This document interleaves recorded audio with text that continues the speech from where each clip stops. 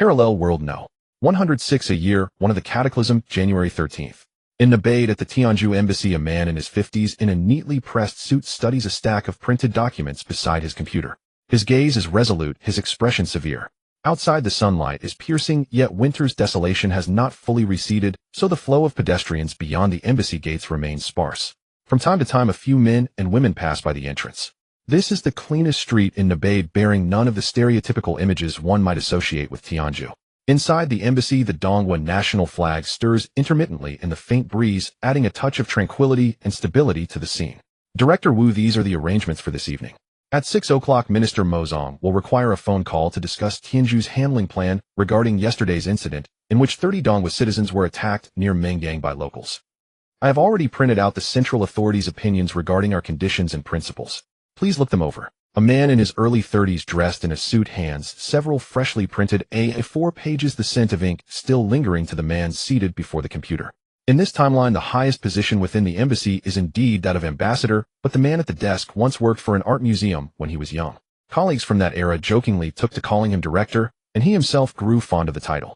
The man at the computer looks up, accepts the papers, and smiles as he addresses the person before him. Xiaowei, what exactly has happened over in Mengang? Has Tianju provided any information at all? I asked a reporter from Xiandong agency last night. Mengang was taken over by Tianju's military and completely sealed off yesterday. Journalists from all over the world are unable to enter. The information Tianju has given us is vague and muddled. They claim there is a rebellion underway and that they are in the midst of suppression, but they have not said who the rebels are nor what organization or individuals they represent.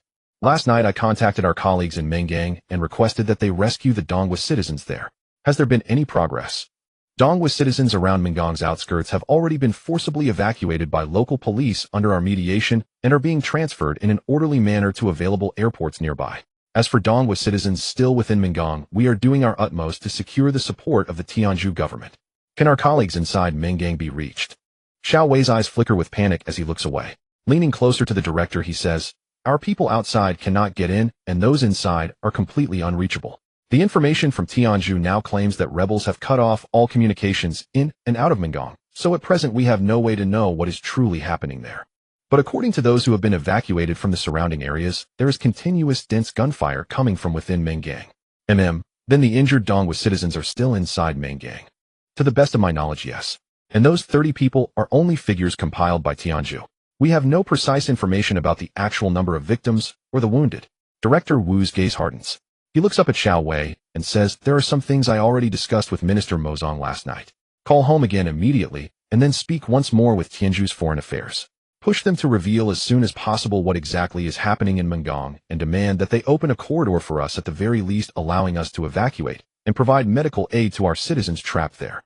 Of course, we must continue to follow up on the evacuation of citizens in the surrounding areas, but do not act in panic so as not to cause unnecessary fear among our people." "Understood. I will handle it at once. There is also an email from Minister Mo Zong addressed to you. I have translated it. Please have a look." Director Wu locates the email and begins to read carefully. "Respected Ambassador of Dongwa to Tianju, Mr. Wu Guochang, regarding the indiscriminate terrorist attack in Mengang, I am fully informed. It was carried out by an unidentified rebel group, and we have exerted every effort to bring the situation under control. As for the Dongwa citizens injured in the attack, we will take full responsibility and provide all possible treatment. Concerning the opening of routes for rescue and evacuation, I have already reported the matter to the President, who will certainly make arrangements as soon as possible." As soon as possible again. Lives are at stake. 16 hours have already passed. Director Wu grumbles a few words under his breath, then picks up the central government's document and marks several key points with his pen. 3 conditions. First, from this moment on, Tianju must provide nearby humanitarian medical treatment to any Dongwa citizens who are injured, ensuring they pass safely through the critical phase of their injuries. Second, Tianju must transfer all Dongwa citizens evacuated from Mengang to the Dongwa embassy in Tianju. Their subsequent arrangements shall be made by our side, and they must not be detained within Tianju. Third, should any Dongwa citizens die, their remains must be handed over to the Dongwa embassy in Tianju. 2 principles. First, Dongfang will under no circumstances interfere in Tianju's internal affairs or in Tianju's methods of handling Mengang. Yet Tianju must inform Dongfang of the specific situation in Mengang so that we may take necessary measures during the rescue operations. Second, Dongfang is committed to the principle of neighborly amity and mutual assistance. Should Tianju require any form of rescue or humanitarian medical aid, Dongfang is willing to participate and provide support. Director Wu sets the papers down, his thoughts drifting to the compatriots still trapped in Mengang. His emotions are conflicted as he slowly lowers himself into his chair waiting for Minister Mozang's call. In recent years, relations between Donghua and Tianju have been strained with frequent minor and major frictions. Only last year, a significant clash erupted between their armies along the border, resulting in casualties on both sides. The embassy in Tianju was even attacked by local civilians, prompting the central government to assign additional security forces to the mission. Suddenly from the distance, a rattling burst of gunfire breaks the silence. What's happening? Xiao Wei rushes into the office and looks at Director Wu, who is equally perplexed. I'm not sure. From the sound, it's not the pistols carried by police, it's military rifles. Something is wrong. Call Tianju's relevant departments immediately. Right away. Security. Security. 2 of you come quickly and escort the director down to the first floor for protection. Xiao Wei shouts in haste, and soon 2 military police escort the director down to the first floor. As they move, they eject the blank rounds from their weapons and load live ammunition. Xiao Wei immediately runs to his own office and dials Tianju's Foreign Affairs office. As soon as the line connects, he asks urgently, Hello? Hello, this is the Donghua Embassy in Tianju. Just now, soldiers near our embassy opened fire. What is going on? Please inform us. We need to prepare appropriate response measures.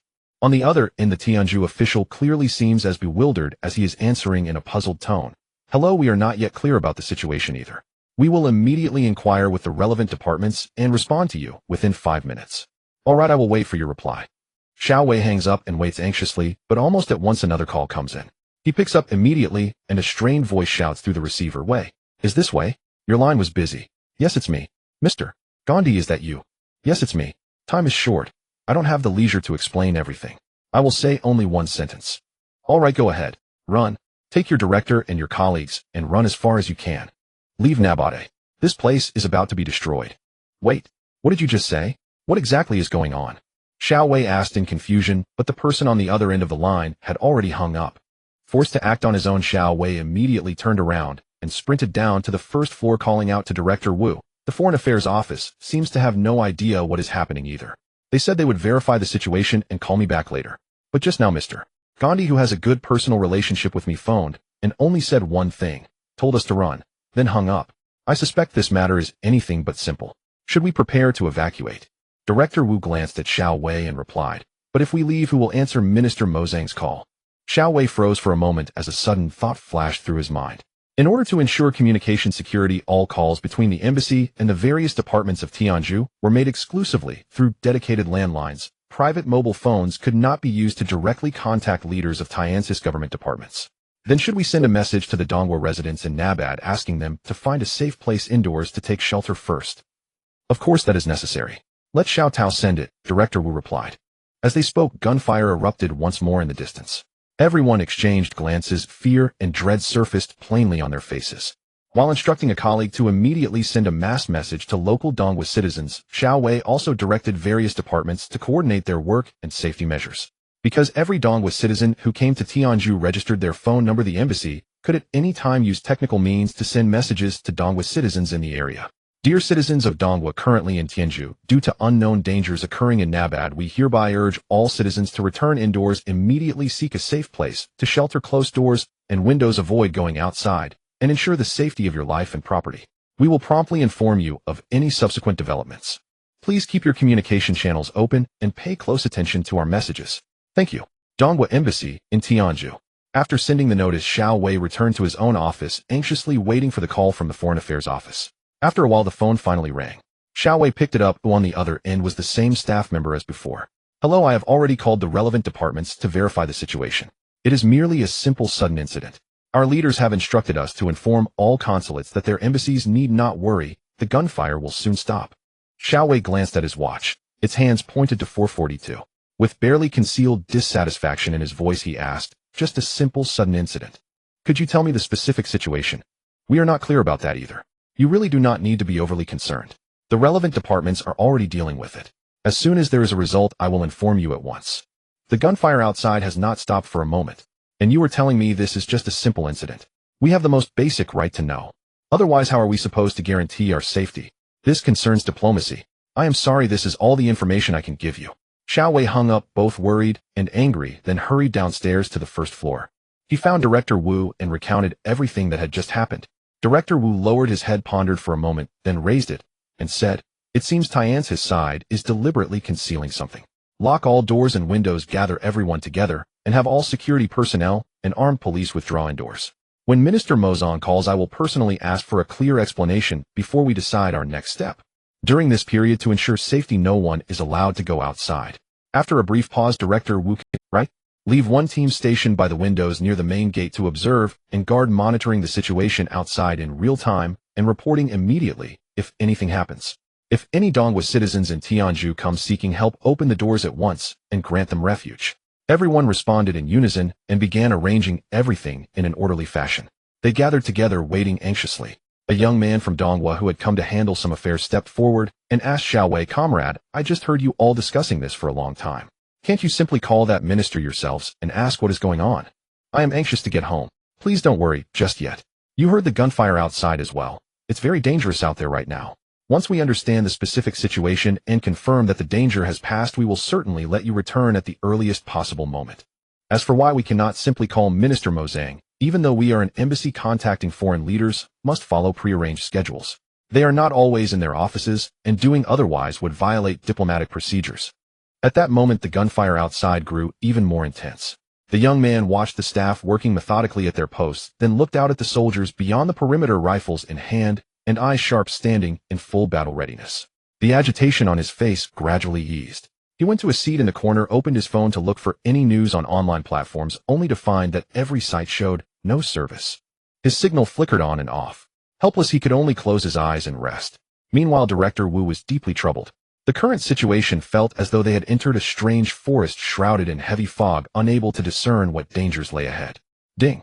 The sudden ring of a telephone broke the silence. It was the embassy's service line. Everyone turned to look. Director Wu stood up nervously and shouted, "Answer it quickly. It might be a Dongwa citizen in Nabat in danger." Everyone unconsciously moved closer behind the operator, who immediately picked up the receiver and switched to speaker mode. "Hello, this is the Dongwa embassy in Tianju." On the other end, a woman spoke through hurried sobs. "Are you still in Nabat?" Sob. "I am Chun Tiantian, living near Kabuta in the 20th district." Sob. "I beg you, please come and save me."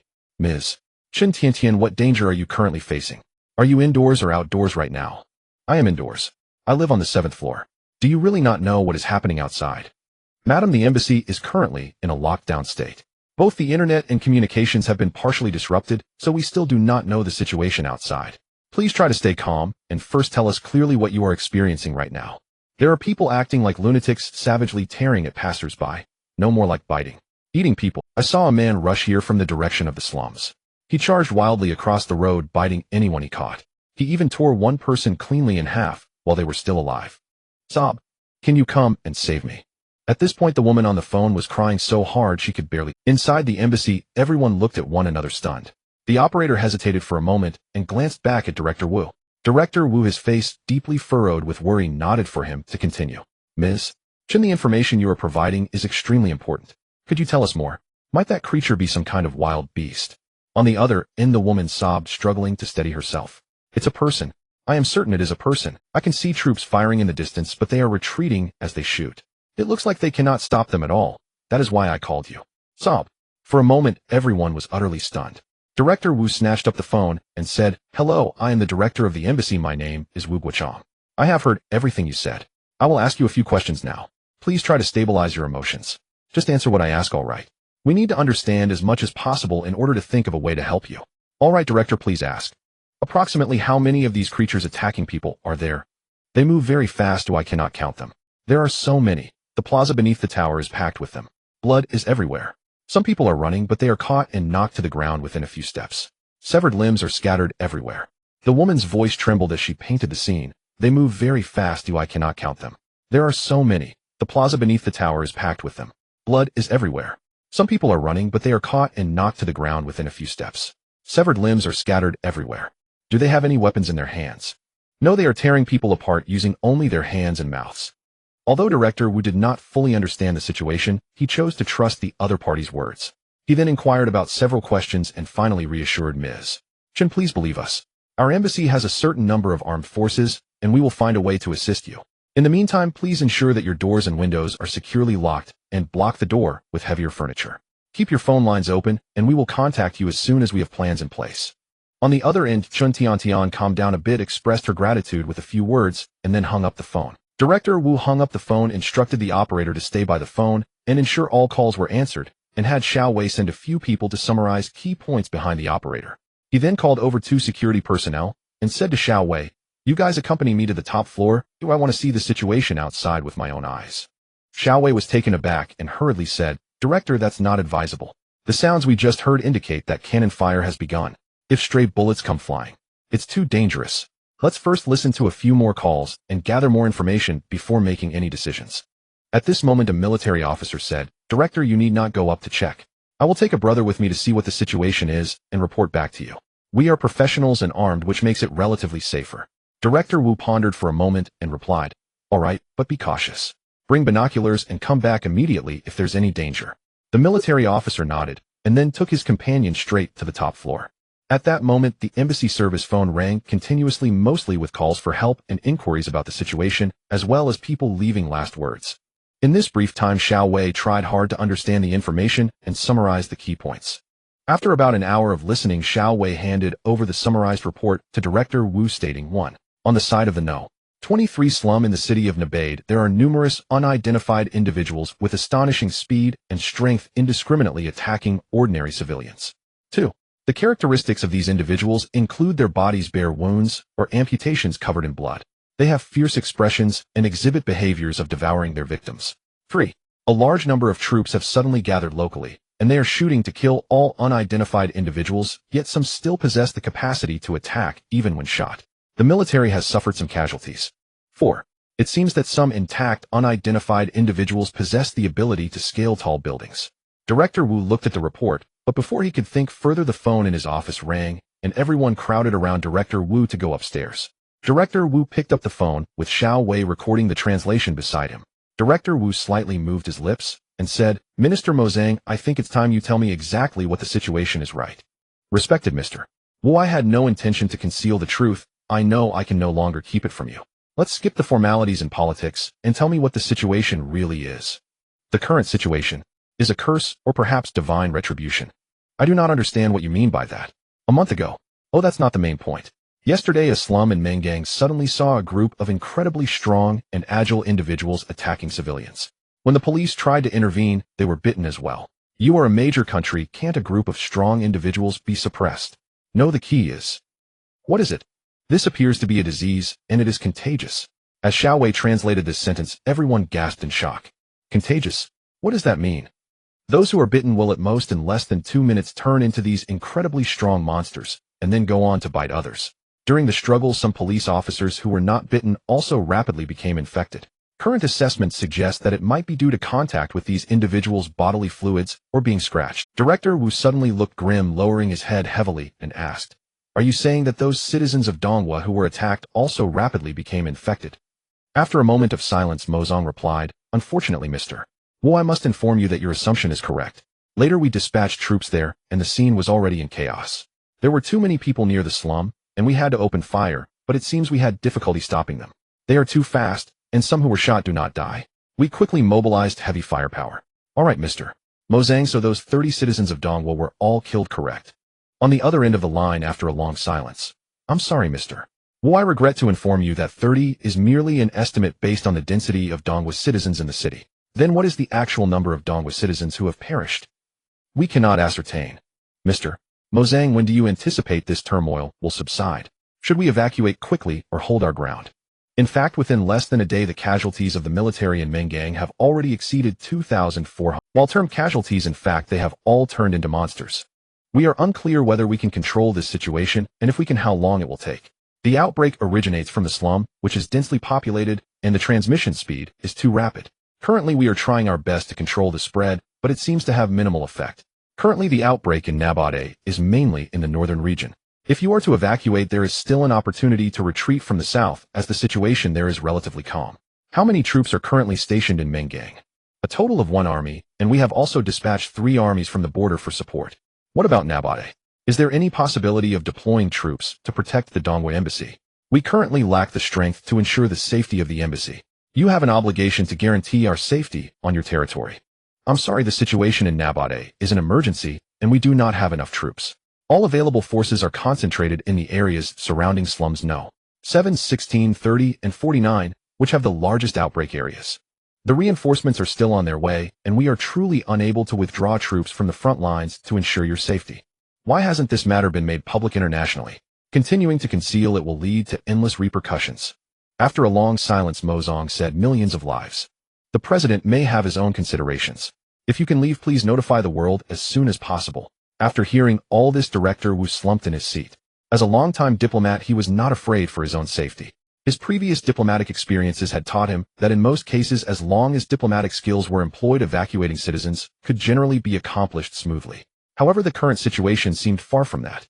Xiao Wei took the phone from the silent Director Wu, patted his shoulder, and said to Nemo, saying on the other end of the line, if we decide to evacuate, can we contact the local authorities for necessary assistance? Of course, I will give you the phone number of Lieutenant Hedesang from the Capital Defense Army of Nabard.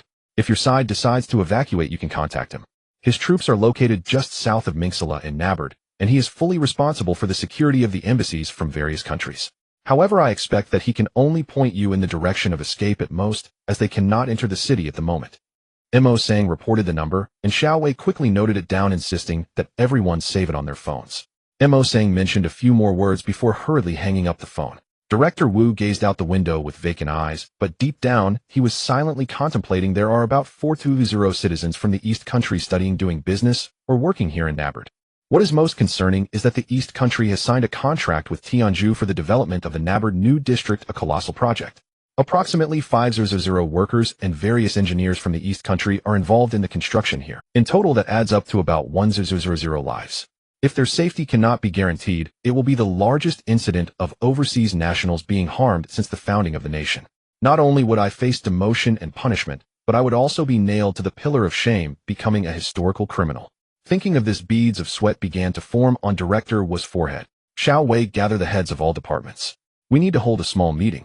After calming himself, Director Wu said to Xiao Wei beside him. Everyone prepared their papers and pens as they sat around the conference table. Xiao Wei brought out a map of Nabard and hung it on the whiteboard, and Director Wu began to speak. The current situation is fairly clear to everyone, although it exceeds our comprehension. We have not seen it with our own eyes yet. We are also powerless regarding the situation in Mengong, where there are no compatriots who have evacuated. I believe the higher-ups will make a decision.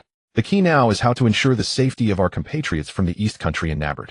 We need to discuss a plan immediately. Everyone bowed their heads in silence, unsure of where to start. After a long contemplation, Xiao Wei stood up and said, everyone, based on the information we currently have, doesn't the situation seem very similar to a zombie outbreak from films and novels? Of course, I am just speculating, and I don't quite believe such things can actually happen. Director Wu frowned, and everyone looked at Xiao Wei with astonished expressions. A staff member wearing glasses slapped the table and said, from the information we have, it indeed resembles the so-called zombies. However, the specific characteristics may not exactly match those depicted in movies and novels. These still require observation. But it can be confirmed that this is a severe infectious disease, not a riot. If this is truly a zombie crisis, then it is no longer as simple as past evacuation efforts. First of all, there are two scenarios. One is that the Tianju military can quickly control the situation, and we let the civilians stay home to avoid danger, trying to provide them with basic supplies until the situation stabilizes, and then we can coordinate with the higher-ups to arrange for flights completing the evacuation orderly. But the Tianju military can't even handle these monsters right now. Back in the day, I single-handedly took on 7 Tianju soldiers with a steel bar. I've never seen such incompetent soldiers. Can we rely on them? A strong man in his 30s with thick eyebrows and big eyes spoke up. He was Lieutenant Tian Bo, the head of the security department, who 7 years ago had overturned 7 Tianju soldiers during a border conflict with the East Country, earning a second-class merit, and thus held a deep disdain for the Tianju military. Of course, this is the ideal scenario. So there is the second scenario. If the Tianju authorities are unable to control the situation in a short time, then our current forces cannot complete the evacuation work. It would be better for us to return home first and report the situation to the central government. No way. Director Wu slammed the table angrily. How can we leave the common people behind and run away? The most important thing right now is how to carry out the evacuation for the citizens. Everyone come up with suggestions instead of thinking about how to escape yourselves. Director Wu scanned the room and noticed Lieutenant Tian seemed to have something to say, so he paused and asked, Xiao Tian, what do you think? Director, the infected areas are mainly concentrated in the northern part of Nabbard. Lieutenant Tion stood up and walked directly to the map, circling a location with a pin, and said, Minxala next to Nabbard, where the population is relatively small. We can set up an evacuation point here. The farthest it is from Nabbard is just over 50 kilometers. Street 97 in Minxala is close to the railway and also has a bus station. Moreover, we can bypass Korer country and reach our country's Shikong province directly from Minxala heading north. Of course, there is a problem with this. Speak boldly. Given the current situation, we are unable to enter the city to assist our compatriots with the weapons and manpower we have. Therefore, we must first notify all citizens of the East Country to try their best to reach Minxala, whether by car, bike, or on foot. This route to Minxala can only rely on themselves. This plan can only save as many people as possible. We cannot predict how many can ultimately be evacuated. Director Wu lowered his head in thought for a moment, then raised it and asked the crowd, Are there any other possibilities? A small voice from the back row chimed in, How long is this evacuation plan expected to take? How long do we wait in Minxala? I mean, what if the Tianju military fails directly during the evacuation process? I mean, what if those monsters spread out? Lieutenant Tion thought for a moment before replying, We have a total of 26 people in the security department, with 17 of them being new recruits. Everyone has a Type 95 rifle, and there are 4 Type 92 pistols, but there isn't much ammunition. The crowd fell silent once again. This silence stemmed from the fear of becoming a historical disgrace by doing nothing, as well as the fear that any effort made would turn into a futile tragedy. Then it settled. Hesitation and cowardice will not lead to success. History is filled with the unexpected. Some things cannot be gambled upon, but some must be gambled. In our country's history of wars against foreign invasions, the principle has always been not to sit idly by, but to carve out a bloody path. In this critical moment of life and death, are we really going to do nothing and wait for death? Even if we fail, it would be better than being condemned as cowards by future generations and becoming a disgrace in the history of the East Country. After a passionate speech, Director Wu paused, then softened his tone and continued, This plan has several key points. First, we must report to the central government immediately, then seek support from our colleagues and compatriots in Minxala, preparing as many vehicles and supplies as possible. As for the diplomatic and exit difficulties that may arise later, I believe the central government can resolve them. Secondly, we should also give the Tianju authorities some trust, believing they can control the situation and prevent it from spreading. Count the number of people, and we will set off immediately. All available vehicles should be used, and arrange for comrades from the security department to protect the convoy. Oh, important documents, just bring digital copies, burn the paper documents on the spot. As for the specific plans, once we arrive in Minxala, we will discuss them on the way. Let's proceed with this. Meeting adjourned. After the meeting, everything proceeded in an orderly manner. A little girl tossed stacks of paper documents into an iron bucket to burn, while a group of people organized their belongings. Xiao Wei communicated with the central command via satellite phone. Intermittent gunfire echoed from afar outside the embassy, occasionally accompanied by sporadic explosions. The young man from the eastern country who came to handle matters was still fast asleep in the corner. The staff approached to wake him up, informing him of the current situation and the need to evacuate. In a panic, he took out his phone again and opened the local video social media app, only to find the platform still displaying a malfunction and no service. At this moment, his face bore a mix of fear and a hint of relief. Report.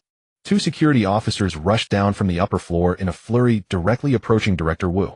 The taller one pulled out his phone and held it up to Director Wu's eyes, speaking in a panic. Director Wu, we've been observing from the rooftop with binoculars for a long time and haven't detected anything unusual. I thought about our military drone, so I sent it to an area about 8 kilometers away where the gunfire was more intense. We've captured some footage. It isn't very clear, but take a look. Okay, let's show everyone. Director Wu hurriedly replied. The tall security officer projected the video onto a screen, revealing an image. A soldier from Tianju looked up at the drone, raising his gun as if to shoot it down. Suddenly, from behind, a terrifying woman covered in blood and missing an arm sprinted towards the soldier at an incredible speed. The Tianju soldier reacted swiftly, quickly turning his gun to fire at the woman, who was nearly in his face. After being shot, the woman paused momentarily. Due to the close range, the bullet exited her body, leaving a large gaping hole in her back. Yet the woman merely hesitated for a moment before lunging at the soldier again. The soldier held his gun horizontally, attempting to fend her off, but the woman used her remaining left hand to grab his right hand, letting out a chilling roar as she brutally tore his right arm off, causing the soldier to scream in agony. Without time to resist, the woman bent down and bit into the soldier's left cheek, pulling away forcefully to gnaw off half of his face. She chewed it indiscriminately, using her hands to shove chunks of flesh into her throat, her palm even disappearing into her mouth, stretching her lips open and leaving 2 wounds at the corners. Ignoring the soldier's howls of pain, the woman clamped down on his neck, and with a single tug, blood gushed out 3 meters away, splattering her with blood. A semblance of a satisfied smile appeared on her bloodied face. At that moment, another soldier from a distance ran over, raising his gun and firing desperately. Dozens of bullets struck the woman's head, instantly splattering brain matter and blood, leaving her head decimated, with only her exposed spine remaining above her chest, while her arms flailed aimlessly in the air. About 5 seconds passed before she slowly collapsed. The soldier who had shot her did not attempt to approach the fallen woman, but instead kept his gun trained on her. Suddenly, the soldier, with his face and neck bleeding profusely from where his arm and cheek had been torn away, thrashed violently on the ground and attempted to stand up. Without hesitation, the soldier holding the gun quickly shot and shattered his skull, retreating while calling for his teammates. Several Tianju soldiers approached with flamethrowers, directing tongues of fire at the 2 twitching corpses. At this moment, 4 or 5 monsters charged in from the distance. The crowd hurriedly opened fire.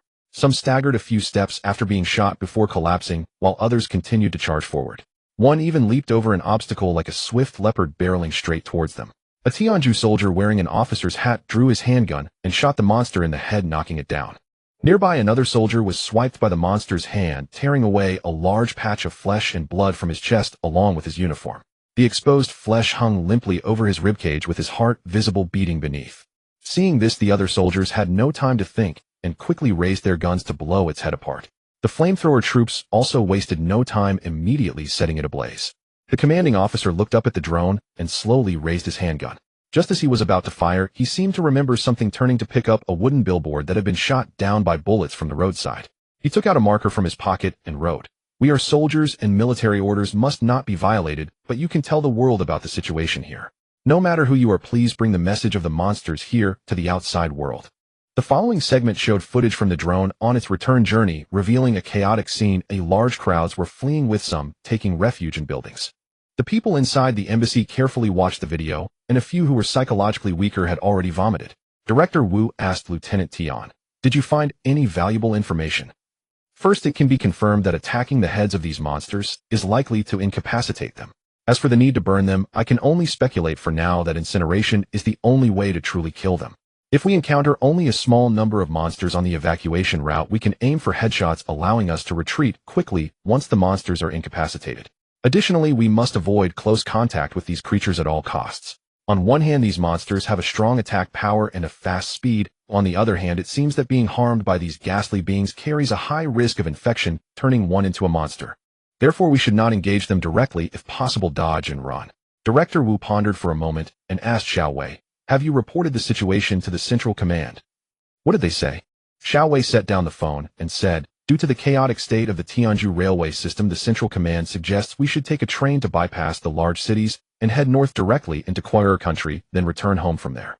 They have already arranged for at least 200 vehicles of various types to form a convoy waiting at the evacuation point. If that's not enough, we can purchase local buses on site. Quarter country is also preparing to negotiate and communicate with us, giving us the directive to bring back as many people as possible at any cost." "Okay, you all count the numbers, quickly organize into teams, swiftly assign a soldier to protect each team, and elect a team leader for coordination. We aim to reach the evacuation point within an hour to assess the situation and establish basic supply capabilities." After Director Wu finished speaking, he walked off directly to begin his work, but Xiao Wei called out to him, pointing to the video on the big screen and asking, "What about this? Should we send it to the Central Command?" Director Wu paused and said, "Of course we need to send it, along with some of our recommendations. Firstly, let the Central Command assess whether to disclose this footage to the public and the international community. My suggestion is to proceed with utmost caution, ensuring a solid public sentiment deployment and defensive plan to minimize domestic panic, ideally only releasing selected clips. Secondly, the timing of the release should also be considered carefully, taking into account the implications for Tianju, avoiding any potential backlash, while ensuring the public has enough time to prepare. That should be about it. I believe the Central Command can think of more comprehensive measures. Immediately arrange to compile the evacuation point addresses and precautions and send them to the citizens of Donghua. In addition to phone and text messages, also send them through any social networking contacts." Director Wu further explained some key points regarding the evacuation news. The young girl responsible for sending messages following Xiao Wei promptly took her orders, returned to her desk, and began typing, "Dear citizens of Donghua residing in Nabade, an attack of unknown origin has erupted in Nabade, and the authorities are in great peril. The embassy is constantly monitoring your safety. After careful study and planning, we have decided to evacuate citizens back to the homeland. The evacuation point is located at the parking lot next to the Mingsala train station, and a precise location link is provided below this information. Please adhere to the following key matters. 1. The journey is dangerous. If possible, travel in groups. Do not carry excessive belongings. Bring essential documents, water, food, and lightweight weapons to travel as lightly as possible. 2. Our preliminary understanding of the monster's characteristics is as follows. They are sensitive to sound, extremely fast, and possess immense strength. Anyone who is caught or bitten will be infected almost immediately. Ordinary attacks are ineffective against them, but striking their heads may limit their movements. Thus, if you encounter a monster, do your best to avoid it and refrain from combat. If avoidance is impossible, maintain distance and target the monster's head, avoiding being caught or bitten. 3. It is recommended to drive or cycle. If you have no means of transportation, walking is advised. Public transportation is not recommended. Regardless of the mode of travel, remain quiet and do not honk your horn. 4. The route plan is for reference only. There are various small paths leading to the evacuation point, and you may proceed according to the actual road conditions. 5. Colleagues from the local office in Mingsala will begin establishing the evacuation point before 8 a.m. today. The waiting time at the evacuation point will start counting from 8:30 p.m. local time tonight, with a waiting period of 24 hours. The retreat north will commence promptly at 8:30 p.m. on January 14th. Currently overseas, due to the embassy being located in the suburbs and having limited resources, the routes into the city have been controlled by the military, and we are unable to provide assistance in the city. We sincerely apologize for this.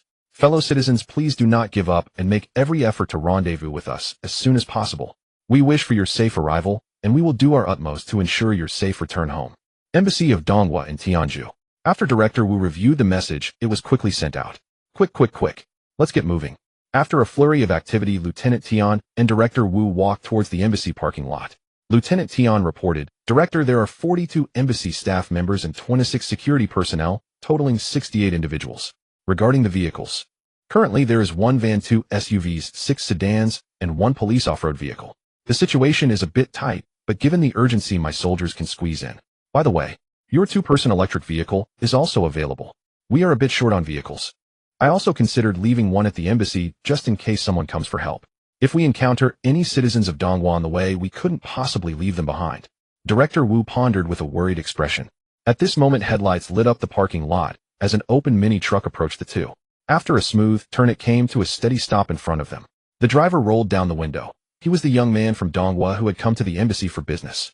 He said to the stunned duo, Leaders, I'm a Dongwa national here for business this afternoon. I run freight transport, and I see you must have quite a few important items to move, right? Computers, safes, etc. Can I help? The eyes of the two brightened. Director Wu turned to Lieutenant Tian and said, Xiao Tian, you didn't do a good job with the statistics. He hurriedly stepped forward and said to the young man, you are truly a timely rain. Lieutenant Tian awkwardly rubbed his hands in place and muttered, when did this person pop up?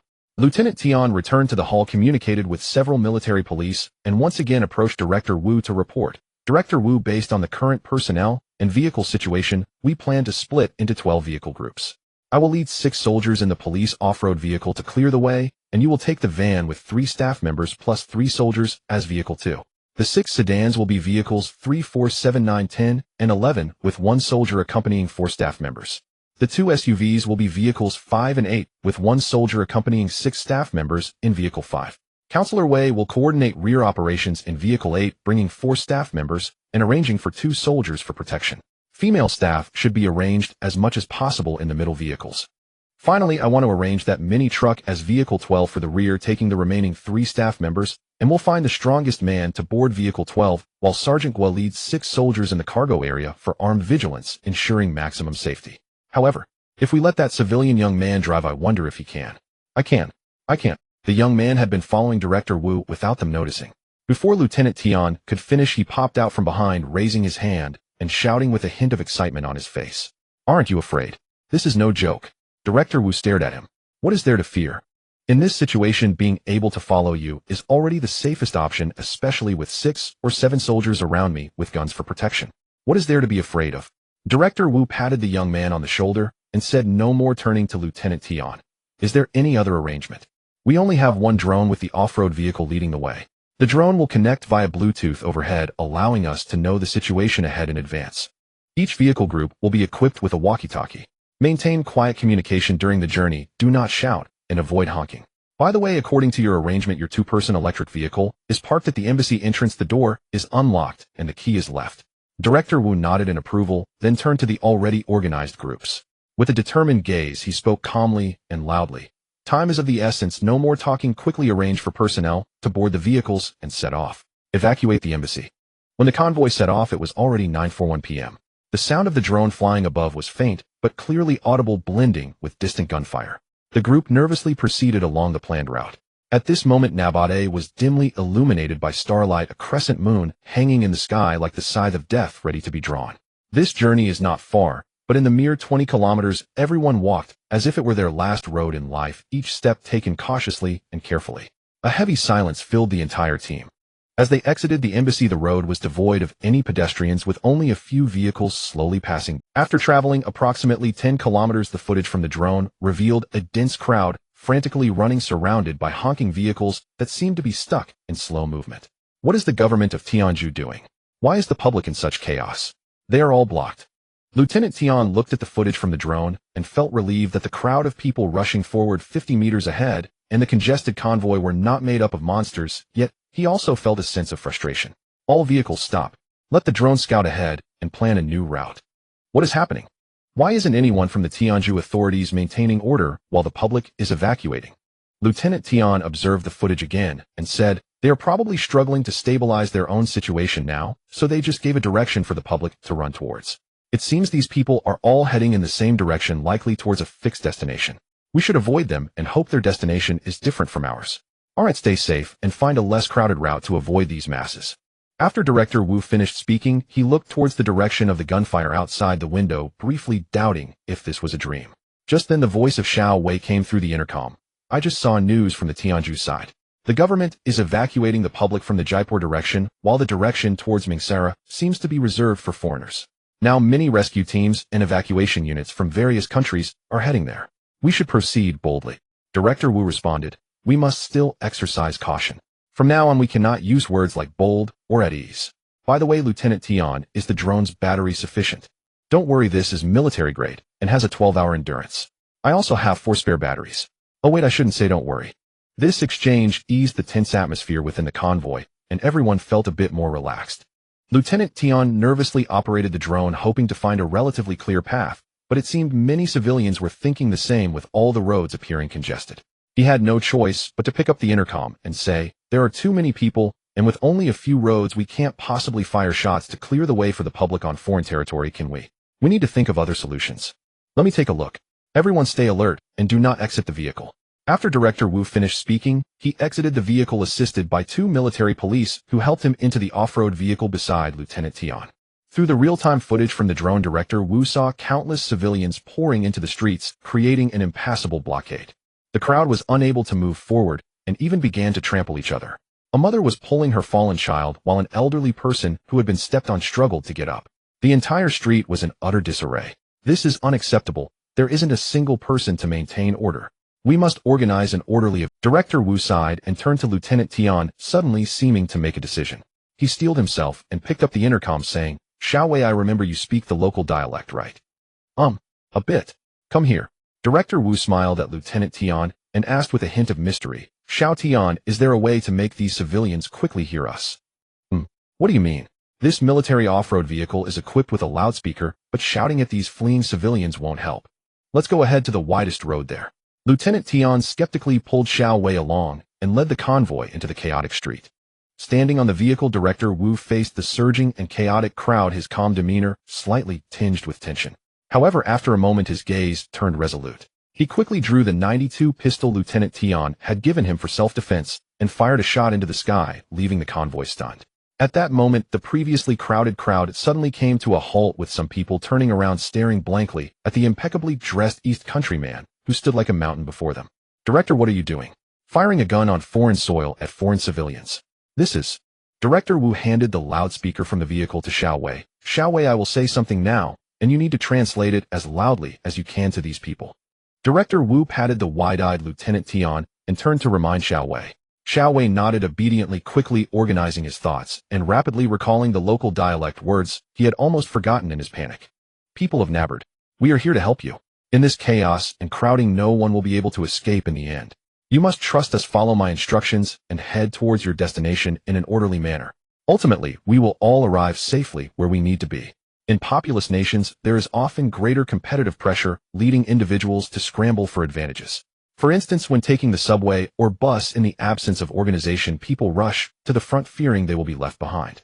This instinct stems from a genetic memory of annihilation after countless historical competitions. A large ethnic group can form an orderly and immense force under a strong leader. However, without organized leadership, individuals often act chaotically out of fear of abandonment, resulting in even greater losses. For example, in ancient times, infantry would not be broken and bleed for miles while defending in formation against cavalry. But if someone suddenly shouted, "The front line has collapsed. Everyone run," then the soldiers would instinctively fear being the slowest and would disintegrate in an instant, allowing the cavalry to follow and slaughter them. However, if there were an excellent commander within the ranks whom the soldiers trusted, maintaining good organization, even the infantry could retreat in order under the encirclement of the cavalry. Given the current situation, this group of refugees is a massive hidden danger without effective leadership, and Director Wu seems to be playing the role of such an excellent commander at this moment.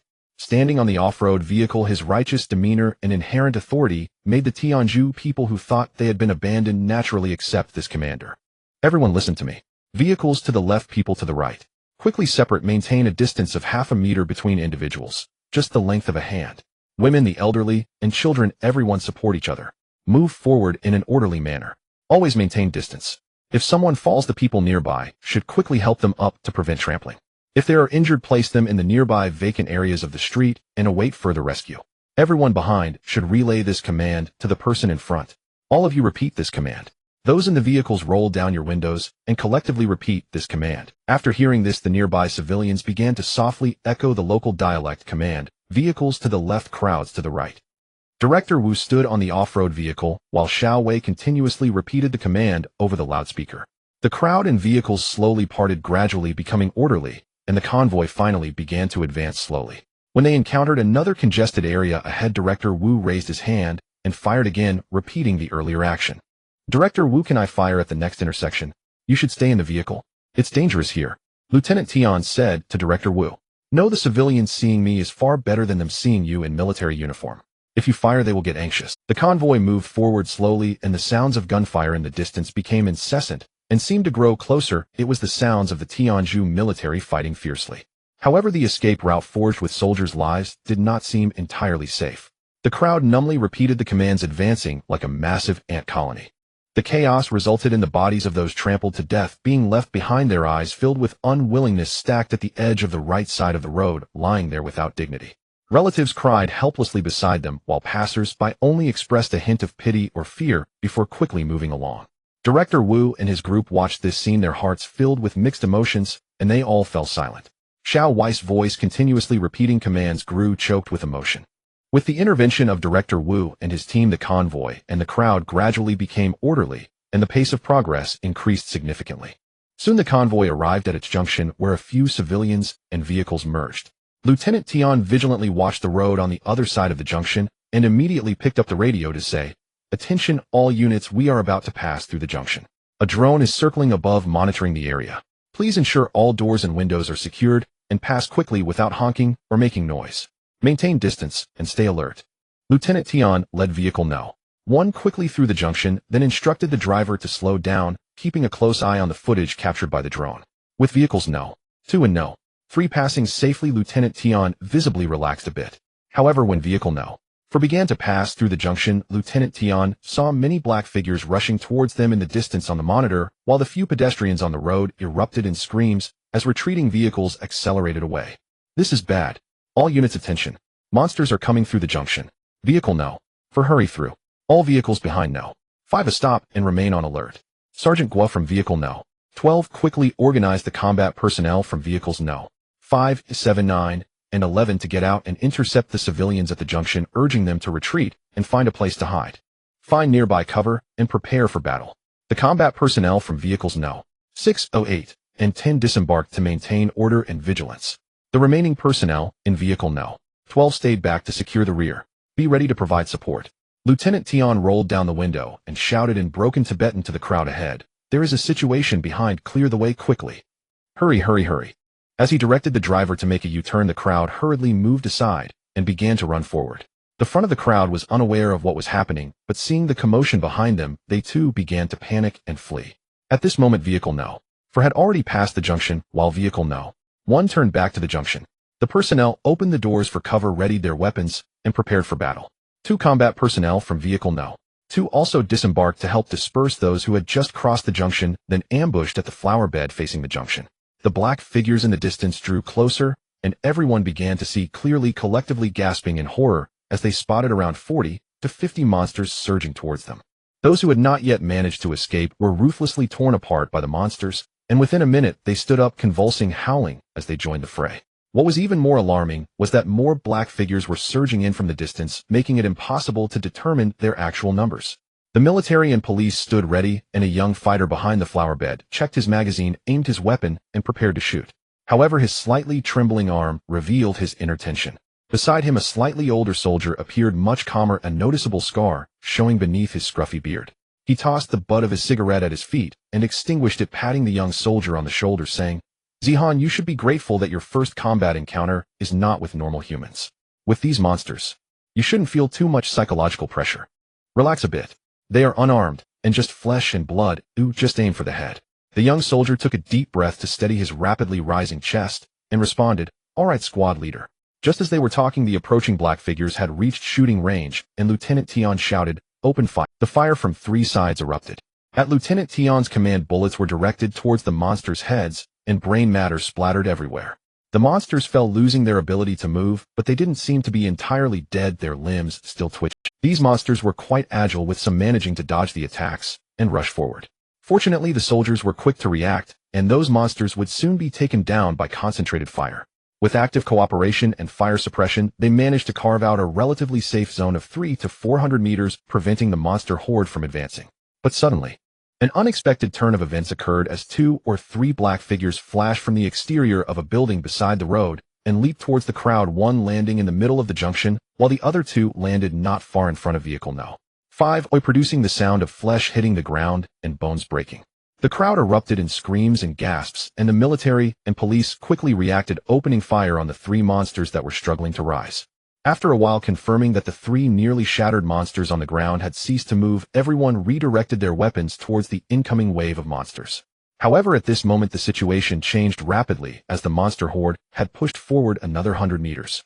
Sweat beads had formed on Lieutenant Tion's forehead as he commanded over the radio, "Damn it. These damn things can climb so high. Each unit send 1 person to watch the upper floors. We must keep them at a relatively safe distance and eliminate them. We cannot let them get close." By this time, the crowd at the front had mostly retreated a distance, but the situation behind the junction was becoming increasingly chaotic. The front was blocked while a constant stream of people surged in from behind. The military and police in Vehicle No. 12 were desperately trying to maintain order, explaining the situation ahead. However, these fleeing Tibetan citizens saw a group of East Country soldiers with guns blocking their path on trucks, which raised suspicions and dissatisfaction. Coupled with the language barrier, the crowd became agitated and refused to listen to explanations, wanting to push through. Tension rose, and a conflict was about to break out. Suddenly, the military police on Vehicle No. 8 spotted several black figures emerging from the rooftop of a nearby high-rise. He quickly took out binoculars to observe and saw the figures swiftly climbing down the building's exterior, along the security bars and air conditioning units, their shapes eerie and horrifying, resembling giant cockroaches moving at high speed. He exclaimed in alarm and hurriedly reported via radio, but the combat personnel at the front were unable to assist. The security personnel from Vehicle No. 5 to Vehicle No. 11 quickly reacted and entered combat mode. Meanwhile, the military and police in Vehicle No. 12 also received the news and were in a state of urgency. The squad leader Ma was infuriated and fired a warning shot into the sky, instantly silencing the angry crowd. Step back, find a place to hide. There is danger ahead." However, the crowd remained unmoved. A few middle-aged men jumped out and began to speak rapidly, seemingly saying things like, "What right do you East Country soldiers have to interfere with us?" Squad leader Ma, red-faced with anger, saw the crowd about to boil over again when gunfire erupted ahead. Everyone fell silent, looking forward to see the military and police shooting at the exterior of the building, but the black figures leaped and dodged, as if performing acrobatics, with bullets failing to hit their vital spots. 2 black figures fell from 2 or 3 stories high. One landed like a cannonball, headfirst, crashing down near Vehicle No. 7. The nearest military police rushed forward to shoot at the already shattered head, while the other crashed into an electric wire beside the building, instantly causing sparks to fly, and accompanied by an explosion, a charred mass of flesh crashing down, emitting a burnt smell. The civilians in Vehicle No. 12 who were a bit ahead witnessed this scene. Those with quick reactions screamed and turned to flee, while some who were paralyzed with fear were pushed along by others before they snapped back to reality and hurriedly ran away. However, the crowd further back, unaware of what had just happened, continued to surge forward, inevitably causing congestion and trampling. A chaos erupted as people cried and screamed, cursing and pleading for help, desperately searching for their scattered families. Squad Leader Ma from Vehicle No. 12 was somewhat flustered, jumping out to try to maintain order, but it was of no use. At that moment, a black figure suddenly burst out from a window on the first floor of a nearby building, leaping directly towards the crowd, aiming for a man who was hurriedly fleeing. The man collapsed instantly, seemingly still gasping, his body twitching, while the monster, having had its fall cushion suffered no harm, stood up, letting out a terrifying roar, and charged towards the crowd, which scattered in panic. Seeing this, Squad Leader Ma raised his gun and fired. Other military police from Vehicle No. 12 immediately disembarked and focused their fire on the monster. Before long, the creature was shot to pieces, riddled with bullet holes, its head a mess. The military and police kept their distance, encircling the monster's corpse to prevent any changes. As Squad Leader Ma was about to check on the injured civilian, he suddenly noticed the man beginning to convulse. Ma immediately halted the scene, resembling a paused moment. The next second, the man convulsed again, then stood up, using the protruding bone from his pierced arm to try and rise. His gaze was murky. Squad Leader Ma aimed his gun at him, noticing a large claw mark on the outside of his arm. In hesitation, the man suddenly jumped up from the ground, charging at Squad Leader Ma and his team at an incredible speed. Ma shot him in the head, blood and brain matter splattering out, and the man slowly collapsed to the ground, twitching. The military police behind rushed up, firing several shots at the pool of blood and flesh on the ground. After a while, the two monster bodies lay still. But before Squad Leader Ma and his team could catch their breath, more bad news came from ahead. As the team led by Sergeant Ma struggled with the crowd behind them, the situation at the intersection had already begun to deteriorate. The ammunition originally allocated for the embassy's security system was merely standard, and in the face of the endless horde of monsters, it seemed utterly insufficient. Everyone could only try to conserve ammunition as much as possible. One shot to the head could incapacitate a zombie, thereby avoiding unnecessary additional shots. Yet some monsters that appeared to be down would struggle for a moment before rising again to rush forward. It seems that one shot to the head might not be enough. We need to crush their skulls. Lieutenant Tian, feeling anxious, spoke to the soldiers beside him. Due to this situation, the zombie horde had advanced another 100 meters into the buffer zone, and the situation was becoming increasingly dire.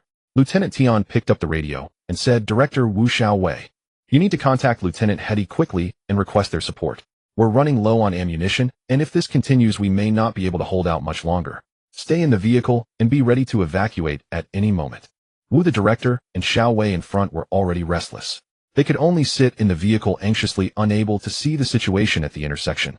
Upon hearing Lieutenant Tian's message, their hearts sank. Xiaowei nervously picked up the phone and dialed. "Hello, is this Lieutenant Hetty? This is the embassy of Donghua." A chaotic background noise came from the other end, and the person responded loudly, "I am the operator." "The embassy of Donghua. What seems to be the problem? Please speak quickly. We are on our way to evacuate and have encountered a monster attack at the junction of Street 267. Our security forces are engaged in combat with the monsters, but our ammunition is running low, and there are many citizens of Tianjin behind us. We request your side to mobilize troops for rescue. Please hold on." After a brief report to the person next to them, the phone was passed to another individual. "Hello, Ambassador of Donghua. I am Lieutenant Hetty, and I am responsible for this evacuation of foreign embassies. What is your location? Please send your exact coordinates." Xiaowei's hand trembled as he edited the coordinates on the military satellite phone and sent them over. After seeing them, Lieutenant Hetty frowned and replied, "You are likely facing a horde of monsters that broke through the encirclement. The squad we dispatched to pursue them has just shaken off some trouble and is heading in your direction. Hang on for a bit longer." "How much longer until they arrive?" "We can't hold out much longer." Xiaowei said, his voice hoarse. "I can't determine the exact time right now, as the battlefield situation is complex and unpredictable events may occur on the way.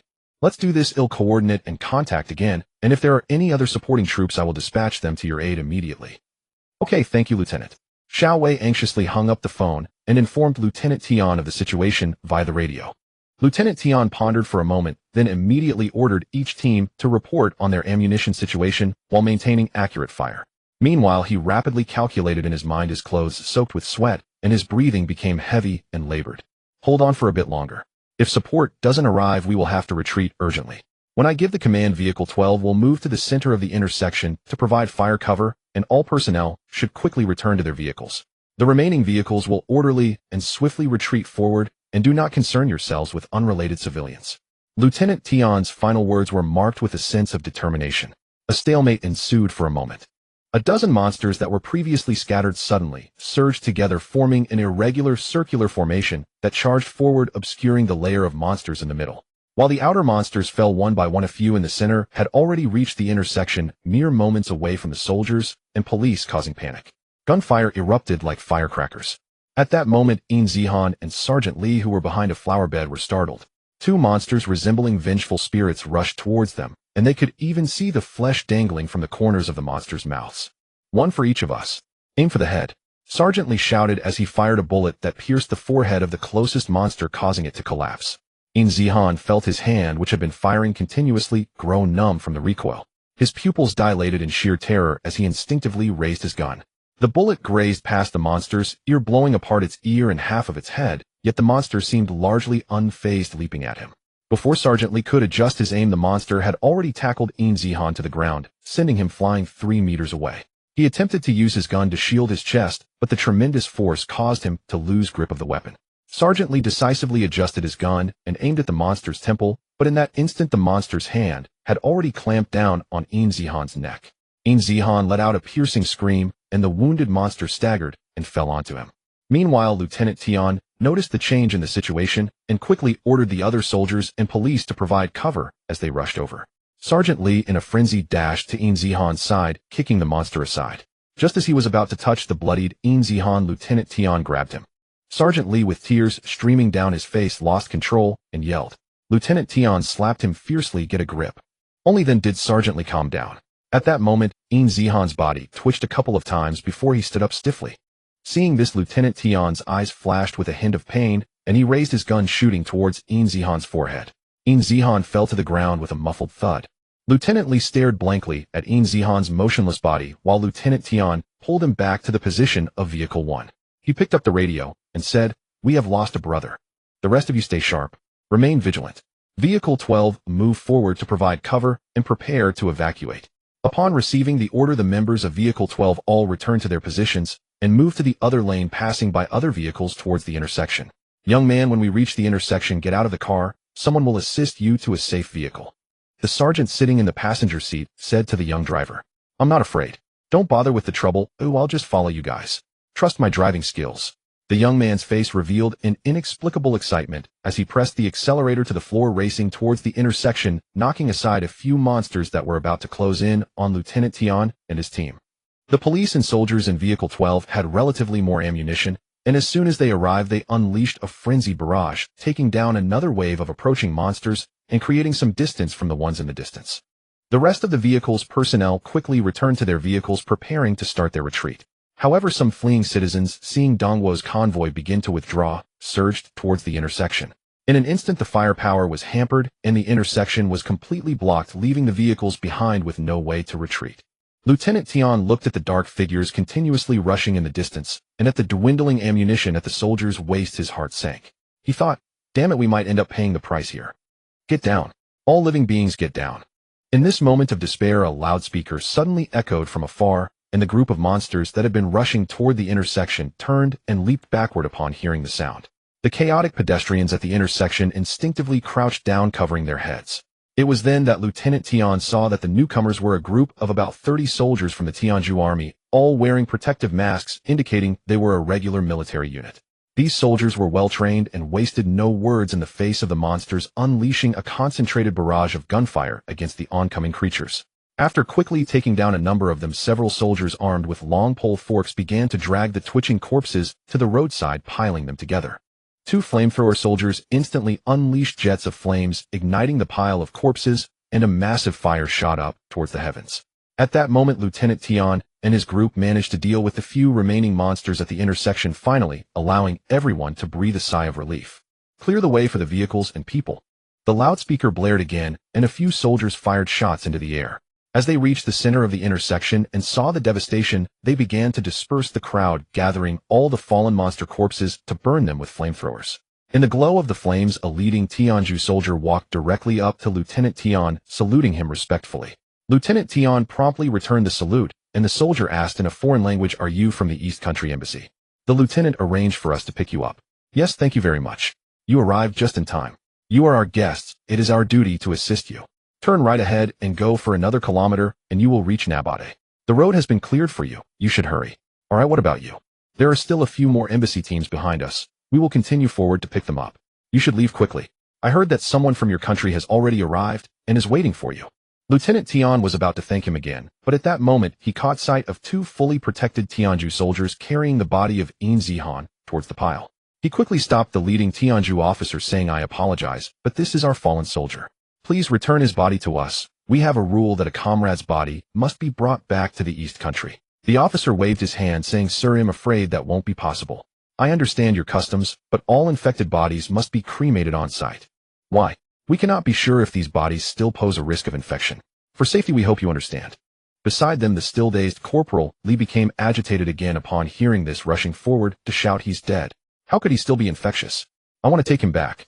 After weighing the situation for a moment, Lieutenant Tian understood the reasoning of the Tianju soldiers, so he lowered his head in silence and gestured for the other two military police to drag the still uncontrolled Corporal Li back to the vehicle. In the distance, several Tianju soldiers with flamethrowers approached, and the leading officer nodded. Flames surged forth, igniting the towering pile of corpses. "Don't pull me. Zihan." "Ah, Zihan, my good brother, I am so sorry." Corporal Li, who had been dragged to the side of the vehicle, saw this scene and broke free from the grip of the two military police. Losing his balance, he fell to the ground, watching the raging fire, and began to cry out loud in anguish. The other military police around them hung their heads in silence. Some of the younger ones, unable to bear the sight, turned away, quietly wiping tears from the corners of their eyes. Lieutenant Tian exchanged a few more words with the Tianju soldiers, then saluted again, and the two parties bid farewell. Lieutenant Tian organized the convoy to continue their retreat, and as he raised his eyes to glance at the bonfire, he clenched his fists and decisively boarded the vehicle. It was now deep into the night, the crescent moon hanging in the sky like a thong, but the starlight was dim. The acrid smell of burning corpses filled the air, and the crowd was driven to the side by soldiers, forming a narrow road that was only half of its original width. Many people wept as they moved forward, perhaps because the recently deceased were their loved ones, yet they could only watch helplessly as the bodies were burned, or perhaps it was simply due to fear. The convoy immediately accelerated along the cleared road. After the recent shock, those with weaker psychological endurance began to tremble, some unable to suppress their dry heaves while others quietly sobbed.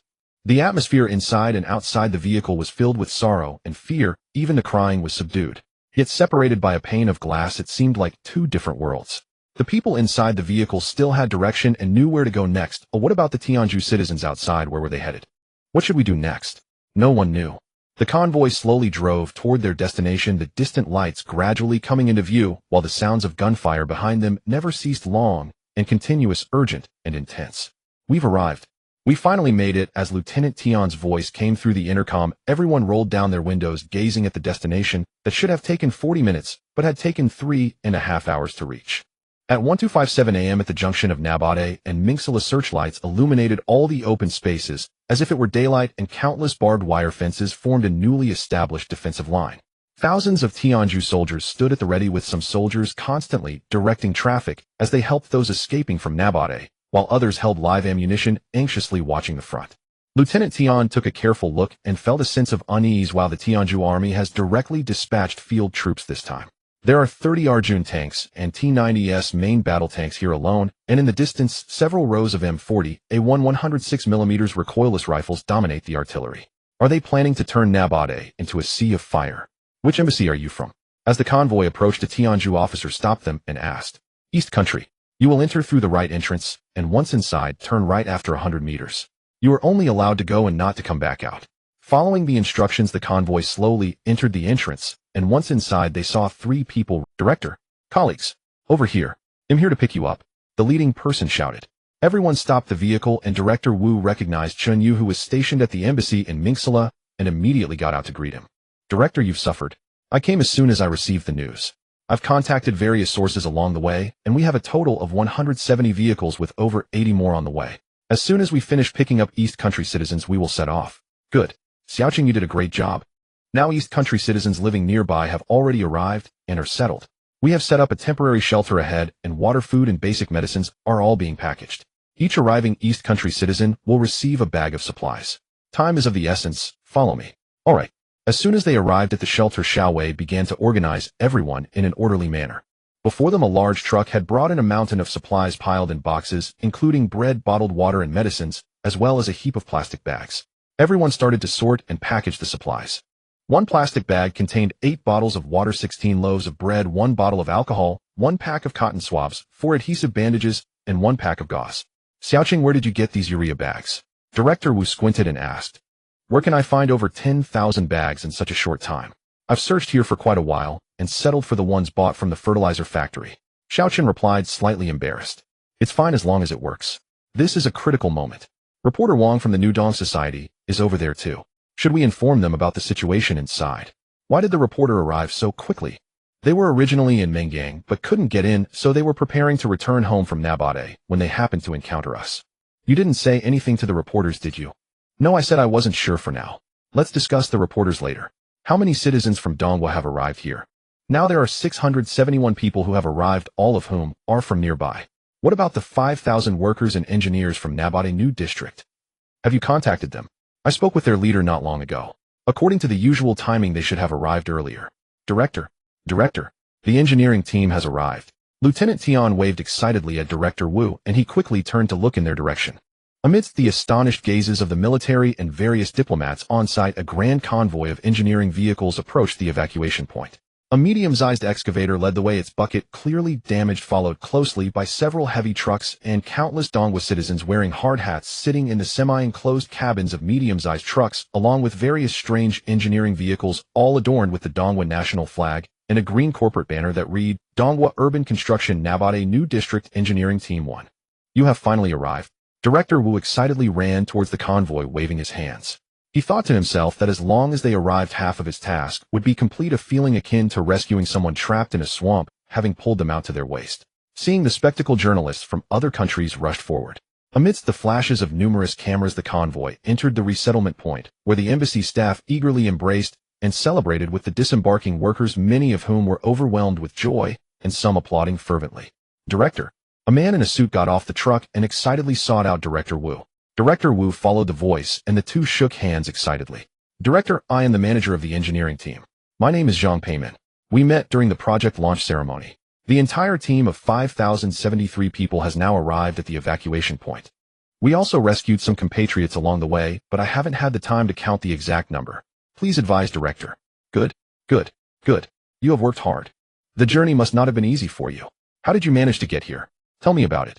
We received the news and quickly organized ourselves, clearing all the trucks to load people. As you know, the new district is north of Nabade, but just before we set off, I saw the evacuation order issued by the government of Tianju. I realized the city would be congested, so we took the route from the north to bypass the urban area. We did encounter some monsters along the way, but not many, and they were mere flesh and blood. They couldn't withstand the might of the excavator. Despite the delay, we managed to arrive here fairly smoothly. Director, how about you? You must have faced difficulties evacuating from the city to here, right? Director Wu waved his hand after hearing this, saying, It's a long story. Let's not discuss it. Seeing that you arrived safely, I feel a lot more at ease. You have no idea how much you've helped me. With these people being evacuated back to the country, my task is more than halfway complete. Everyone exchanged pleasantries for a while, when a few reporters rushed in, cameras ready, pointing at the two. Director, can we have a few words? Director Wu glanced at them and replied, Reporter friends, feel free to ask whatever you want. I will answer truth. What do the monsters in the city look like? Do you have any video footage? On our way here, the Tianju authorities were quite helpful, and everything went smoothly. The reports of monsters are based on statements from the Tianju side. We are not familiar with the details, and currently do not have any video evidence. How many Dongwa citizens are still in the city and have not evacuated? As you can see, the engineering team has now evacuated, and over 10,000 Dongwa citizens from Nabade have been evacuated, which is about half. We have reserved 24 hours for the remaining half, and even if there are difficulties, I believe most will reach here smoothly. I have confidence in the wisdom of our people. If the time comes, and there are still citizens who haven't evacuated, do you plan to send people into the city to rescue them? Have you planned the route and personnel safeguards for the evacuation tomorrow in detail? Upon hearing this question, Director Wu pondered for a moment and said, Your questions pertain to our confidential plan, which I cannot disclose in detail at this time. At this moment, more and more reporters surrounded them. Xiao Wei, initially wanting to disperse the journalists, was suddenly approached by a few blonde foreigners who asked in their language, "Hello, I am a reporter from the New Village Times. Can you answer a few questions?" Director Wu pulled Xiao Wei over, assigning him the task of translation. Was the decision to evacuate made by the Dongwu government, or is it just the embassy's unilateral decision? The embassy is managed by the Dongwu government. If you insist on asking whose decision it is, I can only tell you it is the consensus of all the people of Dongwu. If there are casualties during the evacuation, won't that incur greater responsibility?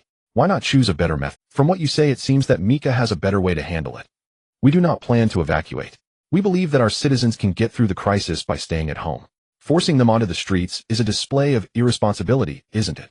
Director Wu frowned, looking at the convoy in the distance with Mika's national flag, which consisted of only 4 or 5 cars, presumably for the staff of the Mika embassy. He shook his head with a bitter smile, saying, "You say that, but your actions tell me you are deceiving the people. If staying at home is safe, then why are your embassy staff fleeing? Now is not the time to attack others. I believe this crisis needs to be faced not only by Tianju, but that all humanity should unite to protect our people, and if possible find ways to extend a helping hand to Tianju. We are already quite exhausted from the journey, and we still have many matters to handle. This interview will end here. What is the sound of gunfire in the city? Who is fighting whom? There are reports of people being eaten alive. Is that true? Why not send people into the city to rescue Dongwu citizens?" As he spoke, more Dongwu citizens gradually arrived. Director Wu instructed Xiao Wei to send off the reporters and called over a few leaders, saying, "Now we are just waiting for the people from the city to come out. Everyone should endure a little longer tonight. Let's not sleep. We need to distribute supplies evenly. The number of people per vehicle should be calculated in advance, and those who arrive should be assigned to vehicles in advance so they can rest on the way. Xiao Tian, you are responsible for safety work." "Okay, Director. You can rest assured. I checked the firepower network on the Tianju side. The monsters from the opposite side cannot get in. I told you not to use reassuring words. We must remain vigilant. We can only truly relax when we step onto Dongwu soil." "Understood." Director Wu looked toward the city, where the sounds of gunfire grew louder. Watching the scattered people leaving the city, his mind was a tangled mess. 5 hours had already passed, and they were set to depart in 19 hours. What were the people in the city experiencing right now? Aside from themselves, it seemed no one could know. In the distance, explosions illuminated the night sky, painting the clouds with a blood-red hue, resembling a demonic eye from hell gazing down upon all beings. "It seems this journey has only just begun." Director Wu said, his gaze distant, letting out a long sigh. For hours later, observing that very few people were leaving the city, the impatient Lieutenant Tian and Director Wu whispered to each other. After Director Wu nodded, Lieutenant Tian hurriedly approached Lieutenant Hedesang, wearing a forced smile, and cautiously asked, "Lieutenant Hedesang, could you lend us 2 helicopters?" Lieutenant Hedesang squinted in surprise, sighed, and replied solemnly, "Our ranks are equal, so I won't beat around the bush. I know what you're trying to do, and I advise you to forget it. The helicopters I have on hand are almost all engaged in combat, and even some private helicopters owned by the wealthy have been requisitioned by us. In fact, we have attempted to land helicopters on rooftops to rescue people, but the success rate is extremely low. Failures are normal. Oh, I am willing to take that risk." Lieutenant Hedesang glanced at Lieutenant Tian, pointed to the helicopters circling the city, and spoke slowly. "What you see are helicopters firing at the ground. We need absolute air support for the soldiers on the ground in this disaster. If I give you one, it means one less for the soldiers. Such a thing must never happen. No matter how many civilians die in the city, as long as the soldiers see that there is still cover above them, they are willing to continue fighting. But if the helicopters are used for rescue, the soldiers won't dare to advance, and then the monsters in the city will break out of Nabate. The entire Tianju will be doomed." Lieutenant Hedesang paused, and then continued with resignation. "Lieutenant Tian, I must also tell you that even if we are forced to carry out rescue operations, we can only follow the President's orders to save a few very important individuals who must be saved. The last person we rescued was a national treasure-level scientific doctor." Lieutenant Tian grew anxious, his smile fading. "But don't you still have 8 helicopters here that are not in use?" "Lieutenant, you are a soldier too. You should be able to see the current situation clearly. For us, this is the last line of defense. The thousands of us here are not primarily guarding you. We are waiting for the final battle. These weapons are the soldiers' confidence in fighting to the death. If I lend them to you, what will I use to fend off the monsters on the other side?" Lieutenant Tian gasped, and then asked, "How many monsters are there in the city? How many troops do you have in the city?" Lieutenant Hedesang did not rush to answer, but instead rummaged through his pocket, seemingly looking for a cigarette. Lieutenant Tian quickly took out a pack of Dazhongjiu and handed it over. Lieutenant Hedesang opened the cigarette box, took one out, lit it, took a deep puff, and exhaled a smoke ring. Looking at Lieutenant Tian, he smiled and said, "It's been a long time since I've had such great tobacco. Adongwa tobacco truly lives up to its reputation." Our government is different from yours. We have mobilized the capital division and a nearby army. Our border's 3rd Army just arrived not long ago, all stationed on the outskirts. A division should normally consist of 3,200 soldiers, so there should be at least 7,000 to 8,000 troops in the city. With so many troops, you can't defeat a group of monsters. I've fought before. They are made of flesh. Shouldn't all your heavy weapons have wiped them out? You are too naive. While the nominal number is 7,000 to 8,000, but, sigh, our army. It's embarrassing to say. Having half of that would be quite good. Lieutenant Hedesang sighed deeply, and Lieutenant Tian paused momentarily, unsure how to respond. But as you said, even if there are only 3,000 soldiers, they shouldn't be losing this badly against unarmed monsters. With a population of over 20 million in Nabay, the actual situation may be more complicated than you think. We are all soldiers, so we won't explain too much. Thank you for the cigarette. Lieutenant Tian, feeling disheartened, returned to Director Wu with an anxious and frustrated expression, saying, "Those people from the 3rd country really give no face at all. What do we do now? Just wait like this? It's already been 9 hours. How many people have arrived now? Director Wu, should I lead a team into the city to take a look?" Director Wu shook his head in disappointment, saying, "Since this route is blocked, let's wait here for now. Given the current situation, communications are basically cut off. Even if you drive in, you won't be able to contact the trapped personnel. Are we going to search for people like headless flies? And we may not be able to return safely. Moreover, the route back home will still require your full escort. We can't act recklessly, we need to plan carefully. Damn it. This is really infuriating." Director Wu pointed at a few terrified men and women from the East Country who had just arrived. Seeing this, Xiao Wei quickly led them away. Director Wu turned back to Lieutenant Tian and said, "Calm down. Don't scare the civilians." Lieutenant Tian finally realized, looking at the East Country civilians being prepared for relocation. They hadn't slept, each of them with vacant looks and panicked expressions, still immersed in the fear from the journey out of the city. Looking at this scene, Lieutenant Tian turned back to Xiao Wei and quietly asked, "How many people have arrived now?" With the engineering team, there are now a total of 5,930 people. That means about 400 East Country people are still in the city. At this speed, we may not be able to get everyone here by the deadline. Will we leave immediately then? Director Wu's gaze drifted, and after a pause he said, "We will leave at the appointed time. If there are any latecomers, leave a sign to inform them of the direction. Keep a few spare vehicles, leave the keys in the cars, and also leave some food and water so they can drive to catch up with the convoy. We have spare vehicles, and the engineering team has trucks available." Everyone fell silent, actually harboring a terrifying conclusion in their hearts. It's impossible for everyone to arrive. Some will definitely die on the way out of the city. At this moment, it seemed as if an evil voice was howling, proclaiming, "You will not be able to leave entirely." "Hello, is this the East Country ambassador?" "This is Mozong." "Minister, it's Mozong." Xiao Wei received the call and was surprised as he reported to Director Wu. "Let's see what he has to say." "Minister Mozong, hello, this is the East Country Embassy. Please go ahead. It's so good to hear your voices. You are still alive, and I am still inside Nabate City. The fighting is very intense and more troops have been ordered to rush here. When do you plan to leave?" "We will probably leave in about 15 hours and are still waiting for the overseas Chinese to gather here with Lieutenant Head." "Good. I am here to request help.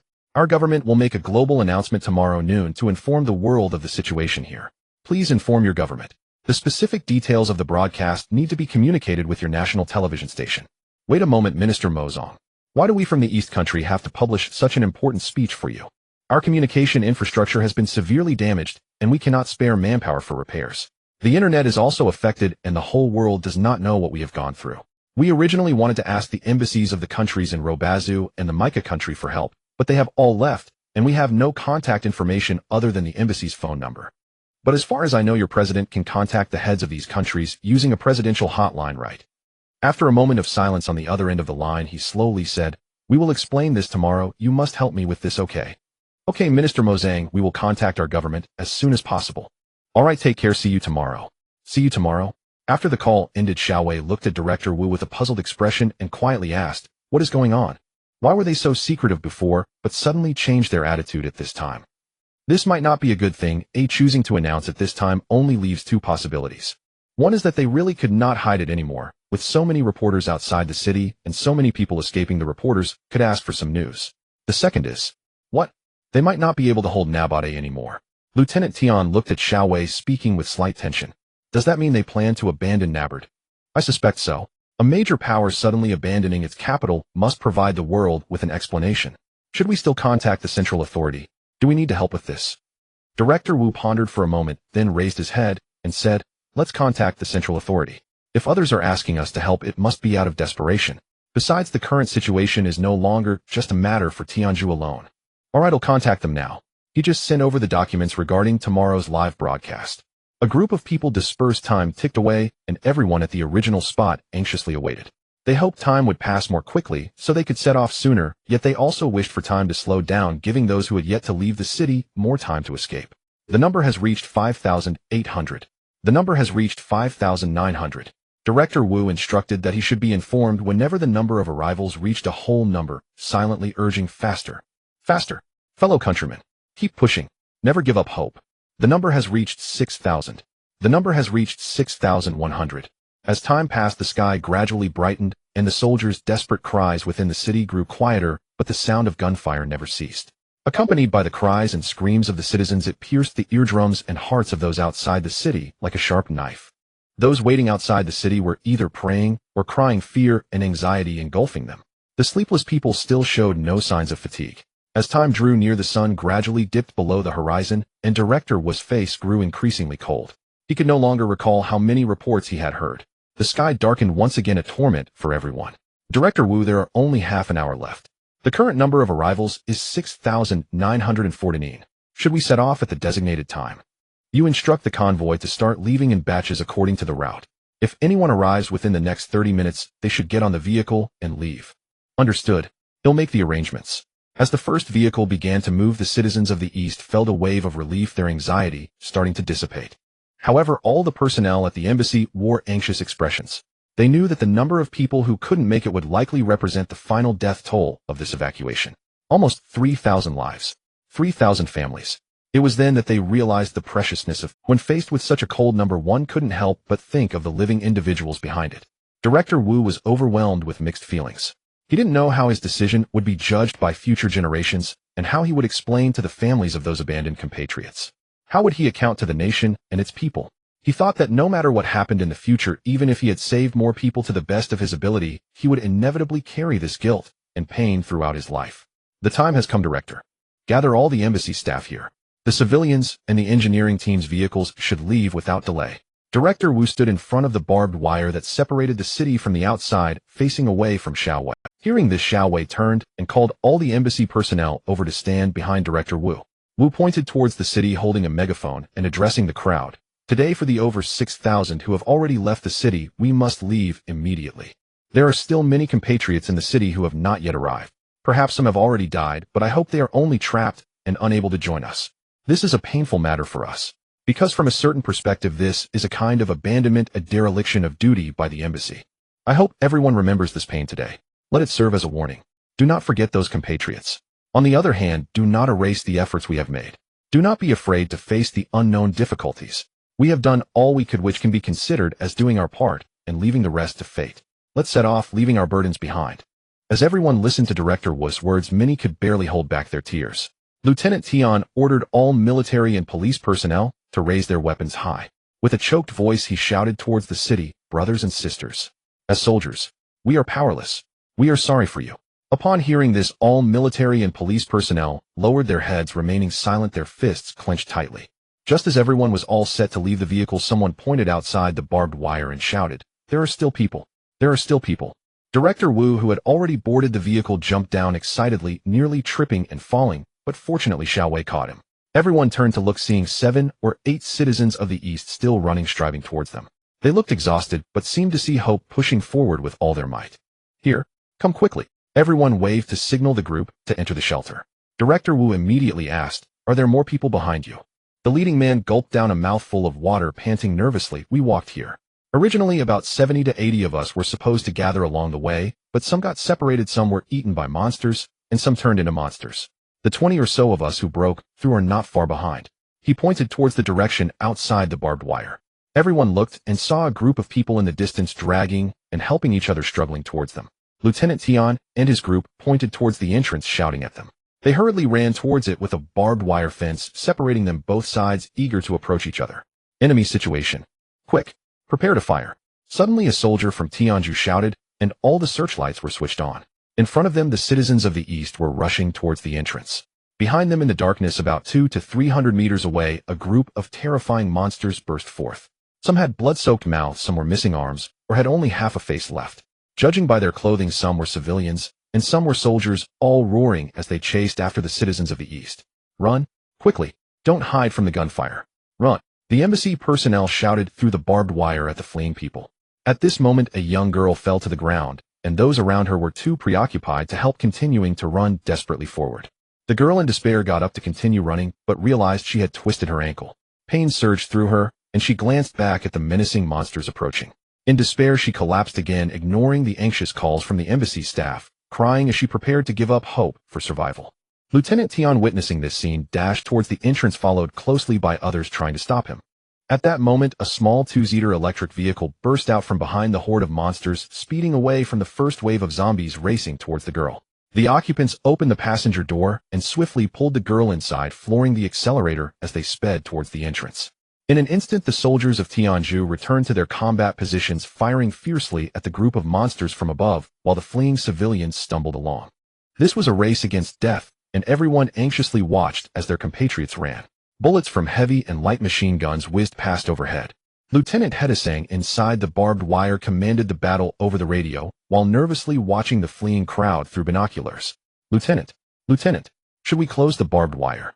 Hedesang spat out the burning remnants of his cigar and said, they're about to break through. Don't close it yet. First, use the rocket launcher and machine guns to suppress them. Fire at the area 600 meters ahead. 70 meters, 50 meters, 20 meters.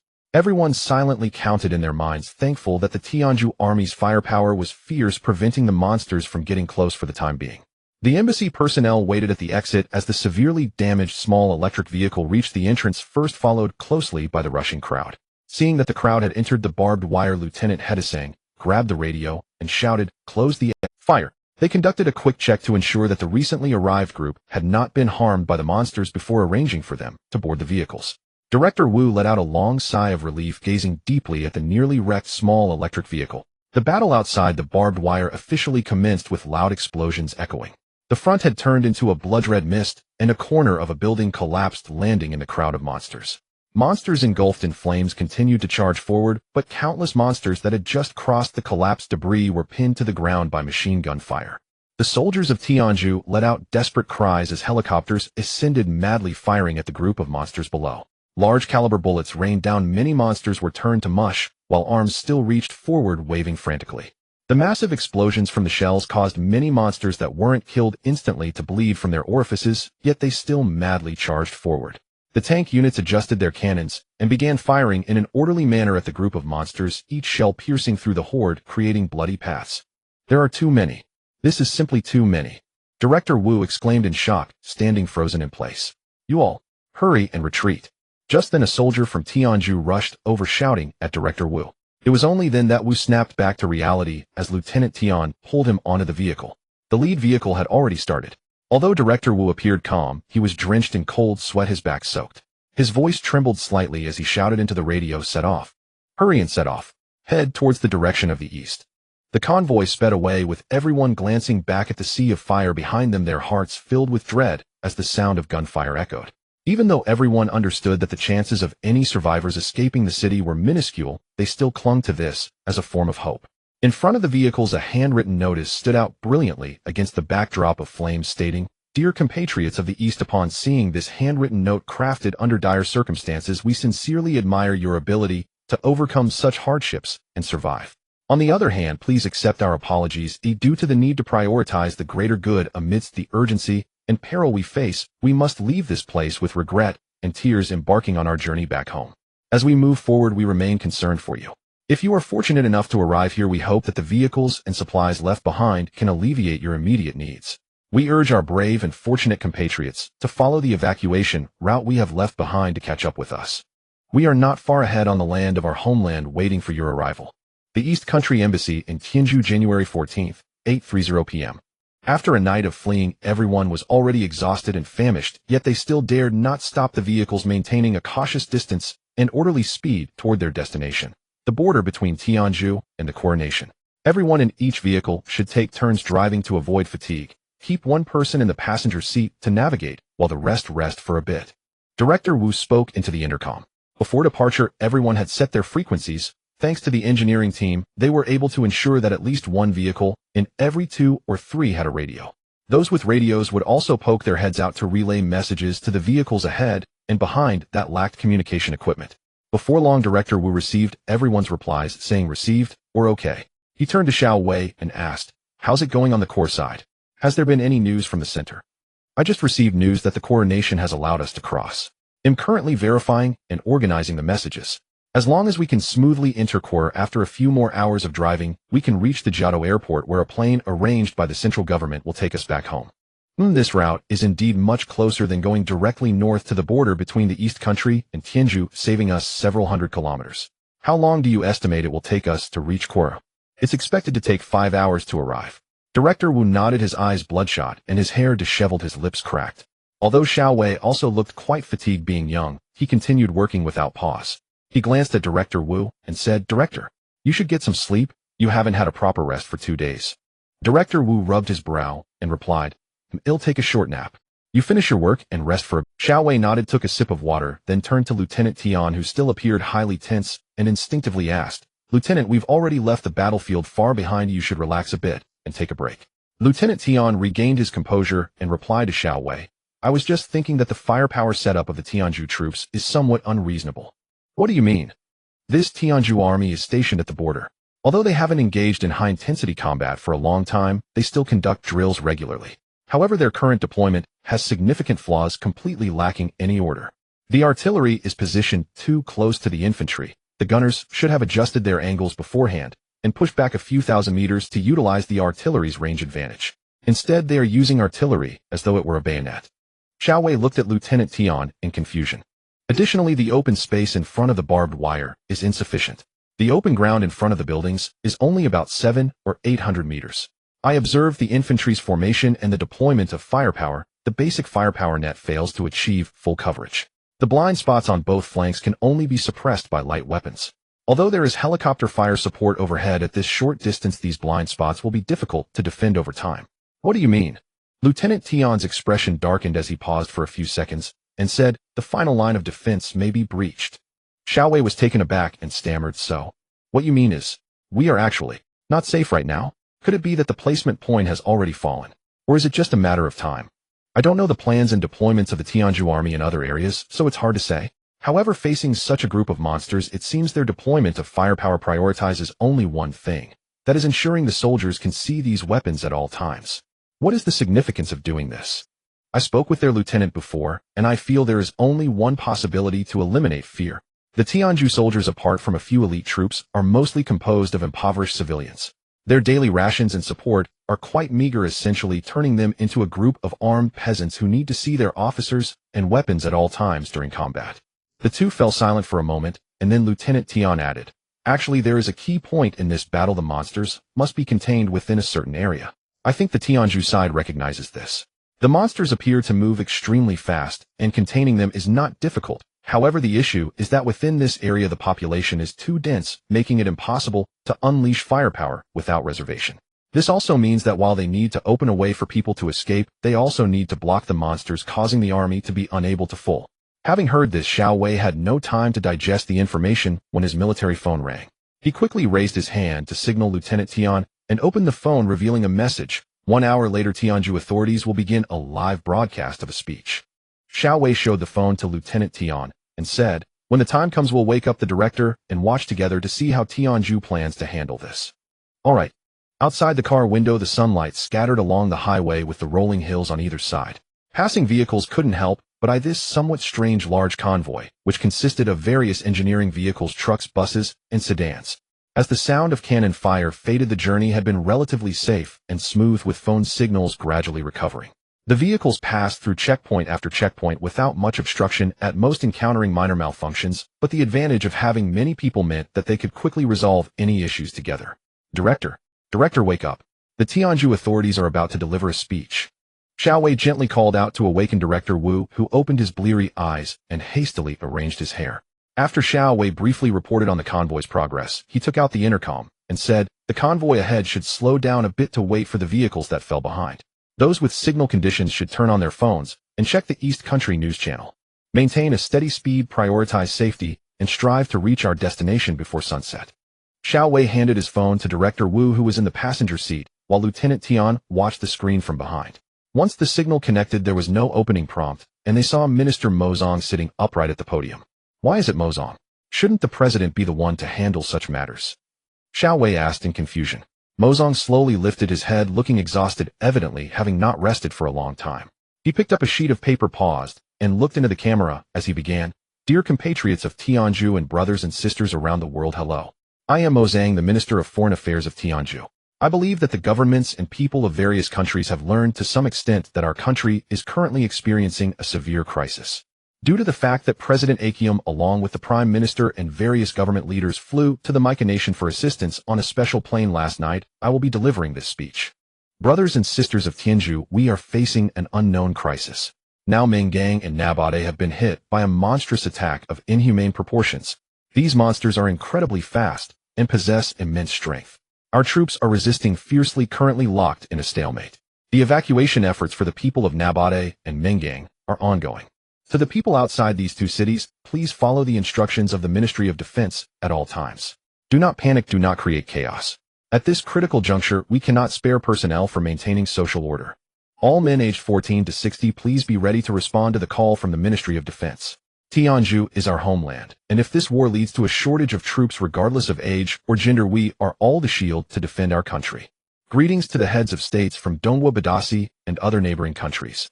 We will deploy our troops from the border to suppress the monsters, and we sincerely request that during these difficult times you continue to maintain peace and security at the border, respect each other's territorial sovereignty, and protect your citizens. Heads of state, due to the urgency of the situation, we have not yet been able to ascertain the cause and origin of the crisis. Currently, our advanced medical team has evacuated from Tianju. We need international medical assistance. I have already contacted the World Health Organization. Our two tactical teams are desperately breaking through with monster tissue samples, heading to the Kadir region to hand over to the World Health Organization. We hope that countries with the capability can provide medical teams for research to find a fundamental solution to end this disaster. Secondly, most of our weapons are imported from the Russia and Mika nations, as well as various countries in the Robazu region. Our original military stockpiles are depleting too quickly, which has raised our concerns. If we continue to fight for several more weeks relying solely on our domestic arms production, we will likely be unable to meet battlefield demands. We hope countries can provide support during this period. We would be immensely grateful. We need to exert all our strength to fight for Tianju. But this may still not be enough. The disaster that Tianju is currently experiencing is no longer just a calamity for our nation. If the situation continues to worsen, it will become a global catastrophe for humanity. Therefore, I earnestly request all countries to extend their helping hand as much as possible. On behalf of all the people of Tianju, I solemnly issue a distress signal to the world. Whether in military, medical, or material support, I will express infinite gratitude on behalf of all Tianju. Finally, regarding the defense battles of Nabade and Mengong, I will resolutely stand with the people and the army, swearing to fight until the last bullet is fired, defending until the final moment. I also urge the vast populace of Tianju not to give up resistance. As Mozong finished speaking, the scene shifted to footage of the monsters battling our army, where monsters were feasting on fallen soldiers while the soldiers burned the downed monsters. Although the footage had been pixelated, the violence and horror were still evident. Damn, their president and his group are not seeking help. They are fleeing. Shameless. Lieutenant Tian shouted angrily. It seems Tianju has lost control of this disaster. The central government should be starting to take countermeasures. Seeking assistance from the world is indeed the right move, but the reminder to our country not to cross the borders is a bit absurd. Xiao Wei replied. Do you remember any details from what Mozong told us? Wu the curator suddenly asked. Xiao Wei and Lieutenant Tian pondered in silence. A month. What happened a month ago? Several people suddenly realized and began searching for news from Tianju in December on their phones. Mengang Cricket World Cup. World Expo. The origin of the situation must be a month ago, but as for the specifics, we can only reason it out. Let's go back and suggest to the central government to investigate further. After finishing their conversation, everyone anxiously squinted to rest, while military convoys rushed past from the opposite direction. This indicated that Tianju was beginning to mobilize its entire army to participate in this war. This may be the largest mobilization of human troops since the last global chaos, with over 1 million troops advancing along various transportation routes converging at 2 points, Nabade and Mengang. After several hours of travel, the convoy reached the border between Quer and Tianju. As soon as Curator Wu arrived, he heard a noisy argument coming from ahead. What's going on? Let's go take a look. The group hurried toward the source of the argument only to see Zhang Peimin and Xinyu confronting customs officials at the border checkpoint. Curator Wu quickly asked, "What's the matter?" "Curator, you finally made it. Weren't we told that the central government had already communicated with them to let us through? Now they won't allow us to pass." Xinyu said angrily. "Hello, I am the ambassador of Donghua to Tianju. May I ask why you are not allowing us to pass?" Wu the curator quickly stepped forward to calm the agitated individuals and asked the checkpoint officer, "No one from Tianju is allowed to pass." "Why? We have diplomatic transit permits." "What does that matter? You are coming from Tianju. We've seen the footage of those monsters. Who knows if any of you are carrying the virus? If we let you in, what about Kuo? Monsters can transform in less than a minute with no incubation period. We are all healthy and normal. Let us through. We have already communicated clearly with your higher-ups. Can you take responsibility for violating orders?" Lieutenant Tian shouted at the border guards. "Get back. You cannot enter. If you don't leave, we will open fire." Lieutenant Tian, hearing that they were going to open fire, immediately called for military police with his radio. The soldiers raised their guns, glaring at each other, both sides tense and resolute. Seeing that the conflict was on the verge of breaking out, Curator Wu rushed forward to restrain Lieutenant Tian's gun, while Zhang Peimin and Xinyu anxiously stepped forward to hold back the soldiers. Curator Wu waved his hand toward the other side and turned to Lieutenant Tian sharply, saying, "Step back, everyone step back. This is someone else's territory. How can you raise your gun?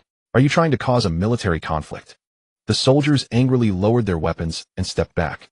Lieutenant Tian, looking defeated, wanted to argue, but realized his previous actions were indeed impulsive, so he silently stepped aside and lit a cigarette. "Immediately call the central government to inquire about this situation.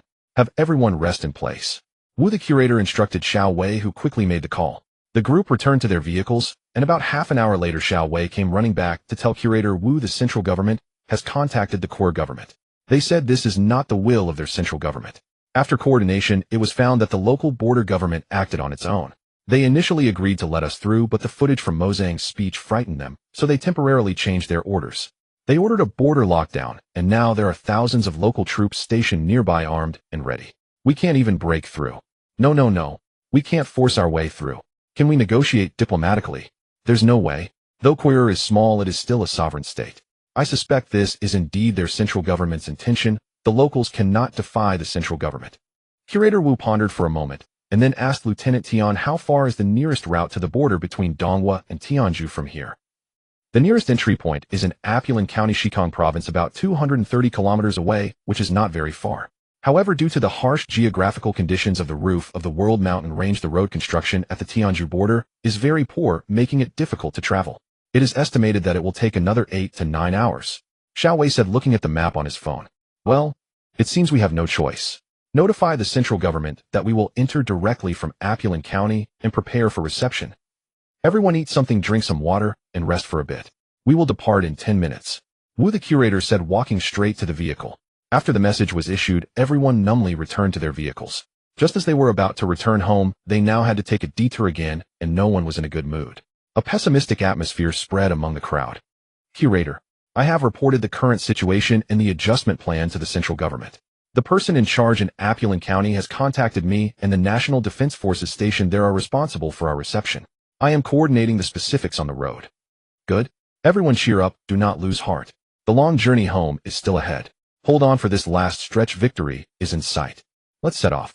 A group of people jostled along the road in the night, traversing countless potholes and navigating winding paths strewn with gravel, sometimes racing forward and sometimes cautiously slowing down.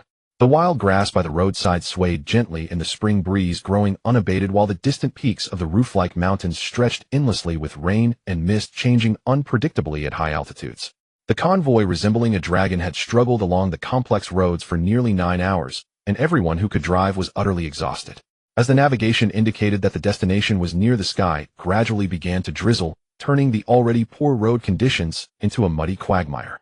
The leading heavy truck got stuck in a mud pit, causing a jam that prevented the vehicles behind from moving.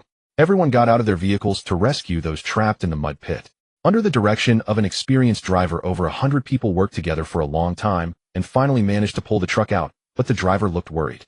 He informed the crowd that the heavy truck could not proceed any further lest it get stuck again, leaving everyone at a loss about what to do next.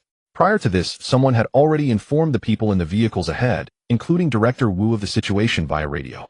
At this moment, the vehicles that weren't blocked began to stop and wait. After quickly discussing the situation, Director Wu and Lieutenant Tian came up with a plan and spoke into the radio. All heavy trucks in the convoy should pull over to the grassland beside the road, abandon the vehicles, and clear the way. The personnel originally on the truck lined up orderly, moving towards the right side of the road, while other vehicles temporarily waited in place, making every effort to assist the passengers in boarding the available vehicles. At that moment, a group of people approached from the front of the convoy. Lieutenant Tian focused his gaze and realized it was a contingent of the Tianju army, instantly becoming tense as he gathered the military and police to negotiate under the drizzling rain. The Tianju army also spotted Lieutenant Tian's group, their expressions serious and tense. From a distance they shouted, "Who are you?" "We are from the Dongwei embassy in Tianju, having evacuated from Nabade. Initially we planned to exit through Kuair country, but encountered obstacles and had to come this way to enter our country. We have all the necessary documents and hope you will let us pass." After saying this, they anxiously looked at the opposing group. The leading officer of the Tianju army smiled and gestured for everyone to move to a nearby hillside, pointing to a distant area with some scattered lights, saying, "Is that where you want to go?" "Your county town." Lieutenant Tian looked in that direction, feeling a bit dazed. "We are finally here. We have a few trucks that cannot traverse this muddy road. If they proceed, they will get stuck. Therefore we abandon the trucks. The more than 100 people on them still need some time to squeeze onto the available vehicles ahead." The Tianju officer thought for a moment, instructed a few words to the soldiers nearby, and soon after more than 10 Tianju military vehicles approached from a distance. "Arrange this, I will lead the way in front while the rest of the vehicles go ahead to pick up those who haven't boarded yet." Lieutenant Tian held back his words of gratitude and stiffly saluted the Tianju officer, who returned the gesture and then issued commands to his men before jumping into the last vehicle, turning around to head to the front of the convoy. Lieutenant Tian returned to the vehicle and briefly informed Director Wu and others about what had just happened. Director Wu relayed the arrangements through the radio to the people behind. The crowd, still searching for empty spots in each vehicle, had already reached their limit of exhaustion, having walked for a long time without the opportunity to board. At this moment, they were on the verge of collapse, with many stopping to sit by the roadside, unwilling to move forward. Just then, the Tianju military vehicles arrived in time to arrange for them to board, instantly reigniting hope among the people. Those in the already full vehicles sighed in relief, clearing space for the Tianju military vehicles to turn and merge into the convoy. As the vehicles in front started moving, the convoy resumed its journey, following the lead of the Tianju officer to a relatively smooth road. Upon reaching a narrow pass, the leading Tianju military vehicle stopped, and the officer hurriedly got out, waving to the people in the rear vehicles, prompting Director Wu and his group to disembark. The crowd surrounded Director Wu at the front. Not far away, countless searchlights and flashlights illuminated the area, and they could even clearly see a small boundary marker and the shadows of people running behind it. "We have arrived. We have finally arrived," Director Wu exclaimed excitedly, grasping Xiao Wei's hand and striding forward. All the citizens of Dongwa felt an immense sense of relief, their fatigue and thirst forgotten in an instant. In the crowd, applause began to emerge, followed by cheers and shouts, and even cries. Director Wu wiped the tears from the corners of his eyes, and after the crowd's excitement gradually calmed down, arranged for vehicles to cross the border in an orderly manner. As vehicle after vehicle passed through the border, Director Wu's group remained behind to ensure no one was left behind before walking past the boundary marker. On the other side, someone had long been waiting. Director Wu excitedly approached and shook the other's hand, tears streaming down his face again. The newcomer expressed gratitude and offered comfort for a long while, at which point a military officer behind stepped forward to salute Director Wu, saying, "You have worked hard. Director, I am Colonel Wang Hongjun of the Dongwa People's Defense Army. Welcome back to your country." Director Wu nodded in response, though choked up. He firmly stated, "The Dongwa personnel stationed in Tiansis Nabade, except for those who have tragically perished or gone missing, total 42 embassy staff and 26 security personnel, with 1 casualty. 6,979 civilians have now all returned. The remaining evacuation tasks from Mengang and other places in Tianju have been handed over to the central government." "Understood. Director Wu, you should rest first. In a couple of days, the leaders from the capital will want to..." Meanwhile, Lieutenant Tian confirmed once again that no vehicles or personnel were left behind, completing the necessary document verification with the Tianju officer, and assembled the group to prepare for entry, finally thanking the Tianju officer before turning to leave. The Tianju officer called out to him from behind. Lieutenant Tian turned around, surprised to look at the officer, who wore a rare smile, and said, "Did you serve on the border 2 years ago? In the area of Kadir? Who are you? Have we met?" Lieutenant Tian asked, a hint of suspicion creeping in. "Back then we often clashed. Although I'm not sure if we've met the moment I saw you, I felt an inexplicable familiarity, a dangerous and oppressive feeling. Huh? Lieutenant Tian chuckled awkwardly. We are all soldiers, each with our own will and stance to uphold. Back then we harbored mutual hatred with ongoing disputes over those contentious territories. I apologize, what exactly are you trying to express? Lieutenant Tian asked, feeling somewhat displeased at the mention of sensitive topics. It's nothing, don't be tense. I just wanted to say we may have encountered each other countless times before, but always as enemies. To meet you peacefully today truly inspires deep reflections. You can now safely proceed towards your destination while we will head towards our capital. Lieutenant, I hope we can meet again. Lieutenant Tian remained silent for a moment before slowly responding, I think we will. Haha, then I look forward to witnessing your skills, Lieutenant. The Tianju officer laughed, then paused, saying, safe travels. We are about to depart. With that he waved his hand. Lieutenant Tian respectfully saluted him and the Tianju soldiers behind him. A week later, Director Wu awoke in the isolation ward. On this day, a female doctor in a white coat entered the ward, handing Director Wu a plastic bag containing his phone and personal belongings. Director Wu took the items and looked up to ask, Dr. Zhuoma, has the isolation observation period ended? Yes, Director, you can leave now. The colonel said someone would come to pick you up. What about the compatriots still under isolation here? Is there any situation? How will they be arranged? No one has shown any abnormalities, so I heard they are arranging to send them back to their registered residences. Oh, that's good. I haven't had a chance to check the news during this time. How is the situation in Tianju? The doctor said with a somewhat impatient tone, Director, the situation may not be very good. I'm not too clear on the specifics myself. I haven't had much time to watch the news either. With thousands of people crowded into our small county hospital, I've been so busy that I haven't even had time to eat. You should check your phone, you will find out. Director Wu smiled awkwardly. Just as he was about to open his phone, the ward door was opened from the outside, and a spirited soldier from the east entered, saluting Director Wu and saying loudly, Director Wu, the colonel requests your presence. Please follow me. Director Wu had no time to think further, put away his phone, put on his coat, and followed the soldier out of the hospital. Outside the hospital, many reporters had been waiting. A large number of police had been deployed locally to set up a cordon, keeping the reporters outside. As soon as Director Wu stepped out of the hospital, he was momentarily dazzled by countless flashes. Colonel Wang Hongjun came forward to shake hands with Director Wu and said, Director Wu, you have worked hard these days. The leaders from the capital arrived 2 days ago, and we're waiting to meet you as soon as your isolation period. Director Wu responded a few words, and the two of them boarded a military vehicle under the escort of numerous soldiers, completely disregarding the calls from the many reporters. With a press of the accelerator, they hurriedly left. The media reporters saw this and returned to their vehicles to follow, but were stopped by the military police maintaining order. In the military vehicle, Director Wu had 100 questions in his mind. On one hand, he wanted to know the current situation of the Tianju authorities, and on the other hand, he could not figure out which important leader wanted to see him. After some thought, he cleared his throat and asked, Colonel Wang, which department in the capital does the person who wants to see me belong to? I haven't prepared anything, so going to report feels a bit hasty. You will know when you get there, don't be nervous, it's just a normal chat to understand the detailed situation of your return journey.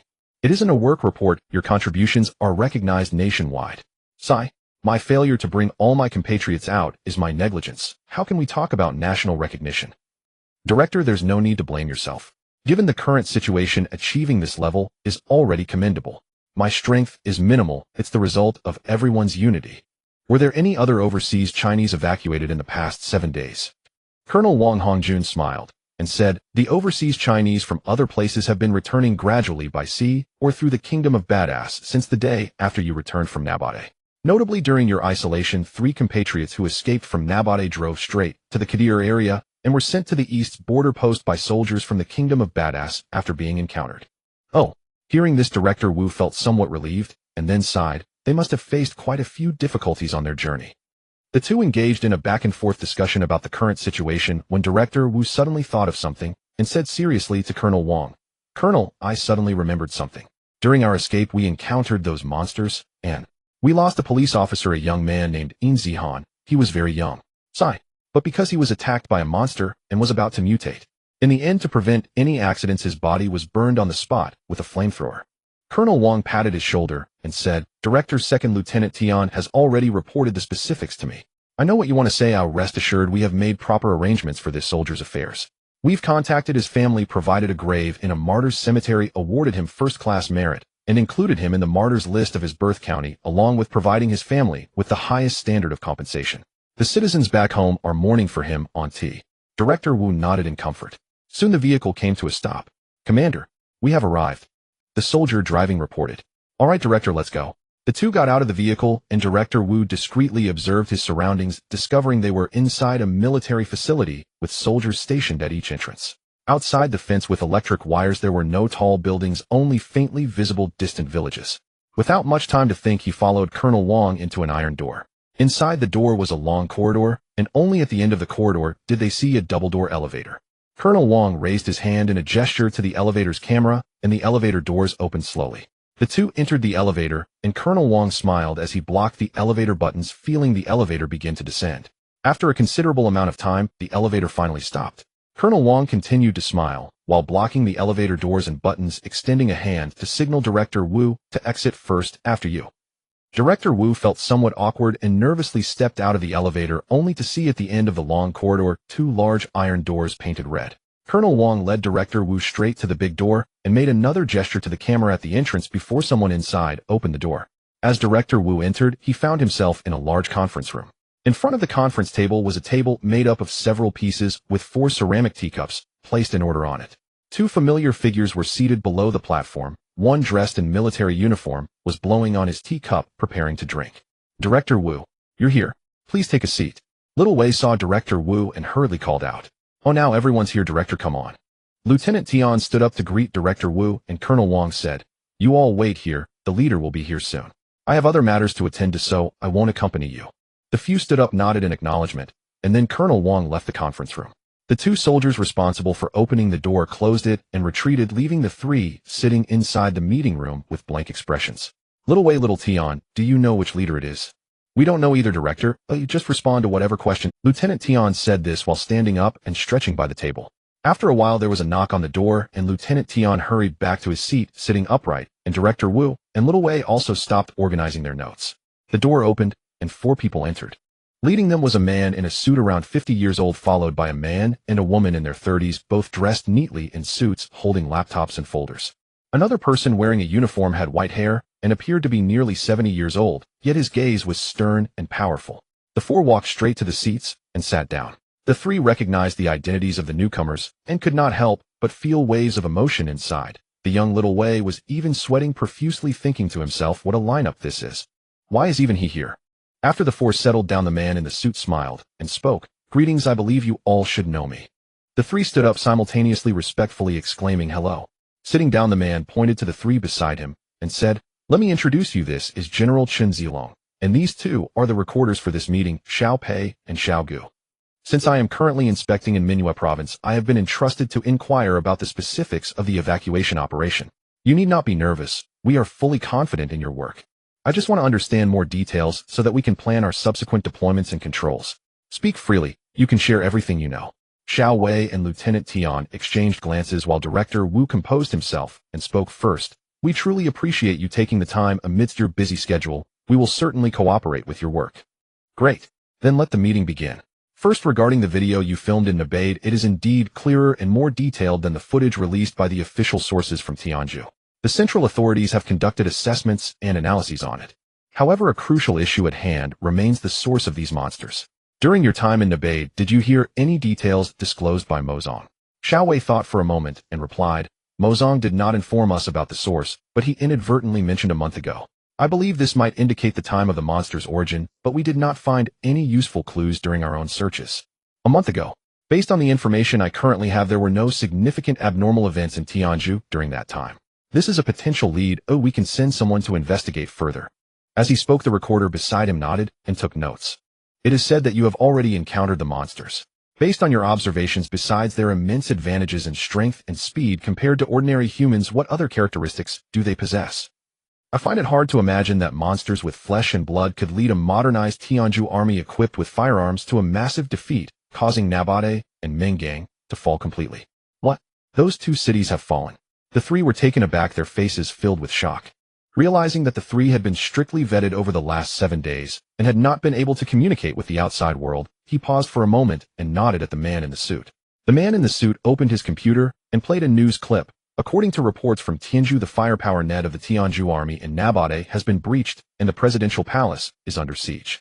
The interim president of Tianzhu Mozang has instructed General Imran Khan of the Tianzhu National Defense Army's first group to take over the presidential position and ordered the army to withdraw from Nabade. The peripheral forces are launching tactical missile strikes to cover Nabade, and there is currently no confirmed news on whether the monsters have broken out of Nabade. After watching the news, the three felt a mix of emotions, their faces clouded with worry. After a moment of silence, Director Wu asked, "What about Meng Gang? On the 5th day after your escape, Nabade fell, and Mozong died for his country. 9 hours later, the Tianzhu military government detonated 4 tactical nuclear missiles in Mengang, shocking the world." The new president explained in a statement that the situation in Mengang was uncontrollable, which forced them to use nuclear weapons on their own territory. The man replied, "Mozong died for his country." The three, having interacted with Mozang, were deeply affected by the situation, which far exceeded their imaginations, leaving them feeling unsettled. Director Wu steadied his mind, pondering for a moment before saying, "As for the characteristics of the monsters, our observations are limited.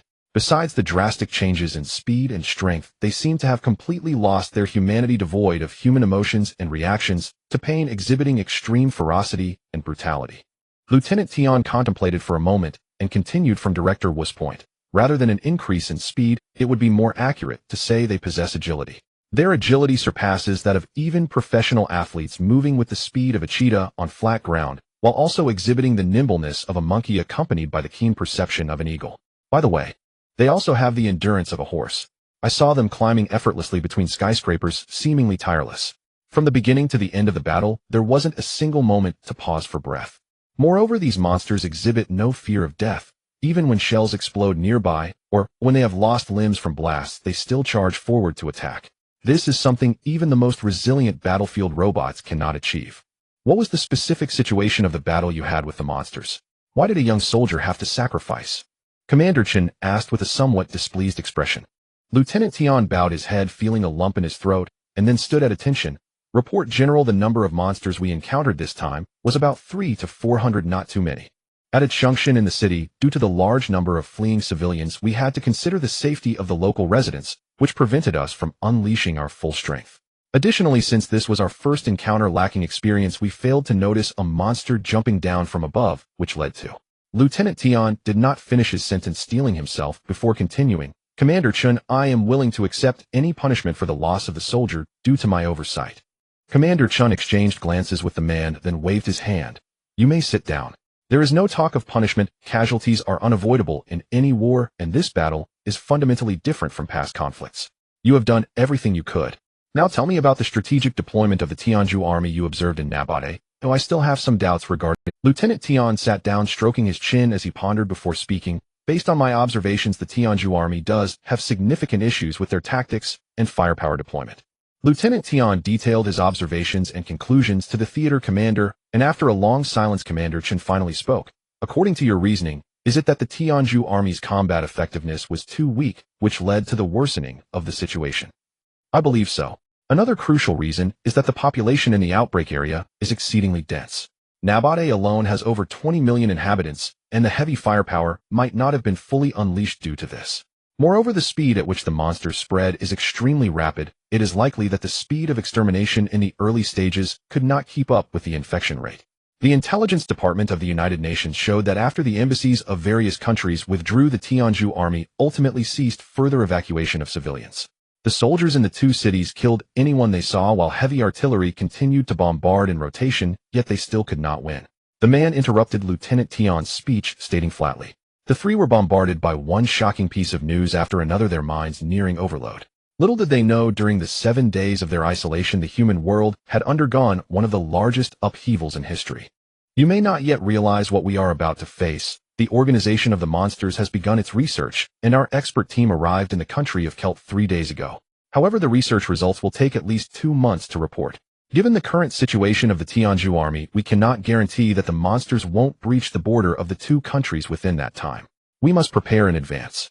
The other party calmly elaborated. As a soldier, Lieutenant Tian had his suspicions, but the other 2 were evidently caught completely off guard, their mouths agape in shock. This person continued to inquire, "Have you had close encounters with these monsters? Do you believe they possess it?" The 3 struggled to adjust their thoughts back to the discussion. Director Wu was the first to respond. "Personally, I feel they do not.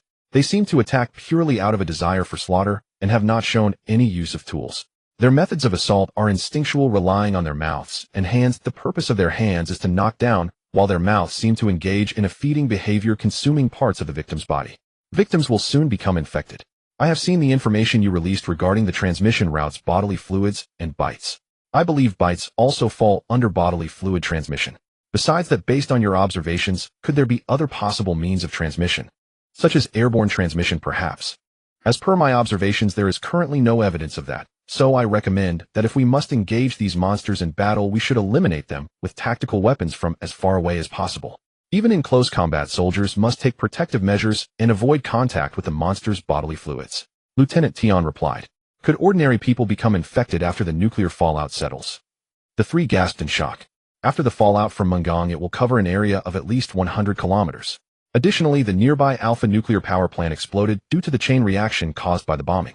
Under such circumstances, the radioactive fallout will be mixed with substances from the monster's bodies, drifting southeast with the ocean currents and potentially entering our southern regions and eventually the northwest of Asia. Do you think these substances pose a risk of transmission to humans? At this moment, the three were no longer shocked or tensed. It seemed that they were not surprised by any sensational news anymore. Xiao Wei said, as far as I know, the primary concern right now should be the diseases brought about by radioactive substances. I suspect that the pathogens within the monster's bodies are not elemental, but rather some form of life, perhaps a virus.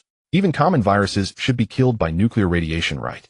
They shouldn't have the ability to continue infecting humans, but ultimately, we will have to wait for the experts' research results.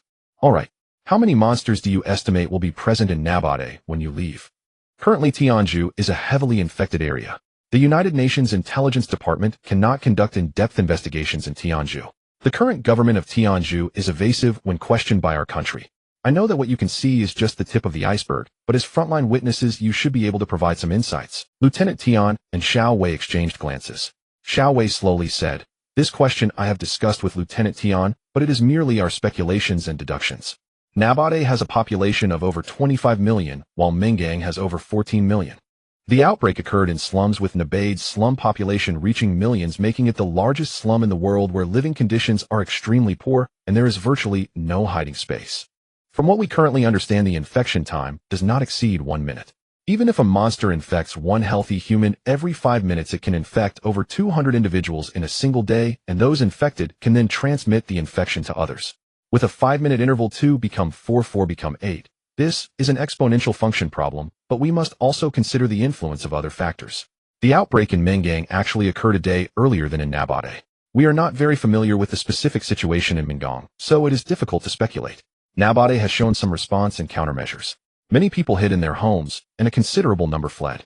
Additionally, we must consider the portion that was eliminated by the Tianju army, which is evidently quite complex.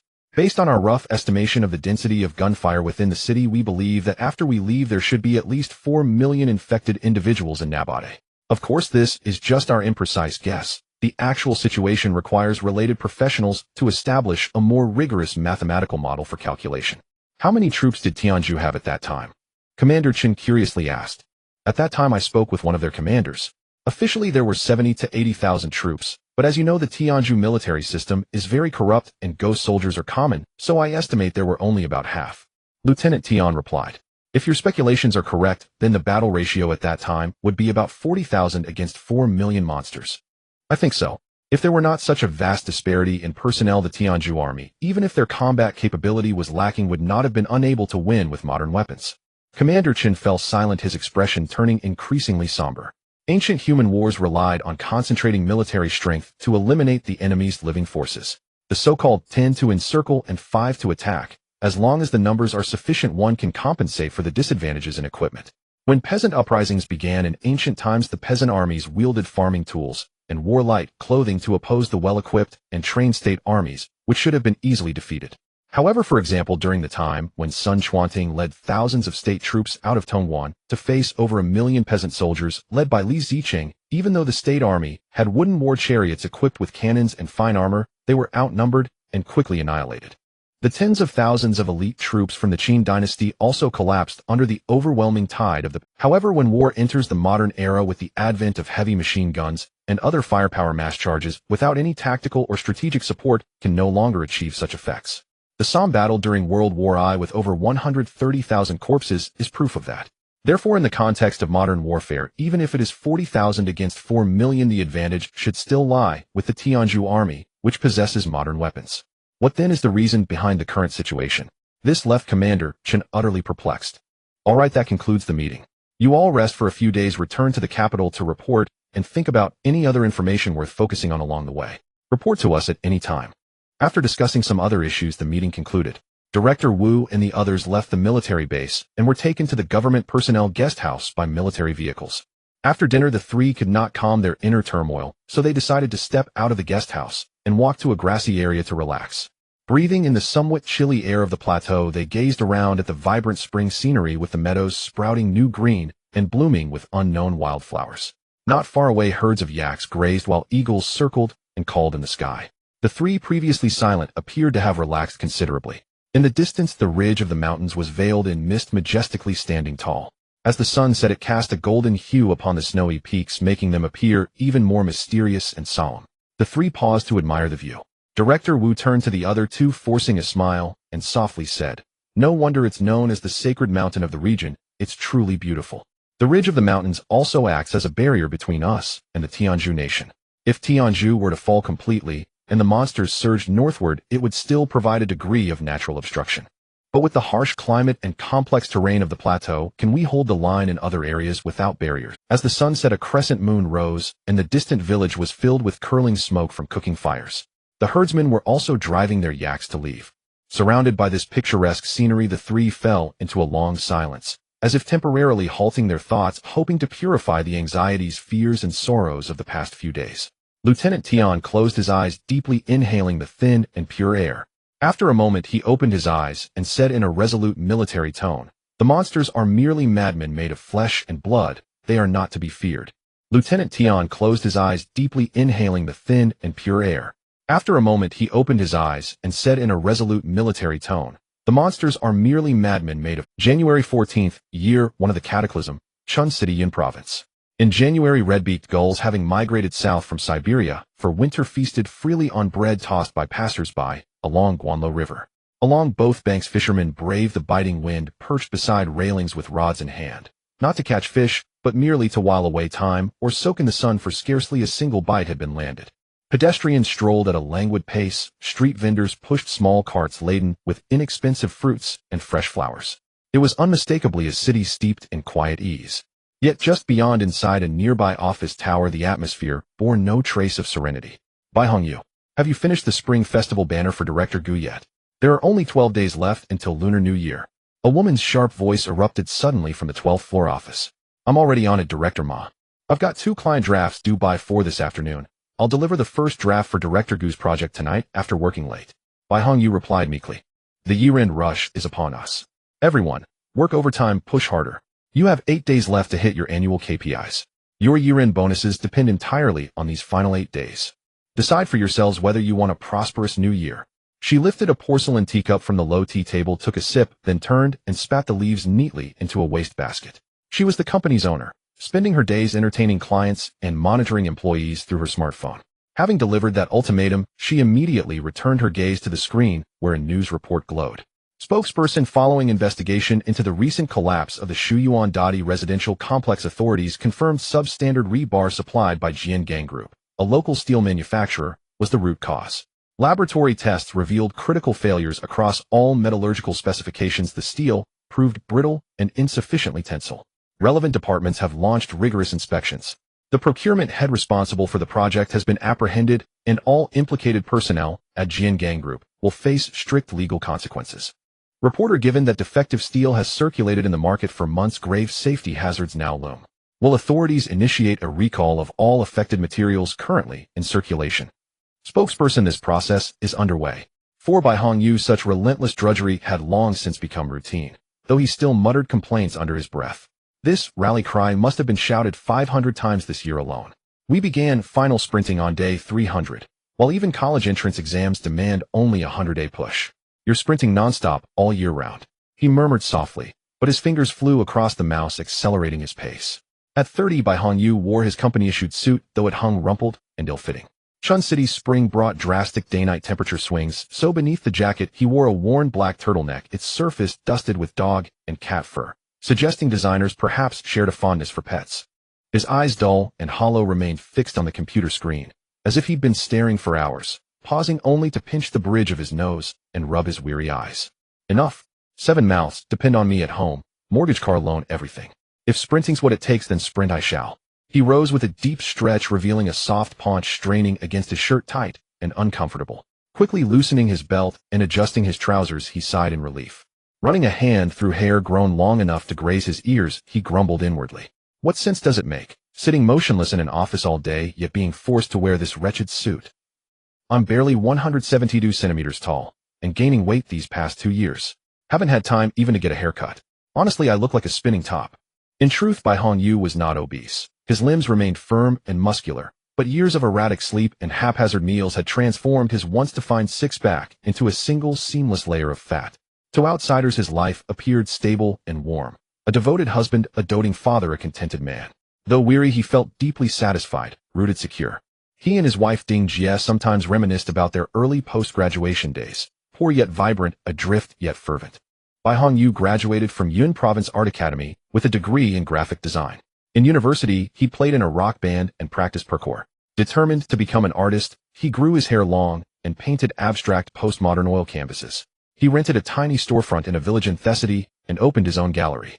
He mounted a bold exhibition, but drew few visitors.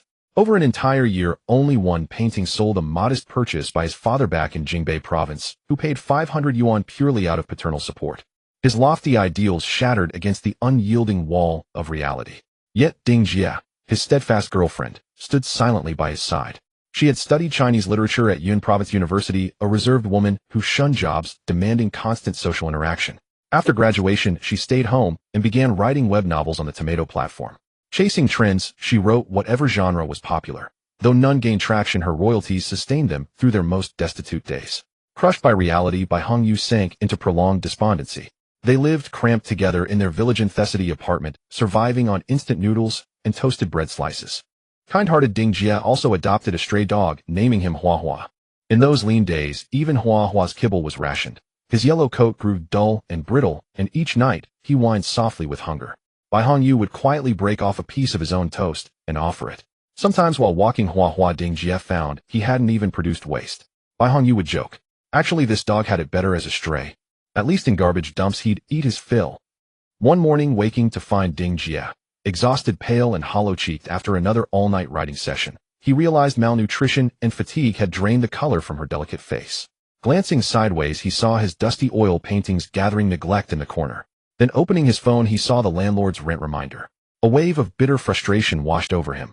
Head bowed, he sighed deeply. After long silence, resolve hardened within him. Clenching his jaw, he burst out, "Damn it!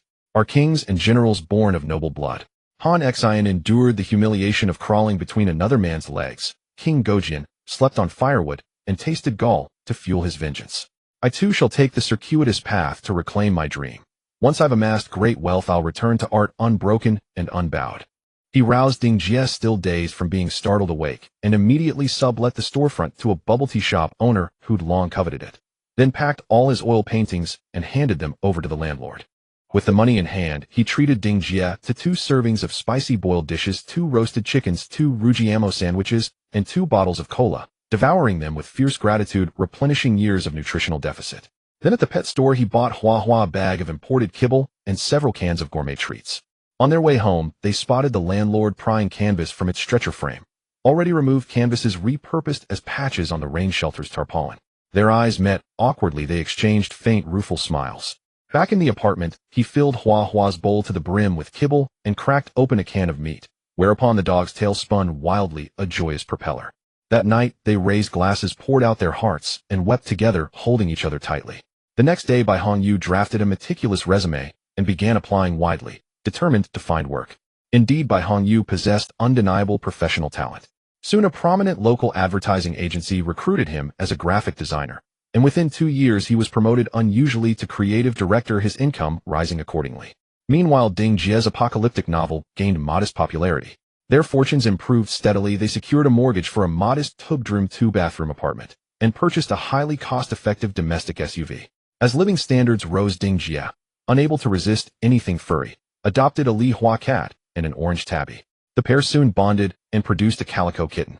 Not long after, Bai Hongyu proposed. They married, fulfilling a long-held dream. A year later, Ding Jie gave birth to their daughter. Gazing at his newborn, Bai Hongyu named her Bai Bu Yi, firmly refusing art. Now 2 years old, little Bu Yi stirred bittersweet memories of his artistic past. Bai Hongyu privately thanked fate for guiding him rightly, yet resolved inwardly, I must work harder still. Raising a daughter proves infinitely more demanding than caring for cats and dogs. In sum, Bai Hongyu was a man of quiet success and unwavering responsibility, his days devoted wholly to sustaining his family. His social circle gradually narrowed, his sole indulgence became collecting artworks, from live-stream shops, wooden carvings, ceramic sculptures, calligraphy, ink paintings, even unsharpened replica antique swords, though never exceeding 1,000 yuan. When Ding Jie expressed bewilderment, he'd always reply with solemn conviction, "This is art. The young artists need my support." That day, after Bai Hongyu finished the last project draft for a client, while working overtime in the office, it was already past 10 at night. He dragged his exhausted body back home, and as soon as he opened the door, saw Hua Hua, still half asleep, getting up to greet him, wagging its tail excitedly and making soft whimpering sounds. He bent down to hug the little dog, petting it, then gently stroked the 3 kittens on the balcony that were already sleeping on their backs when Ding Jie walked out from the study. Bai Hongyu was about to open the bedroom door excitedly when Ding Jie put her finger to her lips and said, "Shusho. Itsai just fell asleep, don't wake her up." Bai Hongyu immediately tiptoed back out. "Are you hungry?" Ding Jie asked softly, rolling her lint roller over the sweater Bai Hongyu had just taken off. Bai Hongyu nodded, and Ding Jie gave him a knowing glance. He turned and opened the fridge. Seeing the midnight snack Ding Jie had prepared for him, Bai Hongyu smiled and took it out, warming it in the microwave before sitting down to eat. Ding Jie took out a can of beer from the fridge, poured it into 2 glasses, sat down beside Bai Hongyu, and handed him one. The two laughed and clinked their glasses, taking a sip. "By the way, did you see the news about Tianju today? I caught a glimpse of it while having lunch in the office. I saw that there was a terrorist attack in Mengong, right? They said dozens of people from the East Country were casualties. Isn't this kind of thing happening abroad all the time? Sigh. Our country is still the safest."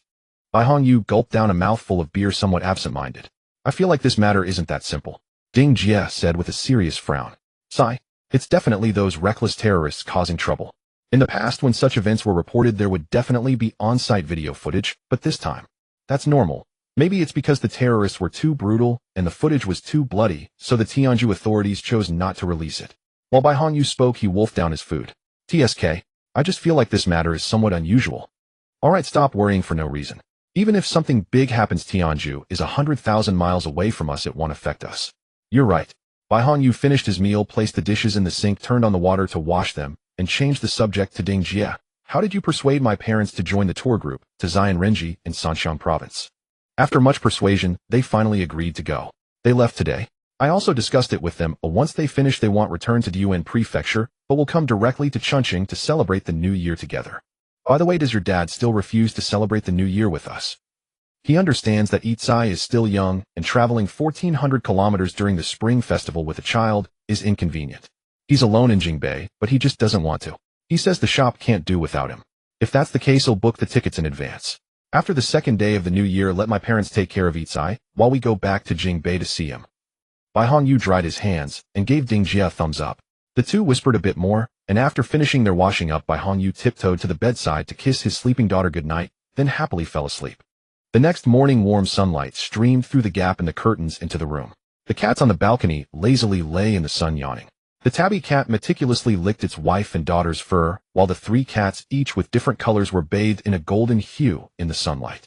As the alarm went off, Bai Hongyu struggled to get up, glancing at Ding Jie and the child, who were still fast asleep, smiling faintly. He quickly dressed, quietly washed up, put on his suit jacket, gently closed the door, and drove towards the company. Upon arriving, he parked the car, bought a snack for breakfast, and clocked in at the office just in time.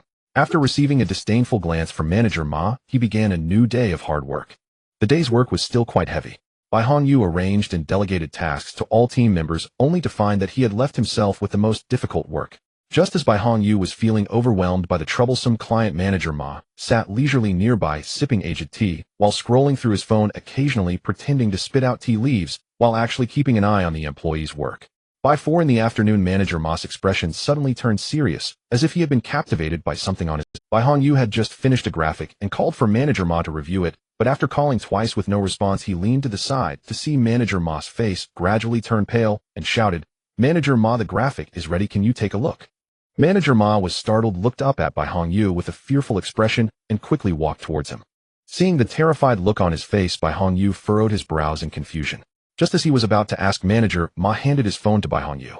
On the phone, a video was playing showing a group of terrifying monsters devouring live people. Bai Hongyu thought to himself, what is she up to this time? Does she want me to find inspiration for a design from a zombie movie?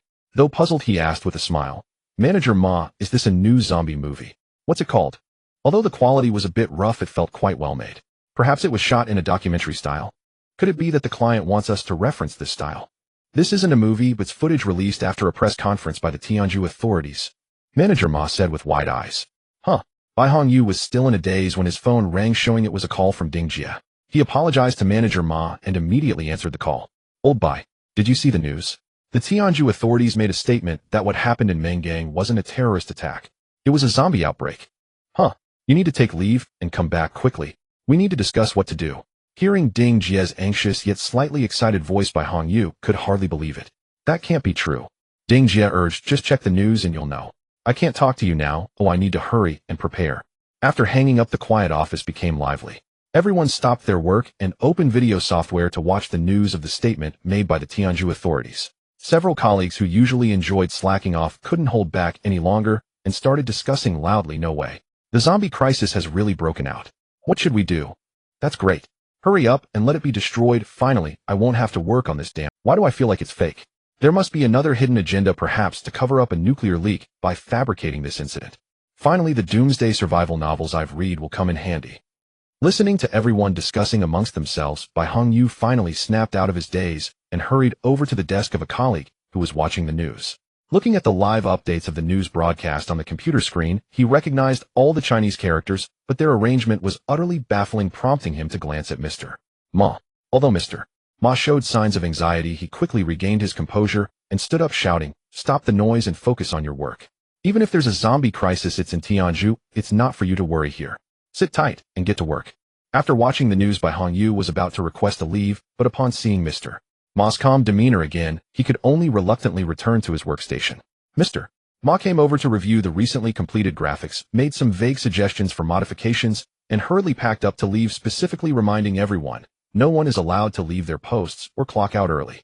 Focus on your work, otherwise your performance will be penalized. You won't get a single cent of your year-end bonus. Bai Hongyu had no choice but to continue working and send a message to Ding Jie to inform her that he couldn't take a leave. Ding Jie had yet to respond. Bai Hongyu absent-mindedly moved the mouse, recalling the speech content from the news and the images Mr. Ma had shown him. After checking the time, he adjusted his mood and concentrated on his work, unconsciously speeding up. Bai Hongyu finally completed his tasks just before regular working hours, and as soon as it hit 6 o'clock, he clocked out and dashed out of the office. At a red light on the road, he stepped on the gas, and through the window, he saw passers-by, all discussing something animatedly. Young men and women looked either frightened or seemed to be quite excited. Most older people displayed expressions of terror as people hurried by carrying large and small bags. At the entrance of a large supermarket ahead, congestion occurred with a massive crowd flooding into the supermarket, and even security personnel came out to maintain order. The human instinct to seek benefits and avoid harm made the vast majority of people fearful of chaos. However, those born in peaceful times often had some reckless and arrogant young people who fantasized about wielding power in chaotic times, achieving extraordinary feats. These individuals would identify with the protagonists in apocalyptic films, imagining themselves with the protagonist's aura or a golden finger, fantasizing about how they would survive flawlessly. Rarely would someone envision themselves as a hapless bystander or cannon fodder in the chaos. In contrast, older individuals, or those who have experienced chaos, increasingly understood the preciousness of peace and stability. Soldiers who had seen the horrors of war no longer yearned for conflict, while civilians who had lived through famine understood the value of food. Bai Hongyu hurried home, and upon opening the door saw Ding Jie frantically busy on the balcony with Hua running around behind her, and a few cats hiding in the corner observing stealthily. Bai was happily playing in the safety barrier set up in the living room.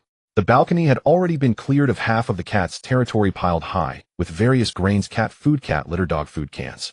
While the kitchen countertop was filled with unpacked vegetables, fruits, meat, eggs, and seasonings, and several boxes were stacked by the door.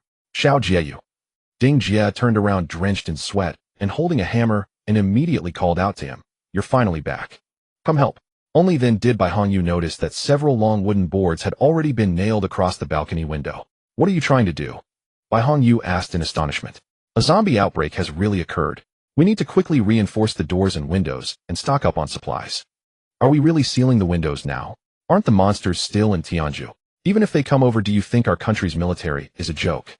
What do you know about the local dialect as an outsider? Did you watch the video materials in the news?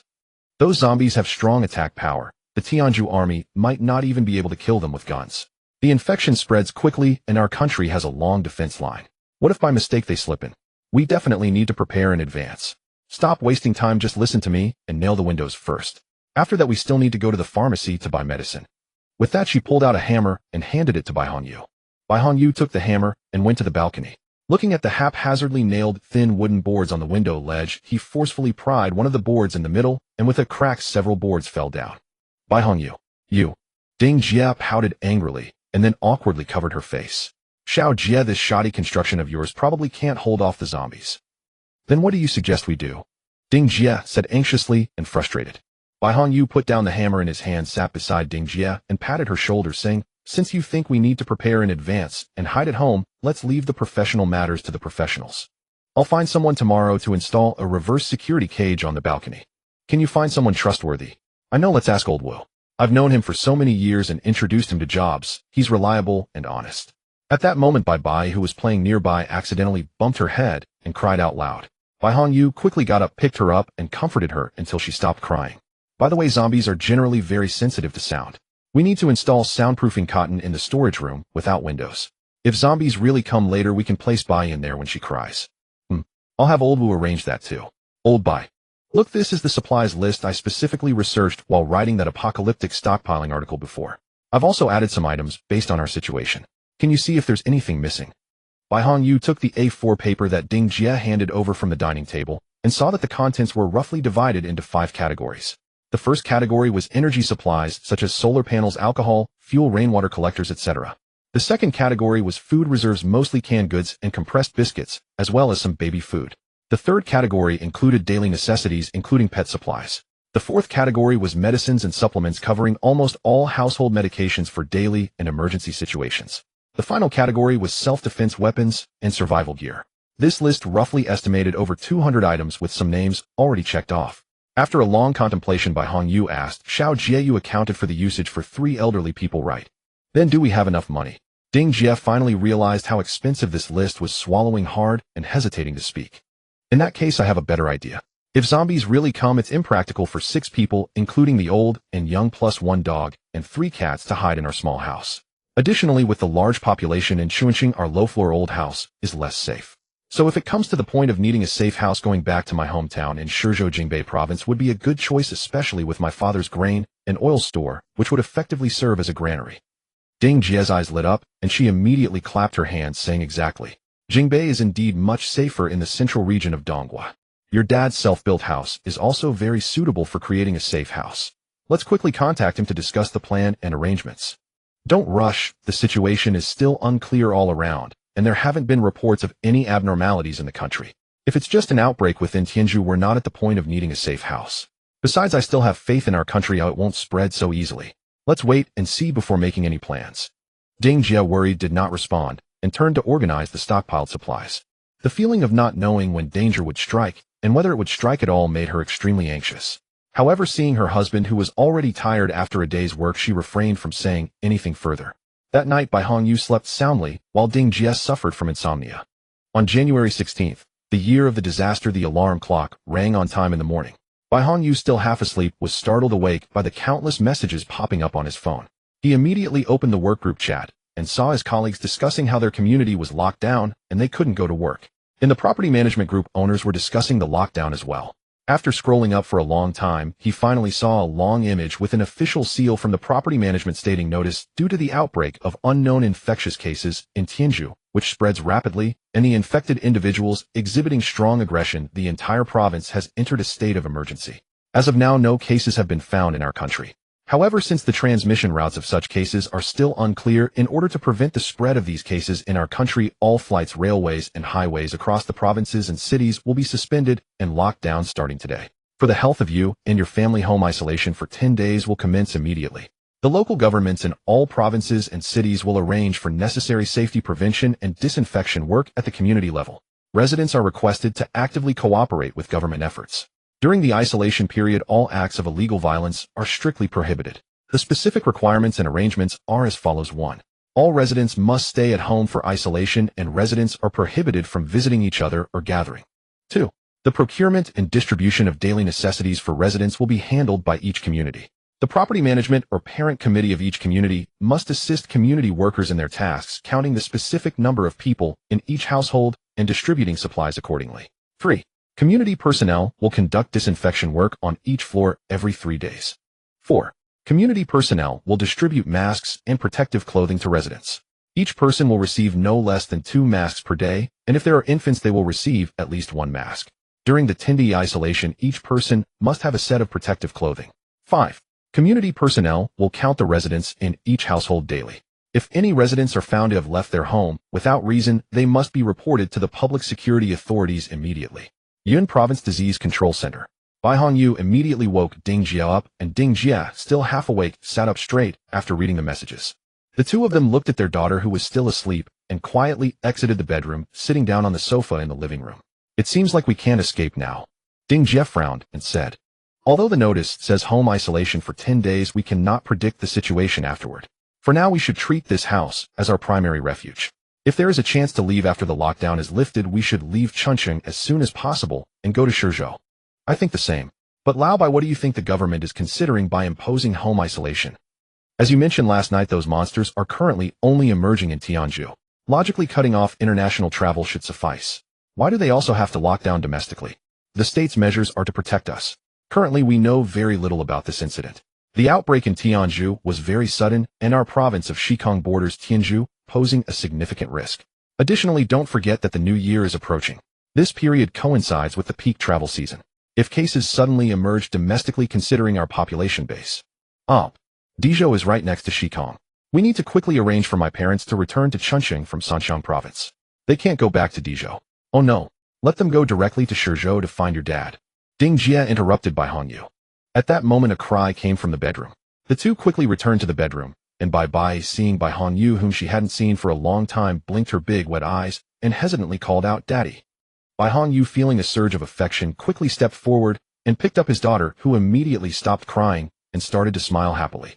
Ding Jia looked at this scene with satisfaction. That's good, finally some time for you to spend with your precious daughter.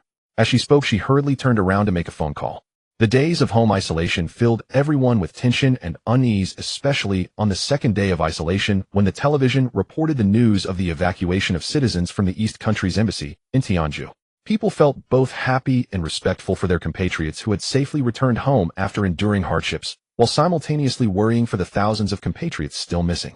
During the evacuation, a soldier had sacrificed his life, prompting many to mourn for the hero online and pray for the compatriots who had not yet returned. This incident cast a layer of sadness over the entire nation. After watching the news, Bai Hongyu and Ding Jia felt a mix of emotions. However, for Bai Hongyu, this period was indeed a rare opportunity to relax. All projects related to offline activities during the Spring Festival had been halted, and other work was conducted online. To his surprise, work efficiency had actually improved, allowing him plenty of time to play with his daughter. Thanks to Ding Jia stockpiling a lot of food beforehand, and the community delivering supplies every 2 days, the family enjoyed hearty meals every day. Aside from experimenting with various dishes learned online and making phone calls to family and friends to check on each other's situations, Ding Jia spent the rest of her time writing and drawing in her notebook. Before they knew it, it was already the 6th day of home isolation.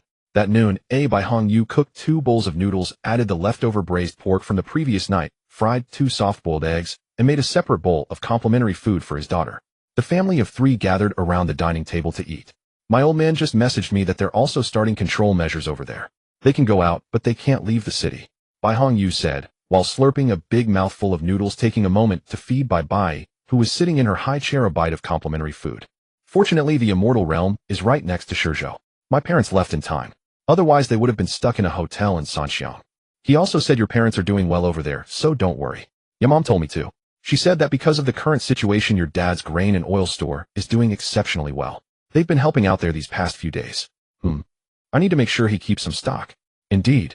Ding Jia paused for a moment before changing the subject and asking, have you checked on the anti-theft cage and soundproofing materials? I've contacted old Wu and shared my thoughts with him. There might be technical difficulties in installing the reverse anti-theft cage, so he suggested using steel bars for sealing. For soundproofing, using soundproof panels will be more effective. We've already made an appointment, and he will come to install them once the quarantine is over. Great. Ding Jie replied softly. Bai Hongyu glanced at Ding Jie and keenly noticed the worry on her face, quickly reassuring her. Xiao Jie, relax a bit. Right now my parents are safe, and you must trust the country. Our military is not to be trifled with. Ding Jie didn't respond, merely picking up her chopsticks again and hastily finishing her noodles. She then cleaned the dishes and took Bai for a nap. After resting for a moment, Bai Hongyu rummaged through drawers to find a sharpening stone, then took a Ming Dynasty Miao knife down from the display rack beside the TV, where he kept his art collection. He stealthily slipped into the bathroom, gently closed the door, and began sharpening the knife, following the tutorial on his phone. The sound of the knife being sharpened in the bathroom seemed to awaken a certain fear etched in Wawa's memory. It crouched by the bathroom door, emitting a low growl followed by a sharp bark. Just as Bai Hongyu, confused, opened the bathroom door, Ding Jie also rushed out from the bedroom, asking nervously, "What's wrong? Why did Wawa suddenly start barking?" Upon seeing the Miao knife in Bai Hongyu's hand, she was astonished and asked, "What are you doing?" "Sharpening the knife." "Huh, are you crazy? Isn't that a restricted weapon? In the current situation, a reliable weapon is absolutely necessary. But this is illegal. Don't worry, you'll just keep it at home. If those monsters don't come, I will definitely turn it in to the... Then, you must be careful and stay safe. I know what I'm doing." After saying that, Bai Hongyu turned back to continue sharpening the knife, while Ding Jie calmed the dog and prepared a bottle of milk for Bai. Bai Hongyu focused intently on sharpening the knife, his gaze fixed on the blade. "Is anyone there?" A series of urgent knocks on the door startled Bai Hongyu, causing him to nearly cut himself. He hurriedly sheathed the Miao knife and frantically hid it under the sink. Ding Jie went to open the door and saw two community workers in full protective gear, their faces obscured. One pushed a small cart filled with brand new protective clothing, while the other held a form. "We were here a couple of days ago to register. Your household has 3 people, 2 adults, Ding Jie and Bai Hongyu, and 1 infant, Bai, right?" "Yes," Ding Jie replied. "Please show your ID and sign the form. We are distributing protective clothing provided free of charge by the government. Supplies are tight, so each person gets 1 set. Please make sure not to damage them, as they are hard to come by now. The infant size might be a bit large, so make do with it, do not cut or alter them." "Do we need to wear them at home?" Ding Jie asked while receiving the protective clothing. "Not at home, but you must wear them when going out after the lockdown." "Okay, we will cooperate. Thank you for your hard work." Bai Hongyu wiped his hands on his pants and took the protective clothing from Ding Jie, saying with enthusiasm. After the workers explained a few more points, they headed to the next household. After closing the door, Bai Hongyu carefully placed the protective clothing in the cabinet and turned to Ding Jie, saying, "This is really great. And it's free."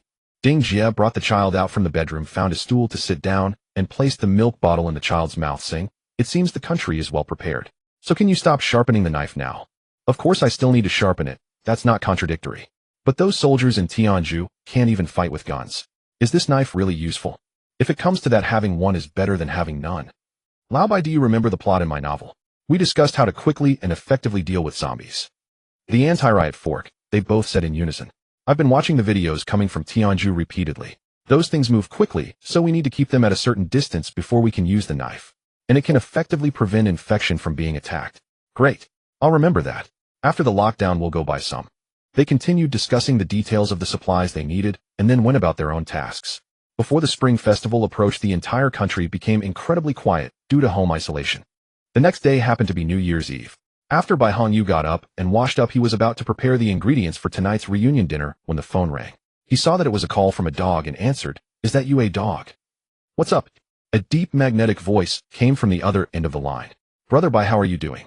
Isn't it all the same? We're under home quarantine. How about you? Still recording the show in Sanxiang. The good news is that I successfully advanced. The bad news is that the recording has been postponed. I've already returned to Chuan City, and I've almost gone crazy being alone these days. I can't cook, and I'm sick of eating instant noodles. If I could go out, I would come to your house for the reunion dinner right away." "Haha, where have your parents gone recently?" "My parents went to Mika country a while ago, and I don't know where they are now. They haven't contacted me." "Huh. With the situation being so bad now, you should ask them if there's any news from their side, right? Now they won't have any problems, they're just too lazy to deal with me. But let's not talk about that. I have something very important to tell you." "What is it?" "Last night I was so bored that I quietly snuck out and climbed the mountain behind my apartment complex to stargaze. In the early morning hours, guess what I saw?" "Don't keep me in suspense, just tell me." Bai Hongyu felt a surge of alarm, becoming tense. "I saw a convoy of military vehicles passing by at the foot of the mountain." Bai Hongyu relaxed slightly upon hearing this and replied, well, it's normal to see military vehicles during this time. No, what's unusual is that the military vehicles were not carrying protective gear or other supplies, but various types of weaponry. Bai Hongyu was shocked. Don't talk nonsense. How do you know they were carrying weapons? I couldn't see clearly because the tarpaulin on the truck was covering it, but there were several large vehicles with cannons at the back. I looked it up when I got home and found out that it's called a self-propelled artillery. It looks like a tank. Did you take pictures or videos? No, I wouldn't dare. You know I'm always cautious. That situation shocked me. I haven't told anyone else about it either.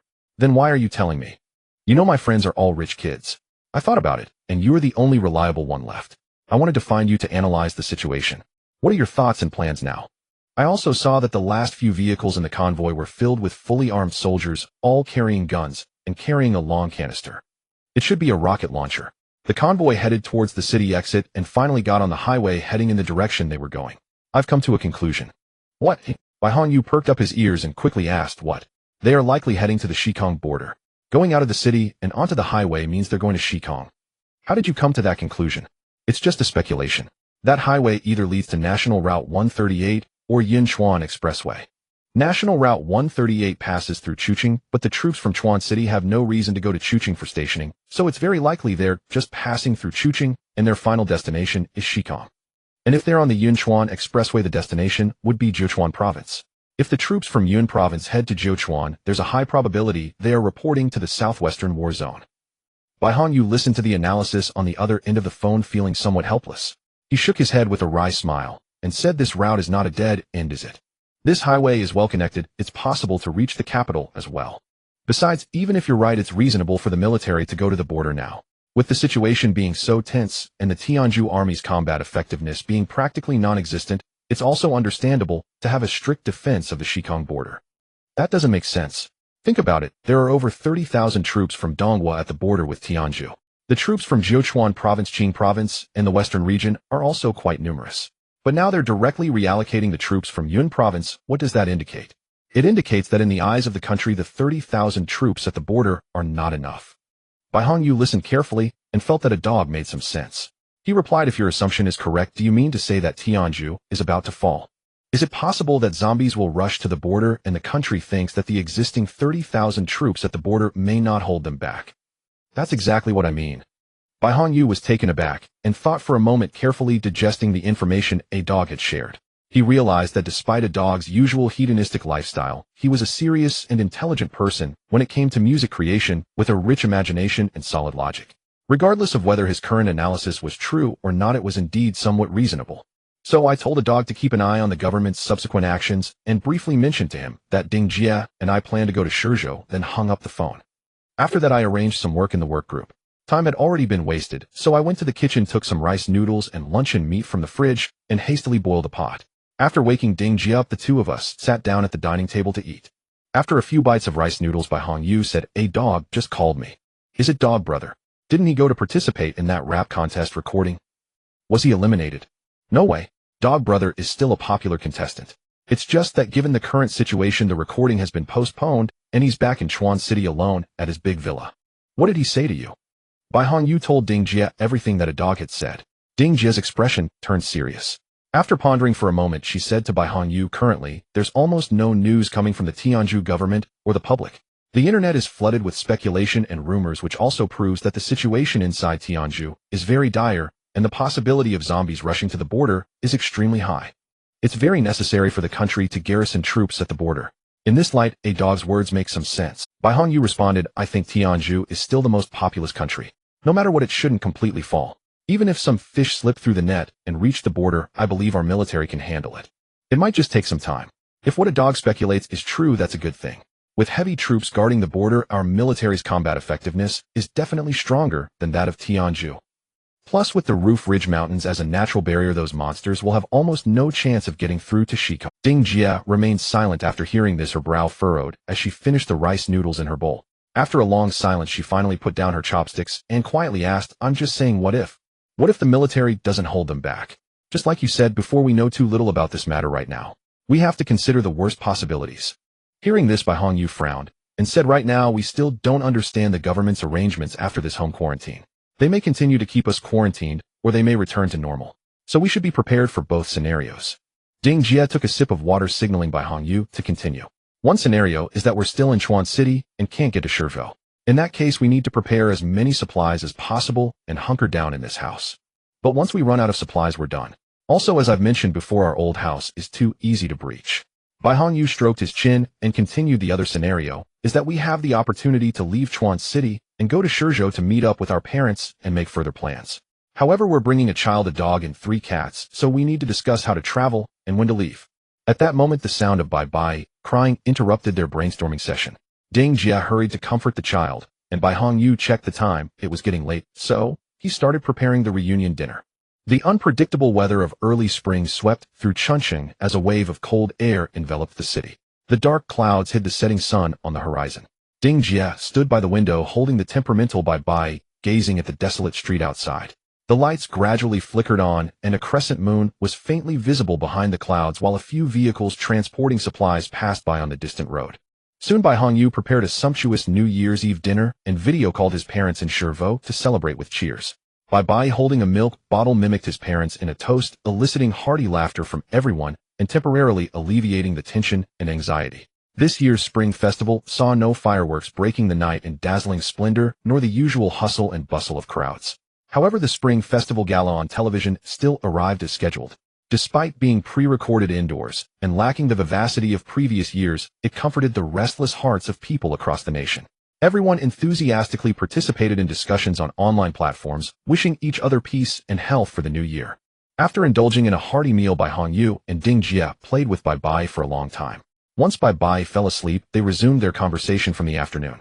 After some discussion, they concluded that if the situation escalated domestically, staying in Chuncheng would be unwise, and they must head to Shizhou. After all, the 3 elderly were still there.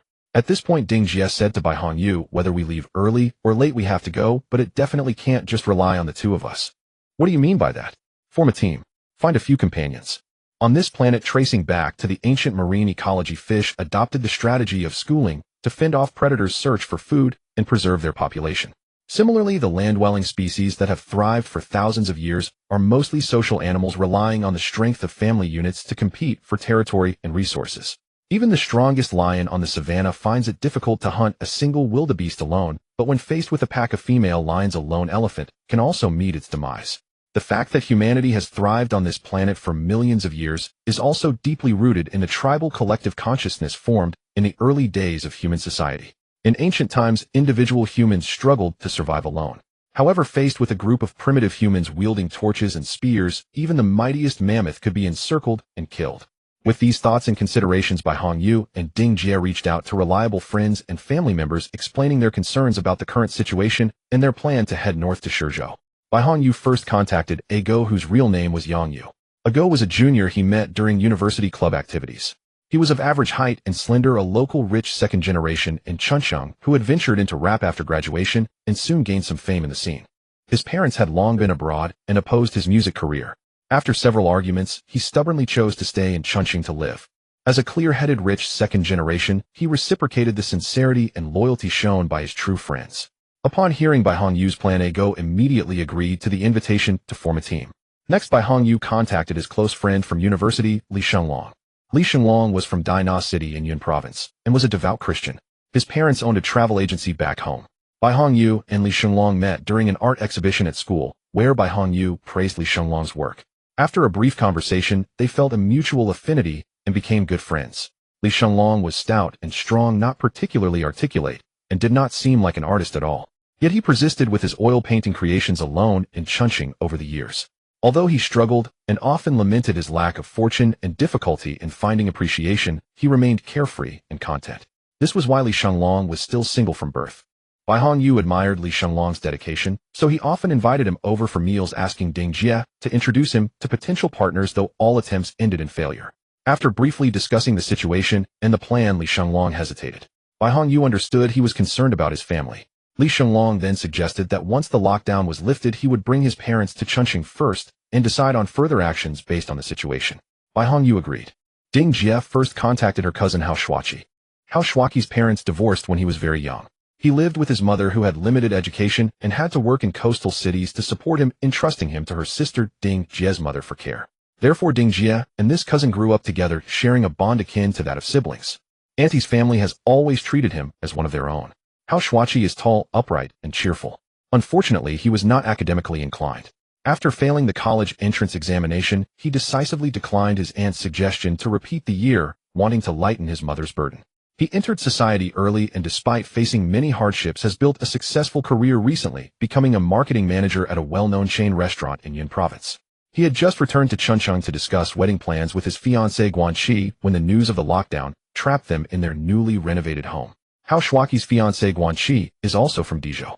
After graduating from a normal university, she became a professional model due to her tall stature and unique beauty. She often exercises at the gym to maintain her figure, where she met Hao Shuaqi, who shares her passion for fitness. The two fell in love at first sight, and through various encounters they got together. Their relationship has been stable, having met each other's parents early on. They had planned to marry, but unexpectedly Guanxi's parents suffered a tragic accident, and both passed away. Guanxi was deeply affected and fell into profound sorrow, putting wedding plans on hold. It wasn't until the end of last year that Hao Shuaqi proposed to Guanxi again, and everything fell into place to prepare for their wedding this year. Upon learning that her cousin and Guanxi were also in Chuncheon, Ding Jie shared her plan, and they immediately agreed with her idea. Ding Jie then contacted her close friend Qin Jiamei. Qin Jiamei is a nurse, kind-hearted, gentle, and approachable.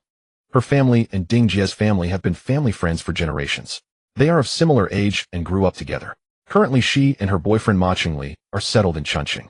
Ma Qingli, 6 years her senior, works as a pharmaceutical representative and has chosen to develop his career in Chuncheon with his family back in the north. After hearing Ding Jie's account, Qin Jiamei excitedly told her, "We also have plans to head north. Ma's family is in the north. After all, the Central Plains region is relatively safer. But my parents are still in Dizhou, so after the home quarantine ends I plan to bring them to Chuncheon to live together. It will be more prudent to start off together with more people." The two instantly clicked and chatted a bit more like close friends before hanging up the phone. After Bai Hongyu and Ding Jie exchanged the results of their calls, Ding Jie quickly created a chat group, and after a moment's thought renamed it Survival Team in case of emergency. Everyone in the group was familiar with one another and began to greet each other and chat idly. Just as the conversation was heating up, A Go shared a news link in the group titled, "Shocking the World, Tianzhu conducts nuclear explosion in Mengang on the 21st. It's over. Tianzhu has lost control of the situation. They blew up the entire Mengang with nuclear weapons 2 days ago, and the news is just coming out now."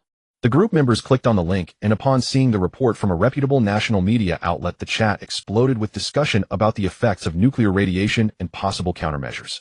Although they ultimately couldn't devise a foolproof plan, they reached a consensus after the quarantine ends they must leave Yun Province quickly and find a safer place to settle down while monitoring the subsequent developments. In the remaining days, everyone was hoping that the home quarantine would come to an end soon. 3 days passed in the blink of an eye, and the government finally announced the end of the home quarantine, but transportation remained closed, and without special reasons one could not leave their location.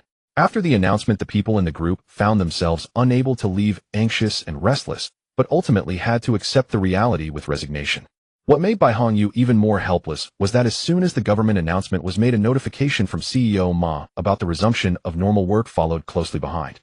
Bai Hongyu forced a smile as he prepared to pack his things for the company, while Ding Jie anxiously said, "Now that things are like this, will there still be projects at the company? Why don't you take a leave and not go? I'm really feeling uneasy. If it really doesn't work, just quit." Bai Hongyu waved his hand helplessly and said that won't do. "Not to mention what will happen later, I haven't even received last year's year-end bonus yet. After all, the situation in the country was not too severe yet. We should just carry on with our lives. We cannot afford to lose our jobs." Ding Jie sighed, comforting herself that she was just being overly anxious. "Don't worry, I will pay attention to safety. I've brought self-defense weapons," Bai Hongyu said as he lifted his clothes, revealing a dagger sheathed at his waist. Ding Jie hurriedly covered his clothes. "Be careful. Don't let others see it." Bai Hongyu adjusted his clothing, then carefully put on his protective suit and said, "I know what I'm doing, you don't need to worry. By the way, Old Wu has already contacted me by phone. He can come tomorrow morning to install the soundproof panels and reinforce the windows. During my lunch break tomorrow, I will come to pick you up to go to the old street to buy supplies." "Okay. Then today I'll take Bu Yi for a walk nearby. You all take care, and don't go too far and avoid crowded places." "Sure." Ding Jie quickly tidied up the house, checked the supplies at home, fed Bu Yi, then had a simple lunch. After a short nap, she pushed Bu Yi, who was sleeping in the stroller, out the door. Along the way, she found that the nearby vegetable market, supermarkets, pharmacies, and grocery stores were all crowded with people, and many were frantically hoarding supplies.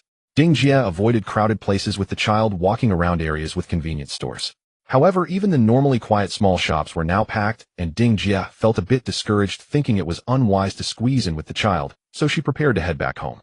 As she was heading back, she saw many uniformed people with loudspeakers maintaining order in front of the bustling shops. Seeing this, Ding Jia went to a relatively less crowded small supermarket to queue up. With personnel maintaining order, Ding Jia soon entered the supermarket to shop. Estimating the weight she could carry while pushing the stroller, she only bought some vegetables, fruits, and meat along with some tissues and canned food, then hurried back home planning to ask Bai Hongyu to drive and get 3 or 4 loads of supplies tomorrow. On the very first day back to work, Bai Hongyu's company received notifications from several clients about contract cancellations. Seeing CEO Ma's anxious and flustered expression, Bai Hongyu wanted to ask about the year-end bonus several times, but ultimately swallowed his words. Consequently, the company was left with nothing to do for the time being. After a few phone calls, CEO Ma gathered all employees for an urgent meeting announcing that everyone should temporarily stay home and return to work only when there were tasks to be done, during which time everyone would receive 30% of their original basic salary. After CEO Ma made his decision, everyone began to whisper among themselves, expressing their difficulty in accepting it. CEO Ma gave a wry smile and added, if the remaining money in the account runs out and there are no new projects, everyone will have to find their own way. Hearing CEO Ma's words, even if everyone was reluctant, they could only accept it silently. This time they all clocked out together right on time. Bai Hongyu drove home stuck in traffic all the way and saw long lines of people everywhere. Passing by a grocery store, he even saw a sign saying rice was sold out, and he couldn't help but admire Ding Jia's foresight, realizing that the supplies were indeed essential. After returning home, Bai Hongyu briefly told Ding Jia about the company's decision. In her heart, Ding Jia felt more relieved knowing that their savings could still support daily expenses for a long time. She actually preferred that the family could stay together during this time. Bai Hongyu then called Ding Jia to help move the pile of supplies from the balcony into the living room. They laid out some cardboard boxes on the floor and covered them with a layer of plastic bags before putting the supplies back. Then they sorted the medicines into storage boxes before feeling at ease. Bai Hongyu turned to Ding Jia and asked, from the list you organized last time, what main items have we not bought yet? Of course, we should prepare as much food as possible. Right now, we mainly lack energy supply items that we haven't prepared at all. If the power and water go out, it will be disastrous. We should prepare some solid alcohol, camping stoves, and gas canisters, but stocking too many flammable materials at home is ultimately unsafe. Moreover, these are consumables. We will also need to get a solar panel. We also need to find a way to buy more water and fill all the containers at home that can store water. We have a water purifier, and when sealing the windows, we should leave a spot to see if we can install a rainwater collector. Tomorrow morning, I will wait at home for Old Wu to come and install it. You hurry to the outdoor supply store and check out the one on the outskirts of the city. There should be fewer people there. Okay, I stocked up quite a bit of formula for Bu Yi during the shopping festival last year, but it wouldn't hurt to get more. I'll stop by the mother and baby store tomorrow on the way. Is there anything else important? Salt, sugar, and vitamin tablets. Get them if you can. No problem. The next day, Bai Hongyu got up at 5 in the morning, quickly cooked a fried egg pancake, and after putting on his protective suit, hurried out the door. Although it was still dark, the roads were already crowded with people in front of pharmacies, supermarkets, grocery stores, and small shops, so Bai Hongyu had no choice but to drive towards the outskirts. When he arrived at a market on the outskirts, it was already bright. Bai Hongyu parked his car and vaguely remembered that he had accompanied Li Shenglong to this market to buy supplies at an outdoor supply store. He recalled that this store was quite remote but offered good quality at reasonable prices. However, since it had been a long time, Bai Hongyu decided to first take a look around. He found that most shops in the market were still closed, but there were quite a few people coming to shop. After wandering around, he finally found the store he remembered in the far corner of the market. It was a small shop hidden in the corner with its sign made of wooden frames and faded spray-painted colors. The army green camouflage pattern had lost its color, and the shop door was still tightly closed. Bai Hongyu went around again, but didn't find any other outdoor supply stores. During this time, he noticed a newly opened plant shop and bought some nutrient soil fertilizers and tools, planning to grow some potatoes, scallions, and garlic at home. He then entered a coffee shop to buy a cup of coffee and sat down on the steps in front of the outdoor supply store. Bored, he opened his phone to check the news, hoping to find the latest updates regarding the Tianju zombies. Coincidentally, he came across a live broadcast of a press conference held by the Dongwu government regarding the outbreak of the Tianju monsters.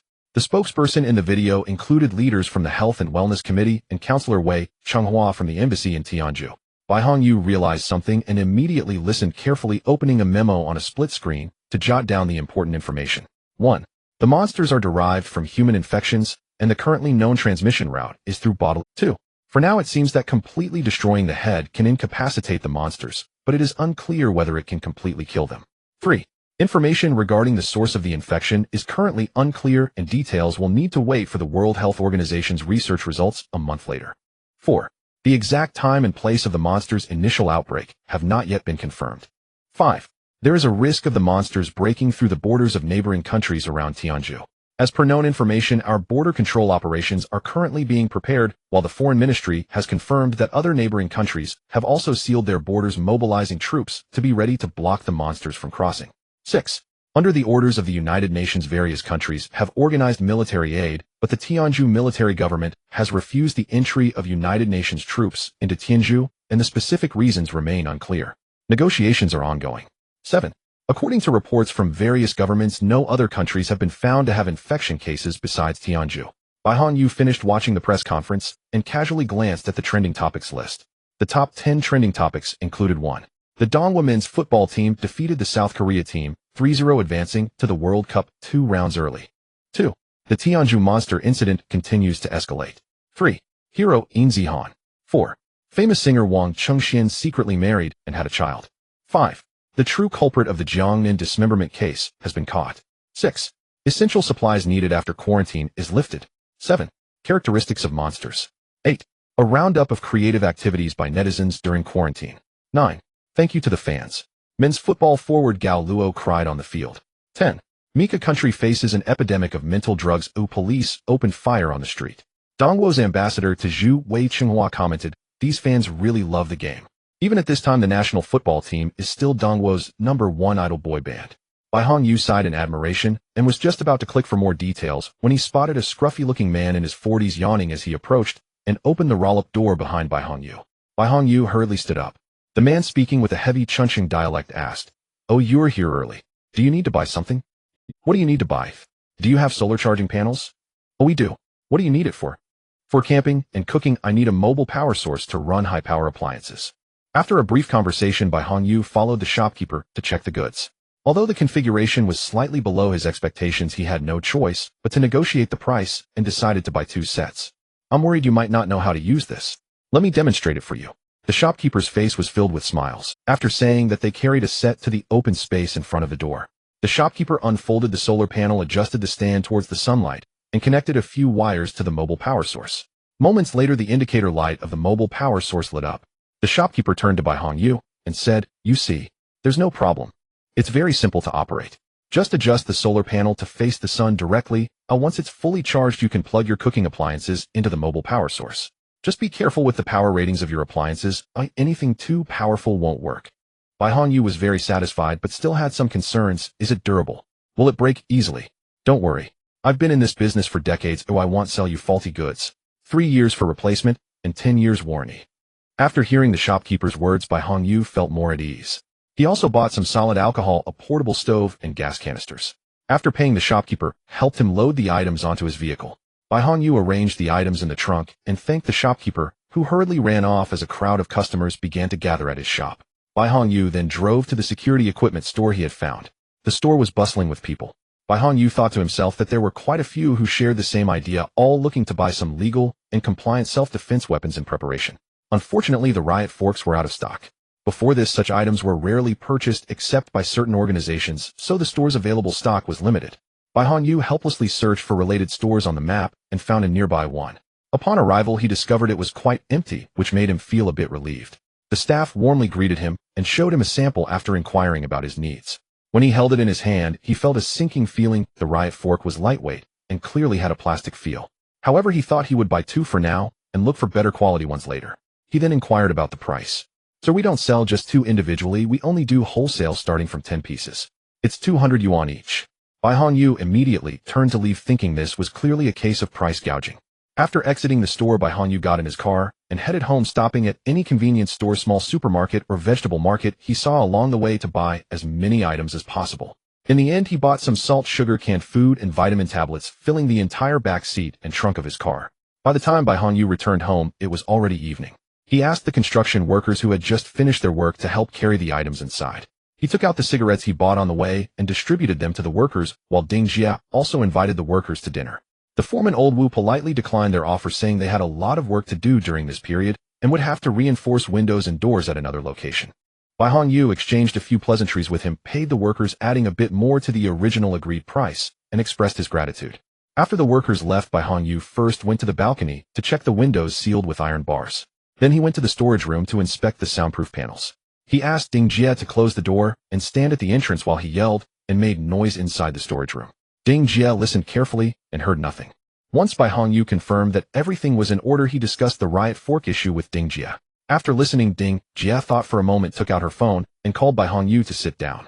She searched for something on a short video platform and placed the phone in front of Bai Hongyu. It was a page of a video blogger whose profile picture was of a long-haired man nicknamed Welding Beast. Bai Hongyu was puzzled and clicked on a video. In the video, the blogger with wild long hair was holding a chainsaw and said, "Our sofa at home isn't sturdy enough and it often breaks when we jump on it while dancing, which is very inconvenient. Today I'm going to make a sofa out of rebar for everyone." After that, Bai Hongyu saw the man with his flowing long hair accompanied by thunderous rock music, welding sparks flying everywhere. After a series of operations, a sofa made of rebar appeared before him.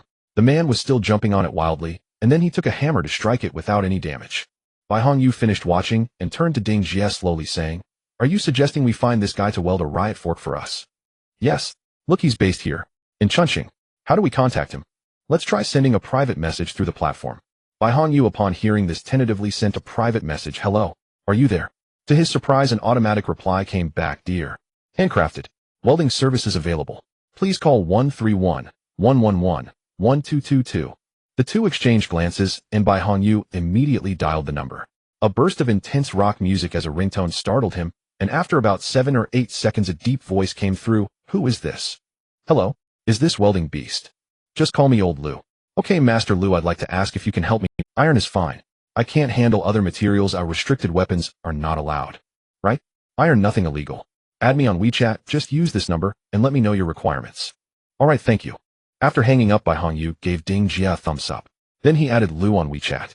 After discussing for a moment, Bai Hongyu edited a message and sent it. "Riot fork made of rebar, total length 2 meters, can be folded in the middle with a soft material wrap on the grip, preferably leather. Can I use rebar directly? I can only wrap the grip with umbrella string, and the fork part needs to be made into a shape with steel, but it can't have sharp points or edges."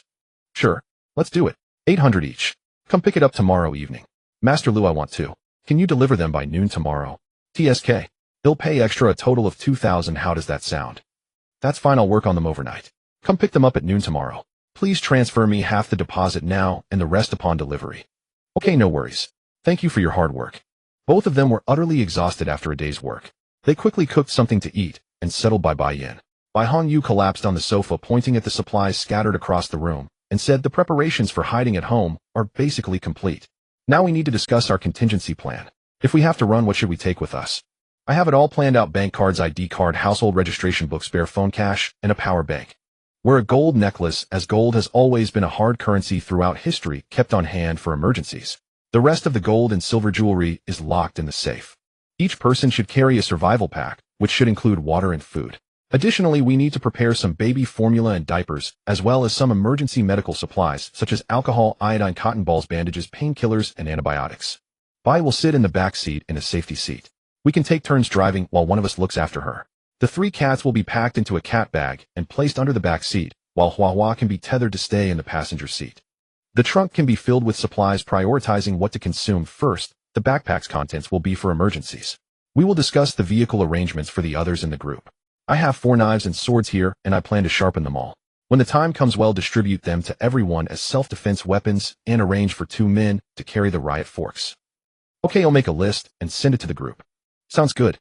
Ding Jie took out her black notebook and, following her notes, edited and sent out the message. "Dear friends, please prepare the following items for emergencies: a large capacity backpack, preferably a hiking backpack, bottled water, 8 treasure porridge, Snickers bars, several packs of compressed biscuits, several cans, vitamin tablets, alcohol, iodine, cotton balls, bandages, painkillers, antibiotics, a lighter, a flashlight, and a power bank. ID cards, bank cards, and cash, along with other important supplies that everyone can think of. Please prepare these items as soon as possible and place them in a conspicuous spot near the front door." Shortly after, Li Shenglong replied in the group, "I haven't been able to buy medicine all year. There are no medicines at home. Today I ran to several pharmacies, but all these medicines are limited in purchase and are almost sold out." Guanxi quickly followed up with a one message. Ding Jie typed a reply. "We have some extra, and we can share it with everyone when the time comes."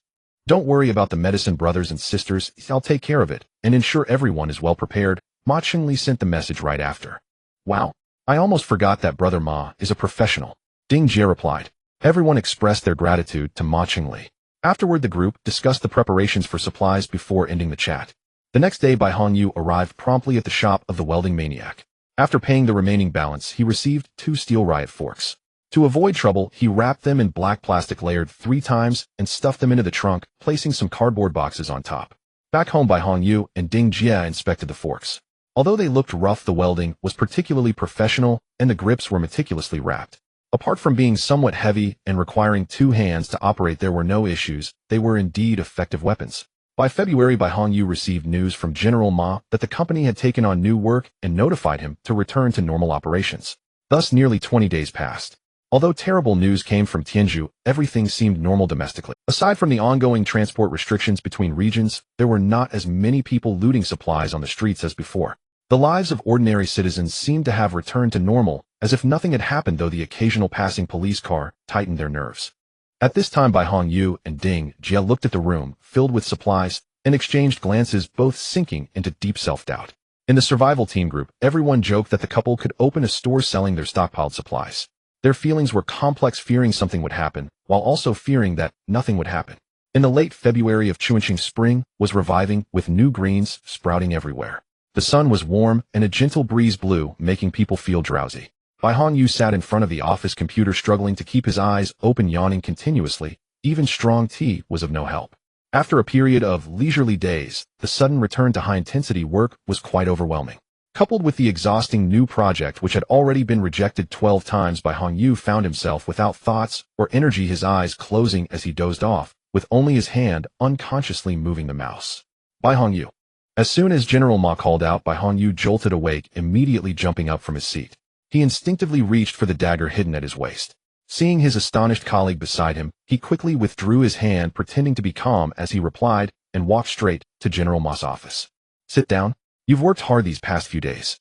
After sitting down, Bai Hongyu thought, I'm not working hard, I'm just unfortunate. What's the client going to pull this time? General Ma, does the client have any new requirements? They've terminated the contract. What? I've submitted 12 drafts to them in nearly a month. They always have new ideas. Can you blame me for that? Don't worry, it's not your fault. The client headquarters decided to withdraw the budget for this project at the last minute. That's ridiculous. A bunch of untrustworthy idiots. Don't refund their deposit. Bai Hongyu's face turned red with anger as he pounded on General Ma's desk. Calm down. I initially thought this old company shouldn't act this way. Just now their boss spoke directly to me, apologizing and offering an additional 10 compensation for not refunding the deposit, which made me feel somewhat embarrassed. Who the fat old man? Apologizing to you. Offering compensation. General Ma's expression was serious as he leaned closer to Bai Hongyu and said, You also find this unusual, right? I immediately thought this matter is definitely not simple. I tried to pry more information from him. Although he didn't say it outright, I gathered the general idea. What? Bai Hongyu became alert. The monsters are probably already at the border of Xikang. After saying this, General Ma paused for a moment, glanced at his phone, and continued. To verify this guess, I contacted a friend who is teaching in the Linzi area of Xikang. He told me that strict lockdowns began across Xikang yesterday. Areas close to the border are evacuating civilians. Some reported faint explosions heard along the evacuation routes, but it's unclear what happened. After hearing this, Bai Hongyu's face turned pale. He forced a smile and said to General Ma, Since there hasn't been any news today, if those monsters have indeed arrived at the border, our army must have dealt with them right. General Ma shook his head helplessly and said to Bai Hongyu with sadness, Once it starts, who knows when it will end? I originally thought Huss order could sustain the company for a few more months, but it seems they are already preparing to cut costs and save resources. The company can't hold on much longer. Don't say that, General Ma. There will always be a way. Let's see how the situation develops. If it really comes to it, I won't take a commission for this order. We can discuss it once the company gets back on its feet. Bai Hongyu gritted his teeth and said. General Ma sighed, repeatedly sighed. Seeing this, Bai Hongyu understood General Ma's meaning and didn't say much. He thought to himself that if it really came to this, losing his job wouldn't be such a big deal. Surviving was the most important thing. Back at his workstation, he searched the computer for information and found no news about any battles at the border. Then he thought of changing the location in his video software to a small village on the border between Donghua and Tianzhu, searching for videos posted by people nearby.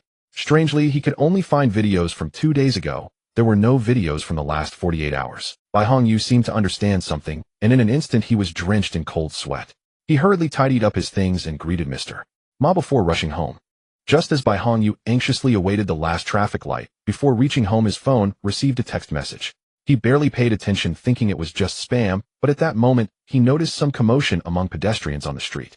Many people stopped to look at their phones and moments later some started running frantically, while others hastily picked up their phones to make calls. Cars on the road suddenly began honking and cutting each other off. Bai Hongyu quickly grabbed his phone and opened the recent message. All citizens regardless of gender or age in the border states and cities of Fanyun province, including Dizhou Nuzadichin, Songqing Chashi Hongzhou, and Dana, are to evacuate northward within the province immediately. Various departments are assisting. Immediate execution. The message was signed by the provincial government of Yun province. Just as Bai Hongyu finished reading the message, Ding Jia called him. Old Bai, where are you? Did you see the message? I saw it. I'm almost home, let's talk when I get back. The roads are a complete mess right now. Okay, stay safe. Fortunately, after passing the traffic light, he arrived home. Bai Hongyu parked the car and jogged in. As soon as he entered, Ding Jia hurriedly beckoned him to the living room. We were worried about the wrong direction. It's not coming from the Tianzhe's border. It's coming from the direction of Myanmar and Vietnam. What? How could that be? Ding Jia was trembling slightly with anxiety as she pointed to the emergency news playing on the TV, rewinding the progress bar. Dear viewers, we interrupt this broadcast with an urgent news report. A swarm of monsters spreading from the direction of Tianzhe has encountered our border defense forces on February 19th. The battle on February 19th lasted for 4 hours, and our military successfully repelled the monsters beyond the National Gate, with an estimated kill count of over 400,000 monsters. We have also obtained live samples of the creatures. As of 9:52 a.m. today, no monsters have breached the Dongzhou borderline. However, the situation changed suddenly. Satellite intelligence indicates that swarms of monsters have already appeared at the Yun province border. The border forces of Yun province and Gue province are fully engaged in repelling them. Currently, swarms of monsters are attacking the border from the mountains in Myanmar and Vietnam. The central government is urgently organizing troop mobilizations to intercept the monsters along the line, and evacuation efforts for citizens have also been fully initiated. Electronic devices in Yun province and Gue province received evacuation notifications at 10 a.m. today. We call on citizens who have received this message to remain calm and to follow the government's arrangements. Citizens at the border are to complete the evacuation orderly under the guidance of government personnel. Citizens in other areas who receive this message should temporarily remain in lockdown and silent and not leave their counties or cities without authorization. Transportation resources will be prioritized for border support. What's going on with these Southeast Asian countries? Why is there not a single warning beforehand? Ding Jia replied with a worried expression. Could it be that the outbreak was too sudden and spread too quickly? These countries' defense capabilities are far inferior to Tianzhe's, and with the complex terrain, they probably didn't even have a chance to organize a defense. The outbreak in Tianzhe's was mid-last month. Now fighting has already broken out at the Xikang border, which means Tianzhe's only held out for a little over a month. If we deduce from this, Tianzhe's must have fallen and the monsters are spreading to surrounding countries. These Southeast Asian countries may have lasted no more than a week. At this point, Bai Hongyu seemed to be filled with despair, but then he continued. Right now our borders not only face monsters from the direction of Tianzhe's, but also from Southeast Asia. It's possible that the Middle East has already been infected as well. The two fell silent for a moment. Ding Jia held her sleeping daughter looking at the supplies they had jokingly discussed just days ago, feeling somewhat reassured. My parents called me today and said that my dad is taking good care of them. They have also made some preparations over there. I told them about our current situation and plans. As soon as the lockdown is lifted, we will head to Shizhou to meet them. If the worst comes to pass, and we are trapped in Chongqing, we can still hold out with these supplies. After that we will do our best, and leave the rest to fate. Deep into the night, the survival team group chat exploded with messages. There are no updates available on the border regions on any online platforms. Chen Jiamei was the first to speak. To avoid causing panic, all relevant information has been blocked. My parents sent me a video, and I'll share it with you. Li Shenglong replied. Ding Jia and Bai Hongyu opened the video that Li Shenglong sent. The videographers seemed to be standing on a hill, filming the road below. In the video, people were running desperately with large and small bags, their faces filled with fear and panic. A woman carrying a backpack was shoved by someone behind her, breaking the strap, and supplies scattered everywhere. There was no time to pick them up, and food was trampled into a mush. The woman was crying out in pain, and an elderly man with a cane was being supported by a couple. He was knocked to the ground by someone who wasn't paying attention. A young man was about to confront the culprit, but they had already run off, disappearing into the crowd. The video suddenly cut off, and clicking on it showed a message that said video not found. Oh no, the video is gone. Bai Hongyu said, surprised. Li go what happened in the video after that. I just clicked on it, and it says the video is no longer available. How Schwachi chimed in. The chaos in the crowd escalated, and there were screams. My parents also started running, and then the footage ended, Li Shenglong replied. Does that mean that the monsters have already entered Yun province? Are they chasing them? Guanxi asked. Most likely. Li Fatty, how are your parents doing? My dad hasn't replied since sending me that video. I don't know what's happening, hopefully they are safe. Everyone fell silent upon hearing this. It was clearly not a good sign. Moments later, Hao Shuachi sent a message. Li Xiong, don't worry. Our military must have arrived. The lack of response could be due to a dead phone battery or blocked signals. It's just temporary disconnection. Jiamei, can you get in touch with your parents? Ding Jia quickly changed the subject.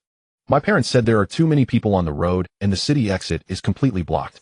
They can't get out now and are worried that if something happens with so many people, the two elderly folks won't be able to escape. After discussing, they decided to hide in the mountains at their old home. But aren't we all supposed to evacuate now? Isn't it also unsafe in the mountains? Bai Hongyu asked. Brother Bai Shao, Jia probably hasn't told you, but my mom's hometown is deep in the mountains. It takes crossing 3 mountains to reach that village, and there's only one road into the village. They won't have any trouble with food and drink there. Given the current situation, hiding there is indeed more prudent for now. Afterward, we can assess the situation and make decisions. Chen Jiamei directly sent a voice message to the group. That sounds reasonable. By the way, why hasn't Ma Gu said anything? Bai Hongyu inquired. Chen Jiamei replied. He's been very busy with work these days, don't worry about him. We'll talk and I'll inform him if anything happens. Bai Hongyu responded with an Right, aren't all the people fleeing the border supposed to evacuate to Chunqing? Isn't that too risky? Guanxi asked. The news just released a new update. The main temporary evacuation points are in Tianfu and Chunqing. Some areas in Gui province will evacuate to the outskirts of Ningxing. Universities and scientific research institutions near the border have all safely arrived at the designated evacuation points in Chunqing and Tianfu. Bai Hongyu replied via voice. That means a lot of people will be coming to Chunqing. What should we do next?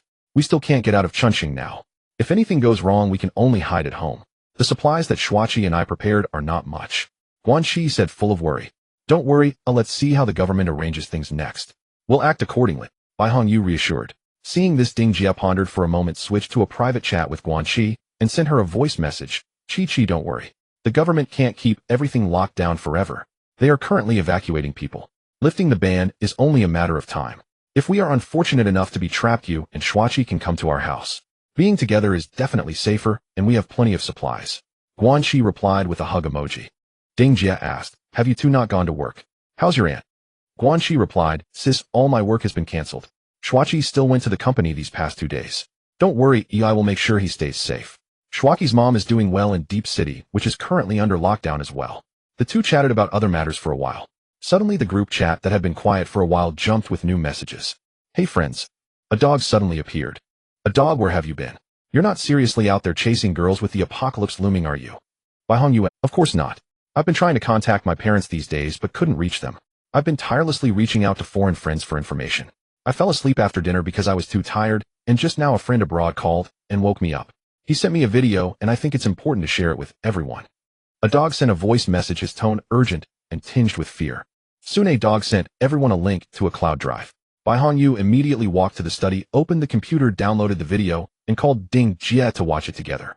In the video, a woman in pajamas was standing on the opposite balcony looking down at the ground.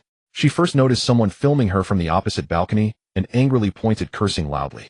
Then, seemingly noticing something, she yelled and looked down in terror, quickly closing the window, drawing the curtains, and running into the living room. Before long, a blood-soaked man climbed onto the balcony in a way that was hard for ordinary people to comprehend, clawing at the outer ceramic tiles. There was a steel bar about a centimeter thick separating the balcony, but the man was blocked. Frustrated, like a volcano ready to erupt, he let out a roar, his muscles tensing and straining. The blood vessels in his neck could not bear the pressure and burst, spraying blood like a fountain, sending chills down one's spine. The man then freed his right hand, grasped the steel bar, and with a sudden force yanked it down, taking the entire frame with him as he violently tore down the partition from the balcony and threw it down, causing a loud crash upon hitting the ground. He then punched through the glass, shards flying everywhere. Although his fist became bloody and mangled, there was no sign of pain on his face. Without hesitation, he climbed onto the balcony, ripped open the curtains, and charged towards the woman hiding in the room. At this moment, the shooter zoomed in on the video, and the situation inside the opposite house became clear. The woman hiding behind the sofa screamed and scrambled up, yelling for help, intending to run to the bedroom, but was caught by the man, who lifted her by the neck. She desperately kicked with her feet, but it was of no use. Then with a single forceful grip the man crushed her neck, blood gushing out as her limbs went limp. Immediately he grabbed her head, and this horrifying process lasted nearly a minute, and the flesh on the left side of the woman's face was almost completely consumed, exposing her skull. Only a thin strip of muscle connected to her right face was still oozing blood. Then the woman began to convulse violently, while the man continued to feast, completely unaware of her changes. Suddenly the woman opened her arms, letting out a strange cry as she embraced the man's head and bit down hard, tearing off a piece of scalp. She then revealed an expression of realization and spat out the piece of skin. At this moment the man halted his actions, tilted his head, and stared at the woman before suddenly letting her go and turning to walk towards the balcony. It was then that they could clearly see the man's face. He appeared to be of European descent or from America. His originally white skin now had an ominous green hue, and his left cheek clearly revealed exposed teeth and jawbone. His tattered clothes were soaked in blood, and there was a large hole in his chest, faintly revealing his internal organs. The video abruptly ended, leaving Bai Hongyu pale, with fear, his stomach churning, while Ding Jie turned pale and began to dry heave into the trash can. Bai Hongyu suppressed his nausea and asked in the group, "A dog? Where is this happening? Do you have any news about it?" This happened in a small town on the border of Myanmar and America. It's absolutely real. I still have no news about my parents. So terrifying. Guanxi and Chun Jiame both expressed the same sentiment. This thing is even more ferocious than I imagined. If it really trapped in Chun City with the current accommodation, it's definitely a dead end. Li Xinglong, who had been silent for a long time, also joined the discussion after watching the video. The group chat fell into a long silence. Bai Hongyu was processing the shock of the video while contemplating countermeasures, but his mind was a jumble. At this moment a dog sent a private message to Bai Hongyu. "Brother Bai, I have an idea, but I need to ask you some questions." "Go ahead," Bai Hongyu quickly replied. "Are these people in the group trustworthy? They are all close friends. What do you have in mind?" Without much thought, Bai Hongyu responded. "Chun City is still under lockdown. I asked my friends from the second-generation officials, and there's still no news of the lockdown being lifted. They just said that priority is given to evacuating the citizens at the border, and soon many more refugees will be flooding and making the danger unpredictable. You know, my family's villa has the best security in Chun City, and it can easily accommodate so many people. I haven't been able to contact my parents these days, and I've already thought of the worst possibility. I'm not afraid to admit that I'm quite scared being alone now. I want to invite you all to live in the villa together so we can escape together if needed. The more people, the safer it will be." A dog spoke sincerely, sending a long voice message. Bai Hongyu felt a mix of emotions after listening. After pondering for a moment, he replied, "A dog, don't worry too much. Your parents are prominent figures in Yun province. Even if they are abroad, they must have ways to ensure their safety. As for your proposal, let's discuss it further. After all, with 8 adults and a child in my home plus cats and dogs, it won't be easy. Although we have stocked up some supplies, it's still far from enough. Your place is indeed safer, but it seems that if we were to be attacked, it would only be a matter of time before it was breached. Reinforcing now would be too late. Hey brother Bai, what are your plans now?" "I'll think about it first." Ding Jie, who had been listening to their conversation, exchanged silent glances with Bai Hongyu. They returned to the living room, where Ding Jie poured a glass of water and drank it, her fear easing a little. She walked straight to the balcony, looking at the tightly nailed windows, and couldn't help but hammer on them. Bai Hongyu approached her and said slowly, "If that monster could tear down the steel partition with one hand, we probably can't withstand it either." Ding Jie remained silent. At that moment they noticed that the once quiet road in the distance was now bustling with traffic. Countless buses adorned with red flags reading "disaster relief vehicles" were slowly moving, and occasionally they could see military green trucks speeding by. In the distance, the once quiet railway line had also become busy, even showing the shadow of an old-fashioned train. "It seems the first batch of people evacuated from the border has arrived," Ding Jie said with concern. Bai Hongyu lowered his head to check his phone, refreshing the live news. He saw that Shikong and Jiuquan in the western regions were also beginning to orderly transfer citizens towards the northeast direction. Turning to Ding Jie, he hesitated for a long time before finally saying, "We must leave Chun City for Shizhou no matter what. But we can't get out now. We need to think of a way." As Bai Hongyu spoke, he turned and stepped out onto the balcony, sitting on the sofa rubbing his hands together, and took out his phone to send a message in the survival team group. "Brothers and sisters, we can't just sit and wait any longer. Brother Bai, do you have a plan?" A dog replied instantly, "We need everyone to start moving." I thought about it. Aside from the highways and provincial roads out of Chun City, there are also some village roads and country paths we can detour through. I suspect the blockade management in those areas won't be as strict. Plus, with so many relief vehicles flooding in from the border lately, the management pressure must be immense. We can try to see if there's a way out through some loophole. Bai Hongyu said, "Let's do it." I'll check out the outskirts of the West City tomorrow. Li Shenglong replied. Our hospital is on the east side, and the nearby village isn't far. After my shift tomorrow, I'll stop by to investigate. Chen Jiamei quickly responded as well. The north is the strictest, but I can check those small roads. A dog also chimed in. After some discussion, they decided Bai Hongyu would scout the northwest of the city. Ding Jia would stay home to look after Bai Bai, while Guanxi and Hao Shuachi would explore the northeast. The group finally felt a glimmer of hope. Although they knew the chances were slim, it was still better than doing nothing. They exchanged goodnights and went to rest with hardly anyone sleeping that night. Around 8 o'clock the next morning, Bai Hongyu, who had a night filled with nightmares, woke up feeling a headache. He saw Ding Jia, who was tightly hugging Bai Bai, and quietly got out of bed. However, Ding Jia, who usually slept well, woke up startled, her face filled with fear and dark circles under her eyes. Bai Hongyu turned and patted her back, lowering his voice to say, "It's okay, you can sleep a little longer. He'll be back soon." Ding Jia nodded and closed her eyes again in exhaustion after Bai Hongyu left the bedroom.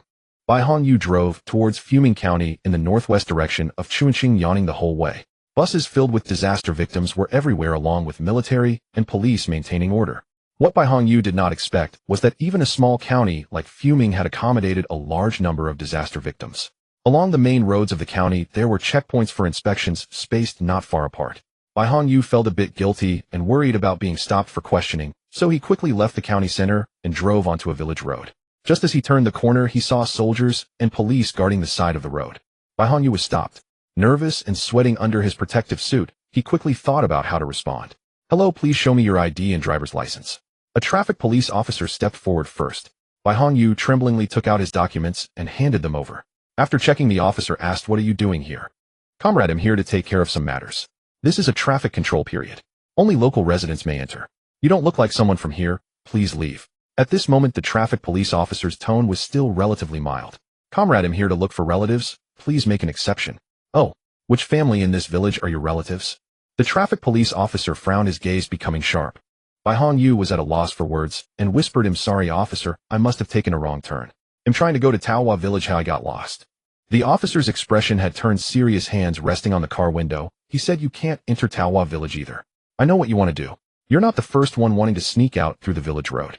I clearly tell you that residents of Chunqing are not allowed to leave the city. I advise you to head back home quickly and wait patiently for the government's notice."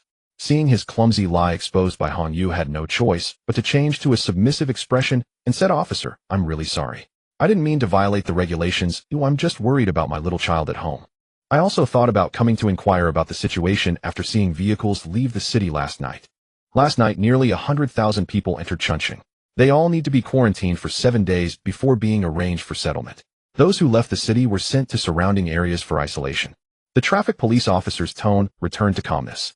"Officer, you are a good policeman. Thank you for telling me so much. Can I ask one more question? Do you have any idea when the lockdown will be lifted?" "I'm not sure. Currently, some places in other provinces and cities are gradually lifting their lockdowns, mainly to prepare for receiving disaster victims. Go home and wait for news. The government will definitely notify you as soon as the lockdown is lifted. Hurry and leave." The traffic police officer saluted Bai Hongyu, signaling him to turn around and leave. Bai Hongyu wanted to continue asking, but seeing the officer's tightly knit brows, he realized he had overstepped and thanked him repeatedly as he drove away. On the way back to the city, Bai Hongyu realized that this plan was unfeasible. He thought it was better to notify a few others not to inquire further to avoid wasting time on futile efforts, and it would be better to buy some supplies instead. At that moment, Bai Hongyu's phone rang. He put on his headset and answered the call, hearing Li Shenglong's frustrated voice. "Hello, Bai brother. How's it going on your side?" "Side, this road is blocked. How about you?" "I tried to sneak out, but it backfired. Before dawn, I rode my electric scooter to the west of Ning'an County, and there are troops stationed here. I didn't even get into the county, and I was stopped by the police at the county entrance. They asked me what I was going to do in the county, and I panicked and blurted out that I was looking for a way out of the city. They confiscated my electric scooter. After arguing with them a bit, they said I was disturbing the peace of the war and would take me into custody. I had no choice but to back down. Now I'm stuck on the roadside where there are no villages or stores, and I can't get a ride. Come and pick me up quickly." Bai Hongyu felt his already throbbing head ache even more. He sighed and replied, "Send me your location. They'll come to pick you up." Fuming County is nearly 60 kilometers from Ning'an County. When Bai Hongyu picked up Li Shenglong, he was already parched from the sun by the roadside. Once in the car, he downed a bottle of water in one go. The two estimated it was almost mealtime, so they found a nearby noodle shop and ate something. At this time, they also received messages from a dog and Hao Shuachi. A dog said he saw a disaster relief bus leaving from the North Toll Station. The information he gathered was consistent with what Bai Hongyu learned, stating that those were disaster victims sent to surrounding areas for isolation. The vehicles and crowds originally from Chongqing are not allowed to leave the city. Hao Shuaqi and Guanxi were spotted by the military police at the inspection checkpoint and were scolded thoroughly. They were warned that if they attempted such behavior again, they would be detained immediately, forcing them to return in disgrace. Seeing this situation, Bai Hongyu immediately notified Chen Jiamei that she no longer needed to investigate in the east after work, as it should be the same. After Chen Jiamei agreed, she inquired about the next plan. Bai Hongyu and Li Shenlong rested in a noodle shop.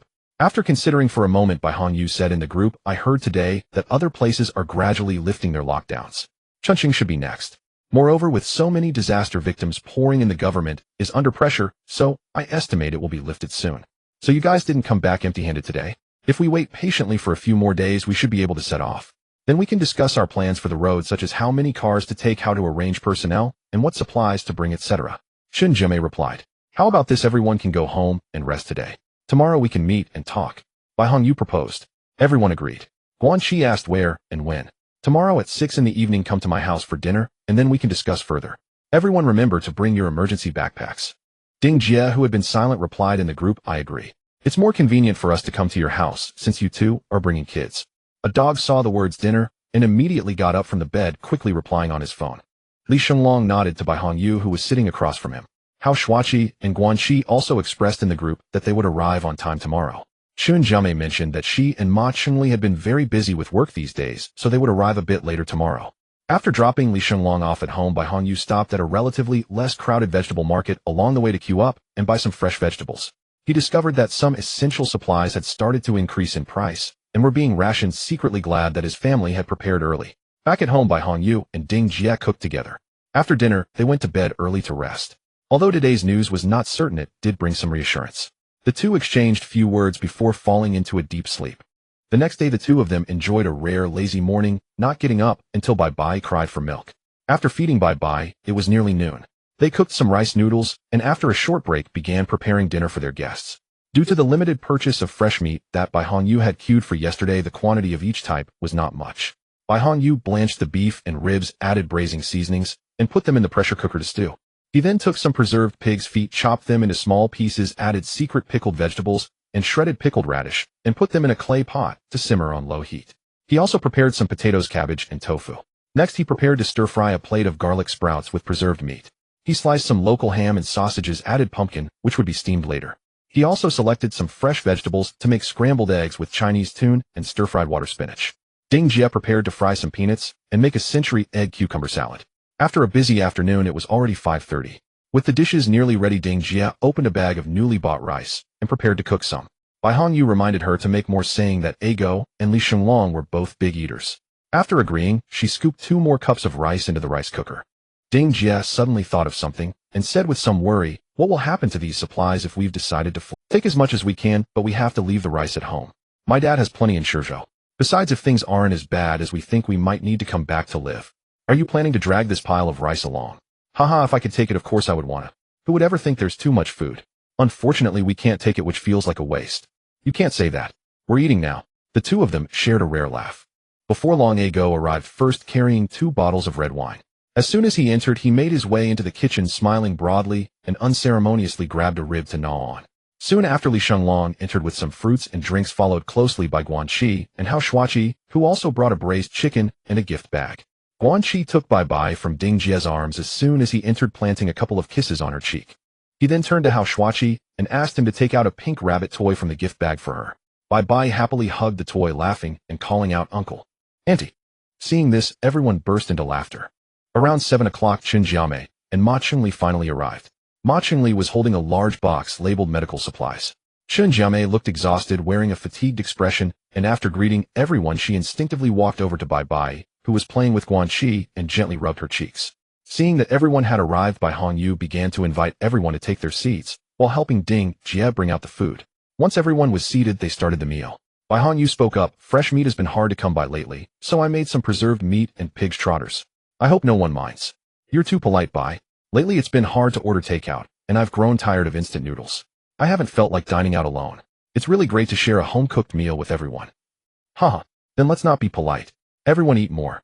It would be best to finish off those 5 bags of rice. Everyone turned around to look, bursting into laughter. Everyone immediately began to enjoy the meal. Only Ma Chengli found the food on the table not to his liking, and only ate a little as he watched Li Shenglong and Go devour their food, frowning slightly. Everyone eat first. Take your time, and once you're full we can discuss things. Bai Hongyu called out.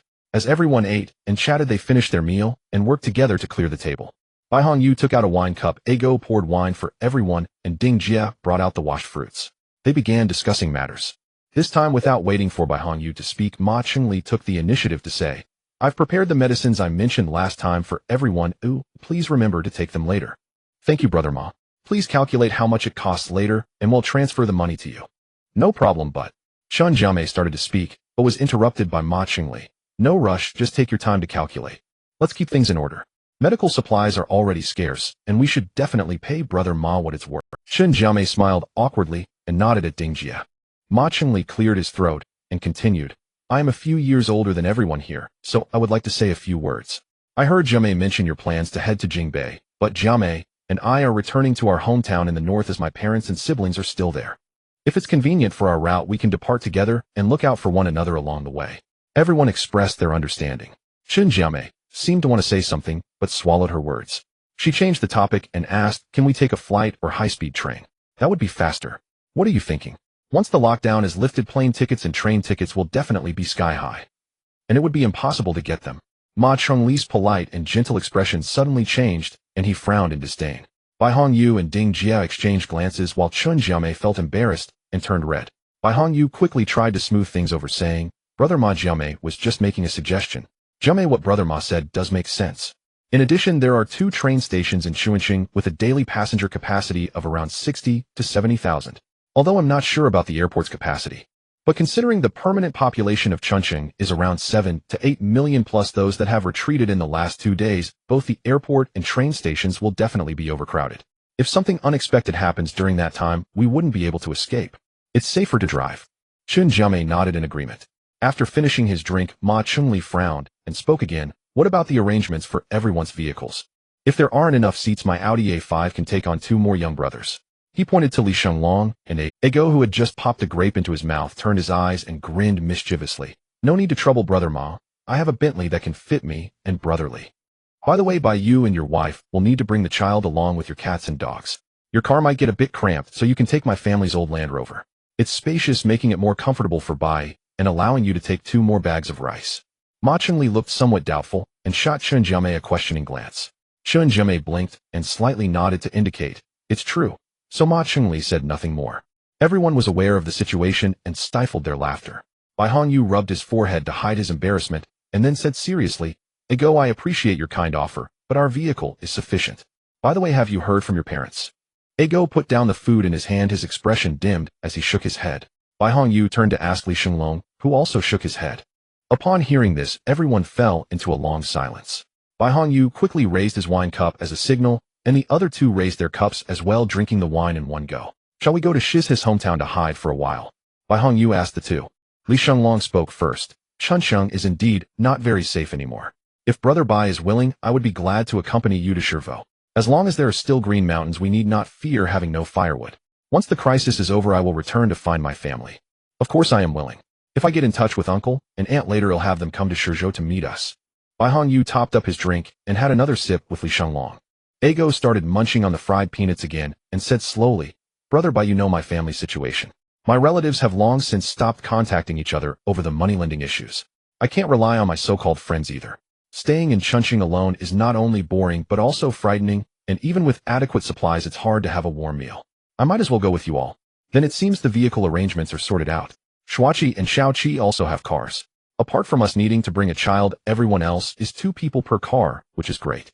We have enough space to take as many supplies as possible, and who knows what might happen on the road. It's always better to be prepared. Speaking of which, I feel that there might just be some traffic on the road, but the government should coordinate the traffic, well, leaving us enough time to evacuate. I don't think it will be a big problem. Ma Chengli spoke again. Hao Shuachi, who had been quiet, cleared his throat and said, that may be true, but it's better to be cautious. We should prepare some food so we can handle it even if there's a traffic jam. But what if? What if we encounter monsters? We should be prepared. Ma Chengli said excitedly, everyone has seen the videos of the monsters. Those terrifying creatures are incredibly strong. We can only run when the time comes. Run? Can we really escape? They are not only strong, but also very fast. I'm not good at running, and Brother Bei's family is still holding a child. How can we run? Li Shunlong spread his hands, saying helplessly, so what do you mean? Seeing that he was being rebutted again, Ma Chungli's face showed a hint of anger. If we really encounter those monsters, running is likely not an option. It would be better to fight back, at least to protect the women and children.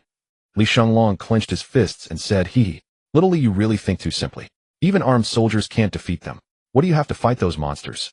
Carelessly, you might become one of those monsters. Ma Chungli said sarcastically. So Brother Ma, does that mean you don't care about the women and children? Just run for your life if you can, eh? A dog said, somewhat displeased. That's not what I mean.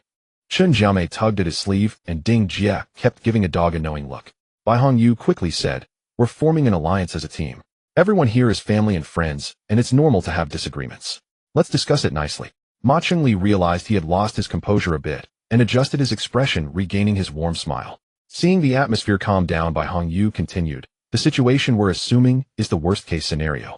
If we encounter monsters on the road, it means Chuncheng has already fallen and the army couldn't hold it. That would be a desperate situation.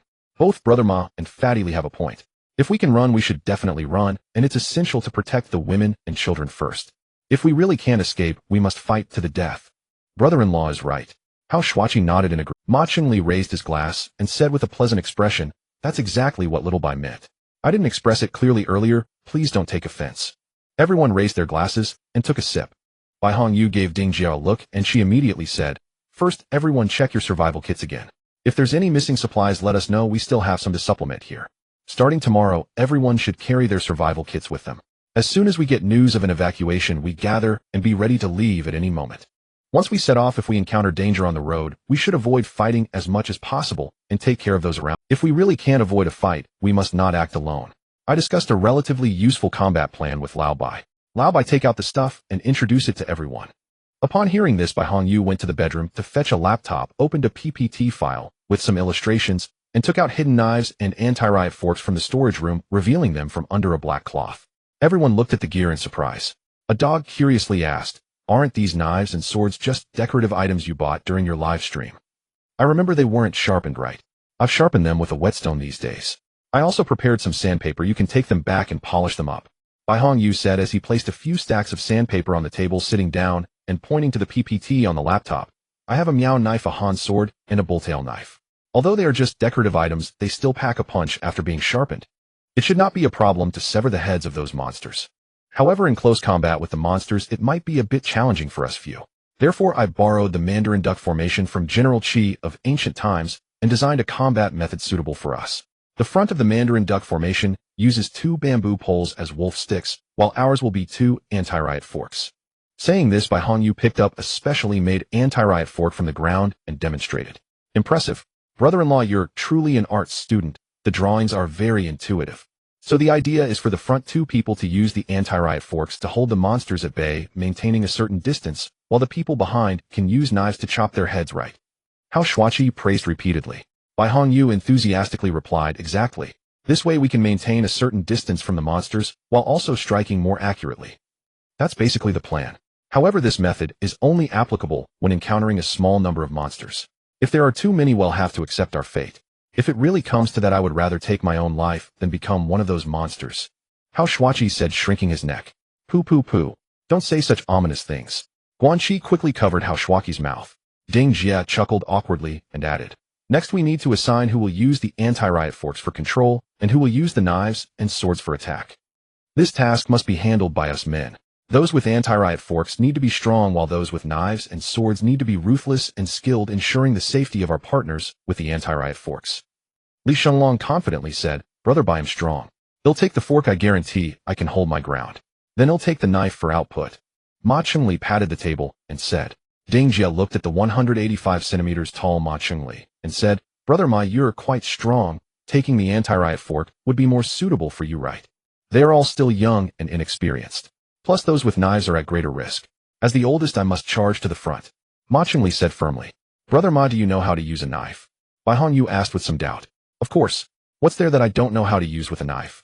Ma Chungli patted his chest while Chun Jiamei looked at him with a puzzled expression. Ding Jie wanted to say something else, but Bai Hongyu gave her a look and she stopped. Just as Bai Hong Yu was about to speak, a dog jumped in first, saying, "Brother Ma has really thought this through.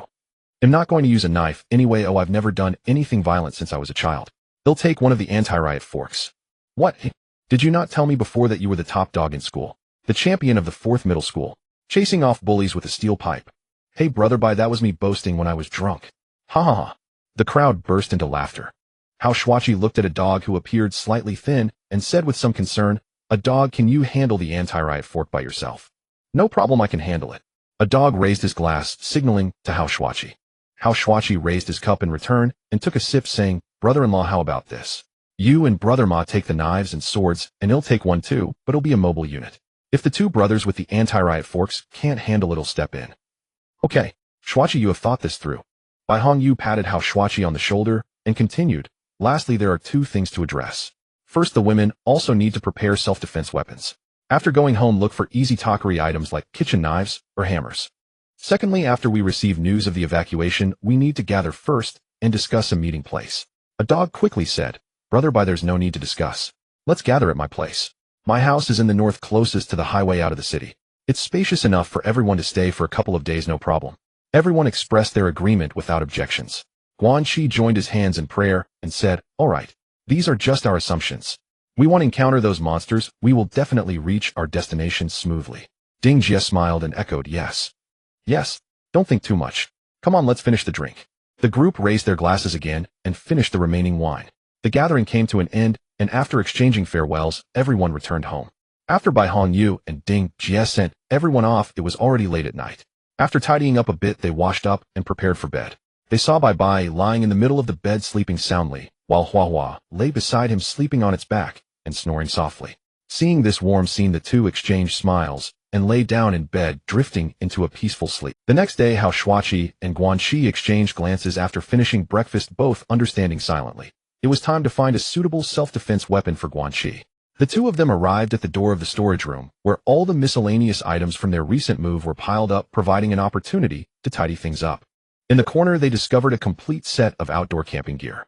After Guanxi lost his parents, he suffered immense trauma, feeling deeply depressed, even experiencing moderate depression. To help him recover, Hao Shuachi tried various methods, one of which was purchasing a top-quality camping set, taking Guanxi camping to connect with nature, which indeed helped alleviate his emotions. After a period of scientific psychological treatment, Guanxi gradually improved and returned to his normal work. However, as their lives became busier, they no longer had time for camping, leaving the equipment to gather dust in the corner. Finding these items brightened their spirits, and they selected some practical items: a portable tent, a pair of binoculars, a thermos, and a multifunctional flashlight. This flashlight not only provided illumination, but also functioned as a radio capable of hand-crank power generation and equipped with a small solar charging panel. Remarkably, it could also be used as a power bank. The two of them stared at the brand new unopened flashlight with shining eyes. They continued rummaging through the storage cabinet, and in the deepest part, they found a baseball bat. A glimmer of surprise flashed in Guanxi's eyes upon seeing it. He immediately reached out to take it, carefully wiping off the dust. Then he gripped the baseball bat tightly and swung it a few times, feeling its weight and grip. "This is it. It feels incredibly comfortable to handle," Guanxi exclaimed excitedly. He was very satisfied with the baseball bat, believing it perfectly suited his needs. The baseball bat was not only of a suitable length, but also made of hard material, making it an effective self-defense tool. Hao Shuachi asked in confusion, "How does this thing end up at home?" Guanxi recalled, "I previously did a runway show for a sports brand, and the payment took a long time to settle, with a portion missing. After arguing with them, they sent me this as compensation. I was quite speechless at the time. Later I heard that the brand went bankrupt, and I couldn't be bothered to pursue it further." Ha ha ha. Hao Shuachi laughed, holding his stomach. Then the two of them reorganized the survival kit, discarding some unnecessary items. Hao Shuachi carefully wrapped the handle of the baseball bat with a layer of badminton racket grip tape, then modified the strap from the badminton racket bag to attach it to the bat for Guanxi's convenience. On the other side, Ding Jie carefully selected and ultimately decided to use the hammer she had used to nail boards on the windows as her self-defense weapon, while Chun Jiamei picked up an axe and additionally prepared a first aid kit for emergencies. Days passed, and 3 more days went by. The number of disaster victims entering Chuan City increased, and temporary isolation cabins were set up near Go's home. During these 3 days, surrounding provinces and cities gradually announced the lifting of lockdowns, whereas Chuan City showed no signs of easing restrictions. The survival team's members felt like time dragged on, with their anxiety growing stronger. At this moment, they were unaware that a huge conspiracy lay behind it all. News of fierce battles at the front lines was broadcast daily, and today was no exception. Bai Hongyu, as usual, had his eyes glued to the television screen, intently following the latest developments. The news reporter on television was broadcasting the progress of the battles in real time. However, unexpectedly, the army, which had been highly anticipated to advance triumphantly, was not making the progress that people had expected. On the contrary, they seemed to be encountering strong resistance, trapped in a grueling and exhausting battle. Bai Hongyu's brows gradually furrowed, revealing a hint of worry in his eyes. He was well aware of the brutality and unpredictability of war, but what he was witnessing was beyond his expectations. He couldn't help but start to ponder, was it because the monsters were too powerful? Or was it that there were some oversights or strategic errors on our side? The scene shifted back to the studio where the female host with a serious expression said into the camera, "We interrupt this program for an international news bulletin following the discovery of monstrous cases in countries and regions such as Dualwarimo and Zhili in the Americas at 3 o'clock this morning during a medical conference held in Huafu, Mika Country. Minister Smith of the Mika Country's Department of Health and Public Services announced that a large number of monstrous cases have also appeared in the southern part of Mika Country. Please see the detailed report below." Bai Hongyu quickly called Ding Jie and sent a message in the group to remind everyone to watch the news. In the television footage, several officials from Mika Country gathered at a conference table, one of whom asked the so-called minister. Minister Smith reports indicate that a new type of drug has emerged in the southern states, leading to a large number of people suffering from mental illnesses. Meanwhile, the military has repeatedly dispatched troops to these areas. Is there any connection between these two incidents? I must admit that these troops are indeed there to suppress these so-called mental patients, but it must be denied that a large portion of these patients may not have been caused by the new type of mental drug. Research indicates that using this drug can indeed induce aggressive behavior, but it does not lead to an increase in strength in the users, Minister Smith replied. Then what do you think is causing the emergence of so many mentally ill individuals with aggressive behavior? We conducted rigorous studies and must acknowledge to the public and international community that they are not merely mental patients, but monsters similar to those that appeared in Tianju Country. Minister Smith said with piercing eyes and a serious demeanor. Bai Hongyu, watching the report on television, shouted in anger, "Damn it! This incident most likely has something to do with Mika Country. It could very well be their reckless research on a virus to modify humans at the research facility they established in Tianju, resulting in a leak of the virus. Without evidence, don't make wild accusations." However, news of the emergence of these mental patients in their southern region has been around for a month, and it has only now been acknowledged. Haven't they already been full of monsters in their southern region? They're showing such disregard for human lives. Ding Jie said indignantly, arms crossed. The subsequent news returned to the real-time report of the battle situation at the East Country's border, with intermittent footage of speeches by leaders of various authorities from the Americas, almost all emphasizing that the source of the disease was not in their own countries, and that their governments would do everything to control the situation. Then countries such as Japan, South Korea, Canada, Brazil, Australia, and others announced that they had also encountered infection cases. This news made Bai Hongyu and the others already on edge even more fearful and anxious, but the following news hit them like a bolt from the blue. Everything came too suddenly. Yunnan Province and the 3 Southeast Asian countries share a long border, and countless villagers caught off guard were infected entirely. The number of monsters surged, and most border villages were remote and scattered, making government rescue extremely difficult. The progress of retreat was also very challenging. Moreover, Yunnan Province had mobilized some troops to support Xikang Province, leaving them unprepared for a breakthrough from the Southeast Asia direction. Under these circumstances, the monster hordes had breached the defense line of Huaiyue City, and Chuqing City and Ishi City had entered a state of emergency, beginning to establish defenses. After watching this news report, Bai Hongyu and Ding Jie felt as if they had fallen into an ice cave, and everyone anxiously began discussing in the group. Subsequently, other states and cities in Yunnan Province announced news of lifting lockdowns, allowing residents to orderly begin evacuating north. However, even at this point, there was still no news of Chuan City lifting its lockdown. Why is this happening? Other places can leave, Guanxi said anxiously in the group. Bai Hongyu calmed down and thought, perhaps it's because there are too many people in the city now, releasing them immediately could cause problems. The more people there are, the more urgent it is to let them out. A ghost said anxiously, followed by another message. We definitely need to let people out, no matter the reason. They might announce it soon. Stop rambling. Everyone quickly come to my house to gather and prepare. A go is right, we should be able to leave soon. Let's gather first, and when we get news, we'll leave immediately. Ma Chunli agreed. The group reached a consensus. They all began to pack their things, preparing to head to A Go's house. In the distance, the sky was overcast. Chuan City, not in its rainy season, was now shrouded in thick clouds, presenting an oppressive scene. The dark clouds connected with the distant mountains, obscuring the bright sunlight, as if to cover the hope in the hearts of millions of citizens within Chuan City. Bai Hongyu's family donned their protective suits, with Ding Jie using a baby carrier to hold Bai Bai against her chest, carrying a first aid kit on her back. Bai Hongyu leashed the dog, placed the cats into 2 carriers, and together they went downstairs. After putting the cat's dog and first aid kit in the car, they returned upstairs to retrieve weapons and 2 riot sticks. Once they organized everything by the car, they made several trips, bringing dog food, cat litter, milk powder, and other supplies, filling the trunk to the brim.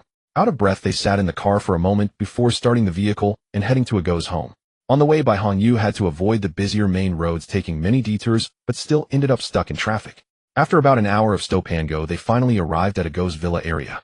Ago had long been waiting at the villa gate and came over to greet them, directing Bai Hongyu to park the car and offering to help carry the items.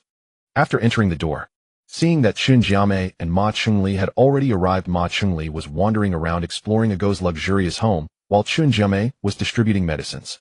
Upon noticing Ding Jie and Bai Hongyu, Chen Jiamei stood up to greet them. Ma Chengli, seeing this, returned to the living room to exchange pleasantries. As he looked down and saw the little dog beside Bai Hongyu, he frowned, about to say something, when Ago entered with the newly arrived Guanqi and Hao Shuachi, prompting Bai Hongyu to turn and greet them with Hua, making Ma Chengli swallow his words. Ago found Bai Hongyu an empty room, released the 3 cats, provided them with some food and water, and set up a disposable litter box for them. After arranging everything, Bai Hongyu followed Ago back to the living room. In the living room, everyone was enjoying the fruits and snacks brought by Guanqi. Seeing this, Ago also stepped forward to eat and said, "I queued at the market today to buy some groceries. I'm not good at this, and there were purchase limits, so I bought some random stuff. Later, those who can cook can see what dishes can be made, and I will trouble everyone to help with the cooking." Hao Shuachi quickly replied, "Leave it to me, this is my specialty." Ago gave Hao Shuachi a thumbs up and said, "Then I'll trouble you, brother." After swallowing a chip, he continued, "I've arranged the rooms for everyone, and the bedding is all new. However, I need everyone to make their own beds, or I just can't manage it. I couldn't even get myself into the duvet cover." Everyone burst into laughter, and Ding Jie quickly said, "It's okay, Ago, we can handle it ourselves." Before long, Ago led Hao Shuachi into the kitchen, and Guanqi followed to help. When Hao Shuachi and Guanqi saw the ingredients Ago had prepared, they were left speechless, discovering steak, lobster, abalone, and even rare wild mushrooms for the season, with the vegetables beautifully packaged and pre-washed and cut. Hao Shuachi, somewhat incredulous, said, "Ago, these are the random groceries you bought?" "Yeah, just from the fresh market next door. My aunt used to buy from there, and it was my first time going, so I just picked up whatever was available without limits." "Isn't that a bit much?" Ago said innocently with wide eyes. "No, it's amazing," Hao Shuachi exclaimed excitedly, while Guanqi next to him covered his mouth and laughed. "He'll join you guys. Although I can't help much, I can help you find cooking tools and ingredients," Ago said with a silly smile, scratching his head. With that, the 3 began to cook. Meanwhile, Bai Hongyu took Hua out for a walk. Seeing the vast grassy area of the villa, Hua couldn't contain her excitement. Ma Chengli, seeing that he had nothing to do, wandered into the garden behind the villa. Chen Jiamei picked up Bai Bai from Ding Jie's arms and pinched her little face. Ding Jie asked Chen Jiamei, "By the way, Jiamei, have you and Li Gu arranged your work?" Due to the current situation, Lao Ma has signed several large contracts recently, and his boss has proactively given him some time off to go home and see the elders. As for me, I've been busier than usual these days. No matter who asks for leave, the head nurse scolds them mercilessly. I had to muster the courage to speak up, but the head nurse didn't scold me, as she brought up that I was last year's outstanding worker and should lead by example to pressure me. And then, you didn't just angrily quit again, did you? Ding Jie teased. "Humph, even a rabbit will bite." I said not only was I last year's outstanding worker, but I was also the outstanding worker from the year before and the one before that. It's been 3 years of no days off. Chen Jiamei said, puffing up in anger. "Haha, you just barely held your ground. I thought you would just quit outright." Ding Jie laughed, covering her mouth. "I don't have that kind of courage. What if it turns out to be a false alarm, and when I come back you'll have to support me?" Chen Jiamei raised an eyebrow and said. Ding Jie playfully poked her forehead, and then, recalling something, asked with concern, "From the moment I entered, I felt like you were weighed down by worries. Are you hiding something from me?" You know me best." Chen Jiamei sighed. "What happened?" Ding Jie pressed. "Xiao Jia, I can't get in touch with..." Chen Jiamei lowered her head, her eyes a bit red. Ding Jie leaned closer to her, anxious. "When did you start losing?" "Just 2 days ago, during the last phone call. They said everything was safe in the village, and the village head had blocked the only road into the village. The next day, I couldn't reach them anymore. I contacted all the relatives who could be found in the village, but no one could be reached. The calls wouldn't connect." Chen Jiamei nervously rubbed the edge of Bai Bai's clothes. Ding Jie reached over to comfort Chen Jiamei, saying it should be fine. If everyone's calls can't connect, it just means that the communication equipment has been affected. Besides, with the only road into the village blocked, no monsters can get in. So you have a point. Chun Jiamei visibly relaxed a bit, then furrowed her brow, and said, Xiao Jie, I'm only telling you that actually. I don't really want to go north so far away. I'm afraid it will be harder to contact Dad and Mom. It's okay as long as you decide you can come with us to Shirvo instead. I actually don't want you to go so far, especially since you and Ma Gu aren't married yet, Ding Jie whispered in Chun Jiamei's. Just then, as Chun Jiamei was about to say something, there was a knock at the door. Ding Jie got up to open it, and saw Bai Hongyu returning with Hua, followed by Li Shenglong. Li Ge, you're here too. Ding Jie greeted. Li Shenglong spoke apologetically. I waited in line for an hour to catch a taxi, and then there was traffic. I'm late. I'm sorry. Ding Jie waved her hand, and a Go came out to greet them upon hearing the commotion. At that moment, Ma Chengli also returned to the living room, raising his hand and addressing everyone. Everyone, I just saw the latest news on my phone. The news says the military has established a defensive line in Chunning. From the footage in the news, I guess some of the troops were pulled from Huaiwei City. It seems Huaiwei City is in serious trouble. At this point in the day, we still haven't heard any news about the unblocking of Chuan City. I estimate the blockade should be lifted by tomorrow morning, so let's finish our meal and rest early. Ma Gu is right, let's not think about anything tonight and get a good night's sleep. Driving while fatigued is unsafe. Bai Hongyu agreed. Upon hearing this, the others rushed to help in the kitchen, while Ma Chengli leisurely made his way to the dining table sipping coffee he had procured from somewhere. Before long, all the dishes were served, and everyone sat around the very spacious marble dining table. They looked at the somewhat extravagant spread and couldn't help but widen their eyes, swallowing their saliva and eagerly digging in. Before long, everyone was full and satisfied. After cleaning up, Go led everyone to their assigned rooms, where the women took charge of setting up the beds, and the men went to the garage to check the condition of the vehicles. Ma Chengli's eyes lit up upon seeing Go's Bentley, praising it repeatedly. Li Shenglong, finding the bed-making tedious, asked Go for a thin blanket, insisting on sleeping on the sofa. After everyone finished washing up, they checked the survival bags and self-defense weapons again, placing them in obvious positions next to them. Then they each laid down in bed to prepare for rest. Fear often stems from the unknown. When faced with the dangers of the unknown, people will do their utmost to prepare and seek solutions. But if they cannot know when the danger will arrive, every moment that follows will be a torment and fear, as if a sharp sword hangs over their heads, uncertain of when it will drop. In the past few days, everyone was physically and mentally exhausted. Go's high-quality mattress was exceptionally comfortable, and the others soon fell into a deep sleep, except for Li Shenglong, who was sleeping on the sofa. Though the sofa was relatively comfortable, an uneasy feeling lingered in his heart, and thoughts of his missing parents made it hard for him to sleep. He tried to convince himself not to overthink and to rest well, but those bad thoughts kept surfacing. Struggling until around 4 in the morning, he finally felt his mind grow hazy and began to drift into sleep. Suddenly, a rapid phone notification sound rang out, startling Li Shenglong awake. He quickly grabbed his phone and saw a text message notifying him of the unblocking of Chuan City. After reading it carefully twice, confirming that it was indeed from the Chuan City government, he shouted and scrambled to each bedroom to knock on doors and call out. Hua, sleeping by the door, heard the commotion and barked. At that moment, Chun Jiamei, having been lightly sleeping, was awakened by the phone's vibration and saw the unblocking notification. She opened the door and called out to the people in the adjacent bedroom. A few people, startled awake from their dreams, saw the message about the lifting of the lockdown. No one expected the notification to arrive in the middle of the night. The situation was urgent, leaving no time for further thought. They hurriedly began to dress and gather their things. Bai Hongyu quickly got dressed and rushed to the empty room where the 3 cats were kept, quickly stuffing them into a cat carrier. After tidying herself up, Ding Jie used a sling to carry the still sleeping Bai on her chest. Guanxi, already prepared, filled 2 thermoses with hot water, while Hao Shuachi found a leash to secure Hua.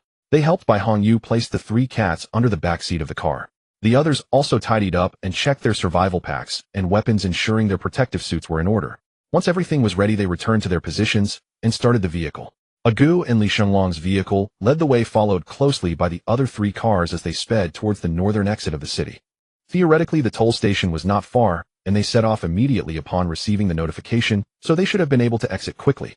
However, to their surprise, even at 5 in the morning, a large number of vehicles had already flooded the road, causing a stop-and-go situation. In an effort to avoid the congested main roads, they took a detour. The traffic was moving slowly, and ahead of Bai Hongyu's group, 2 vehicles had a minor collision. The drivers got out and began to argue, blocking the road and causing congestion. The surrounding drivers were anxious, and seeing this, Bai Hongyu's group got out to mediate.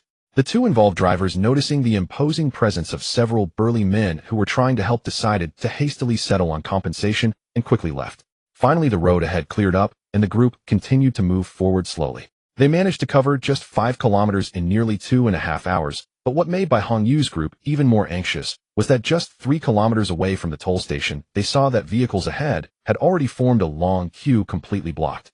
Before long, they found themselves stuck in the long queue, unable to move.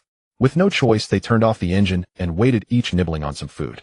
After Bai woke up, she began to cry uncontrollably.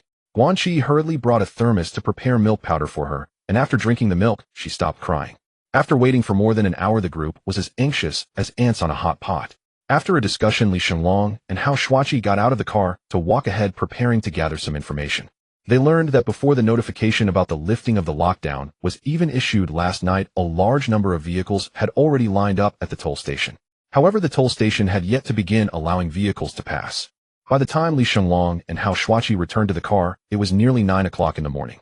The group squatted by the car, staring at the seemingly endless queue ahead, and then turning back to see more and more vehicles pouring in from behind, a wave of despair rising in their hearts. At exactly 9 o'clock, a sharp air raid siren suddenly blared from all directions. The 3 cats were frightened and huddled together, while Hua stood up, ears erect, letting out a low growl. Bai was terrified and began to cry loudly. The group immediately returned to the car, watching warily around them. After a moment, the siren stopped. Hao Shuachi took out binoculars, leaned out of the window, and observed the surroundings, suddenly noticing that the vehicles ahead had begun to move slowly. He shared this news with the group, who finally breathed a sigh of relief. The group moved forward with great difficulty for about another kilometer, yet the speed still did not increase. The traffic grew increasingly restless, and the atmosphere of anxiety spread like a virus, with the sound of horns blaring and muttered curses filling the air. Some impatient drivers turned onto the emergency lane to push ahead, prompting many others to follow suit. Ma Chengli intended to do the same, but was stopped by Chen Jiamei. As the two argued, the emergency lane also quickly formed a long line, leaving Ma Chengli speechless and saying nothing more. The personnel ahead informed that vehicles in the emergency lane would not be allowed to pass. The drivers stuck in the emergency lane, upon learning this, tried to return to the main road, but no one was willing to let them cut in. This incident further exacerbated the chaos on the road, as the already slow-moving queue came to a complete standstill again. Li Shenlong and Hao Shuachi decided to move forward again to gather information. Chen Jiamei, feeling frustrated after bickering with Ma Chengli, proposed to join the two, and the 3 of them set off with their survival packs. After walking for about 15 minutes, they spotted personnel at the roadside speaking with the drivers of the vehicles. The 3 approached, and Chen Jiamei gestured for the 2 men to step back. With a warm smile and a gentle tone, she asked, "Hello, comrades. I would like to know what the current situation is and why the release is so slow." The personnel looked weary and turned with an impatient expression. However, seeing Chen Jiamei's kind demeanor, they repressed their annoyance and responded hoarsely, "It's due to regulations from above. We need to register, fill out forms, and measure temperatures before you can leave." "Measure temperatures?" Chen Jiamei asked, somewhat confused. "It is said that preliminary research found that the monsters have a body temperature generally above 40 C. Now measuring body temperature is part of the normal check process." The personnel signaled the vehicles in front to move forward, then let the next vehicle come up. The driver rolled down the window, and the personnel took out a sign saying to the driver, "Scan this QR code to register your information. Once done, confirm it with me." Then they took out a thermometer, measuring the body temperature of each person in the vehicle sequentially. Li Shenlong saw this and approached, asking, "Comrade, are you the only staff member here? Why aren't more people sent here? The speed is too slow right now." The personnel waiting for the people inside the vehicle to fill out their information cast a glance at Li Shenlong and replied loudly, "Where can we find more staff right now? Many people have chosen to abandon their jobs and run away. What about you?" Li Shenlong felt embarrassed and angry, about to argue when Hao Shuachi pulled him back. Then he put on a smiling face and said, "Comrade, you've worked hard. It's really not easy to stay on duty now. How about this? Let's take a photo. On the way back, let those behind scan the code and fill out the information in advance. This way it can lighten your workload and speed things up." The personnel's expression softened, a rare smile appearing on their face. They then allowed Hao Shuachi to take a photo and politely thanked the 3. The 3 immediately turned back, and Hao Shuachi shared the QR code photo in the group, briefly explaining the situation. They informed everyone not to get out of the car and to be ready to move forward, privately reminding Guanxi to drive carefully. The 3 then took their phones and spread out on the 3 main roads, patiently knocking on windows one by one, explaining the situation to those inside the cars and asking them to scan the code to register their information. Before long, Bai Hongyu's group reunited with the 3. Hao Shuachi crossed over to the car behind Bai Hongyu's, knocked on the window, politely explained the situation to the people inside, and asked if they could pass the QR code to the vehicles behind. After receiving a positive response, he returned to his own car with peace of mind. At this point, the speed of the queue had noticeably increased. The amount of information required for registration was considerable, taking a fair amount of time to fill out.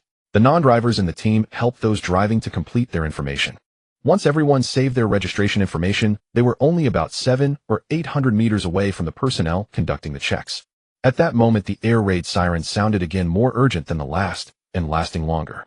Everyone's phones received an emergency message indicating that the defense line in Ishi City had not yet been established when it was attacked by a group of monsters that broke through. Before they could finish reading the message, a loud explosion was heard from the southeast direction of the city. Hao Shuachi immediately took out his binoculars to observe, only to see a massive fireball erupting in the direction of the explosion. Turning his head, he was astonished to find chaos erupting in the distance, but could not discern what was happening. At that moment, he heard the dog barking wildly, and a sense of dread washed over him. He opened the car door and faintly heard screams and curses coming from afar. Climbing onto the hood and standing on top of the car, he saw many people fleeing like headless flies, while some bloodied individuals were frantically smashing car windows. Upon closer inspection, Hao Shuachi's hair stood on end. Isn't that a monster from the television? 300 meters away, blood flowed like a river. Many people had exited their vehicles, running around like headless flies. Countless monsters were savagely tearing at the pedestrians who had gotten out. Some lay collapsed on the hoods of cars, their arms torn off, screaming in agony while clutching their wounds, or had their necks bitten open, trying to cover the gushing arteries, but unable to scream, as if they were suffocating. Those who remained in their cars fared no better. A monster jumped onto the hood, smashing the glass with a punch, then tearing it apart, charging into the car, and wildly biting the owner's face. The passenger, dressed in protective gear and of indeterminate gender, hurriedly exited the vehicle, but collided head-on with 4 or 5 monsters. One of them grabbed their arm, and the monsters instantly swarmed like mad, pulling the person in every direction. The person was dragged to the ground, with monsters each grasping a limb, pulling with all their might.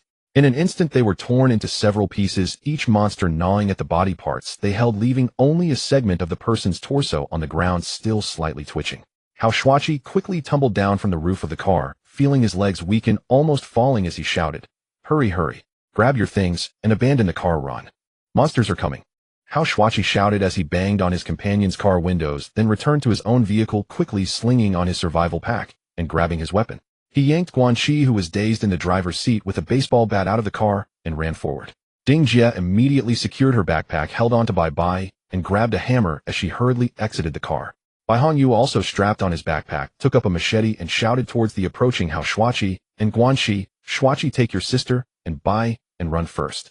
Hao Shuachi obliged, pulling Ding Jie and the 3 of them forward. Ding Jie turned back and shouted, "Old Bai, hurry up." Bai Hongyu waved his hand, immediately opening the passenger door, securing Huahua, and then turning to open the back door. He saw that the 3 cats and the 2 carriers were in distress, and a wave of inexplicable sadness washed over him. He looked down at the 3 cats and said, "I'm sorry, kitties. I can't take you with me. You must find a way to survive. I'm so sorry." While choking back tears, he used the knife in his hand to cut open a bag of cat food, spilling it all over the back seat. He unzipped the 2 carriers, closed the car door, and left the window slightly open. Taking a deep look at the 3 cats still huddled inside, he wiped his reddened eyes and said to them, "Please, you must survive." With that, he dashed forward with Huahua. Ahead, a dog and Li Shunlong also quickly exited the car, securing their backpacks and strapping on their swords. They shouted to the fleeing people behind them, while Ma Chunli and Chun Jiamei quickly gathered their gear and rushed to catch up with the 2 in front. Seeing the others also running towards them, they all began to run forward together. Suddenly, an unexpected turn of events occurred. The vehicles ahead, not knowing the specifics of the situation, began to accelerate and push forward, leading to unavoidable collisions among the cars. 7 or 8 vehicles crashed into a heap, blocking the way ahead. Most people in the cars abandoned them to flee, while some chose to lock their doors and windows, hiding inside. At this moment, Bai Hongyu had already caught up with the team. Everyone ran with all their might, but their stamina began to wane. They could taste the metallic scent of blood in their throats and slowed their pace, carefully squeezing between the crashed vehicles. The screams behind grew increasingly clear. The group dared not look back, adrenaline surging as they sprinted forward. At this point, the toll booth staff had vanished, and the gate was wide open. Seeing this, the group accelerated towards the nearby toll booth, only to be met by a fully armed military and police unit, who lined up and entered a combat stance. The screams, curses, and roars from behind rang in their ears. The group dared not look back as they ran frantically. The toll gate drew closer, the gate opened, and a few vehicles surged forward, prompting everyone to exclaim how fortunate those people were. As they reached the gate, the military and police waved their hands, signaling Bai Hongyu and his group to leave quickly. The survival team, along with dozens of others fleeing for their lives, burst out from the south exit of the toll booth, scattering in all directions. In the chaos, the team's members nearly got separated. Bai Hongyu tightly held Ding Jie, shouting ahead, "Shuachi ma, go take care of the women, Li Fattier dog. Don't run around. We must not get separated. Let's regroup under the billboard ahead." Everyone heard Bai Hongyu's shout and responded loudly, then pushed forward, running another 200 or 300 meters before reaching the giant billboard at the intersection. Once gathered, they panted heavily, feeling as if their hearts and lungs might explode. "What do we do next? We don't have a car anymore," Ma Chengli said, distressed. "We can only keep running. The military and police ahead should be able to hold them off for a while," a dog replied, after taking a large gulp of water. "But where do we run?" Ma Chengli, now mourning the loss of his beloved car, continued to ask regretfully. Bai Hongyu observed that those who had escaped were heading along the highway and looked around before saying, "We can't go along the road. The visibility is too open, making it difficult to hide. Let's head up the hillside next to the highway and continue north." "All right, then let's keep moving. Hurry." Ding Jie urged everyone to jog forward. They found a gently sloping area by the roadside, climbed over the guardrail, and made their way up. Once on the hillside, their figures disappeared into the dense woods. After entering the forest, Hao Shuachi took out a compass to find the northern direction, leading everyone as they searched for a way to survive. After an unknown amount of time walking, they reached an open area. It was noon, and the intense sunlight of the plateau scorched the already exhausted group. They decided to take a moment's rest. Li Shanglong plopped down on the ground, panting heavily, while the others pulled out their water bottles and drank eagerly. Bai Hongyu took out a thermos, poured some hot water to mix with milk, and handed it to Ding Jie. At this point, Bai was crying so hard her voice was hoarse. Ding Jie, feeling heartbroken, opened her protective suit's mask to feed her the milk, which finally calmed her down. Everyone took out some food and shared it with each other. Bai Hongyu turned and poured some water for Hua, who was panting with her tongue out. Ding Jie suddenly snapped back to reality and remembered something, urgently asking Bai Hongyu, "Old Bai, what about the cats?" At that time, they were so scared they nearly went into shock, and I couldn't manage to take down both carriers. Bai Hongyu lowered his head, showing an expression of pain.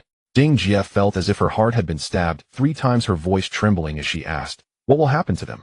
Did you let them go?" Bai Hongyu knelt down and gently patted her back in comfort, explaining the situation with the cats. Ding Jie, upon hearing this, felt her emotions slightly calm. She looked up at the sky and whispered a prayer. "I beg you, let the 3 of them live well."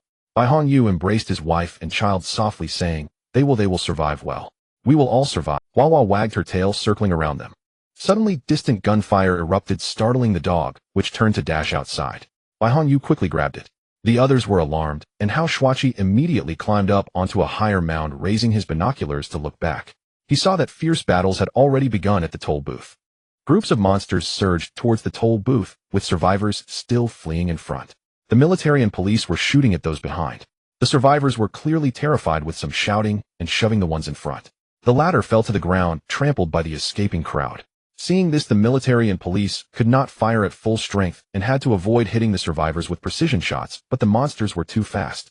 A few survivors hadn't run far before being overtaken by the monsters behind, knocked down and torn apart.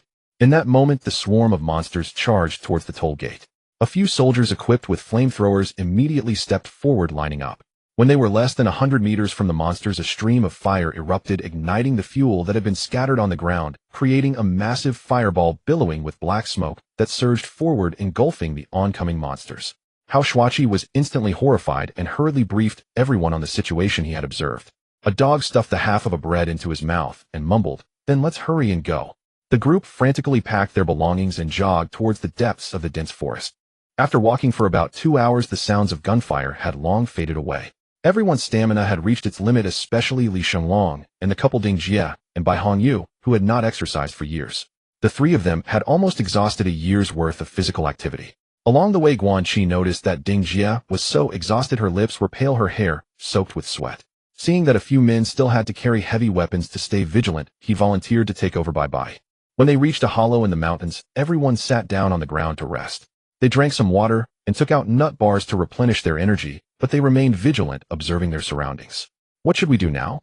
Are we really going to walk out of Yunnan province?" Ma Chengli said dejectedly. Guanqi was feeding Bai some baby fruit puree when he suddenly thought of something and said to Hao Shuachi, "Everyone should try calling 110 and 119 to see if there's any possibility that the police or firefighters can come to get us out of here." Hao Shuachi took out his phone, but found there was no signal. The others quickly took out their phones too, but all sighed in disappointment. A Go, however, shouted excitedly, My phone has a satellite calling function. It can make calls. Everyone rushed over, eagerly watching as Ago dialed the emergency number. He switched to speakerphone, but the cold, busy signal echoed through the line. Ago then tried dialing the fire department and roadside assistance numbers, all of which were either busy or unreachable. Ago, undeterred, repeatedly dialed the numbers a dozen times, but there was still no response. Bai Hongyu waved his hand in disappointment and said, "Forget it. It would be a miracle if we could get through at this point." Everyone fell silent again. At this moment, after finishing a portion of fruit puree, Bai began to whimper, her face flushed. She squirmed in her harness, and Guanxi hurriedly patted her back. Suddenly, she let out a loud cry and vomited all the fruit puree onto Guanxi before bursting into tears. Ding Jie and Chun Jiamei rushed over. Guanxi tried to unfasten the harness, but in his panic, he accidentally tore one side of it off. The others were too preoccupied to notice. Ding Jie quickly took Bai to check her, while Chun Jiamei helped Guanxi clean his clothes. Bai Hongyu put down the machete in his hand and crawled over to comfort his daughter, while Huahua anxiously circled around everyone. Bai's cries echoed loudly in the quiet woods, causing the other men to get up cautiously and guard the perimeter, watching the distance. Ma Chunli, feeling impatient, said, "Is there any way to quiet her down? This is too dangerous." No one responded to him. Embarrassed and anxious, he stomped his feet in place. Guanxi's face turned red with anxiety as he said, "Sister, did I feed the baby too much just now?" Chun Jiamei, after helping Guanxi clean up, stepped forward to take Bai from Ding Jie. She touched Bai's forehead and said, "Chi-Chi, it's not your fault. Bai has a slight fever. Children are different from us adults. Sometimes even a change in environment can make them ill. Not to mention they have been through so much these past 2 days. It's nothing serious. Everyone should relax. Little Jie, first give her some warm water. Bai, can you get the first aid kit from my survival pack?" Guanxi sighed in relief and hurriedly stepped forward to help Ding Jie pour water. Bai Hongyu quickly followed suit, bringing the first aid kit. Chun Jiamei used a thermometer to check Bai's temperature, confirming that she only had a slight fever. She wiped Bai's forehead with alcohol wipes, fed her some warm water, and also gave her some children's fever-reducing medicine. Only then did Bai slowly quiet down, her eyes glistening with tears as she drifted off to sleep. Everyone finally breathed a sigh of relief and gathered under the shade of the trees to rest. At this moment, Guanxi remembered the baby harness that he had torn, and feeling guilty, said softly, "Sister, brother-in-law, I accidentally broke the baby harness in my panic." Ding Jie, holding Bai, was feeling drowsy. Upon hearing this, she woke up and stared wide-eyed for a moment, speechless. Bai Hongyu, with a wry smile, took the harness and examined it, saying, "It's okay, or it can be sewn back together and still used." "Do you have a needle and thread?" Chun Jiamei asked. Everyone looked at each other in confusion. At this point, Li Shenglong, who was rummaging through his bag in a corner, appeared hesitant and conflicted. After a struggle within himself, he seemed to make up his mind. With a deep breath, he closed his eyes and pulled out a black plastic bag from his bag, waving at Bai Hongyu, saying, "Bai, come here for a second." Bai Hongyu walked over puzzled and asked, "What is it? Do you have a needle and thread?" Ago also leaned in to ask, "Li Go, what do you have in your hand? Is it something to eat? I can trade you some konjac jelly for a taste." No. Bai, give me that harness. I should have a way to fix it." Saying that, he opened the packaging and took out a roll of flesh-colored stockings. At that moment, an exclamation mark seemed to pop up over everyone's heads, followed by a question mark. Then, under the increasingly astonished gazes of everyone, Li Shenglong began to twist the stockings into thick strands. His hands flew up and down, weaving and tying knots. In no time, he had securely reconnected the torn harness and quickly crafted a rope knot that was wide in the middle and narrow at both ends. He connected and reinforced the narrow ends to the top of the harness, while the wide part formed a net-like pouch to hold the bottom of the harness. The knot he crafted was not only sturdy but also quite beautiful. Everyone stared in astonishment. The initial difficulty Li Shenglong had faced had long since disappeared. Looking at his creation, he said with satisfaction, "Bai, it's done. Sister-in-law, this thing has elasticity. Although I added a base, there might still be some uneven pressure on both sides. You should try it out first. If it doesn't work, I can make adjustments." Ding Jie took the upgraded baby harness that Li Shenglong handed over and replied incoherently, "It fits. It definitely fits. Thank you, Li Go." Li Shenglong waved his hand and quickly slipped away, afraid the others would ask more questions. Bai Hongyu was left speechless, his jaw dropped in surprise. Ago, however, couldn't contain his curiosity and hurriedly chased after him, grabbing Li Shenglong by the arm and squinting his eyes, asking, "Hey, Li Go, didn't you say not to bring useless stuff? Why do you have so many stockings? Who said they were useless? Didn't they come in handy? Come on, don't ask too many questions." Li Shenglong's face turned slightly red as he shook off Ago and walked towards the corner. All right, I won't ask. Everyone has their little quirks. I understand." Ago smirked. "These are all brand new. They're clean." Li Shenglong's face had turned completely red. Guanxi and Chun Jiamei exchanged a glance, rolling their eyes, while Ding Jia held back her laughter and asked, I didn't know Li Ge had these skills before. I just figured it out myself. It's all art. Li Shenglong scratched his head awkwardly. Ding Jia had no complaints. After trying it out, she was very satisfied. Not only was it secure, but the added elasticity also made it comfortable for Bai Bai, allowing her to breathe better. Before long, Bai Hongyu took out binoculars to scan the area ahead. Seeing that everyone had regained some strength, he said, We've rested enough, let's keep moving. We need to find a place to sleep before dark. I see some cultivated land not far ahead, which means there should be some villages nearby. At his words, everyone quickly packed up. The afternoon sky was clear, as vast as a sea, with distant mountains overlapping and rolling. One could even see terraced fields in the distance, resembling a picturesque scene. However, at that moment, no one had the heart to enjoy it. The artificial forest along the way was lush and green, with traces of paths carved by people walking within it. The group cautiously proceeded along the small path. After climbing over several steep hills, Hao Shuachi, who was leading the way, suddenly turned around excitedly and shouted to everyone, Come quick! There are a few households down here. Upon hearing this, everyone hurriedly jogged to catch up and looked down a slope, discovering a newly sprouted field not far ahead. Beyond the field were a few self-built white houses, and further away were rows of tiled roofs and small buildings. Let's go inside and see if we can find someone to help us, Bai Hongyu said excitedly. The men sprinted down the slope at full speed, excitedly running toward the buildings, while the women quickened their pace. Reaching the entrance of the first building, Li Shenglong stepped forward and knocked on the door, loudly shouting, Is anyone there? Is anyone there? But no one responded. They moved to the neighboring buildings to knock on doors, but there was still no sound. A ghost shook his head with a bitter smile, saying, They might have evacuated. At this time, who would dare to stay here?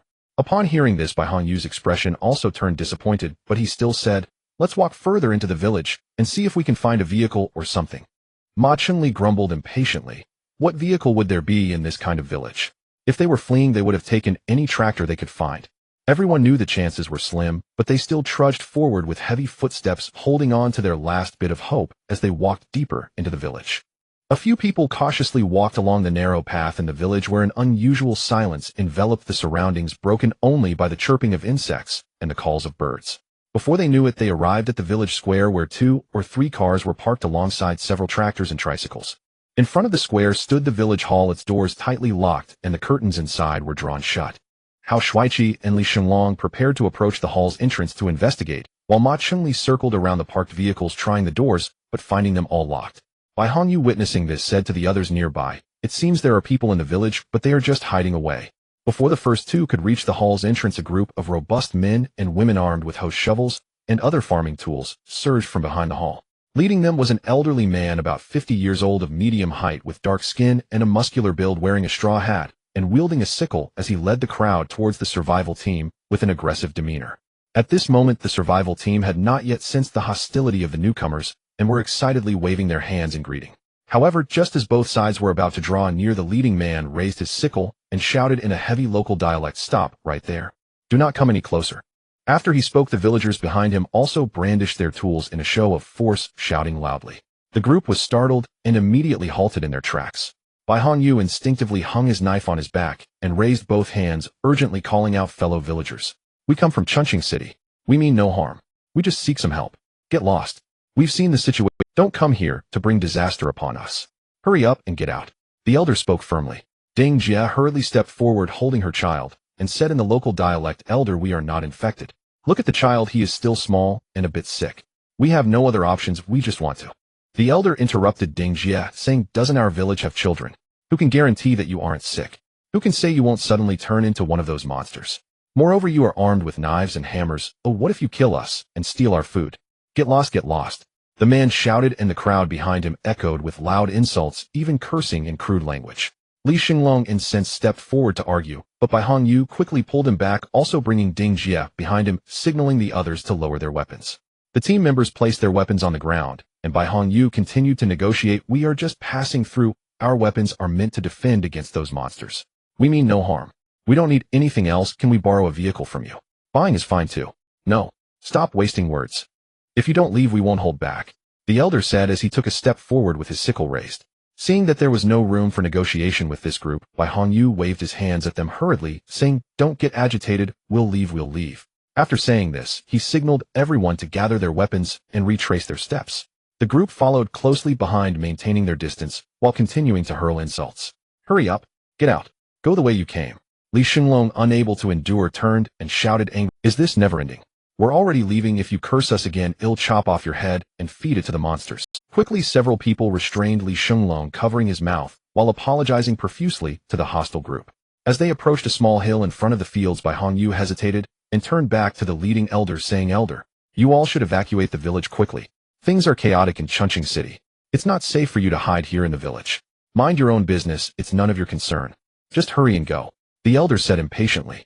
Upon hearing this, Bai Hongyu bitterly smiled and shook his head, cursing himself for meddling in other people's affairs. He had no choice but to help the others as they climbed the steep hill into the dense forest, continuing northward. As they walked, Ma Chengli, who had just kept silent in front of the villagers, turned to advise the still angry Li Shenglong, shall he calm down? There's an old saying, poor mountains and evil waters produce troublesome people. These folks are simply barbaric and ignorant. Xiao Bai meant well by trying to persuade them to leave. Just look at their faces. Tisk, it's hard to convince the damned. Li Shenglong remained silent with a cold expression. Ago furrowed his brow and teasingly said in the local dialect, Brother Ma, apart from you, and Brother Bai, everyone here is from Yin province, right? Are you implying that we are all troublesome people? Brother Ma's face turned red and pale, and he squeezed out a few words. That's not what I meant, or I was talking about those people. Ago looked at Ma Chengli, who seemed embarrassed, and quickly burst into laughter, saying, Brother Maha. Those villagers seem to be in a desperate situation. Look at them. They are all older, likely the remaining labor force in the village. The rest must be the weak, elderly, and children left behind. They probably can't evacuate from the village. Ding Jie pondered aloud. The group fell silent after considering. The atmosphere grew heavy as they trudged onward in silence. Soon they stopped to discuss how to spend the night as the sun began to set. Ma Chengli opened his phone to check the map and said, I see that if we keep walking for a few dozen kilometers, we will reach a city. Why don't we just press on and seek help from people? Hao Shuaiqi, who was observing ahead with binoculars, turned and waved his hand, saying, traveling at night is too dangerous. Everyone really needs to rest properly. There are no sheltered spots around here. It's too unsafe. Let's look for a more suitable place up ahead. Tonight we men will take turns keeping watch while everyone else rests. We'll set out again early tomorrow morning when the sun rises. Bai Hongyu said while rubbing his knees. The group walked northward for a short distance and soon crossed a hill, discovering a small stream flowing through the thicket. Further ahead there was a small cave, and in front of the cave was a relatively flat patch of grass. The group rejoiced and raced towards the cave like a bunch of monkeys, dropping their backpacks and weapons on the grass before rushing to the stream to splash water on their faces after removing their protective gear. After resting for a moment, the sky had completely darkened. The temperature was not low either, and to maintain their concealment, they decided not to light a fire. They used the grass behind the cave as a temporary place to relieve themselves after holding it in all day. Everyone ate some dry rations and drank some water, leaning against the cave, while laying out waterproof cloth on the grass, sitting on the ground to stretch their tired bodies. The gentle flow of water mirrored the waning crescent moon, its ripples dancing with the moon's reflection.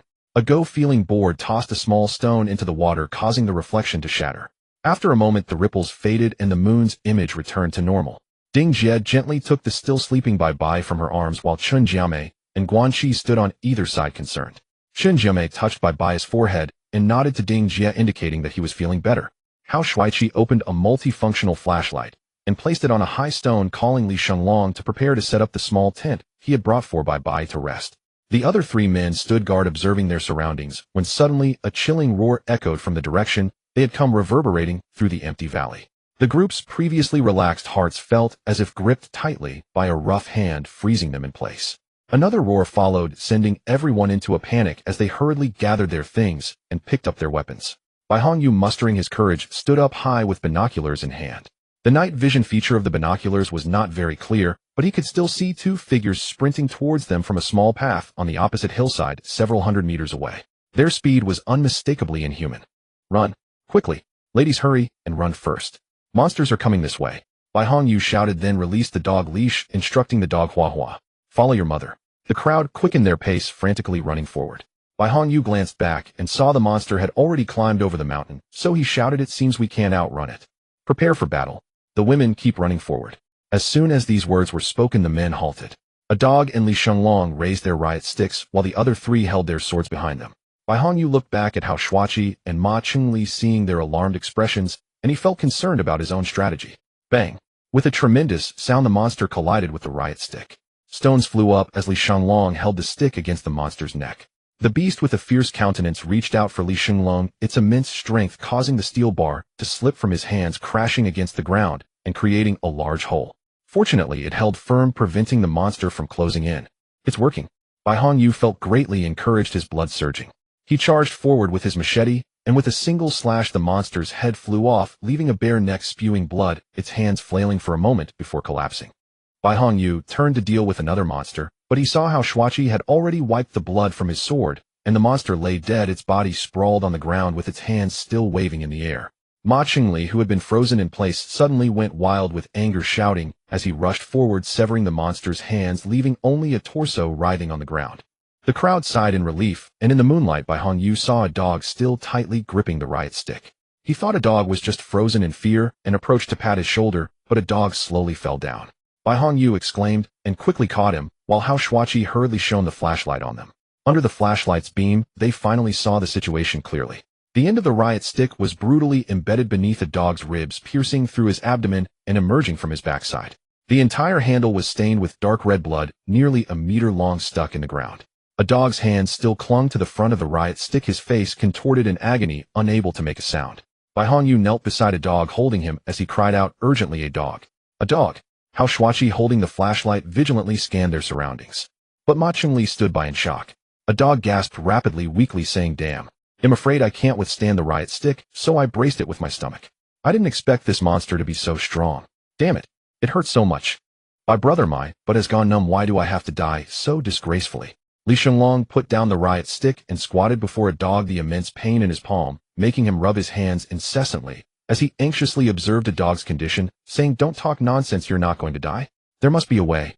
Hurry, get Jemai here quickly." Hao Shuachi, somewhat calm, urged Ma Qingli. Ma Qingli regained his senses, sheathed his knife, and called out as he staggered forward, "Sister-in-law, we can't stay here too long. If more monsters come from behind, we won't be able to handle it. Let's try to see if we can carry a dog forward," Hao Shuachi said to Bai Hongyu.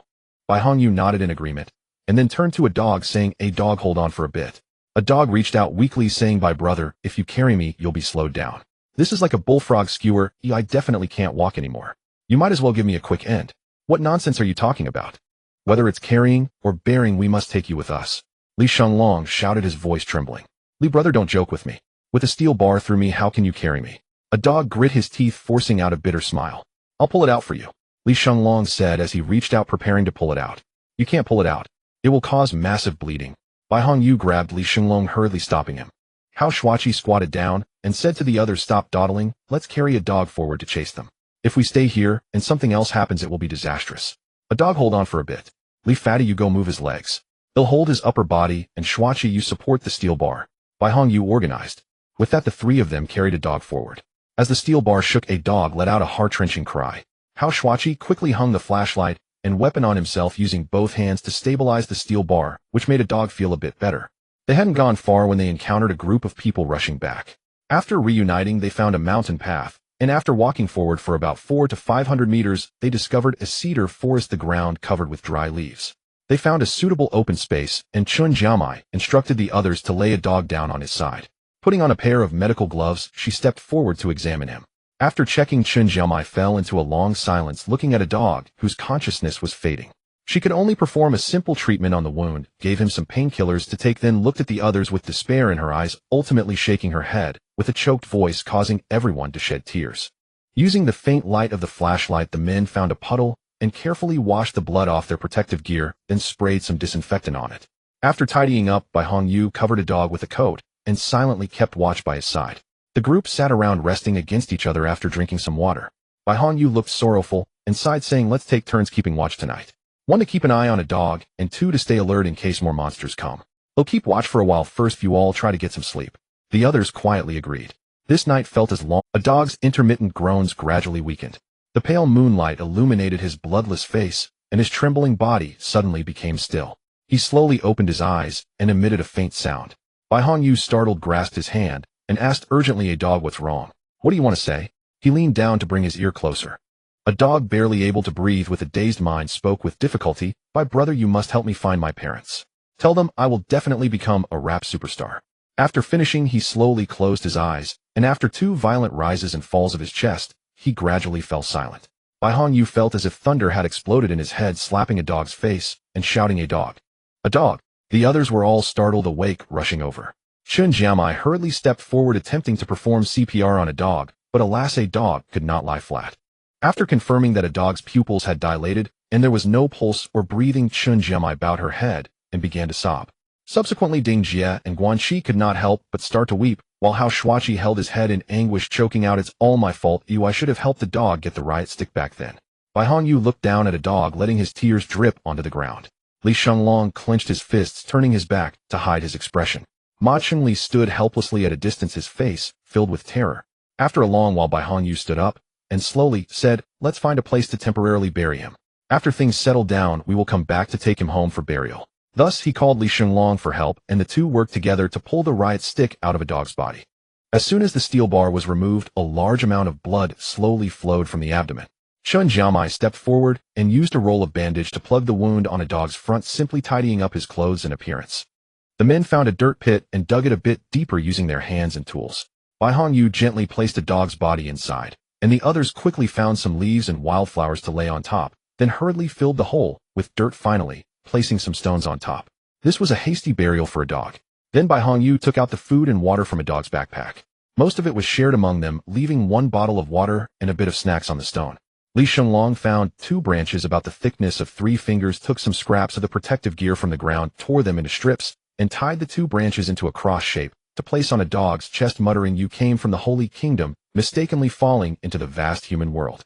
The human world is unbearable, chaotic, and dirty, yet you were brave, battling the demons.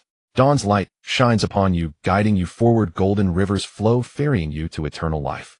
Your body fades into the earth, your soul reunites with the Lord. May God love you as you love the world.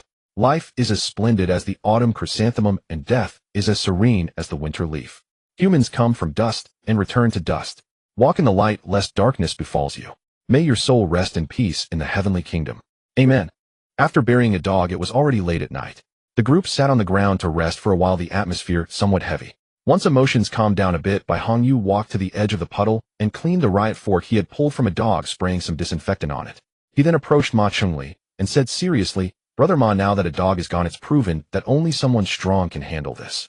You will take the riot fork." Ma Chunli replied reluctantly, "Xiao Hao looks stronger than me, wouldn't he be better suited to take it?"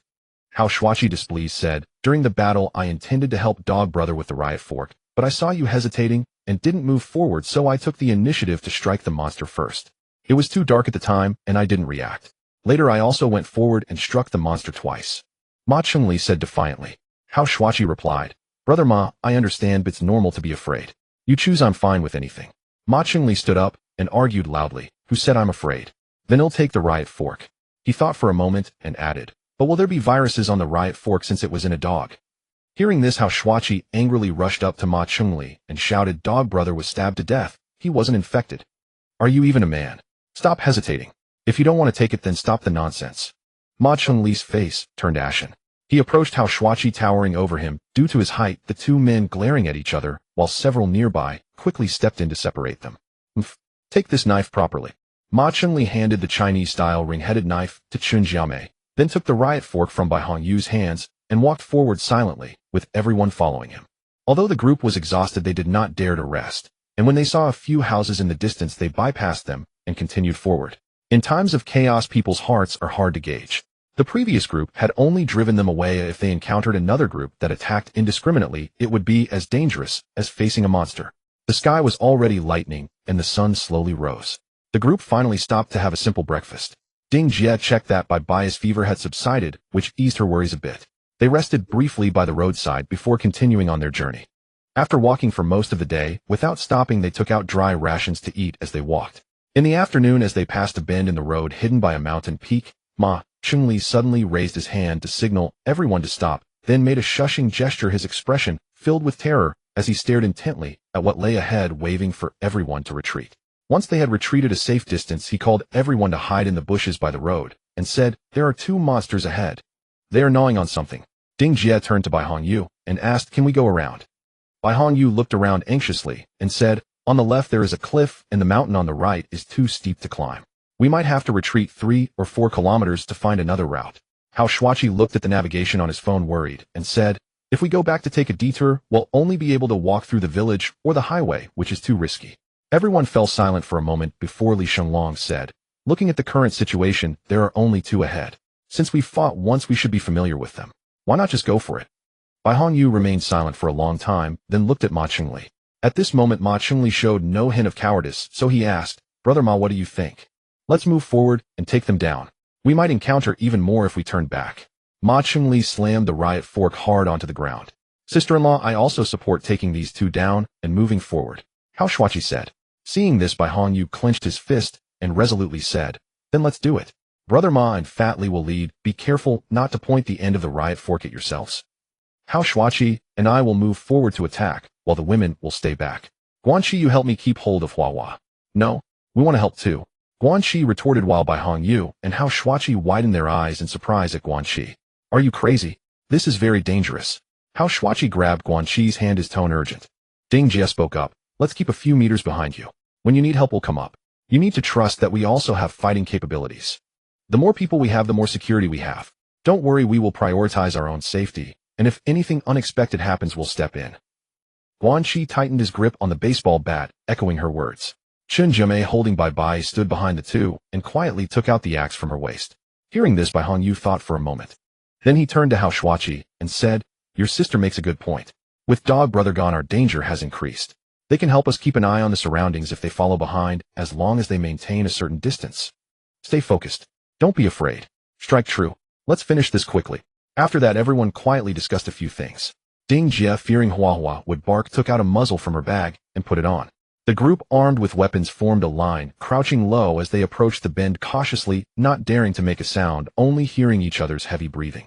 As the men approached, they found that the monsters had vanished. All that remained was a human limb gnawed to the bone lying on the ground, surrounded by blood. Not far away, a grotesquely disfigured head rolled, and Hao Shuachi, mustering his courage, looked at the head.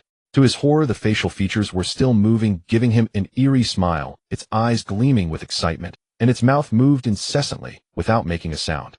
Up. Hao Shuachi was startled and reflexively kicked the head towards the left cliff. The head tumbled down the cliff, rolling with the debris as he turned away and gagged. The others witnessed everything, and Ma Cheng-Li's hand holding the riot fork trembled slightly. They hurriedly bypassed the blood and flesh on the ground, vigilantly observing their surroundings, while the women followed closely behind. Bai Hongyu said quietly, "It seems the monster is full, but it shouldn't have gone far. Everyone be careful. Let's continue moving forward." As he spoke, just as they were about to take a step forward, Huahua, who had been following Guanxi, suddenly broke free from the rope and rushed to Bai Hongyu, emitting muffled sounds in the direction ahead, but unable to bark due to the muzzle anxiously turning in circles and stamping its feet. Seeing this, Bai Hongyu immediately said nervously, "Something is approaching. Everyone be careful." Just as he finished speaking, from around the next corner, two monsters leaped out from the bushes by the road, laughing maniacally as they charged towards the group, one missing its right arm, and the other with its abdomen gnawed to shreds, exposing stark white bones. Li Shenlong took the lead, raising his riot control fork and charging forward, aiming for the neck of the monster that lacked a right arm. The two forces collided, and Li Shenlong was pushed back a few steps, only to realize he was actually pressing against the monster's chest.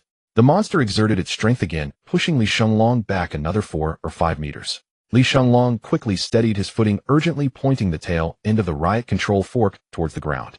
With a loud bang, it smashed into the earth, creating a pit and finally stopping the monster.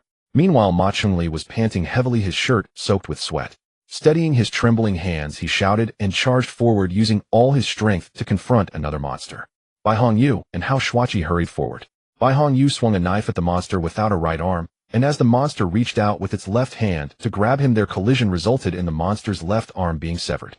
He then swung the knife in a wide arc, shouting as he did so, and the blade struck at a 45-degree angle, cleaving the monster's head and left shoulder, sending them flying to the ground, blood and flesh exploding everywhere. Hao Shuachi also swung his sword at another monster with all his might, but unexpectedly the monster dodged, causing Hao Shuachi's strike to go astray and hit the monster's shoulder instead. The monster gripped the sword tightly with its hand, and as Hao Shuachi tried to pull it out, the monster raised its other hand to grasp him. Ma Chengli was startled, and fearing the monster would break free, he lifted the riot control fork to support the monster and began to spin it around. Hao Shuachi followed the spinning motion of the fork consta. Bai Hongyu wanted to help, but was at a loss, watching the two men entangled with the monster. The monster suddenly became extremely agitated, roaring as it lunged at Hao Shuachi again. Seeing it was about to grab him, Hao Shuachi had no choice but to abandon his sword and stumble aside to dodge. At that moment, the monster's back was facing the women in the distance. Bai Hongyu was shocked, fearing the monster would turn and attack them. Just as he was about to charge forward to strike the monster, he saw Guan Qi running towards it with a baseball bat. Guan Qi swung his arm vigorously, striking the monster's head with a heavy blow. A dull sound echoed, resembling the sound of a skull fracturing, accompanied by some bone fragments flying into the air, and the monster toppled sideways.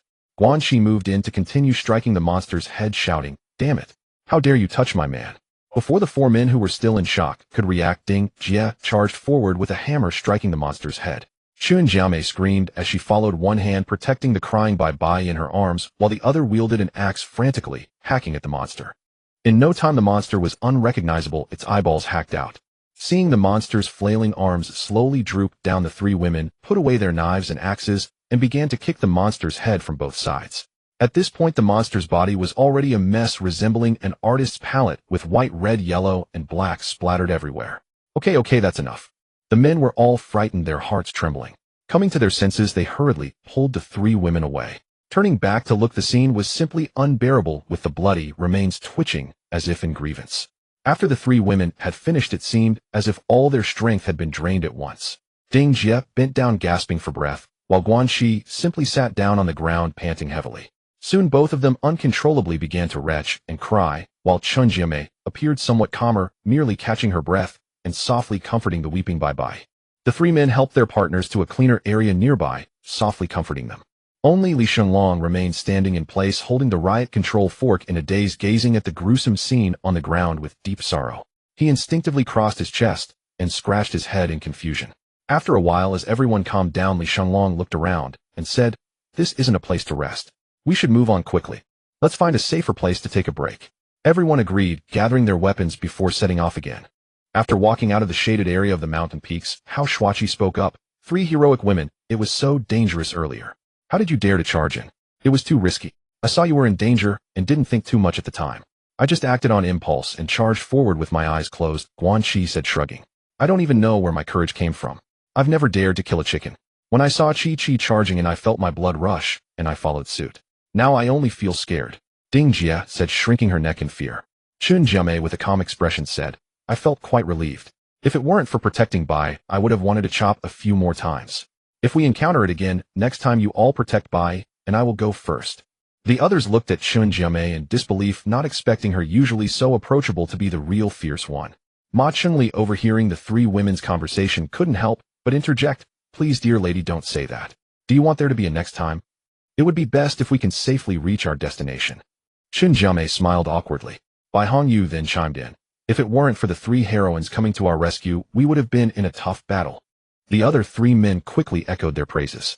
The women smiled at this, their strength seemingly restored, their breaths easier, and their legs no longer sore.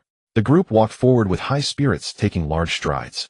After walking for about 10 more miles with the sun about to set, the group eagerly searched for a place to rest. Ahead was a flat area not far from a patch of farmland. Looking around, they found the terrain was flat and open, realizing they had to pass through the village to continue. After some discussion, they decided to quickly pass along the edge of the village. The group moved cautiously, keeping an eye on the nearby houses. Not far along, Ma Chunli suddenly spotted a torn red paper on the ground. Picking it up, he discovered it was a government notice about evacuation arrangements. Excitedly, he called to the others, "Look, the people in this village should have all evacuated yesterday." After confirming the information on the flyer, they discussed and turned towards the nearby houses. Cautiously approaching one, they knocked on the door and waited for a while. After confirming that there really was no one left in the village, they felt reassured. Hao Shuachi found a haystack and climbed over the wall. After surveying the area, he climbed into the yard via a tree and opened the yard gate. The group stood hesitantly in front of the gate. "Is it really okay to just barge into someone else's house like this?" Chun Jiamei asked with some concern. "It's fine. In an emergency, this counts as a necessary refuge. We'll rest well in this house tonight.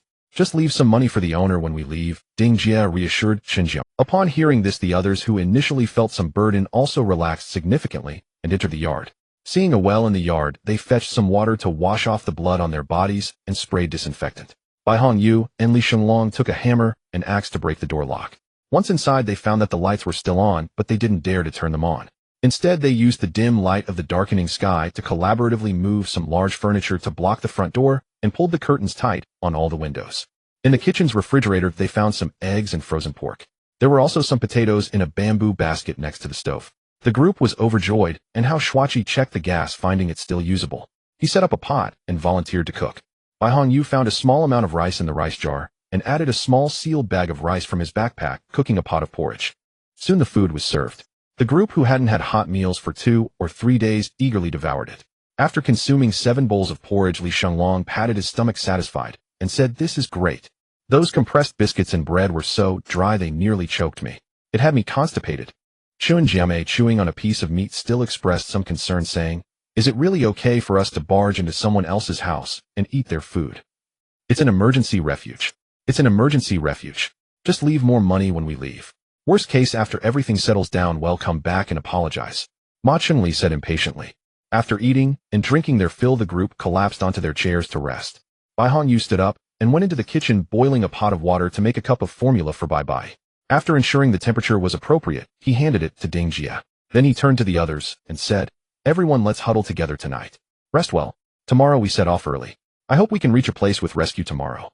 Afterward, the group found a relatively hidden room, brought out some bedding, letting the women and children sleep in the beds, while the men took the floor. They charged their phones and flashlights before lying down. Before long, the exhausted group fell into a deep sleep. On the second morning, before the alarm clock rang, Bai Hongyu woke up first. He had dreamt of a dog the night before, and upon waking he felt a profound sorrow in his heart. After calming his mind, he got up and went to the kitchen to fill an empty mineral water bottle with the cooling boiled water from last night, and also boiled some hot water for Bai Bai's milk, filling the kettle as well. The others soon woke up as well, getting up tiredly and packing their bags. After surveying their surroundings, the group cautiously crossed the village and walked along the village road towards the northern mountain path. As noon approached, the group stopped to rest. Hao Shuachi looked at the navigation on his phone and realized they had entered the territory of Qiujing City, Huimin County. Standing on a high ground in the mountains, he used binoculars to observe the distant city, which was gradually coming into view. The others, seeing the distant city, were filled with excitement. Ma Chunli wiped the sweat off his face and said excitedly, "Everyone, let's put in more effort. Maybe we can get to the city tonight to seek help." However, Hao Shuachi, looking at the navigation, became increasingly worried due to the complex road conditions here. The terrain was not only steep, but also the river was turbulent, and most of the highways constructed here required building bridges and tunnels. He sighed and told the others, "There's a tricky problem at hand. The mountain we're on now cannot be traversed forward due to the blocking of the Jingsha River below. To proceed smoothly, we must descend the mountain and get onto the highway passing through the Wild Boar Zhai Super Bridge." Hao Shuachi's words seemed to pour cold water on everyone. Everyone understood that the highway would be extremely dangerous, but there was no way to retreat now. They had no choice but to brace themselves and prepare to descend the mountain. After descending the mountain, the group climbed over the fence alongside the highway, cautiously making their way along the emergency lane. Soon they arrived at the edge of the Wild Boar Zhai Super Bridge, where the bridge stretched endlessly, and below it flowed the turbulent river. Holding weapons, the group stepped onto the bridge with Hao Shuachi and Ma Chunli leading the way, 3 women in the middle, Chun Jiamei holding Bai Bai, and Li Shenglong and Bai Hongyu bringing up the rear. As they reached halfway, looking at the vast river below and the clouds rolling above, surrounded by the continuous mountain ranges, everyone couldn't help but marvel at the incredible power of humanity, thinking how such a perilous place could have a road built through it. A gentle breeze blew, making people relax. Guanxi took out her phone and began filming this amazing. Guanxi's phone was the latest model she had just bought, claimed to be able to capture clear images of the moon's surface craters. She zoomed in to capture more details, turning in circles to film everything around her. However, as she pointed the camera back towards the path they had come from, the displayed image startled Guanxi, causing her to gasp in horror. Bai Hongyu squeezed forward and saw the screen, gasping as he exclaimed, "Damn it! It's those villagers. They've turned into monsters." "What?" Ding Jia asked in confusion. "The straw hat. That straw hat uncle leading them." Guanxi also recognized the incoming figures. On the phone screen, an old man wearing a yellow straw hat was covered in blood, looking deranged, charging towards the bridge at a rapid speed, followed by a group of villagers in the same state, each moving in bizarre postures. Hao Shuachi quickly lifted his binoculars, observing and saying, 1, 2, 3, 7, 8, 9. I can see 9 of them. Run. Run fast." Ma Chunli shouted loudly and took off running, with everyone else turning to escape. The bridge was flat with no place to hide. The group could only run for their lives. Bai Hongyu, lagging behind, glanced back while running and realized there was no way to widen the distance.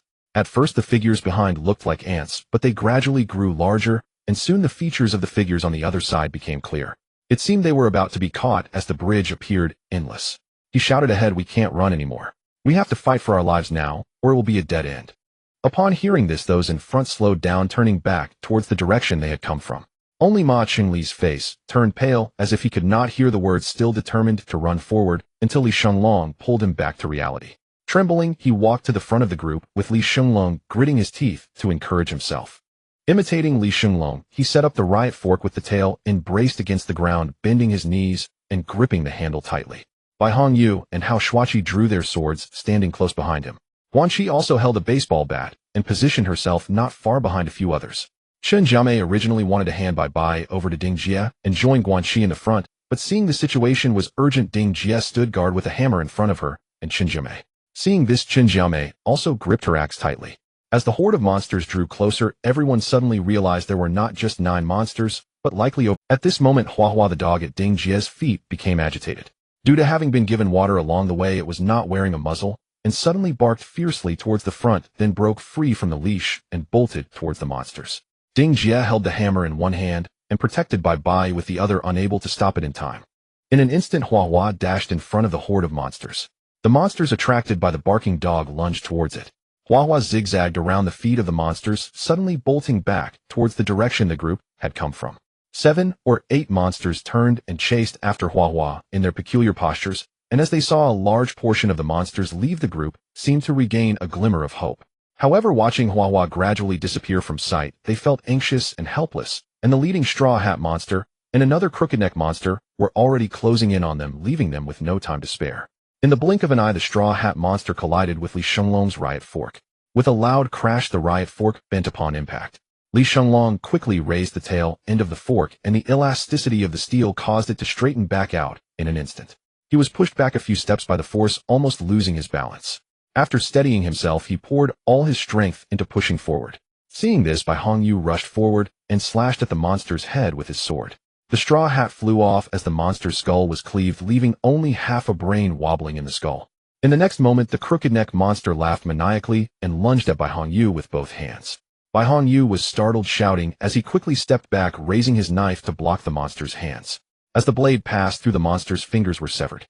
Bai Hongyu fought while retreating. Li Shenglong shouted loudly, turning to raise the riot fork against the approaching monster, forcefully pinning it down.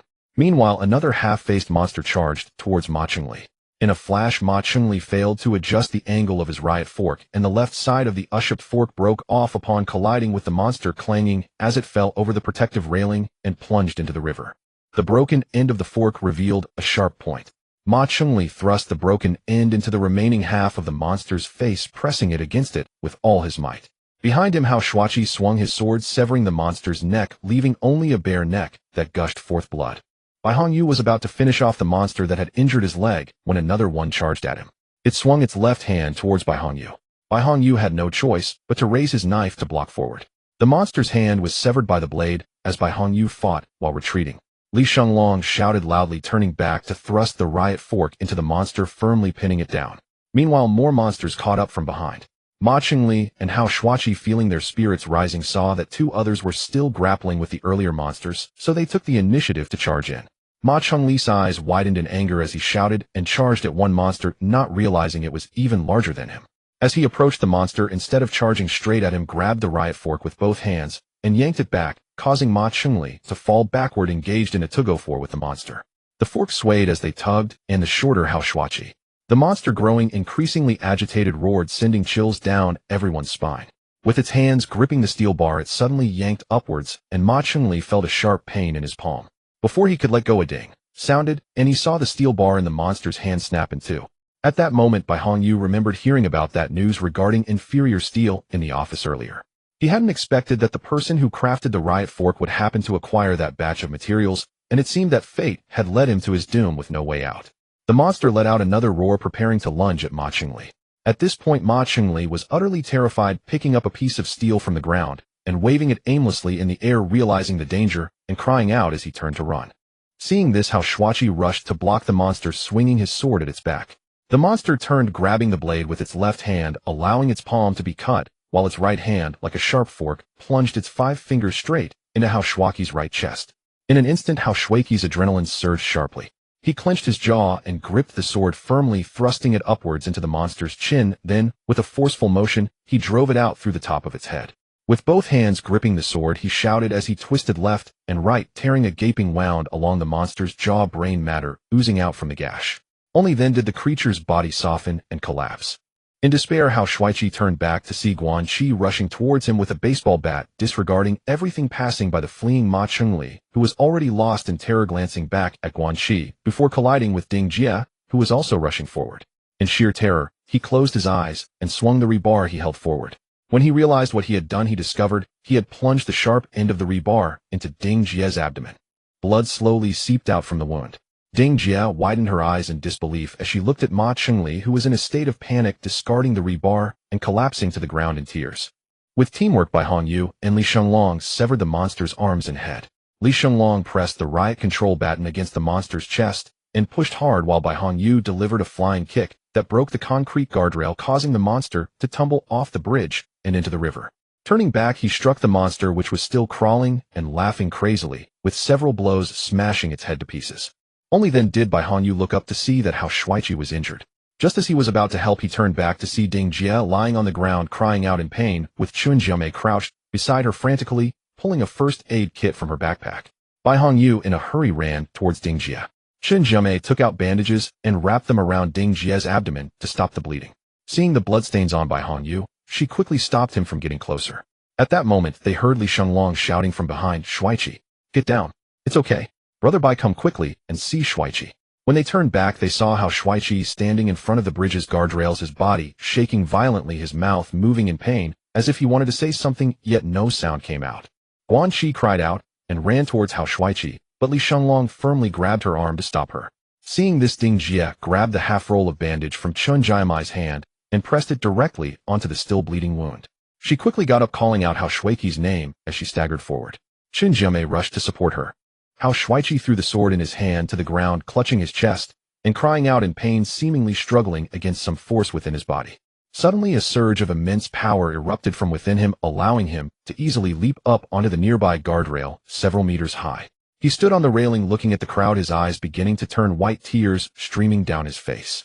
Guan Qi shouted at Hao Shuaiqi, "Shuaiqi, come down. We can find a way. There must be a way, just listen." Suddenly, Hao Shuaiqi's body began to convulse violently, and he managed to squeeze out a few indistinct words through his throat. Hey, you, all. After saying this, he jumped into the river below amidst the heart-wrenching screams and cries around him. Hao Shuaiqi lost consciousness, completely thinking in his heart, everyone must live well. "I'm sorry, sister. I'm sorry, Guan Qi." Guan Qi shrugged off Li Shenglong and crazily rushed towards the guardrail. Peering through the gap, she saw Hao Shuaiqi's body crash heavily onto the water's surface, creating a massive splash. His face contorted in agony, he struggled a few times in the water before sinking beneath the surface, disappearing from sight. Guan Qi screamed, feeling the world spin around her, and fell beside the railing. Li Shenglong hurriedly came over to support her gently, leading her away from the guardrail. Seeing this, Ding Jie, still stumbling forward, let out a desperate wail and slipped to the ground. Chun Jiamei, holding the child, also slid down with Ding Jie. Bai Hong Yu wanted to step forward to help, but recalling the bloodstains on his body, he instinctively stepped back. But then he saw Ding Jie's face turn pale, her lips starting to lose color. Looking down, he saw that the fabric around her abdomen was completely soaked in blood. Chun Jiamei quickly laid Ding Jie flat and rushed to the first aid kit to stop the bleeding and treat her wounds. Unable to help, Bai Hong Yu felt like he was about to cry. Turning around, he saw Ma Chengli sitting blankly by the roadside and couldn't help but feel a surge of anger charging straight at him and punching him down to the ground. Ma Chengli was in tears, repeatedly saying, "I didn't mean to." Bai Hong Yu lost his rationality in an instant, picked up the broken rebar from the ground and aimed it at Ma Chengli's neck. Ding Jie shouted from behind, "You can't kill him. He's not a zombie. Bai Hong Yu, you idiot. Stop it." Hearing this, Bai Hong Yu snapped back to his senses. He turned around to see Chun Jiamei supporting Ding Jie, who had sat up from the ground, tears streaming down her face as she looked at him. He then tossed the rebar aside and punched Ma Chengli in the face several times, then began kicking him wildly in the abdomen as Li Shenglong helped Guan Qi sit by the roadside and rushed to pull Bai Hong Yu away. Ma Chengli struggled to get up from the ground, pulling off the mask from his protective suit, spitting out a mouthful of blood and gasping for air. "I told you I didn't mean to. I was just so scared. You are heroes. I am not. I just wanted to survive." No one responded. Bai Hong Yu picked up a knife from the ground and pointed it at Ma Chengli, fiercely saying, "Get lost. Don't let me see you again." Ma Chengli struggled to get up, saying, "I have 2 questions to ask before I leave." After saying that, he clutched his stomach and limped towards Chun Jiamei. When he reached her side, he looked at her with a complicated expression and asked, "Jiamei, do you want to come with me?" Hearing this, Chen Jiamei, who had initially turned away and did not want to look at Ma Chengli, turned back and stared at him closely, saying, "Go with you. With the person who hurt my best friend." "I didn't mean to," Ma Chengli said in a low voice. "Ma Chengli, let's part ways." "Chen Jiamei," Ma Chengli chuckled bitterly, saying, "You never intended to go north with me from the start, did you?" Chen Jiamei replied coldly, "Did you ever consider my feelings? Your parents are waiting for you up north while my parents are missing. And maybe we were never meant to walk the same path from the beginning." Ma Chengli, realizing something, turned to Ding Jie and said, "I'm sorry," and when passing by Guanxi, he bowed deeply to her before picking up his bag and a broken rebar, walking back the way he came. The group fell silent for a long time. At this moment, the rushing sound of the river beneath their feet seemed like a series of unwilling wails. The half-exposed sun hidden among the blue sky and white clouds emitted a piercing light. The blood on the road contrasted with the deep abyss below the bridge, resembling a symphony of despair. "How can he go back?" Li Shenglong asked Bai Hongyu, looking at Ma Chengli, who was receding into the distance. Bai Hongyu watched the figure on the opposite side, who was stumbling away, and quietly said with tears streaming down his face, "That is his path, now unrelated to us. We do not align in our ways. Whether it is a dead end or he can fight for a chance at life aside from luck, it depends on whether he can conquer his own inner." Watching Ma Chengli's gradually disappearing figure, the crowd knew that it was not wise to linger here. After calming their emotions, Li Shenglong helped Guoqi up, picked up the Han sword that Hao Shuiqi had thrown on the ground, and took out several rolls of bandages, tightly wrapping the sword around the riot fork, allowing the sword tip to protrude from the uship fork head, forming a mountain shape. Chen Jiamei placed more gauze on Ding Jie's wound, asked Li Shenglong for 2 pairs of stockings to tightly bind around Ding Jie's abdomen for pressure, and wrapped her in a coat to isolate the wound. Bai Hongyu slung Ding Jie's bag across his chest, picked up the knife on the ground, cleaned the blood off himself, and supported Ding Jie alongside Chen Jiamei. The group slowly moved forward again, their shadows intertwining with the debris on the ground, creating a scene of deep sorrow. Throughout the journey, Guoqi's sobs did not cease. Chen Jiamei, with red-rimmed eyes, softly comforted Ding Jie, urging her to stay calm and not to cry, while the 2 men remained silent, focused on finding the way. After crossing the bridge, they headed into the nearby mountains. After walking for about 2 hours, they realized that this path seemed endless, suddenly realizing that they seemed to have lost their direction in the mountains. Guoqi had left his phone on the bridge. Li Shenglong's phone screen was completely shattered. Bai Hongyu's was dead, and Chen Jiamei's phone had no offline navigation. The hope in the hearts of the 4 slowly began to fade away, despair creeping in. After searching in place for a long time until the sun began to set in the west, they reached a higher cliff edge, where they finally confirmed the northern direction with the setting sun. Just as they were about to hurry off, Ding Jie weakly half lay on the ground and softly said, "Jiamei, go see how Chi is doing. Old Bai, keep me company." Chen Jiamei glanced at Ding Jie's wound, a shadow crossing her eyes. She gritted her teeth and said nothing while Ding Jie urged again, "Jiamei, go." Turning her head away, Chen Jiamei picked up Bai and walked towards Guoqi. The moment she turned her back, tears began to flow uncontrollably, and she hurriedly looked down to let the tears fall from her protective suit's visor. "Xiao Jie, what's wrong? Are you tired?" Bai Hongyu looked at Ding Jie with concern on his face. Ding Jie shifted her body fully into Bai Hongyu's embrace, reaching out to grasp his hand, looking up at him with a pale face that revealed a smile, then gently asked, "What about you?" "I'm fine. If you're tired, I'll carry you. We'll find a place to rest up ahead, and tomorrow we should be able to reach the city for help," Bai Hongyu said with a smile. "No need, you all shouldn't stay tonight. We should be able to enter the city soon." Ding Jie replied, feeling her eyelid. "Okay, then let's rest a bit more. I'll carry you later." Bai Hongyu adjusted his position, holding Ding Jie entirely in his arms. Tears welled up in Ding Jie's eyes as she looked at Bai Hongyu gently.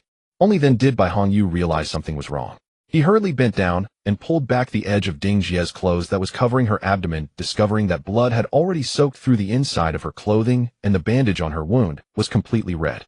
"What? How could this be? Jiamei, come quickly," Bai Hongyu shouted in a daze. Chen Jiamei handed Bai over to Guoqi and rushed over with the first aid kit, continuing to apply pressure on Ding Jie's wound with bandages while crying out, "I can't stop.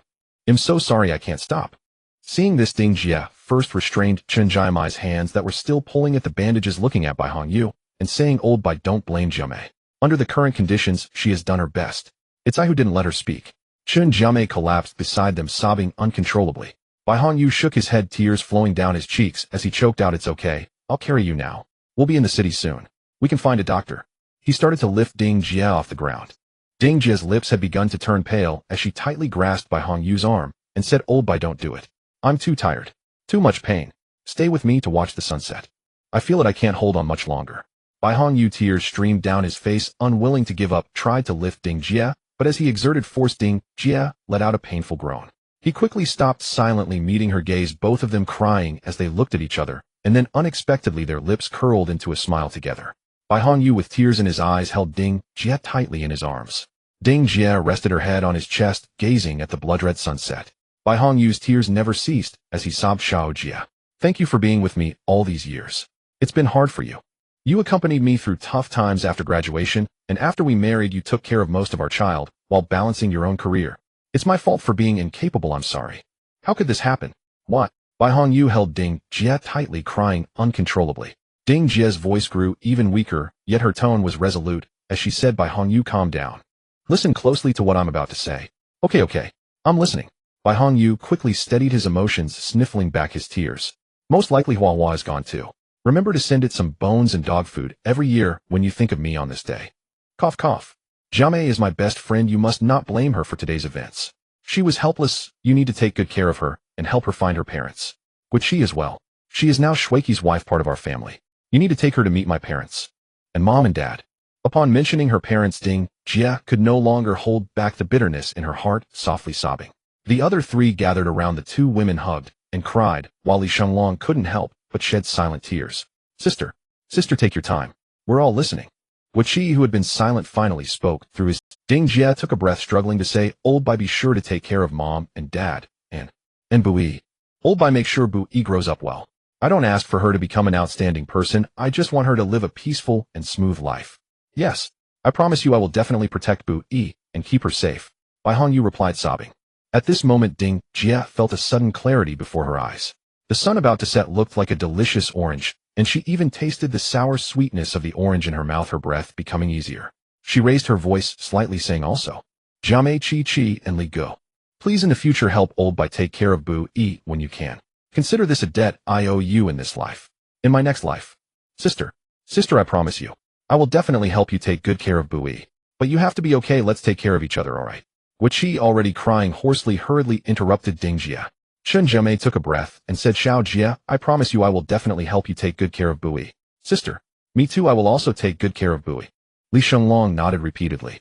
Ding Jie looked at them with tears in her eyes, smiling reassuringly and nodding. Then she turned to Bai Hongyu and said, Old Bai, you used to think it was mushy. Can you call me wife today? Wife. Bai Hongyu felt as if an invisible hand was gripping his heart tightly, making it impossible to breathe. Ding Jie peacefully closed her eyes, feeling as though she had suddenly been drained of strength. Other than feeling increasingly cold, her other senses faded into oblivion. Finally, she softly said, Bui, you don't blame mommy. I will turn into everything to accompany you. Mommy loves you. Bai Hongyu felt the hand he held with Ding Jie gradually losing strength. He called out several times, but received no response. In an instant, the grip in his heart shattered into pieces. He used all his strength to hold Ding Jie's body, crying out in despair. Chen Jiamei tried her best to calm herself, comforting Bai, who was crying uncontrollably in her arms, while also soothing the nearly fainting Guanqi. Li Shenglong rushed forward to help, using one hand to pat Bai Hongyu's back. After a long while, the setting sun was just a tip away from sinking, and Ding Jie's body gradually lost its warmth.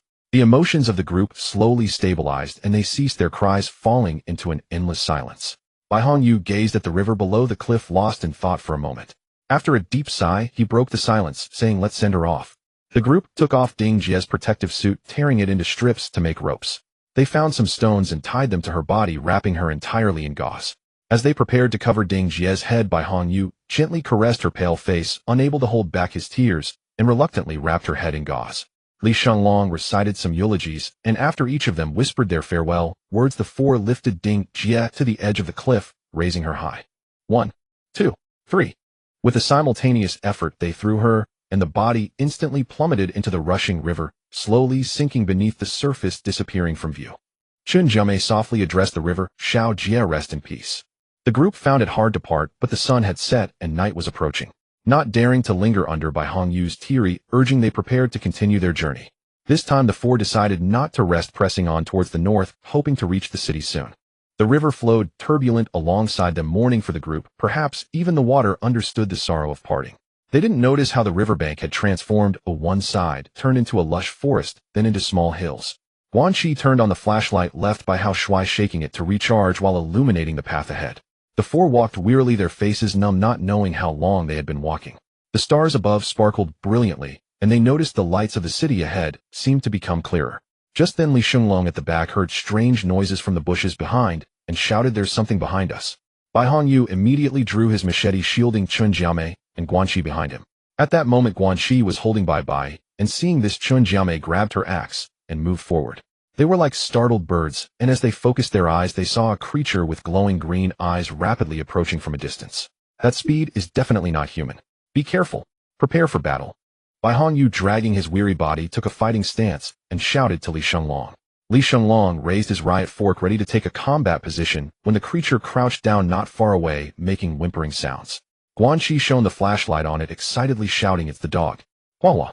It's still alive." Huahua approached slowly, tail between its legs. Seeing this, the group hurriedly put down their weapons to welcome it, and only then did it lift its tail, wagging it excitedly. Bai Hongyu couldn't help but smile, calling out to it with joy. Upon hearing him, Huahua dashed over, skidding to a stop beside Bai Hongyu, wagging its tail and circling around him. Occasionally it stood up with its front paws resting on Bai Hongyu's leg, and he quickly embraced this special family member. The other three also felt a surge of happiness, rushing over to pet the dog. After exchanging greetings, Huahua suddenly looked confused, sniffing each of them in turn and pacing back and forth, trying to find the familiar scent. After several circles and finding nothing, it came before Bai Hongyu, making a desperate whine. "Huahua, I know what you're looking for. You don't need to look anymore." Bai Hongyu squatted down, gently stroking the dog's face, tears streaming down his cheeks. The smiles on the faces of the other three froze, and they fell silent. The little dog seemed to understand, its tail drooping, head hanging low, whimpering softly, rubbing against Bai Hongyu. "Let's go, Huahua, follow me. We're heading into the city," Bai Hongyu said, rubbing its dirt-covered head. The group stood and continued forward, with Huahua following closely beside Bai Hongyu, occasionally letting out soft whimpers.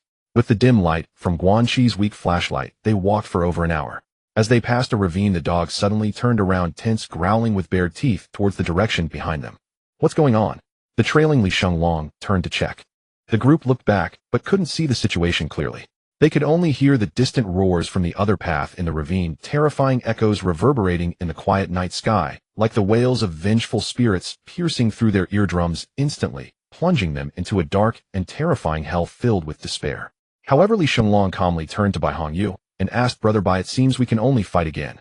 Bai Hongyu felt an overwhelming despair rise within him and painfully said, "From the sounds, there must be many, many monsters. We probably can't win." As he spoke, they saw shadows moving behind the ravine, the sound of restless footsteps, and several monsters from the vanguard had already climbed over the ravine and charged towards them. "Before the monsters come, let's not suffer that pain. We might as well end it ourselves." "But, Bai, Wu," Guanxi, having completely lost her fighting spirit, tightly hugged Bai and sat down on the ground. Chun Jiamei and Bai Hongyu fell silent at her words, seemingly acquiescing, as if contemplating whether there was still a chance to fight to the last. Li Shunlong, with a choked voice, said, "Everyone, I know we can't win. But I believe in Christ. The Lord doesn't allow me to commit suicide. I can only fight until I die." Bai Hongyu felt his mind muddled, lacking the strength to think. He took Bai, who was crying heart-wrenchingly, from Guanxi's embrace. He placed her on the ground, knelt before the child, reaching his hands towards Bai's neck, but as soon as he touched her skin, he lost control and shouted, "Ah, I can't do it. Bai, you have to forgive Daddy." Chun Jiamei took the knife that Ma Chunli had previously used, walked over to Bai Hongyu, and said, "Brother Bai, we promised Shao Jie to take good care of Bai. We must not end it this way. Let's fight until the very last moment." After saying this, she walked over to Guanxi, reached out her hand, and pulled her up. Guanxi looked into Chun Jiamei's eyes, and for some reason felt a glimmer of calmness. She picked up the baseball bat and walked alongside Chun Jiamei towards Li Shunlong.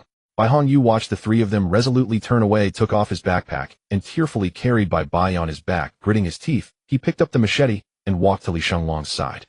In the pitch-black ravine, the cries of Bai resounded, along with Huahua's frenzied barking and the howls of monsters. As three monsters charged in, Li Shunlong steadied his stance, thrusting the mountain-shaped steel fork tipped with a blade directly at one of the more intact monsters, the tip deeply piercing the area above the monster's collarbone. Bai Hongyu charged forward, raising his knife to slash. The first cut did not sever the neck, and with another strike, only a layer of skin remained connected at the back of the neck.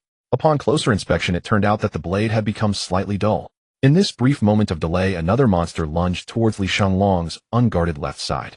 Just as it was about to pounce on Li Shunlong, Chun Jiamei raised her knife high above her head, closed her eyes, and swung down fiercely. The blade sliced into the monster's neck about 2/3 of the way down, but got stuck. The monster turned to look at Chun Jiamei, and when she opened her eyes and saw its face, she was stunned. Though the face was already ravaged, it was still familiar, it was Ma Qingli. Chen Jiamai's hands trembled as she gripped the knife handle, her entire body frozen in place. Guan Qi saw the monster reaching out to grab Chen Jiamai and rushed forward using the baseball bat to strike the blade with all her might like a hammer driving a nail. The blade smoothly slid out from the other side of the monster's neck, and its head along with half of its shoulder was severed, causing the remaining body to collapse to the ground. Chen Jiamai stood there in a daze, and Guan Qi moved in front of her to block her line of sight. Meanwhile, the last monster was particularly troublesome. Bai Hongyu, worn out and filled with grief, had made several cuts that failed to take it down, and worse, the monster grabbed the blade of his knife. Li Shenglong held the riot fork firmly against the creature to prevent it from harming Bai Hongyu, and they struggled against each other. In this stalemate, Bai Hongyu suddenly reversed his grip on the knife handle and twisted it hard. The blade spun violently in the monster's grasp. Bai Hongyu then dragged it down, severing several fingers. He intended to thrust upward to slice off the monster's skull, but for some reason his footing slipped, and the knife only grazed the monster's chin, leaving a scar. The monster was thoroughly enraged by this attack, letting out a roar as it yanked the riot fork forcefully. Li Shenglong, already fatigued, stumbled from the pole, and just as the monster was about to lunge at him, it was struck by a cold bat from Guan Qi, making a dull thud. It didn't react at all as Chen Jiamai, on the brink of emotional collapse, shouted and hacked at its head with her knife, turning it into mush. After defeating the three monsters, the exhaustion from the journey and the exhilaration of battle left the group utterly drained. Bai Hongyu's hand holding the knife trembled, while Li Shenglong gasped for breath on the ground.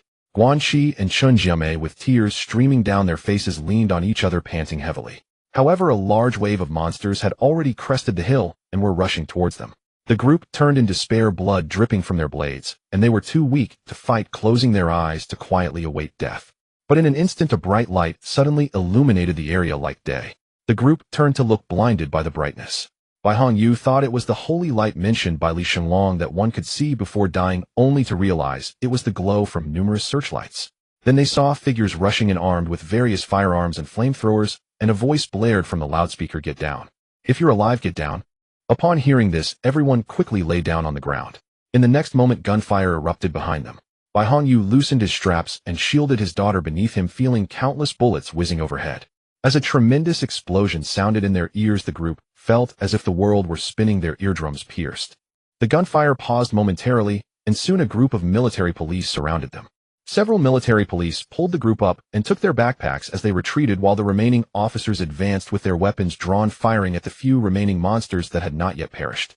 Bai Hongyu glanced back only to see a sea of flames in the distance. The military police brought them into a military tent where a medic conducted basic surface examinations, provided clean protective clothing, and brought some hot water and food, even fetching some milk powder for Bai.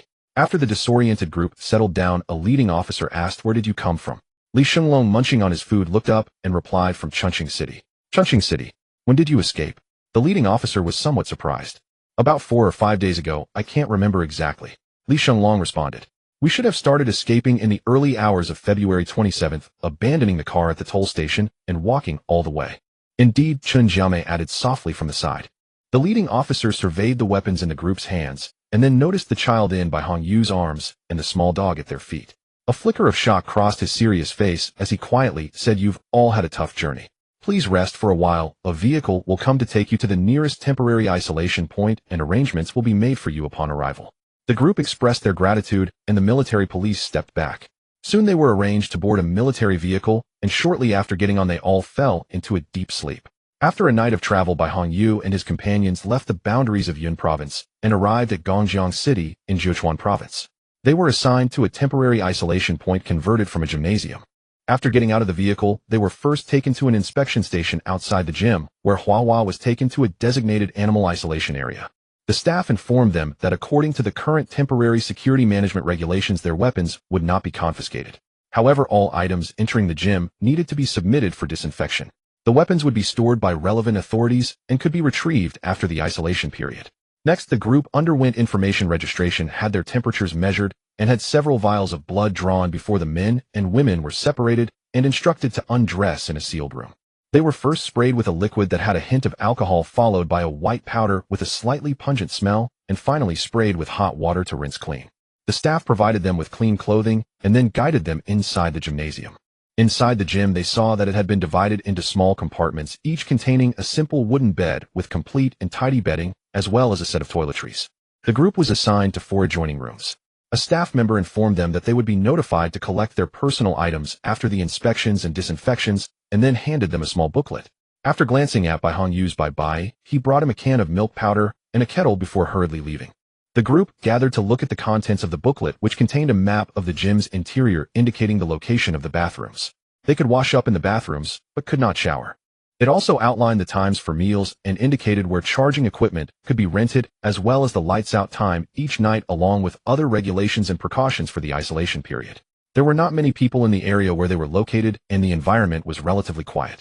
Staff members were on duty nearby. Seeing that there was still some time before lunch, the group returned to their compartments to rest a little longer. After lunch, the group sat in the hallway in front of their compartments. Bai Hongyu looked at Guanxi, who seemed dazed, then at Chun Jiamei, who was busy changing Bai's diaper. Li Shunlong stared blankly at the ceiling. After pondering for a while, he finally spoke. After the isolation is over, let's go to Shizhou together. Li Shunlong snapped back to attention, first nodding at him, while Chun Jiamei gently patted Bai's back, softly responding with an mm. Bai Hongyu looked at the unresponsive Guanxi and asked her again, Guanxi, after the isolation is over, we will go back to Shizhou together. Guanxi slowly turned her head to look at him, and the next moment, she burst into tears, covering her face, as she said, brother-in-law. Now that sister and Shuaiqi are gone, how are we going to explain it to uncle and aunt? Upon hearing this, Bai Hongyu felt as if he had been struck hard. He had been deliberately avoiding this issue, but once he got his phone, he would inevitably have to contact his parents. How would he bring up this matter? For the elderly couple, this was undoubtedly a bolt from the blue. How Shuaiqi had been raised by them since childhood, and was like a biological son. If they knew that both their son and daughter had perished, how would he explain it to them? Bai Hongyu lowered his head in silence. Chun Jiamei let out a soft sigh, and said, Bai Gu, just tell them over the phone that you got separated on the road, and once we reach Shizhou, we will explain everything to the elderly couple in person. Bai Hongyu felt a tumult of emotions in his heart, as if his chest were stuffed with cotton. After thinking for a moment, he nodded in agreement. The next day, Bai Hongyu and the others retrieved their luggage. After charging his phone, Bai Hongyu called his father, intending to briefly explain their current situation. After Ding Jie's parents answered the call, he hesitated for a moment, but ultimately followed Chun Jiamei's suggestion and spoke, pretending to comfort the elderly couple with a light tone. Perhaps Ding Jie and Hao Shuaiqi have just gone to another isolation point and temporarily lack communication devices to contact the outside world. The elderly couple said nothing more and quickly hung up the phone. Days passed, and Chun Jiamei, due to her profession, volunteered at the inspection point, drawing blood for incoming. Guanxi lay in bed all day, crying and staring into space, unable to sleep at night and finding no joy in food. She felt as if the suffocating sensation she had experienced when her parents died unexpectedly returned, even stronger and more overwhelming, almost crushing her. She seemed to have lost all desire for this world again. Seeing this, Chun Jiamei suggested that Bai Hongyu let Guanxi take care of Bai more. At first, Bai Hongyu was confused, thinking she should be allowed to rest well. Chun Jiamei explained to Bai Hongyu that he needed to forcibly divert her attention and help her re-establish a connection with the world. Bai Hongyu suddenly understood and complied, which indeed proved effective. When Guanxi cared for Bai, she occasionally wore a smile. Bai Hongyu was also struggling. Every night he would sift through Ding Jie's belongings, quietly hiding under the covers and weeping. Every night before falling asleep, he hoped to wake up the next day and find that it was all just a dream, or that he could be reborn like the characters in Ding Jie's novels, returning to before the disaster struck, or awaken some ability to resurrect his beloved. But every day upon waking, nothing had changed. He simply lay on the wooden bed of the isolation point with swollen eyes. Li Shunlong spent most of his time in a daze, lost in thought. Later, he volunteered at the supply distribution window, seemingly returning to normal. On the 7th day of isolation in the evening, Chun Jiamei finished her work at the inspection point and was preparing to return to the rest area when she was called by the leader at the inspection point. He led her away from the crowd to the office, pulling out a stack of documents and saying, Xiao Chun, thank you for your help these past few days. You can leave the isolation point tomorrow. These are the examination reports for you and your friends. With these reports, you won't need to be isolated again when you go to other placement locations. Director Zhang, thank you. But weren't these reports supposed to be issued tomorrow? Chun Jiamei asked, somewhat confused. Thanks to your help these days, please don't make a fuss about it. With these reports, you can leave first thing in the morning. Otherwise, waiting in line with so many people would waste a good part of the day. Director Zhang said softly. Chun Jiamei was surprised to hear this. She repeatedly stood up and bowed, saying, thank you, Director Zhang. I truly appreciate it. As a nurse, these are my duties. It's no trouble at all. Director Zhang waved his hand, gesturing for her to sit down, then continued, there's another reason. Director Zhang paused and said, you should be aware of some of our policies by now. Elderly people, children, pregnant women, and other special groups receive additional care. Your friend is carrying an infant, right? Also, One of the women in your group is pregnant. Are you aware of this? Oh.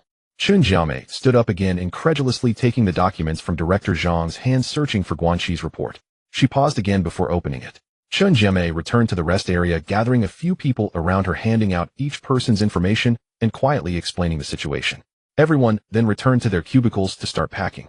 Chun Jiamei went to Guanxi's cubicle, pulled her to sit on the bed, and indicated for her to open the information. Guanxi, somewhat confused, complied, and when she saw the examination report, she froze, unable to speak for a while. Chun Jiamei leaned closer to take a careful look, her eyes widening with excitement, as she said, "Chi, you're going to be a mother. It's almost a month already." Guanxi recalled the situation, her face turning slightly red, but her expression became complex, making it hard to discern if she was happy or worried. She simply lowered her head and stared blankly at the report.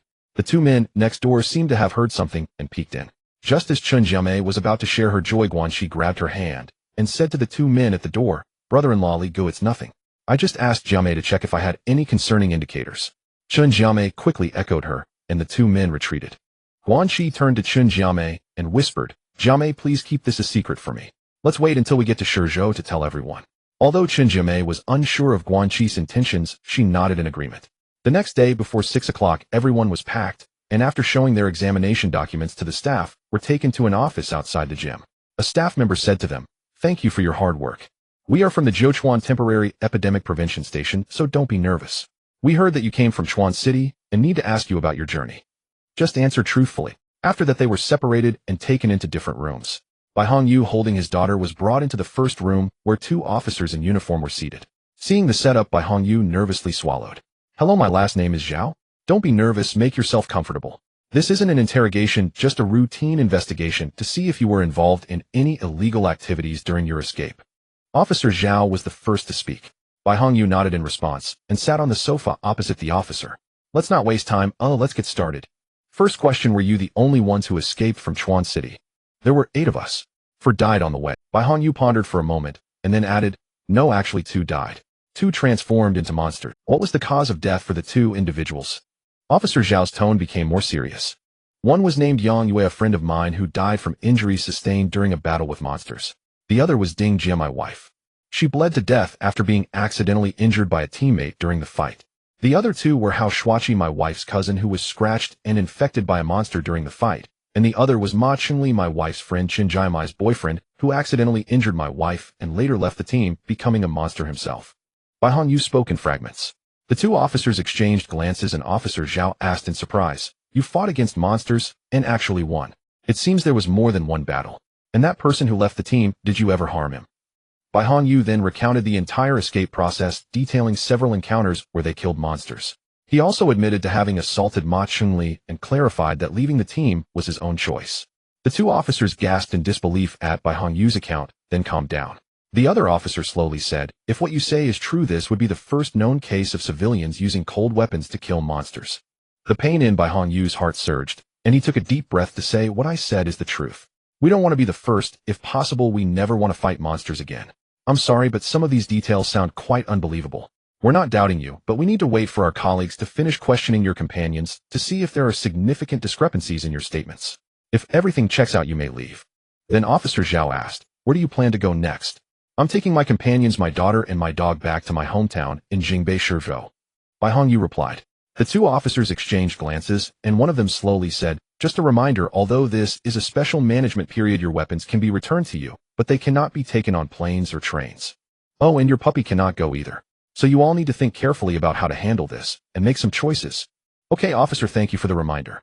Afterward, the questioning of the others concluded in turn. While waiting for the results, there was inconsistency in the testimonies regarding Ma Chengli. Besides Bai Hongyu admitting to having assaulted Ma Chengli, the others denied any violence from Bai Hongyu towards him. They each provided further explanations, and in the end the staff only issued a verbal warning to Bai Hongyu before letting everyone go. They took their certificates to the storage office to retrieve their weapons. Guanxi then noticed a crack on her baseball bat and decided to discard it.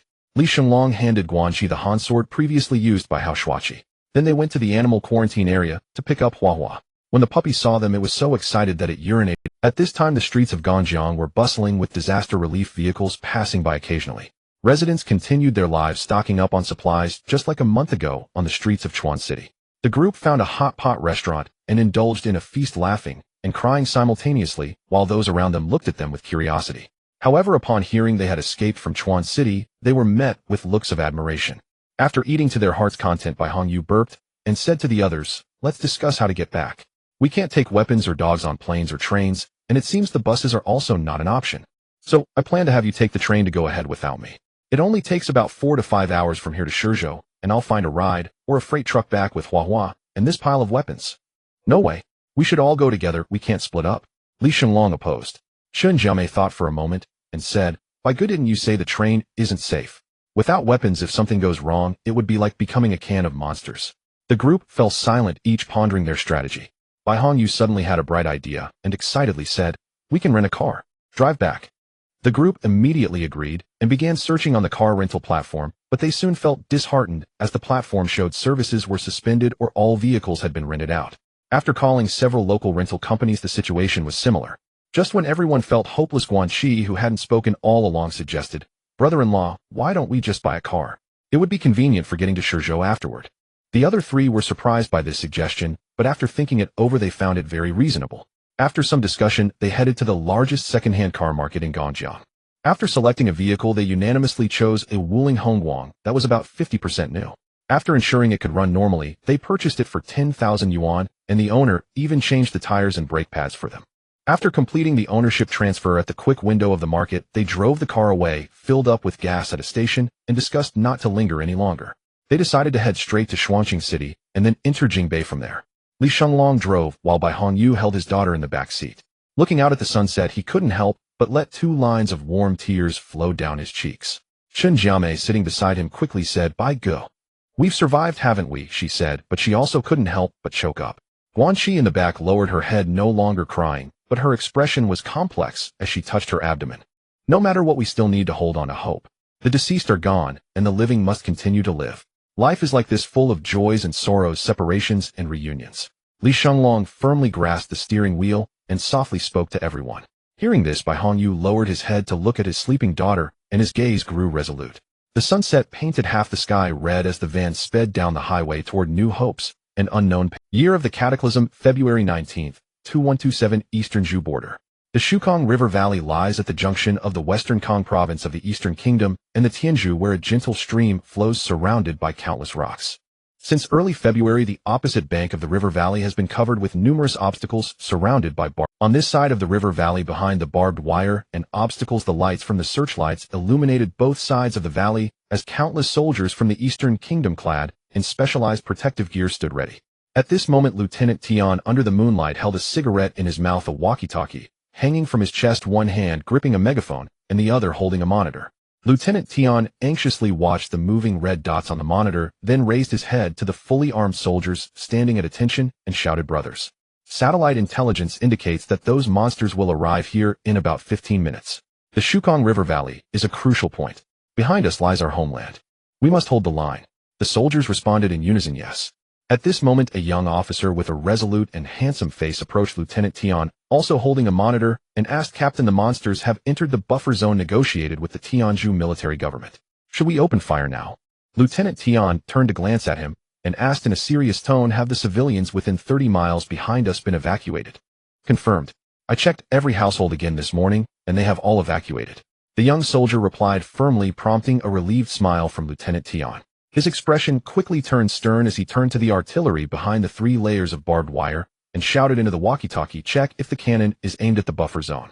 The PCL-181 truck-mounted artillery and the 52 caliber 155 mm howitzers fired alternately, while the W-90 203 mm towed howitzers continuously fired, aiming to cover a radius of 10 kilometers in the buffer zone with firepower. "But we must ensure not a single shell shall land on the Tianzhu territory outside the buffer zone. Ready. Fire in 30 seconds. "Yes."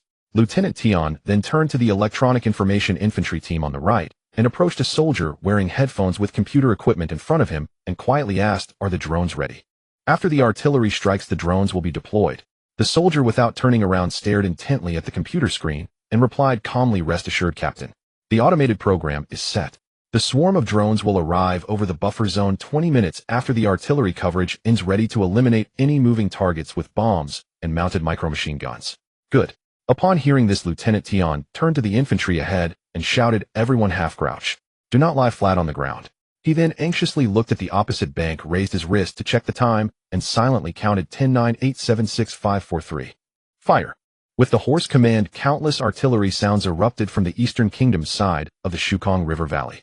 Rows of cannons facing the opposite bank unleashed fiery tongues, the thunderous sounds echoing across the sky. Lieutenant Tian stood calmly at his position, with countless rockets soaring overhead, illuminating the night as if it were day.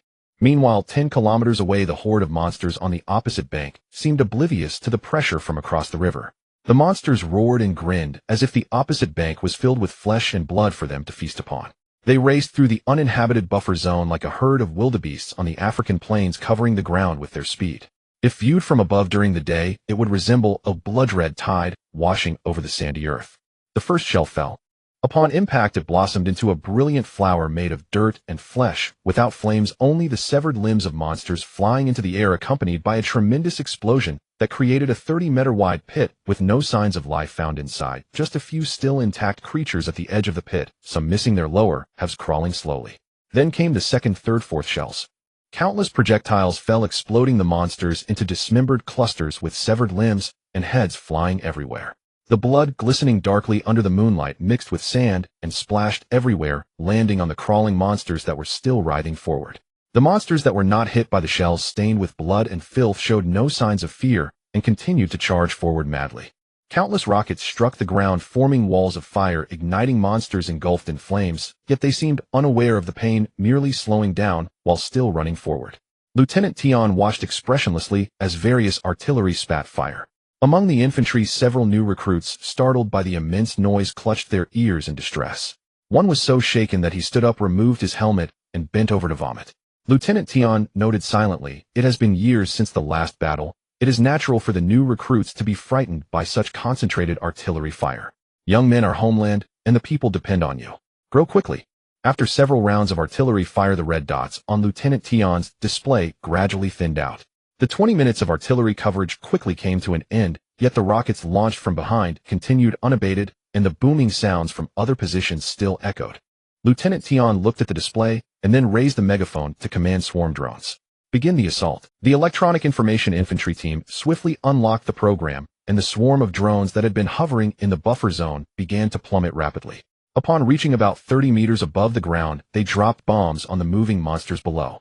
The monsters on the ground were blasted away by the falling bombs, some having chunks of their skulls blown off, others convulsing on the ground.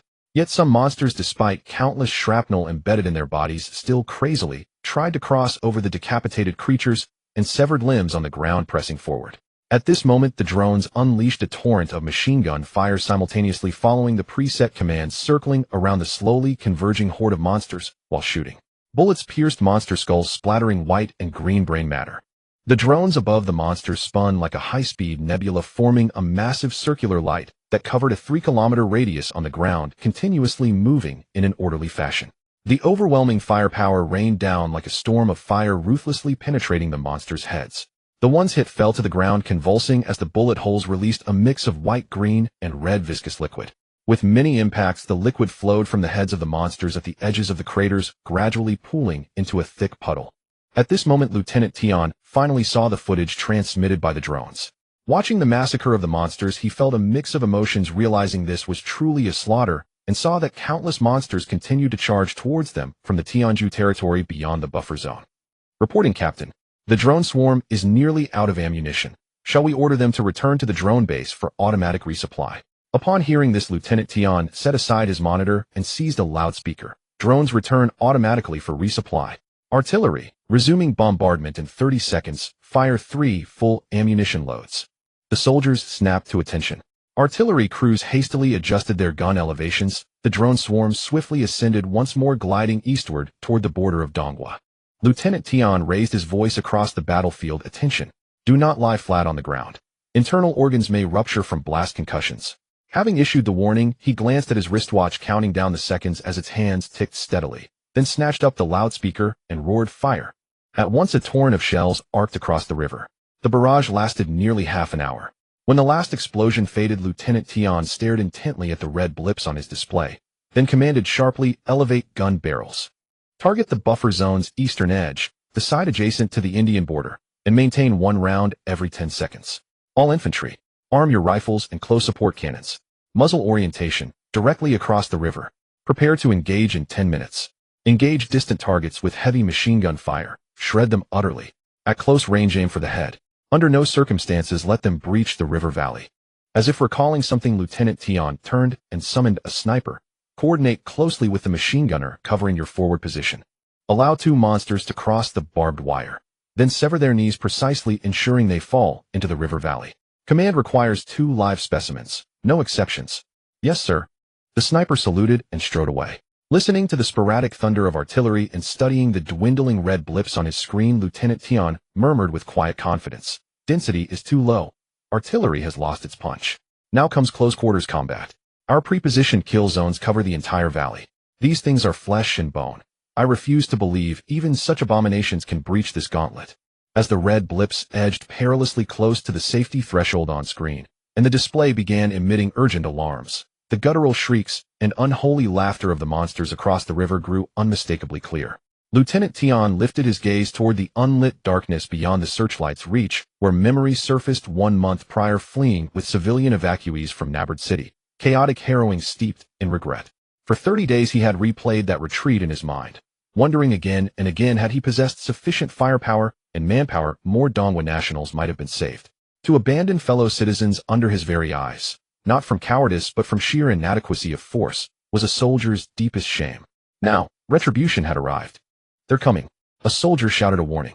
Lieutenant Tion raised his binoculars, and there beneath the searing glare of searchlights surged a teeming tide of monsters. Many burned with flickering embers, some retained all 4 limbs, yet most bore grotesque mutilations. 1 arm missing, chests laid bare, to glistening ribs, skulls stripped to scalp and bone, eye sockets glowing crimson. Others, limbless and unbalanced, lurched forward like rabid hounds on 2 legs, staggering relentlessly toward his lines. Brothers, the hour has come to avenge our fallen comrades in India. Stay calm. Stay sharp. Engage, on my command. Open fire. Lieutenant Tion's order cracked across the valley like thunder. First came the roar of rocket launchers and mortars, shells screaming across the chasm, detonating in violent blossoms that tore clusters of monsters apart. Then heavy machine gun tracers slashed through the light, white-hot streaks carving paths of annihilation. Monsters struck mid-stride, staggered violently, some lost their craniums, entirely collapsing into spasming heaps of gray matter and gore. Others had abdomens torn open, organs spilling onto the earth in steaming viscous tides. More still were bisected cleanly by gunfire. Lower torsos standing rigid while upper halves dragged themselves forward, limbs exploding into ragged fragments, arms convulsing on the ground, skulls pulverized into airborne dust. Keep firing. Annihilate them. Show no mercy. These are not human. They are abominations. Devils who would rend you and your kin limb from limb and feast upon your flesh. Mercy toward them is sin itself. Fire. Kill. As he directed the battle, Lieutenant Tion bellowed encouragement through his loudspeaker. His cries fused with the cacophony of explosions piercing the soldiers' ears. Heavy machine gunners kneeling amid spent casings, eyes bloodshot, and blazing unleashed torrents of lead, forming a shimmering white wall of death across the valley's edge, harvesting monster flesh with savage precision. Light infantrymen dropped to one knee, raising assault rifles and submachine guns, each sighting deliberately upon a monster's skull. Sustain heavy machine gun suppression. Light weapons. Prepare to engage. Spotting scattered monsters breaching the kill zone, Lieutenant Tion seized the loudspeaker and roared. He then snatched up the assault rifle leaning beside him and aimed at a charging figure, his voice raw yet commanding. Give them hell. He slammed the loudspeaker to the ground and fired first, a single perfect round striking the monster's skull. It collapsed, twitching. Then came a deafening chorus of gunfire. Monsters bursting through the net fell one by one. Only 2 reached the barbed wire fence, vaulting upward with desperate agility, just as 4 sharp cracks split the air. Both monsters crumpled mid-leap, knees shattered, toppling backward into the abyss of the river valley. Mountain troops, descend the valley and retrieve those 2 live specimens.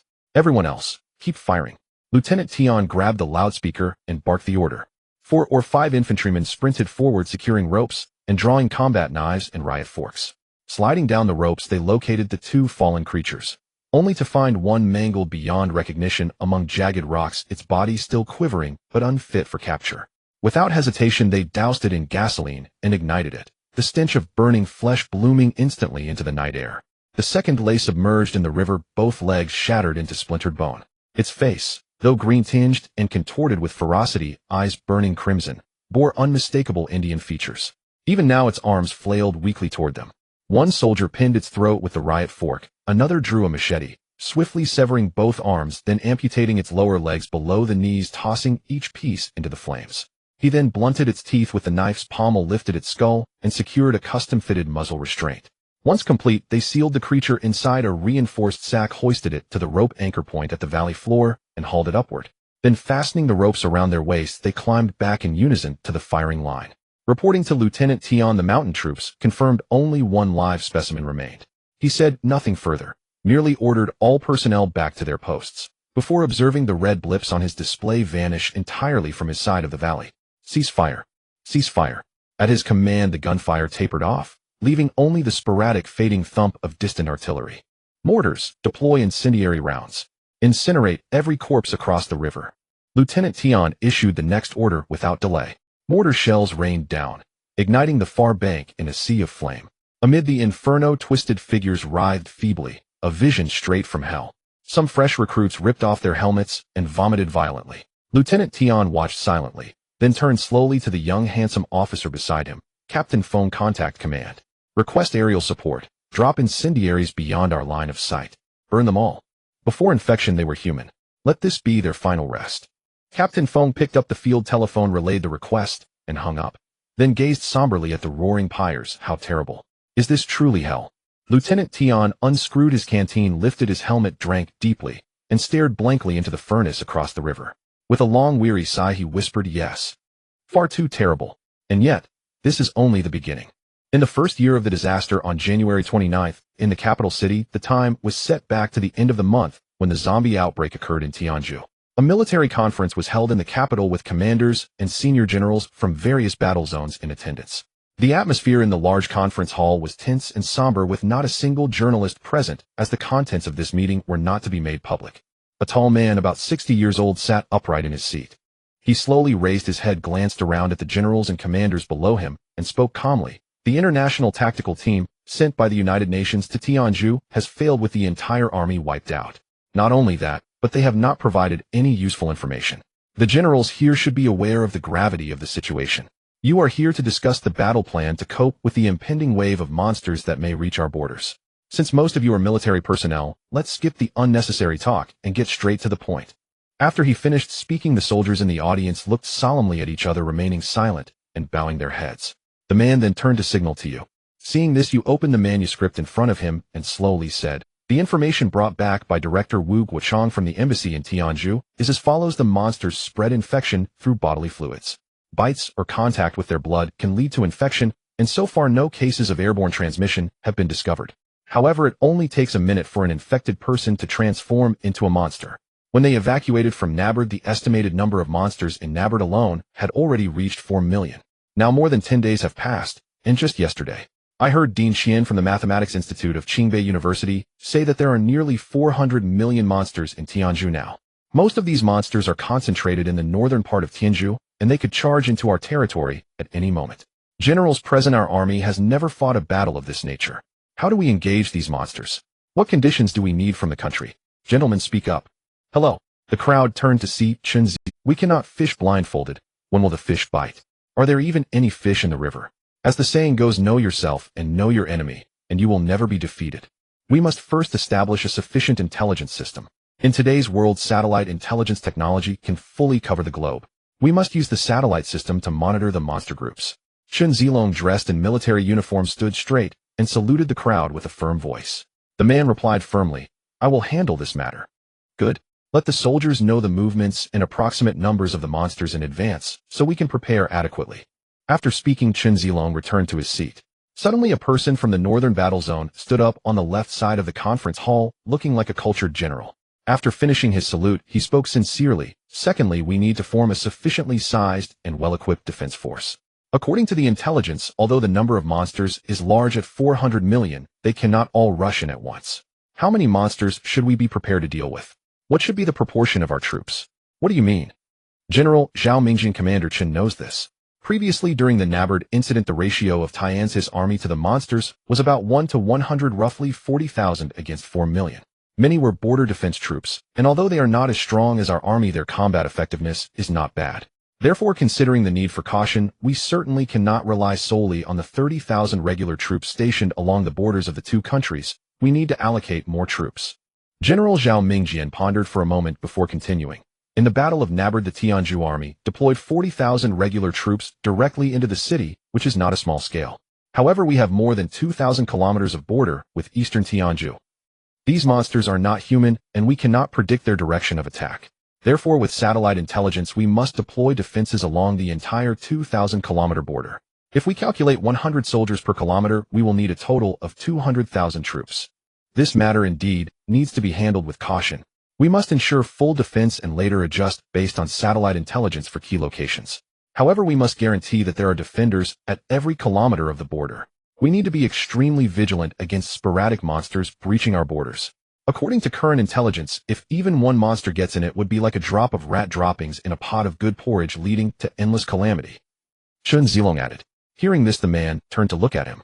His expression remained unchanged as he gazed at the generals below, and then continued, defending the people is our duty. Isn't it just 200,000 soldiers? Our army has a division with 60,000 troops. He'll give you 4 divisions. 240,000 troops will be stationed along the 2,000-kilometer border. That will definitely be enough. Moreover, aside from nuclear weapons, I will not restrict you from using any other weapons. Whatever weapons my army has, I can authorize you to use. The protective gear needed by the soldiers will also be procured to the highest standards. The roads paved with gold and walls built with manpower. Spend whatever you need. Just ask the finance department for it. After saying this, he firmly slapped the table, his eyes radiating a chilling glare as he declared, my demands are very simple. Regardless of whether these monsters are gods or demons, with guns in hand we dare to kill gods, and with flags raised we will chop down the king of hell. In the land of Huaxiao, no gods or demons may enter. You must do everything in your power to defend every inch of the border, allowing not a single monster to enter. Upon hearing these words, the generals below looked solemn, each one appearing as if they were soldiers awaiting inspection, instantly becoming invigorated. At this moment, another person from the crowd stood up. After saluting, he said clearly, with your words, I believe all of us generals will give our all to fight for the people. I, of course, will not hold back either, but I have a very practical issue that also needs your resolution. Looking towards the source of the voice, it was Commander Xin Bing from the east. He then turned to the other man and said emphatically, Commander Xin, you may speak freely. Right now, the troops and equipment are certainly sufficient. However, my suggestion is to engage in non-contact warfare as much as possible, directly using long-range firepower to cover, such as artillery and aircraft, to eliminate the monsters from dozens of kilometers away. In that case, it would not be possible to let the monsters enter our territory before attacking them. However, if we use heavy weapons and bombers to bombard Tianzhu's territory, it would inevitably be inappropriate, as they are still a sovereign nation. Should we request to establish a certain buffer zone on the Tianzhu side? Of course, on this condition, we can appropriately accept some Tianzhu refugees. Before Xin Bing could finish his words, the man shook his head repeatedly. With an exasperated expression, he said, as for refugees, let's forget about that. I would rather establish a 10-kilometer buffer zone on our own territory than accept refugees from another country. Once the door is opened, countless Tianzhu people will flood to the borders, and by then the border situation will become even more complicated. It's not that I lack humanitarian concern, it's just that at this moment the safety of our own people's lives and property must take precedence. I have my own methods to pressure the Tianzhu military government to meet my demands, because the current Tianzhu has a government, but its effectiveness is minimal. Xin Bing fell silent upon hearing this, and the entire room descended into silence. Seeing this, the man slowly asked, then, after you handle the international communication matters tomorrow, the detailed battle plan should be submitted to the Central Military Commission for review by the commanders of the selected troops from this meeting. Now there is one more thing that needs to be confirmed. This troop will be one of the largest combat forces since the founding of the nation. Who will lead them? The generals below looked around at each other, whispering amongst themselves. After about 2 minutes, Chen Zilong slowly stood up. His white hair shone golden under the conference lights. He solemnly saluted and sternly said, the generals here are all younger than me, and my area of jurisdiction is also closer. Let me lead this battle. I fought in wars decades ago, and I have more combat experience than you. With such a large-scale operation, I am not too reassured to leave it to you young people. The man looked at the elderly Chen Zilong with a pained expression and asked, Commander Chen, how is your gunshot wound from decades ago? This war will be intense, can you endure it?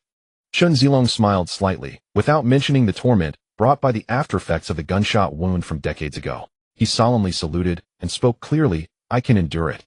The day after the meeting at 8 in the afternoon, the television station announced a news report in response to the entry of individuals infected with an unidentified contagious disease from the Tianjin region. The Central Military Commission convened a discussion and mobilized the original 23rd and 31st Group Armies and the 57th Group Army from the former Western Theater along with the 24th Group Army from the former Southern Theater, totaling 240 personnel. Together they formed the Southern Reserve Corps, establishing a defensive line along the 200-kilometer eastern border of Tianjin, all under the unified command of the former Western Theater commander, Chen Zilong, who was appointed as the supreme commander of the Southern Reserve Corps. At the same time, the original 51st and 52nd Group Armies from the Southern Theater and the 26th and 50th Group Armies from the Northern Theater, totaling 200 personnel, were on standby ready to join the Southern Reserve Corps at any moment if the situation became critical. In order to concentrate the forces of various combined battalions and unify command, the regimental structure has been restored, with each combined battalion reorganized into regiments to facilitate the concentration of their firepower to combat the densely populated infected individuals. At the same time, the entire nation entered a state of Level 1 combat readiness. The information forces will conduct satellite reconnaissance of the border areas 24 hours a day, constantly monitoring the movements of infected individuals in the Tianjin region. The reserve forces and military district standby troops will supplement new recruits according to wartime structure to ensure full staffing, and the required equipment will be prioritized based on replenishment capabilities. All soldiers on leave must immediately return to their original units, and all internal leaves, transfers, and retirements in the military are hereby suspended. All military, police, and militia organizations nationwide will strengthen training. While the regular troops are fully prepared for battle, they will safeguard local public safety. At the same time, all retired soldiers will uniformly report to the local recruitment office to register their information and should consciously enhance their physical fitness at home, remaining prepared for conscription at any time. All economic production activities of the people must proceed in an orderly manner under the premise of wearing protective gear. In regions where the quarantine has ended but work and production have not resumed, the government is ordered to immediately implement policies for resuming work and production. All citizens must remain calm, focus on production, and live normally, providing economic support to the front lines while consciously maintaining social order and cybersecurity. Any dissemination of rumors or statements that undermine national unity will be severely punished according to the law. At this moment, Lieutenant Tian, who had been relocated to a military reception center in the capital after returning from the evacuation in Nabard, was intently watching the news broadcast on the television, and halfway through his heart was already surging with excitement. The opportunity for revenge has arrived, Lieutenant Tian thought to himself. During his idle days of recuperation, scenes from Nabard had repeatedly appeared in his dreams. The unfamiliar faces of his compatriots lingered in his dreams. One day he dreamt of a compatriot in an apartment in Nabard, trembling and unarmed, hiding in a bedroom and crying, desperately asking him why he didn't go to save them. Awakening from the dream, Lieutenant Tian sat dazed on the edge of his bed, consumed by pain and guilt. He thought those compatriots who couldn't escape would die tragically in loneliness and despair, or be devoured by monsters. Even if they were fortunate enough to survive, what awaited them would not be rescue, but nuclear missiles that would destroy entire cities. Thus a seed of vengeance was planted in Lieutenant Tian's heart. He would uphold his dignity as a soldier. Every day he could not achieve that was a torment, fearing the arrival of night. So the morning after seeing the news, he put on his clean military uniform and hurriedly left the military reception center, taking a taxi straight to the recruitment office. Upon entering the recruitment office, he bypassed the line of people still registering and rushed to the staff, speaking firmly. "Hello. I am an active duty soldier, a lieutenant currently on leave at the military reception center, and I have not received any orders. I want to join the Southern Reserve Corps. Which department should I contact about this? Give me a clear answer." The staff, upon hearing this, quickly stood up and saluted, then said, "Good day, Commander. I handle the registration for retired soldiers here, but I will immediately contact our leader for you. Please hold on." The staff then dialed the phone, explaining the situation to the leader. Before long, a female soldier emerged from an office on the side, beckoning Lieutenant Tian to follow her upstairs. They walked to the end of the corridor and entered an office where the female soldier left after ushering Lieutenant Tian inside. Only then did Lieutenant Tian see that sitting in the office was a male soldier around 50 years old. Upon seeing Lieutenant Tian enter, he smiled and invited him to sit down, then asked, "When were you assigned to our military reception center?" "After returning from the evacuation in Tianjin, I was quarantined in Shikong for a week, then came to the capital to report, and have been here ever since," Lieutenant Tian replied. The man, upon hearing this, immediately stood up, extending his hand to shake Lieutenant Tian's, speaking respectfully. "So you are the Lieutenant Tian who was responsible for the evacuation operation in Tianjin. I've long admired your name. I know about your situation, The reason you haven't been assigned work is that your unit is in the internal guard. Currently the posts in the internal guard are mostly filled, and with the embassy in Tianju having returned to the country there is no need for protection, so your position is temporarily unclear and the unit is still researching. Before the other party could finish speaking, Lieutenant Tian immediately said, I served in the Western Theater 2 years ago and participated in the Eastern Tianju border conflict. I am now applying to return to combat on the Eastern Tianju border. It means going to war. Staying here for other posts in the country won't require combat. Are you sure? The male soldier asked, his gaze flickering. Absolutely. A soldier who avoids fighting is not a soldier. Lieutenant Tian answered resolutely. Seeing this, the male soldier sighed and slowly said to Lieutenant Tian, I can directly call the office of the Western Theater from here. The Western Theater is a key combat zone and personnel are fully staffed. Arranging for your lieutenant rank will be challenging you. It depends on whether they accept you. Saying this, he dialed the phone and explained the situation. After a long silence on the other end, a deep and powerful voice of an elderly man came through, put the phone on for him. Upon hearing this, the male soldier motioned for Lieutenant Tian to step forward to take the phone. Lieutenant Tian spoke into the phone. I am Tian Bo, former company commander of the 2nd Company of the 7th Combined Battalion of the 55th Motorized Infantry Brigade of the 57th Group Army from the Western Military Region. I was later transferred to the Internal Guard, and now I request to return to the Western Military Region. Tian Bo, I remember you. You returned from Tianju, and we met face to face. We are currently in need of experienced soldiers. You are the only officer who has fought directly against monsters in the country. I would be very pleased if you could come back. The voice on the phone continued, and only then did Lieutenant Tian realize that the call had been directly connected. Shun Zilong then continued, if you can come back, your lieutenant rank is too low, we will promote you to major. You can directly command the regiment you were originally assigned to and be appointed as the commander of the newly formed 3rd Regiment. Upon hearing this, Lieutenant Tian was so excited that tears streamed down his face, standing there in a daze, unable to calm down. On the other end of the phone, Shin Zilong continued, if you want to come, hurry up and familiarize yourself with the troops and equipment. I've seen your determination. I knew you wouldn't give up easily. Now that I'm giving you this opportunity, why are you so? If you're brave enough to come, make some noise. Roger that. Commander Chen. I will buy a plane ticket immediately and strive to report to the unit tomorrow. Lieutenant Tian replied firmly, his heart surging with emotion. Since you've made your decision, all you need to do is pack up your things quickly. They'll have someone arrange the rest. Thank you. Shin Zilong said with satisfaction. Yes. Lieutenant Tian replied emphatically. After bidding farewell to the soldiers at the recruitment office, Lieutenant Tian headed straight back to the military reception center to quickly pack his luggage. Shortly after noon, a soldier came to find him and took him to the airport. On the way, Lieutenant Tian suddenly remembered that he hadn't said goodbye to Director Wu and the others, so he picked up his phone and sent a message to Xiao Wei informing him that he would be going to fight on the Eastern Tianju border. After arriving at the airport, Xiao Wei replied, Lieutenant Tian, I was busy with work and didn't see the message. Wishing you a smooth journey and a safe return. As he was about to leave, Lieutenant Tian called Director Wu, a relieved smile on his face, saying, Director Wu, how have you been recently? I'm so bored at home, dying of boredom. How about you? Are you getting used to living at the military reception center? If you're not used to it, come stay at my place. Lieutenant Tian replied, haha, no thanks. As a rugged soldier, I can stay anywhere. Then come to my house another day, let's have a drink. Recently, Xiao Wei has been coming over to my house, and we often have a few drinks together. Director Wu sincerely invited. Lieutenant Tian glanced at his watch and said, wait for me to come back. I'm about to board a plane. Oh, where are you going? Back home. To the Eastern Tianju border. Lieutenant Tian replied with intense determination, then strode toward the boarding gate. Year 1 of the Cataclysm, February 20th, 103 M. Shukong Valley. After the artillery barrage ceased, Lieutenant Tian directed his soldiers to methodically eliminate the scattered monsters with firearms until the last red blip vanished from his display screen. Only then did he assign a few troops to stand watch, while ordering the rest to rest in place. Lieutenant Tian lit a cigarette, inhaled deeply, and exhaled a slow curling smoke ring, before turning to Captain Feng beside him and asking, have we received any updates from the other battlefronts? Any casualties among our troops? One minor injury at Position 7, reportedly caused by a rookie's weapon malfunction, resulting in an accidental graze wound to a comrade. Beyond that, no further casualties have been reported.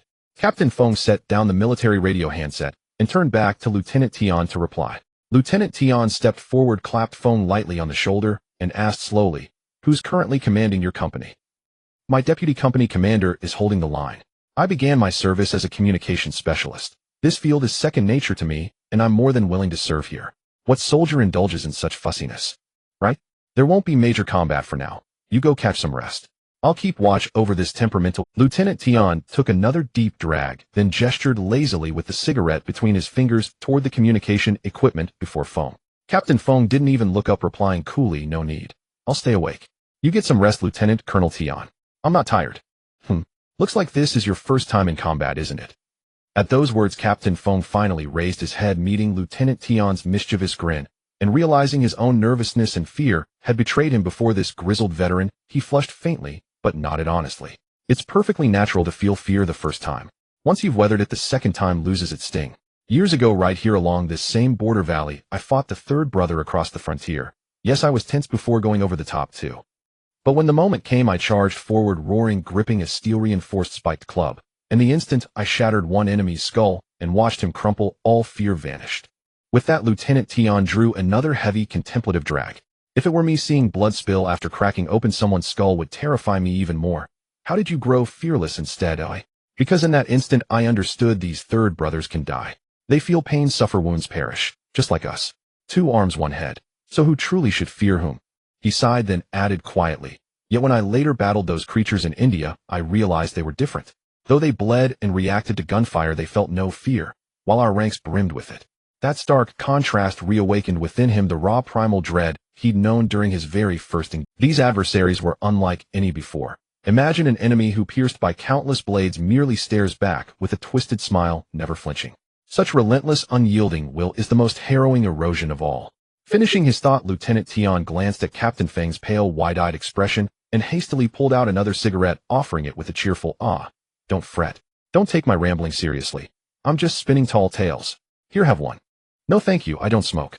Tobacco tastes bitter. Honestly, I'll never understand why anyone enjoys." Captain Feng waved both hands dismissively, returning his focus to the flickering comm screen.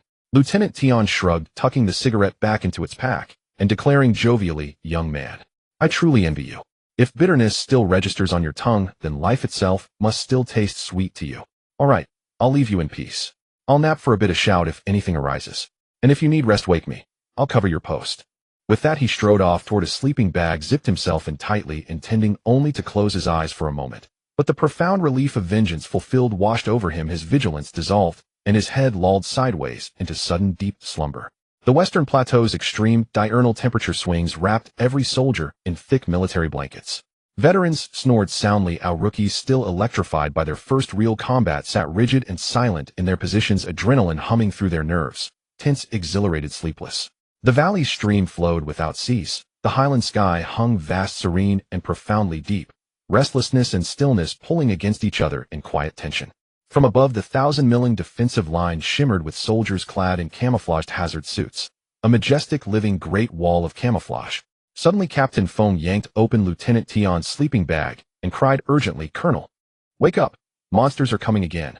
Still dazed, Lieutenant Tian sprang upright and snatched the display from Feng's hand. Where near the Indian buffer zone, a fresh swarm of red blips now pulsed ominously. Fully alert now, he seized both a megaphone and his radio, bellowing, "Up! Up! Everyone! Up and ready to fight." At the command, soldiers snapped into position. Infantry flipped rifle safeties and leveled muzzles across the riverbank. Artillery crews scrambled to reposition cannons, loading rounds in swift, practiced motions. Lieutenant Tian stared at the display. Something felt deeply amiss. Yet he issued orders anyway. "Artillery, prepare to fire. Commence saturation bombardment in 30 seconds. Radius 10 kilometers, 2 full ammunition loads. Infantry remain on alert, maintaining tactical posture. No lying prone." As the artillery crews moved with disciplined urgency, Lieutenant Tian's unease sharpened. He grabbed Captain Feng urgently. "This isn't right." "What's wrong?" "They're spacing much wider than last time. Weren't they always swarming? Why such sudden—" Before Feng could respond, the cannons roared, their thunder cutting short the exchange. Shells screamed across the river, but this time the first detonation, landing amid widely scattered targets, claimed only a handful. The lethality paled drastically compared to the prior barrage. Still, the sheer density of fire ensured that as hundreds of shells burst across the landscape, numerous creatures were torn apart mid-stride. Those untouched vaulted over charred corpses of fallen kin and surged forward at terrifying speed, shrieking and cackling with unearthly, chilling glee. Lieutenant Tian watched the red blips vanish from his screen, far too slowly, and recoiled in alarm. Raising his megaphone over the cannonade, he shouted at Feng, "This is bizarre. How have they adopted skirmish line tactics mid-assault? Last time a single shell felled dozens, even hundreds. Phone producing his own megaphone from nowhere yelled back, "What's happening? Do these things think? Even recruits need weeks to master skirmish formations." Lieutenant Tion remained silent, mind racing through countermeasures.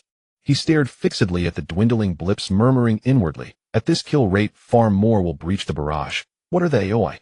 They mastered skirmish lines spontaneously in a single engagement. That defies belief. Yet he swiftly steadied himself, waited for the artillery to fall silent, then commanded, "Deploy drone swarms. Increase inter-drone spacing, precision bombing, and targeted gunfire. Maximize attrition." Instantly, the digitized infantry squad reprogrammed the drones, fully armed, and primed the swarm surge forward. This time the drones skimmed just 20 meters above ground. Spacing doubled from last sortie, forming a 6-kilometer luminous ring directly overhead the advancing horde. First came bombs, scattering isolated creatures, though low density limited kills. Then mounted machine guns opened fire. Targeted bursts shattered skulls wherever they struck. Wounded monsters collapsed, convulsing as the battlefield erupted anew into a cacophony of shrieks and a rain of gore. Grinning horribly, utterly devoid of fear, they pressed forward, relentlessly, unflinchingly. Forward, forward, forward. Drone, return to base. Artillery, adjust your barrel elevation. Fire another full barrage in 30 seconds. All infantry units, widen the spacing between heavy machine guns by 15 meters and mount 2 light machine guns between each pair. Prepare to engage the enemy. After the drone's firing concluded, Lieutenant Tion calmly directed the next phase of operations. He then turned to Captain Foam and added, "Monitor the monsters' movements on the display screen. Simultaneously alert our sister units across other battlefronts. These creatures advance in skirmish lines." Upon hearing this, Captain Foam immediately complied. Listening to the thunderous artillery barges, Lieutenant Tion stared intently at the display, silently counting down the seconds, until the red blips on screen crept perilously close to the safety perimeter. Seizing his radio, he commanded the artillery, "Elevate your barrels. Fire continuously into our buffer zone, 1 round every 20 seconds. Cease fire only upon my explicit order." Then turning to the infantry, he barked, "Infantry, prepare to engage. The monsters that breach the artillery barrage will reach us in 5 minutes.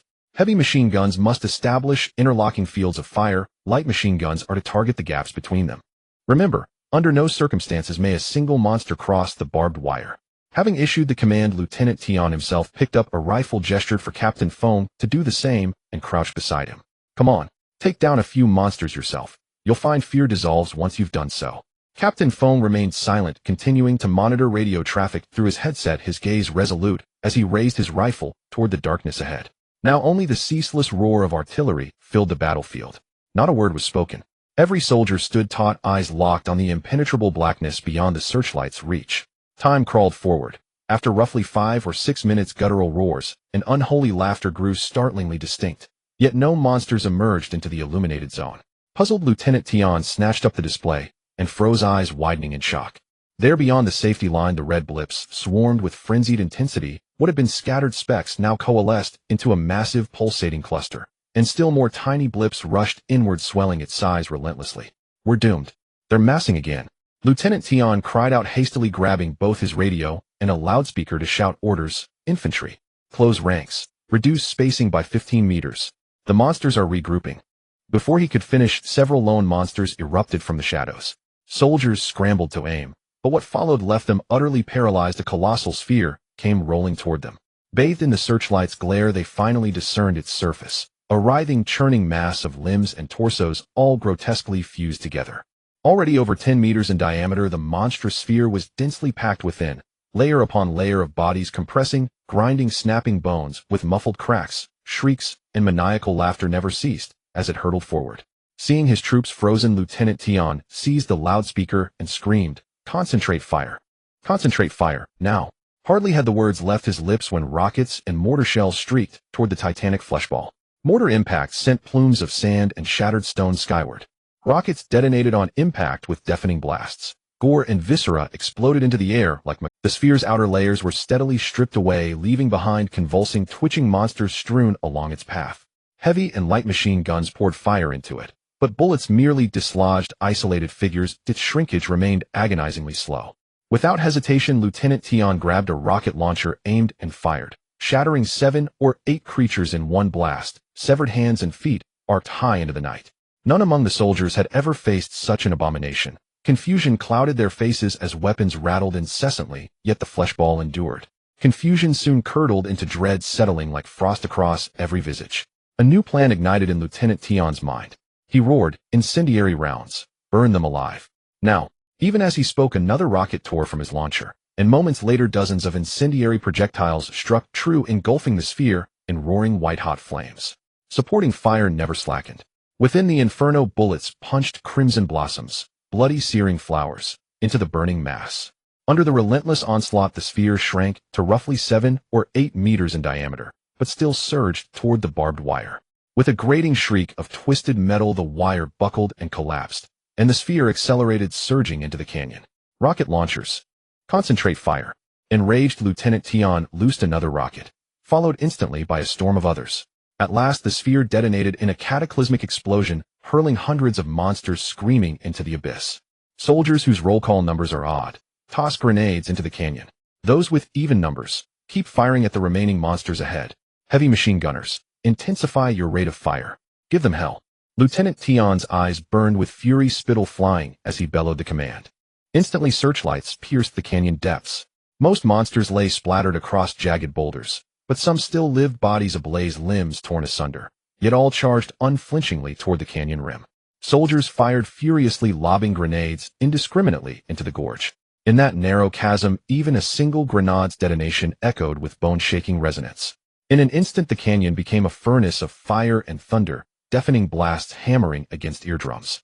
Yet still, agile monsters scaled the cliffs with terrifying speed. Soldiers took careful aim. Each shot sent a creature plummeting, bursting into ruin upon impact. But the uneven terrain, jutting rocks and deep crevices, shielded a handful of climbers, drawing ever closer. When Lieutenant Tion judged their numbers dwindling, he ordered, "Fall back 50 meters. Establish defensive distance behind the barbed wire. Shoot any head that appears above the rim." At once, soldiers snatched up gear, some 3 or 4 men hoisting heavy machine guns, and sprinted inside the wire, thrusting muzzles through its mesh to continue suppressing sporadic attackers. Snipers dropped each climber with a single precise shot, their howls cut short as they plunged to their deaths. But the retreat was hurried, coordination lacked, and one monster breached the wire. Nearby soldiers fell back, while firing wildly.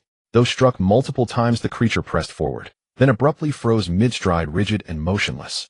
As confusion rippled through the ranks, its body began swelling violently, inflating like a grotesque balloon. Though startled, Lieutenant Tion seized his rifle and advanced with 7 or 8 soldiers, ready to finish it, when without warning it detonated. A wave of gore and viscera slammed into the group, drenching them head to toe, plunging them into sudden suffocating blackness. A soldier cried out in terror, "Corpse burst." "It's a corpse burst." Lieutenant Tion silently thanked his protective suit, then ordered all affected soldiers, including himself, to regroup and await decontamination by biohazard specialists. Once thoroughly cleansed, everyone returned to their posts. Only when the last red blip vanished from the display did Lieutenant Tion call for ceasefire. He collapsed onto the ground, gasping raggedly. Captain Foam swallowed hard, voice trembling.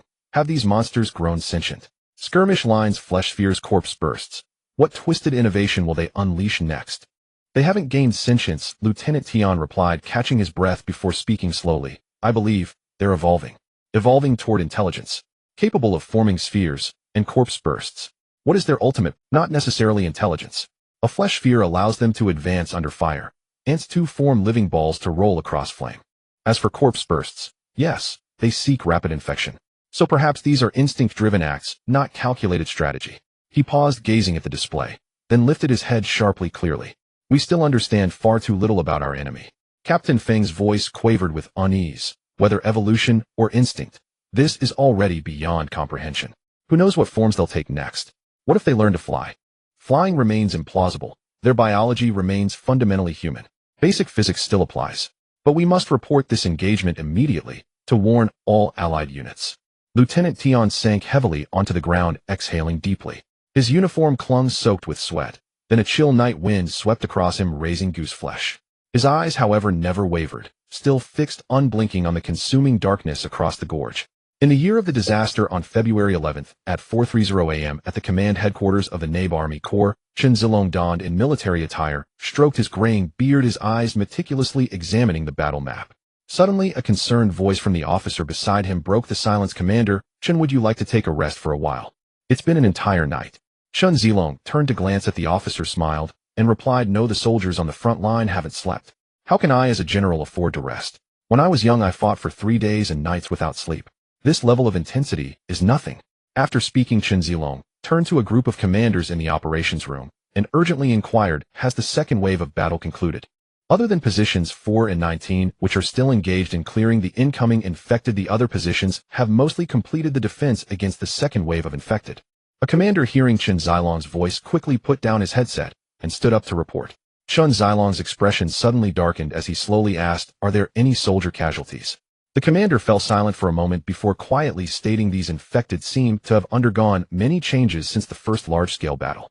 The frontline soldiers were caught off guard, and the current reported casualties are mainly concentrated in several positions with plain terrain. The infected first charged in scattered lines, then formed into a ball. On the plain terrain, only barbed wire could hinder their advance, which was insufficient to stop them. There have been some casualties at these positions." Chen Zilong asked faintly, "How many?" Position 9 suffered 17 casualties, position 11 9, position 37. The largest casualties were at position 59, where the infected ball directly crushed the position of the 2nd Company of the 3rd Mixed Brigade. The soldiers had no chance to escape and were swept inside. After the battle, 124 were reported missing with not even a trace of their remains found. Confirmed deaths, number 73. The commander reported earnestly, his voice trembling slightly. A string of numbers represented lives lost, and Chen Zilong felt an invisible pressure bearing down on him. He quickly steadied himself, and with a stern expression barked, "In warfare, one must be cunning. We need to adapt our strategies to the changing circumstances and never engage in mindless combat. To continue employing the same tactics in the face of changing monsters results in needless casualties. Dismiss the current captain of the 2nd Company of the 3rd Mixed Brigade and replace him with someone more astute. Nearly 200 lives are at stake. How can we fight this war like this? How can he be the officer in charge of these soldiers?" After Chen Zilong finished speaking, he switched to a softer tone, a hint of sadness crossing his face as he slowly asked, "So, have the fallen soldiers been taken care of as per the pre-battle arrangements?" Hearing this, the commander took a deep breath and lowered his head, saying, "During the pre-battle arrangements, the soldiers' protective suits were equipped with low-yield glory bombs. Most of the soldiers injured by the infected activated their remote controls for self-detonation, leaving behind only headless corpses. Some who didn't manage to self-detonate were shot in the head by their comrades. All identifiable bodies were uniformly incinerated for safety." Upon hearing this, Chen Zilong painfully closed his eyes, and after a long moment, he opened them and slowly said, "Report all as casualties and prepare their ashes in separate containers. If there are no issues upon inspection after the battle, and with approval from the Central Command, their ashes will be sent back to their respective hometowns for burial in the Martyrs' Cemetery. Do not concern yourselves with whether they self-detonated or not. This war is unlike any before. Those who self-detonated are still martyrs, and those who hesitated are good children too. Many of them are just over 20 years old, experiencing battle for the first time. What child raised in this era hasn't been doted on by their parents?" The commander pursed his lips and repeatedly responded, "Yes. I will take care of it right away." He then handed Chen Zilong a monitor. Chen Zilong looked at the video showing the monsters forming a large ball, lowered his head in thought for a moment, then commanded the commander deploy aircraft to drop penetrating bombs in front of each position on the plain terrain, creating deep enough pits. Inform the engineers at these positions to modify the pits to ensure a cliff forms in front of the positions, preventing the monster ball from easily rolling towards the soldiers. "Understood," the commanders replied firmly. Additionally, notify all frontline positions to ensure that the artillery on the front line is always vigilant. No shells are to be fired on the side of the buffer zone. We cannot exceed the 10-kilometer buffer zone. About 30 minutes later, numerous bombers appeared over position 2, which was still engaged in sporadic fighting. Lieutenant Tian looked up at the roaring planes and excitedly turned to Captain Feng, asking, "What's with these planes? Is the military trying to bomb the monster horde across the buffer zone? If so, the battle will be easier." Captain Feng merely smiled faintly and replied, "The recent orders stated that the 10-kilometer buffer zone must not be crossed. How could we go bomb the other side?" Lieutenant Tian, hearing this, could only awkwardly smile and say, "Then we can only continue to defend. This kind of battle is frustrating. It's like drawing a circle that we can't exit while continuously letting monsters into duel with us. When can we take the initiative to attack? The best defense is offense. But don't we have to wait for diplomatic communications to progress? War is merely an extension of politics. We should simply carry out the Defense Ministry's orders well." Captain Feng replied calmly. Just as the two were speaking, countless explosions erupted from a nearby position. Lieutenant Tian climbed up a small hill, standing at a height to observe with binoculars. He saw bombs land and drill straight into the ground, exploding underground and creating a massive wave of yellow earth. After the wave receded, the ground was riddled with wide and deep pits. After the planes left, numerous engineers rushed forward, starting to dig with their shovels. Lieutenant Tian then understood why the bombers had suddenly appeared and quickly slid down the hill, telling Captain Feng, "It seems we've picked a good spot." "What do you mean?" Captain Feng asked, puzzled. "Our position is ahead of a valley. I thought it would be hard to defend, but now it seems that even if the monsters form a meatball, they cannot directly rush up to us. Many other positions are on flat terrain, which indeed offers a clear line of sight, but unexpectedly facilitates monster breakthroughs. Now we even have to send planes to drop penetrating bombs to create cliffs. In that case, won't the shooting angles be affected? Monsters can climb after all. A cliff won't stop them, will it?" Captain Feng still seemed puzzled. Lieutenant Tian smiled and replied, "This is a very old tactic, originally called the Feng Xinjue trap. Distant areas can be locked down with crossfire from machine guns. In the past, the area below the cliff was suppressed with grenades to form a firewall. But under current conditions, mortars can be utilized to cover fire from fixed angles. Even if a few monsters manage to climb up, light weapons can easily take them down." While they were speaking, the monitor suddenly erupted with a loud alarm. Lieutenant Tian was taken aback and quickly picked it up to observe closely, hearing Captain Feng exclaim, "The number has exceeded the firepower threshold." Lieutenant Tian realized that under full satellite surveillance, once the number of monsters was assessed to exceed the maximum threshold of ground firepower, an alarm would sound. At this moment, the monitor blared with alarm, displaying a multitude of red dots, causing Lieutenant Tian to break into a sweat. The densely packed red dots surged in waves, and he immediately shouted to Captain Feng, "Report to the command headquarters and request air-to-ground fire support." Captain Feng hurriedly complied, and Lieutenant Tian anxiously commanded the artillery target the buffer zone on our side of the opposite bank for saturation bombardment. "Forget about the base numbers. Oh, we have plenty of shells." He then called over the logistics officer, instructing him to hurry to the nearest armory to fetch more ammunition, while he faced the booming sounds of artillery, continuously adjusting commands according to the movements of the red dots on the monitor. "This is too slow. At this rate, we won't be able to keep up. Where are the aerial fire supports?" Lieutenant Tian yelled at Captain Feng.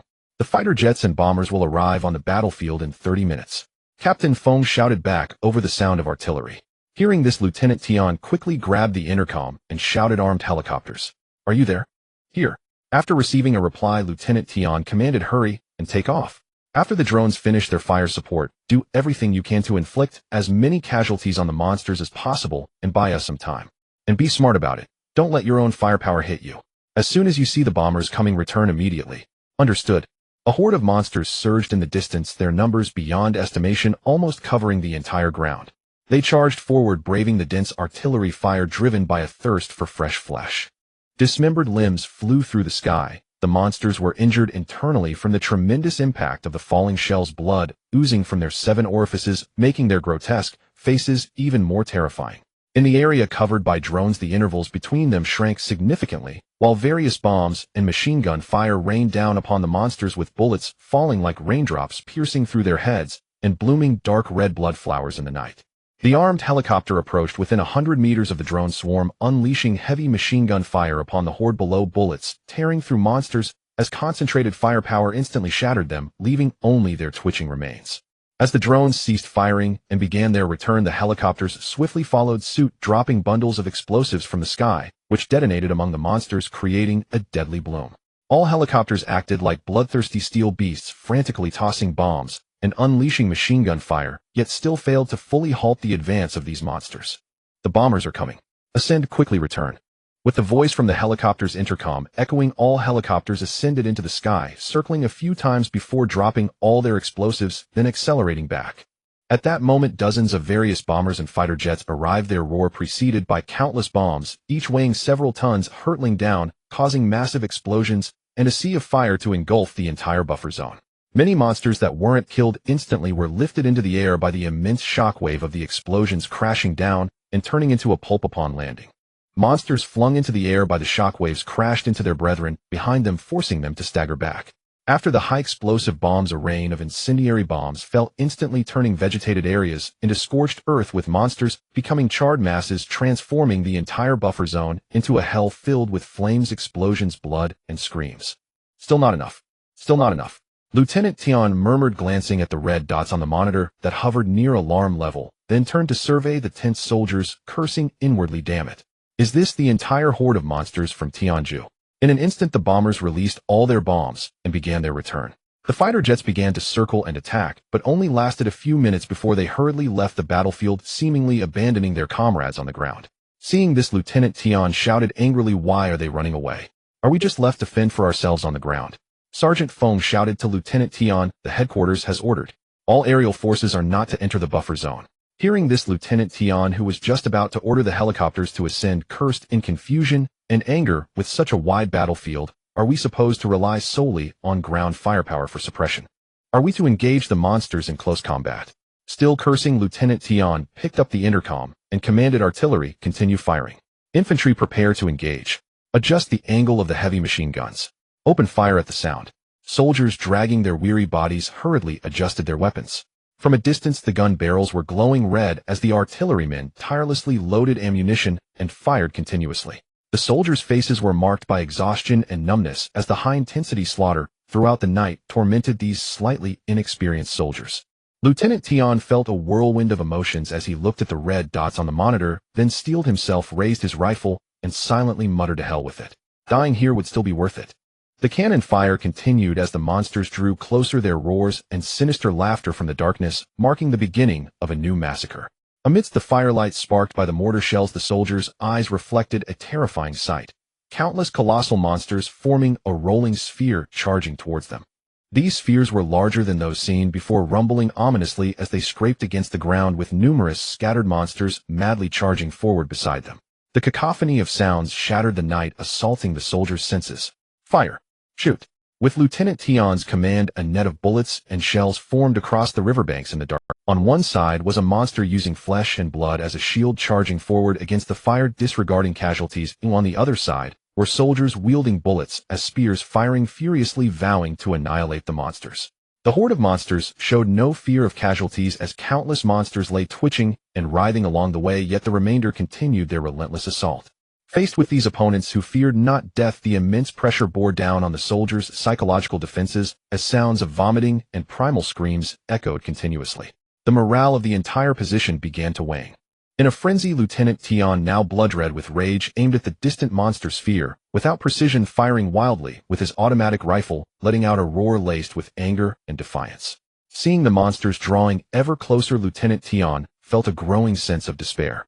But just then a massive beam of light descended from the sky, landing near the monster sphere. Upon landing, the brilliance of the light compelled all soldiers present to instinctively shield their eyes, hastily bowing their heads. The surroundings fell into a momentary silence, but in the next instant the enormous explosion was enough to terrify the soldiers to their core. Lieutenant Tian looked up and saw all the monster spheres shattered in the wake of the massive explosion, countless severed limbs and dismembered bodies soaring into the sky, dancing amidst the chaos. "The Tianqiong system. It's the Tianqiong missile," came Sergeant Feng's excited voice from behind. Lieutenant Tian gazed at the distant area, illuminated as bright as day by the massive explosion, finally understanding why the headquarters ordered all aerial forces to withdraw from the battlefield. His heart surged with excitement as he hastily commanded over the intercom, "Artillery, hold fire for a moment. All soldiers, lower yourselves. Watch out for flying debris." As the missile's sweeping attack concluded, Lieutenant Tian saw the red dots on the monitor vanish, and he couldn't help but feel a sense of relief, then commanded the infantry to continue shooting at the surviving scattered monsters. He set his gun aside, walked to Sergeant Feng's side deeply, and asked, "Thank goodness for this Tianqiong system. Otherwise we would likely have perished here. By the way, does the Tianqiong system in the sky need ammunition replenishment?" "No, the massive military space station provides supplies enough to conduct a world war," Sergeant Feng replied excitedly. Lieutenant Tian, slightly exhilarated, asked, "What about our own missile unit? Using the Tianqiong system to eliminate these unarmed monsters is akin to using a cannon to kill mosquitoes. Isn't that a bit wasteful?" Sergeant Feng, smiling, responded, "The Tianqiong system's air-to-ground launch maximally ensures that we won't harm our own troops and won't cross the buffer zone. This is undoubtedly a result of careful consideration by the headquarters, so let's not speculate." Hearing this, Lieutenant Tian ceased to question further, watching the sporadic red dots streaming in from outside the buffer zone. He turned to continue commanding the battle. The soldiers, invigorated by the recently fallen weapons, had their fear and despair swept away as they picked up their weapons and madly harvested the heads of the monsters like wolves spotting prey. The battle in the darkness raged on without pause, creating chaos in the skies. Just as the battle was nearing its end and Lieutenant Tian and the soldiers were still immersed in the joy of victory, Sergeant Feng hurriedly ran to Lieutenant Tian's side and whispered a few words, causing Lieutenant Tian's pupils to dilate slowly as he involuntarily exclaimed, "What? Retreat. Retreat. Why? The battle is going well. To retreat now would mean all our efforts are in vain." Lieutenant Tian asked in confusion, a hint of anger in his tone. Squad leader Feng shooed away a few soldiers who had come to listen and pulled Lieutenant Tian into a corner, his face filled with panic as he said, "It is said that a horde of monsters has appeared at the border of Yun province." "What?" Lieutenant Tian stood there in a daze, his expression blank, before continuing to ask after a long pause, "What is going on? How can there be monsters over there? The specific situation is still unclear. We have only been focusing on the situation in Tianzhu, but suddenly there is a horde of zombies appearing in Southeast Asia. These countries are tightly sealing off information, and it is possible that the governments of those small nations have not had the time to react. According to satellite intelligence, these monsters have already engaged with the military, police, and militia stationed at the border." Squad leader Feng paused, then continued, "The most capable regular army, the 24th Group Army from Yun province, has already been dispatched to Xikang. The border military police cannot guarantee they can complete the blockade mission, but the 24th Army currently holds a vast area at the Xikang border, and there are no units available to immediately rotate in. The command headquarters has ordered our group army to swiftly reinforce the Yun province border, saying we must set off immediately, while 3 regiments from the neighboring 23rd Group Army are on their way to hold the positions." Lieutenant Tian turned to glance at the exhausted soldiers, slowly lowered his head, looked at the monitor, and found that there were no red dots moving in the buffer zone. He then adjusted his expression to one of determination and picked up the intercom, saying, "Brothers, you have worked hard. You have accomplished this phase of the combat mission excellently. Next, pack up your weapons and equipment, withdraw from the battlefield in an orderly manner, and wait for our brother units to come and take over. Afterwards, take military vehicles to the barracks for disinfection. After the disinfection is completed, gather at the east side of the tents and wait for the vehicles. We are heading to Yun province." All the soldiers looked at each other in shock, but there were no complaints. They all obeyed the orders, dragging their weary bodies, and began to pack up their weapons and equipment. As the reinforcements arrived, Lieutenant Tian briefed them on the defense layout, reminded them of some precautions, and hurriedly picked up the intercom commanding artillery. "Use the towing vehicle to pull the artillery first. Infantry, count your numbers accurately before returning to..." With Lieutenant Tian's command, all the soldiers began to evacuate in an orderly manner. The artillery led the way, and a long line of troops slowly advanced along the road back to the barracks. Halfway, several military vehicles came driving down the mountain road from afar, and Lieutenant Tian's troops quickly moved aside. Seeing that it was the army, the military vehicles also stopped and waited for Lieutenant Tian's group to pass first. In the exchange of lanes, Lieutenant Tian noticed that these military vehicles were pulling metal boxes that appeared to be made of lead. Curious, he asked the driver of the leading vehicle, "Brother, what are these boxes for?" The driver, upon hearing this, opened the hood, lit a cigarette, took a deep drag, and replied, "They are urns for the remains of fallen soldiers. The commander ordered us to transport them back to the headquarters. Afraid that the ashes might carry infection, we can only use lead boxes to contain them. Did you come down from the positions? Has anyone rotated in?" Lieutenant Tian's expression turned sorrowful as he replied with a bitter smile, "Yes, the brother units have come to take over." "Then you can rest well." The driver said casually, "Go on." Lieutenant Tian remained silent, staring blankly at the piles of lead boxes on the military vehicle, a look of compassion flashing in his eyes. He then saluted the military vehicle and moved forward. The soldiers behind passed by the military vehicle, glancing at the rear with complex expressions. On one hand, they seemed relieved to be alive, while on the other, they felt sorrow and fear. The ashes inside might one day belong to them. As they turned around the mountain road, they arrived at the military camp, which was already bustling with activity. Countless temporarily summoned medical personnel in protective gear were ready with various disinfection tools, shouting for the troops to line up for inspection and ensure their protective gear was properly worn before entering the camp. Lieutenant Tian was the first to enter, initially spraying disinfectant all over, followed by rinsing with clean water. After entering the barracks and going through several processes, he finally changed into a clean military uniform, donned protective gear, and hurried outside to wait for the troops to assemble. At this moment, he looked up and noticed that countless transport vehicles were urgently assembling. In the brightly lit open area, groups of drivers were being instructed by a commanding officer, in accordance with the orders from the Southern Reserve Army Command. "Our unit will head to the border of Yun province to assist the local military, police, and militia in combat against the infected. The distance is over 2,000 kilometers, but time is of the essence. We must arrive in the shortest possible time. From the moment we set off, alternate drivers. When one gets tired, the next one continues driving, all the way to the battlefield. Vehicles cannot stop for even a moment. Do you understand?" "Understood." As the officer's command rang out, Lieutenant Tian heard squad leader Feng's voice behind him and quickly turned to look. Squad leader Feng jogged up to Lieutenant Tian and urgently said, "Currently, due to weather conditions, the airport cannot operate today. Light infantry can take tomorrow's flight to get there. But our regiment is a heavy mechanized brigade with too many heavy weapons, so we can only take military vehicles. Do you want to take the plane with the light infantry tomorrow?" Lieutenant Tian waved his hand and said, "No, you arrange the others. I will take my troops by vehicle. Besides our group army, are there any plans for reinforcements from other battle zones? It is said that both the eastern and central battle zones have sent troops over, but the distance is far. Currently, only the remaining regular troops in Tianfu City and Chunchang can arrive by tomorrow morning, but they have very few heavy weapons." Squad leader Feng replied. Upon hearing this, Lieutenant Tian sighed deeply, saying, "Hurry up and urge the brothers behind to gather quickly. Soldiers should sleep as soon as they board the vehicles to rest well. It seems we are about to face another tough battle." "Yes."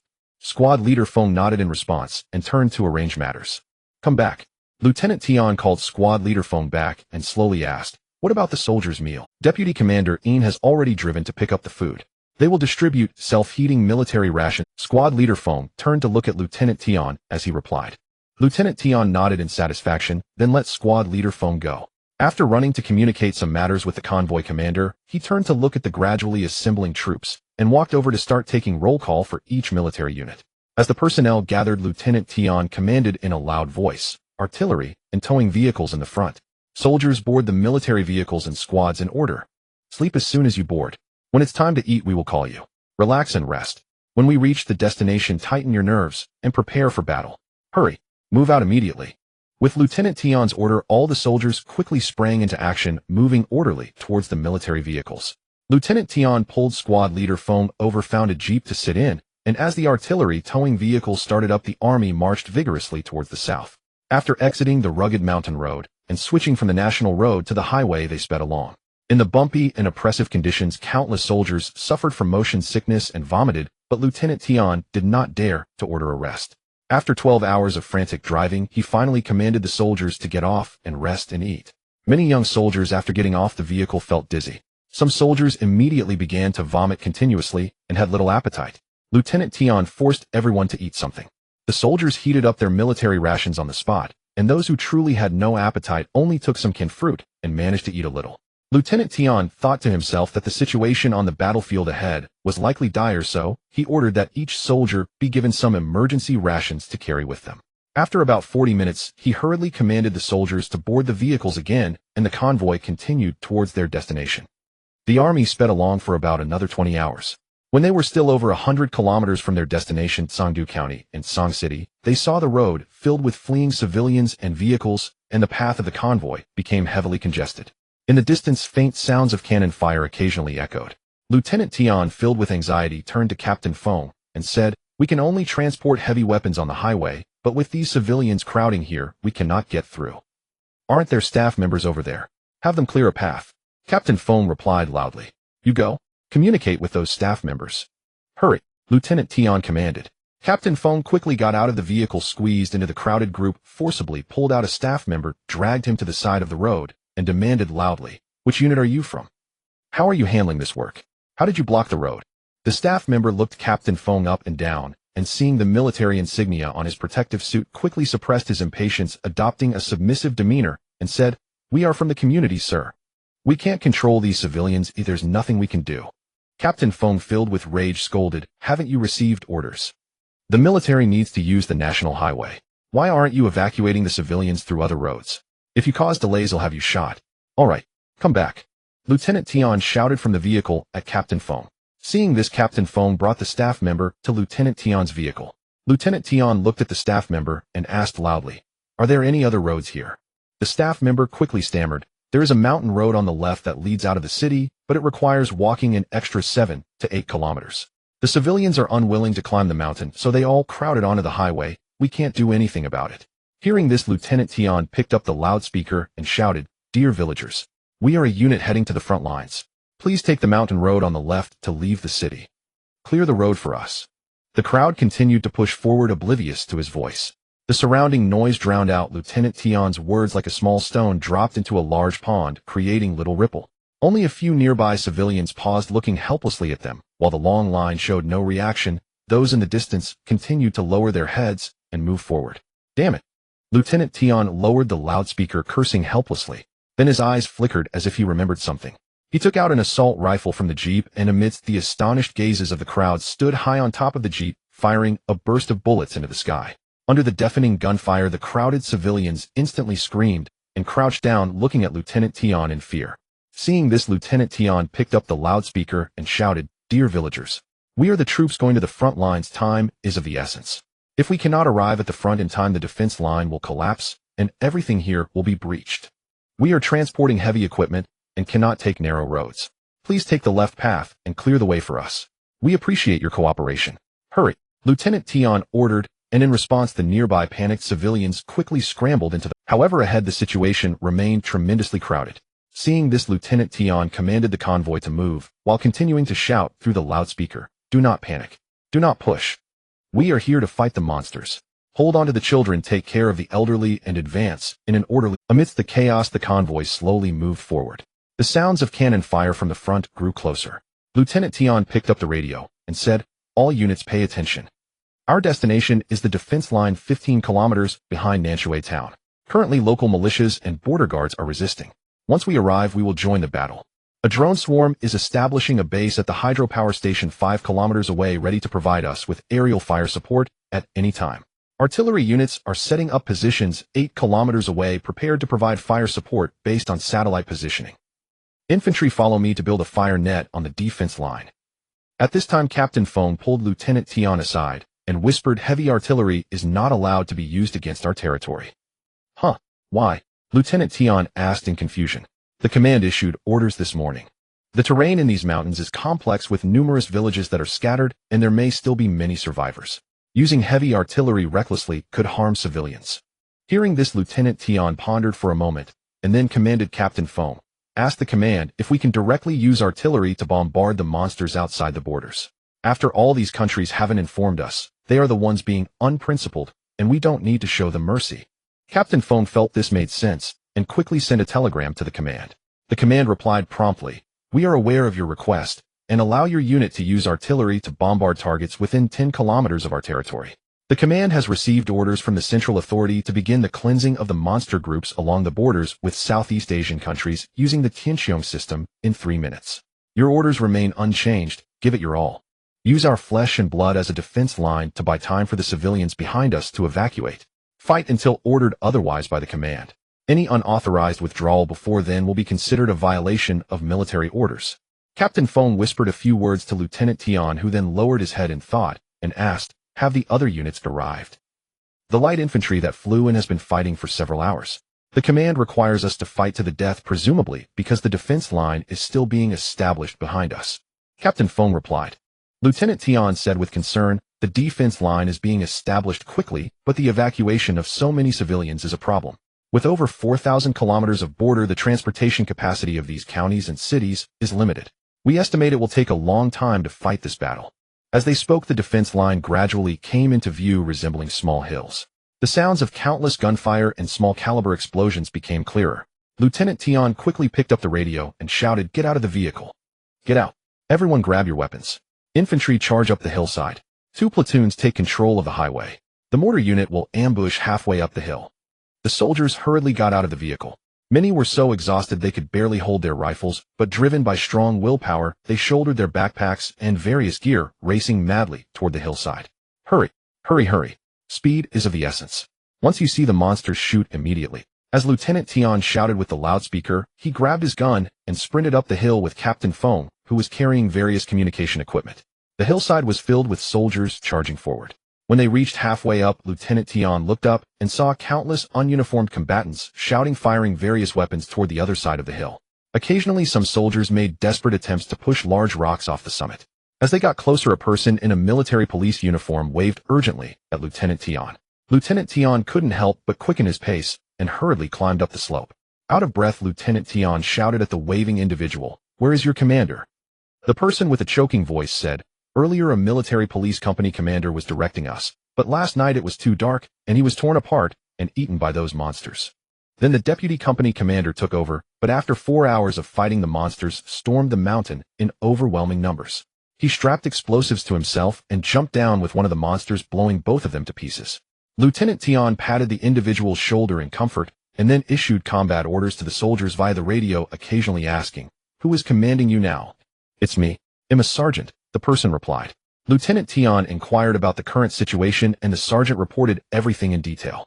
After considering for a moment, Lieutenant Tian stepped forward and saw hordes of monsters climbing up the other side of the hill. He grabbed the radio and commanded, "Adjust the mortar's firing angle for a reverse slope attack, targeting the hillside on the other side. Hurry." The soldiers on the hill set up various machine guns, unleashing a barrage of fire on the climbing monsters. Moments later, mortar shells rained down, and the massive explosions along with shrapnel wreaked havoc among the monsters. Lieutenant Tian shot several monsters in the head, then turned to the sergeant and said, "Take your men down the hill to rest. We have supplies in our convoy. After resting, go assist the troops on the highway in blocking the road. Be careful to avoid the mortar unit on the way down. Hurry." "Yes," the sergeant replied, and was about to organize his men to head down when he was called back by Lieutenant Tian. The sergeant was taken aback and turned to look at Lieutenant Tian, who loudly asked, "Why are you not wearing protective?" "The supply of protective suits is tight. They were prioritized for the civilians. We didn't have time to get to us before the fighting started." Lieutenant Tian, with a pained expression, waved his hand to signal the sergeant to leave quickly. He then took his gun and aimed at the monsters at the foot of the hill. It was already evening and visibility was low. Lieutenant Tian ordered the searchlights to be dragged to the hilltop. With the illumination, he finally saw the dense mass of monsters below, quickly commanding the soldiers to increase the mortar's elevation to bombard the monsters at the base of the hill. With the arrival of the regular army, the battle officially entered a heated phase. Under Lieutenant Tian's leadership, the military fiercely suppressed the monsters at the foot of the hill, with countless shells and bullets flying toward them. Accompanied by beams of light descending from the distance, Lieutenant Tian shouted while shooting, "Brothers, the time has come when our country and people need us. For the civilians behind us, our flesh and blood are the defense line. Kill, annihilate them all." On the morning of February 25th, in the first year of the disaster, at 8 o'clock, Lieutenant Tian was at the foot of the defense position on the hillside of Nanshui, eating compressed biscuits, while watching the biochemical troops burn the headless corpses of soldiers with flamethrowers. His own troops had been fighting on this hillside for almost a week, and casualties were frequent. Just 3 days ago, the east slope was nearly breached by monsters, and it was a squad of soldiers that charged bravely into the monster horde to divert them, ultimately self-destructing among the creatures. We replenished 37 soldiers. I asked, and they are all freshly recruited volunteers from nearby. 3 of them just turned 18 and have never fired a gun before, so the veterans are training them. We also received a supply of ammunition this morning, and we are to continue holding our ground. Damn it. Hold the line. Hold the line. Over 400 of my men have died this week. I've only been given less than 200 replacements. And can't we withdraw those military police and militia?" Lieutenant Tian said with bitterness and anger. Lieutenant Feng understood why Lieutenant Tian was so upset. The military police and militia could not self-destruct after being injured by monsters, requiring their own men to finish them off. The soldiers were reluctant to pull the trigger, and it often fell to the company commanders and Lieutenant Tian. This took a toll on Tian's heart. Lieutenant Feng sighed and said, "There's no choice. With over 4,000 kilometers of border, the troops are insufficient. Having someone is better than having no one at all. Has satellite intelligence come through? How did these monsters from Southeast Asia appear?" Adjusting his mood, Lieutenant Tian asked Lieutenant Feng again, "How can we know how they came? Satellites are just observation tools, not investigation tools. The sudden emergence of over 100 million monsters caught us off guard, but I believe the headquarters will find a way." Lieutenant Feng replied without looking up. Lieutenant Tian listened, gazing at the rescue helicopters flying above, and slowly asked, "How many people do you think these helicopters can rescue as they come and go every day?" "Most have already been infected. It's hard to rescue even a few survivors. I've heard a few rescue personnel have died, but saving even one is better than doing nothing." Lieutenant Feng's response was still absent of any emotion. "That's true," Lieutenant Tian said while looking at the display in his hand. Seeing the scattered red dots on the screen, his brow furrowed instantly, and he turned to Lieutenant Feng, saying, "These monsters are too dispersed. The effectiveness of sky missiles and artillery against them is limited. Does the headquarters have any plans for a direct assault? Pushing the front line to the border for resistance might yield much better results." Lieutenant Feng replied, "I haven't received any relevant plans for now. What you see is just this small town in front of us, but the number of monsters pouring in along the entire border is overwhelming. Engaging in close combat in densely populated areas will lead to greater casualties among our troops. I think it's unlikely we will have such a battle plan." Hearing this, Lieutenant Tian could only shake his head and climb to the top of the hill. At this moment, the fog on the mountain was sparse, interrupted by the occasional gunfire. He looked at the soldiers, exhausted, yet still focused on the foot of the hill, and felt a pang of sorrow. Over the past week, even though Lieutenant Tian had arranged for the soldiers to take turns resting when the number of monsters was low, they still generally suffered from sleep deprivation, each one, with red eyes and fatigued bodies, lying motionless on the position, while occasionally shooting at the monsters that suddenly appeared. Pair up in twos, and take turns sleeping for an hour. After giving the order over the intercom, Lieutenant Tian lay down preparing to catch a quick nap. At that moment, however, a voice came through the intercom, "Commander, are you there? Come down for a moment." When Lieutenant Tian heard this, he replied and hurried down the mountain to Lieutenant Feng's communication tent, exasperatedly asking, "Can't you just come up and talk to me? I just climbed up." Lieutenant Feng quickly replied with an apologetic expression, "There are some things that orders prohibit discussing in front of the soldiers. Just now the headquarters sent a message that Commander Chin passed away last night at 10 o'clock.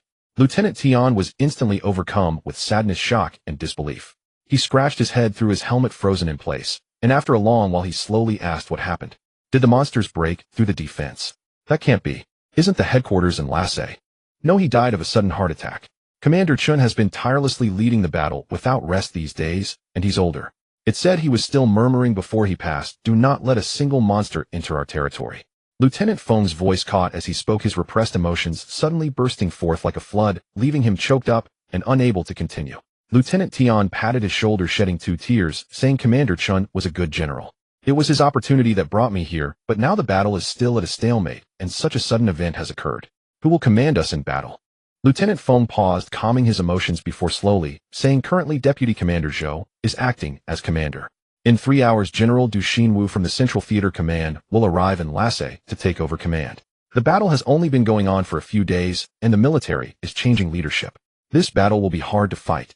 Lieutenant Tian lamented sadly, then turned to Lieutenant Feng and asked, "Is there anything else you want to say?" "Nothing to say, I'll head back up." Lieutenant Feng looked at Lieutenant Tian, hesitated for a moment, and then slowly said, "It's fine now, Commander, you can go." Lieutenant Tian nodded at Lieutenant Feng and turned away, walking dejectedly toward the mountaintop. Accompanied by the mist and occasional gunfire, Lieutenant Tian looked at the red dots on the display, trying hard to adjust his mood, while occasionally directing the battle. Time passed second by second. After hastily eating dinner and looking up at the setting sun, Lieutenant Tian had also summarized the monsters' activity patterns during this time, especially their tendency to gather in groups and launch attacks at night. Watching the red dots gradually converge on the display, he knew that tonight would again be sleepless, so he picked up the intercom and commanded all soldiers, "Check your weapons, ammunition, and personal gear. The enemies are coming." After finishing his command, Lieutenant Tian put down the intercom and saw Lieutenant Feng rushing up from the foot of the hill, panting and waving at him. He hurried forward to meet him just as they collided. Lieutenant Feng placed his hands on Lieutenant Tian's shoulders, panting softly. "The headquarters has issued an order. Retreat." "What? We are supposed to retreat now? With these monsters chasing right behind us?" Lieutenant Tian asked in confusion. "Our right flank has been breached. Staying here could lead to encirclement. Immediately. Right now? We must retreat to the Chu Ning Chashi frontline positions." Lieutenant Feng replied anxiously. Hearing this, Lieutenant Tian pounded his chest in frustration and ordered over the intercom, "Leave a squad of soldiers at each position for cover. The rest of the soldiers come down immediately. Get on the vehicles as quickly as possible. The soldiers responsible for cover should rush down the mountain and get on the vehicles. The military, police, and militia on the road should be included. Squeeze them all into the vehicles. Hurry, hurry." As soon as Lieutenant Tian finished speaking, the soldiers on the position began to grab their gear and sprint down the mountain. While running, Lieutenant Tian asked Lieutenant Feng beside him, "Have the civilians from the nearby counties evacuated?" "Most have evacuated to Chunqing or Tianfu City. The road behind us will be in no man's land, and the headquarters has ordered us to fire at will." Lieutenant Feng replied breathlessly as he ran. "Do we have troops covering our right flank?" Lieutenant Tian asked again. "No. All troops along the line are withdrawing. Only at the second defense line will there be troops to support us. We need to hurry," Lieutenant Feng replied. Lieutenant Tian said nothing further, lowering his head and sprinting ahead, leaving behind the covering soldiers who began to shoot sporadically. Upon hearing the gunfire, all the running soldiers quickened their pace, rushing desperately towards the convoy. When they reached the convoy that had already turned around, they began to board the vehicles one by one. In each squad, 7 or 8 military, police, and militia were mixed in. As soon as one vehicle was full, it would leave immediately. The gunfire from the positions grew denser, and seeing the vehicles starting up, Lieutenant Tian quickly grabbed the intercom and ordered soldiers on the position, "Rush down the mountain. Quickly. Hurry. Run as fast as you can." After putting down the walkie-talkie, Lieutenant Tian directed his troops to board the vehicles while nervously observing the situation at the mountaintop. Just as he felt relieved seeing the soldiers reach halfway up the mountain, he noticed the faint outline of monsters appearing at the peak. He quickly checked the display screen and broke into a cold sweat, urgently shouting into the walkie-talkie soldiers at the back. Open fire at the mountaintop. Cover the troops as they descend. The gunfire erupted immediately, and Lieutenant Tion then asked, "Are the explosives buried at the position all set up? Attention, all personnel. Detonate the explosives as soon as the soldiers have retreated."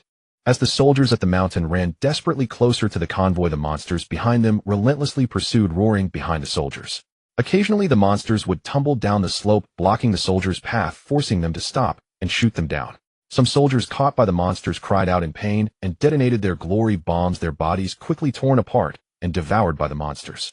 As the soldiers approached the convoy, the monsters followed closely. Lieutenant Tion fired his weapon while directing the soldiers to board the vehicles quickly. The soldiers in the military vehicles shot from the side panels, suppressing the advancing monsters.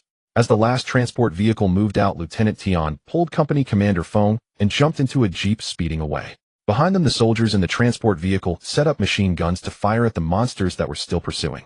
After traveling several hundred meters, a tremendous explosion erupted from all the mountaintops and the only road, sending monsters flying and scattering severed limbs and debris into the air. After eliminating the few monsters still chasing the convoy, they finally hit the road safely. After traveling a certain distance, Lieutenant Tion picked up the walkie-talkie and said, "All combat units report the number of personnel not on the vehicle. 1st Company 3rd Platoon 2nd Squad 2 not on the vehicle. 2nd Company 2nd Platoon 1st Squad 4 not on the vehicle. 3rd Company 1st Platoon 3rd Squad 1 not on the vehicle."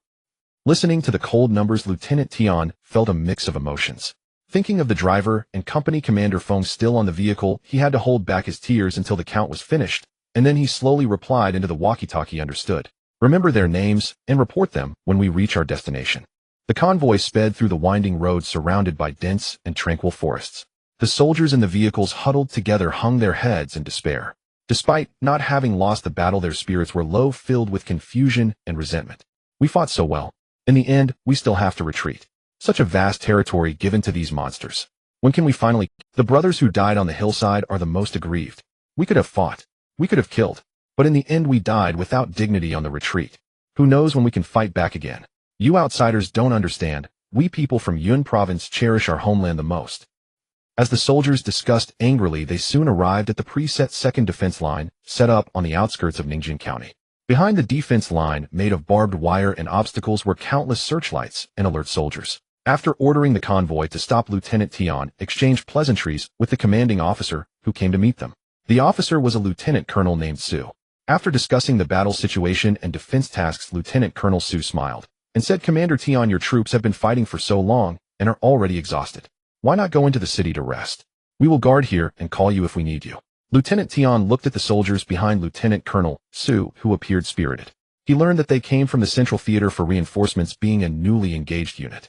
After expressing his gratitude, he ordered his soldiers to drive into the city to prepare for rest. They also arranged for artillery to set up positions in the city, supposedly to strengthen the fire coverage for Lieutenant Colonel Zu's troops. Upon entering the city, it was empty with doors shut tight. All the civilians had evacuated long ago. Lieutenant Tion led his troops to find 2 adjacent clean streets where all the soldiers laid down their weapons, crowded together wrapped in blankets, and settled down to sleep. Lieutenant Tion wrapped himself in a blanket and lay horizontally in the jeep, looking up through the window at the starry sky. After more than 10 days of rare quiet, he felt somewhat unaccustomed. Although exhausted, he tossed and turned for a long time without being able to fall asleep until the stars in the sky disappeared and dawn broke. Suddenly gunfire erupted from outside the city, and as he heard the gunfire, he finally felt drowsy, soon drifting into a deep sleep. After several days of high-intensity combat, Lieutenant Tion's troops relaxed, and it was unclear how long they had slept. Just as Lieutenant Tion was sleeping soundly, Company Commander Feng anxiously shook him awake, shouting, "Commander, wake up.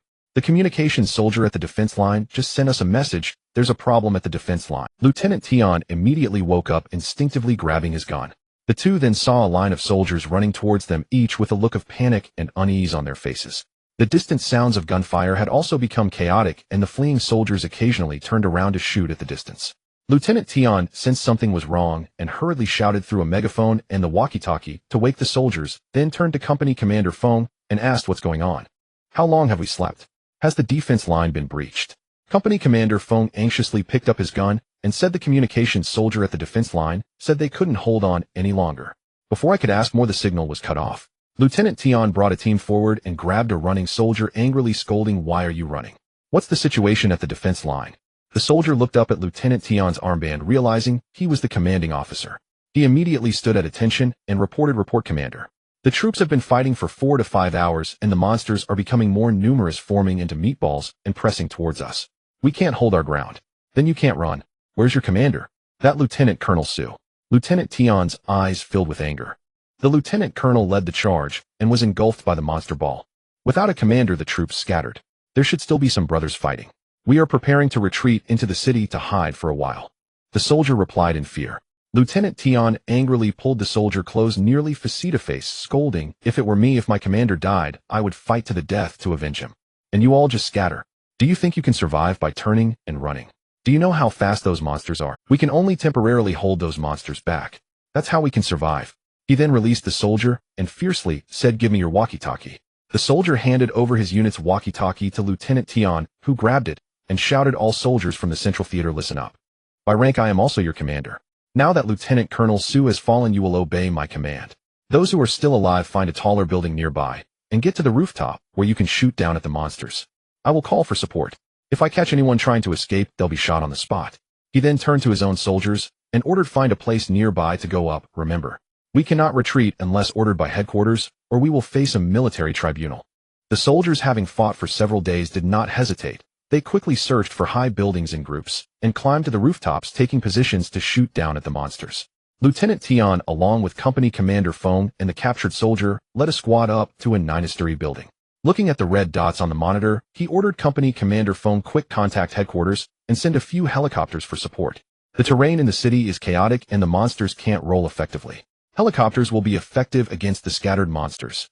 Just as he finished speaking, the street erupted with roars, instantly filled with monsters. They looked around frantically, as if searching for something. The soldiers, not waiting for the monsters to notice their positions, guarded each other's blind spots and opened fire.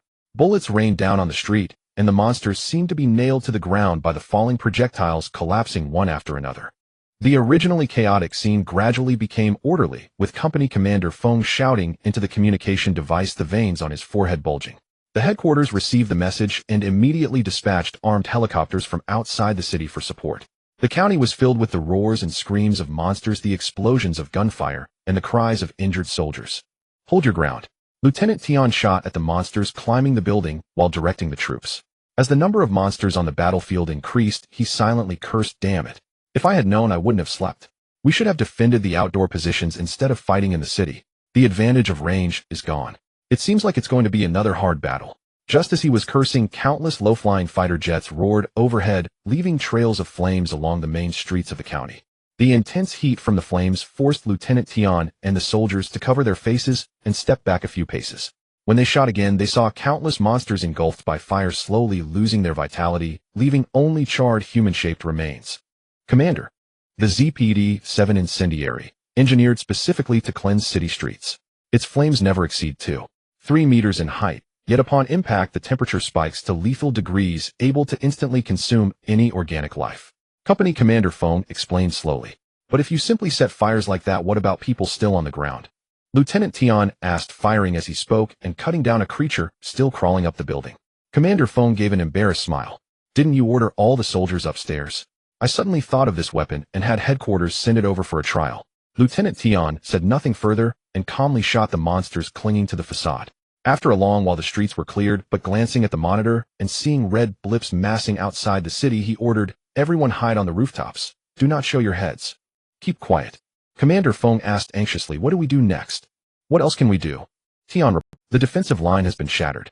Countless monsters are gathered beyond the walls and could break in any moment. We can't even retreat.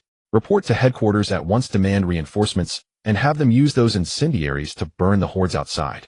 We'll try to re-establish the line afterwards." Lieutenant Tion lay on the ground, his shoulder against a low balcony as he spoke. He produced a compressed biscuit and began to eat, passing a piece to a captured soldier beside him. When the soldier bit greedily, Tion hurriedly admonished him, "Just join the army. Take small bites. Don't choke yourself to death." Seeing Commander Fong communicating with headquarters over the radio, Tion picked up the monitor to watch the red dots. One by one, the large blips began to scatter and move into the city.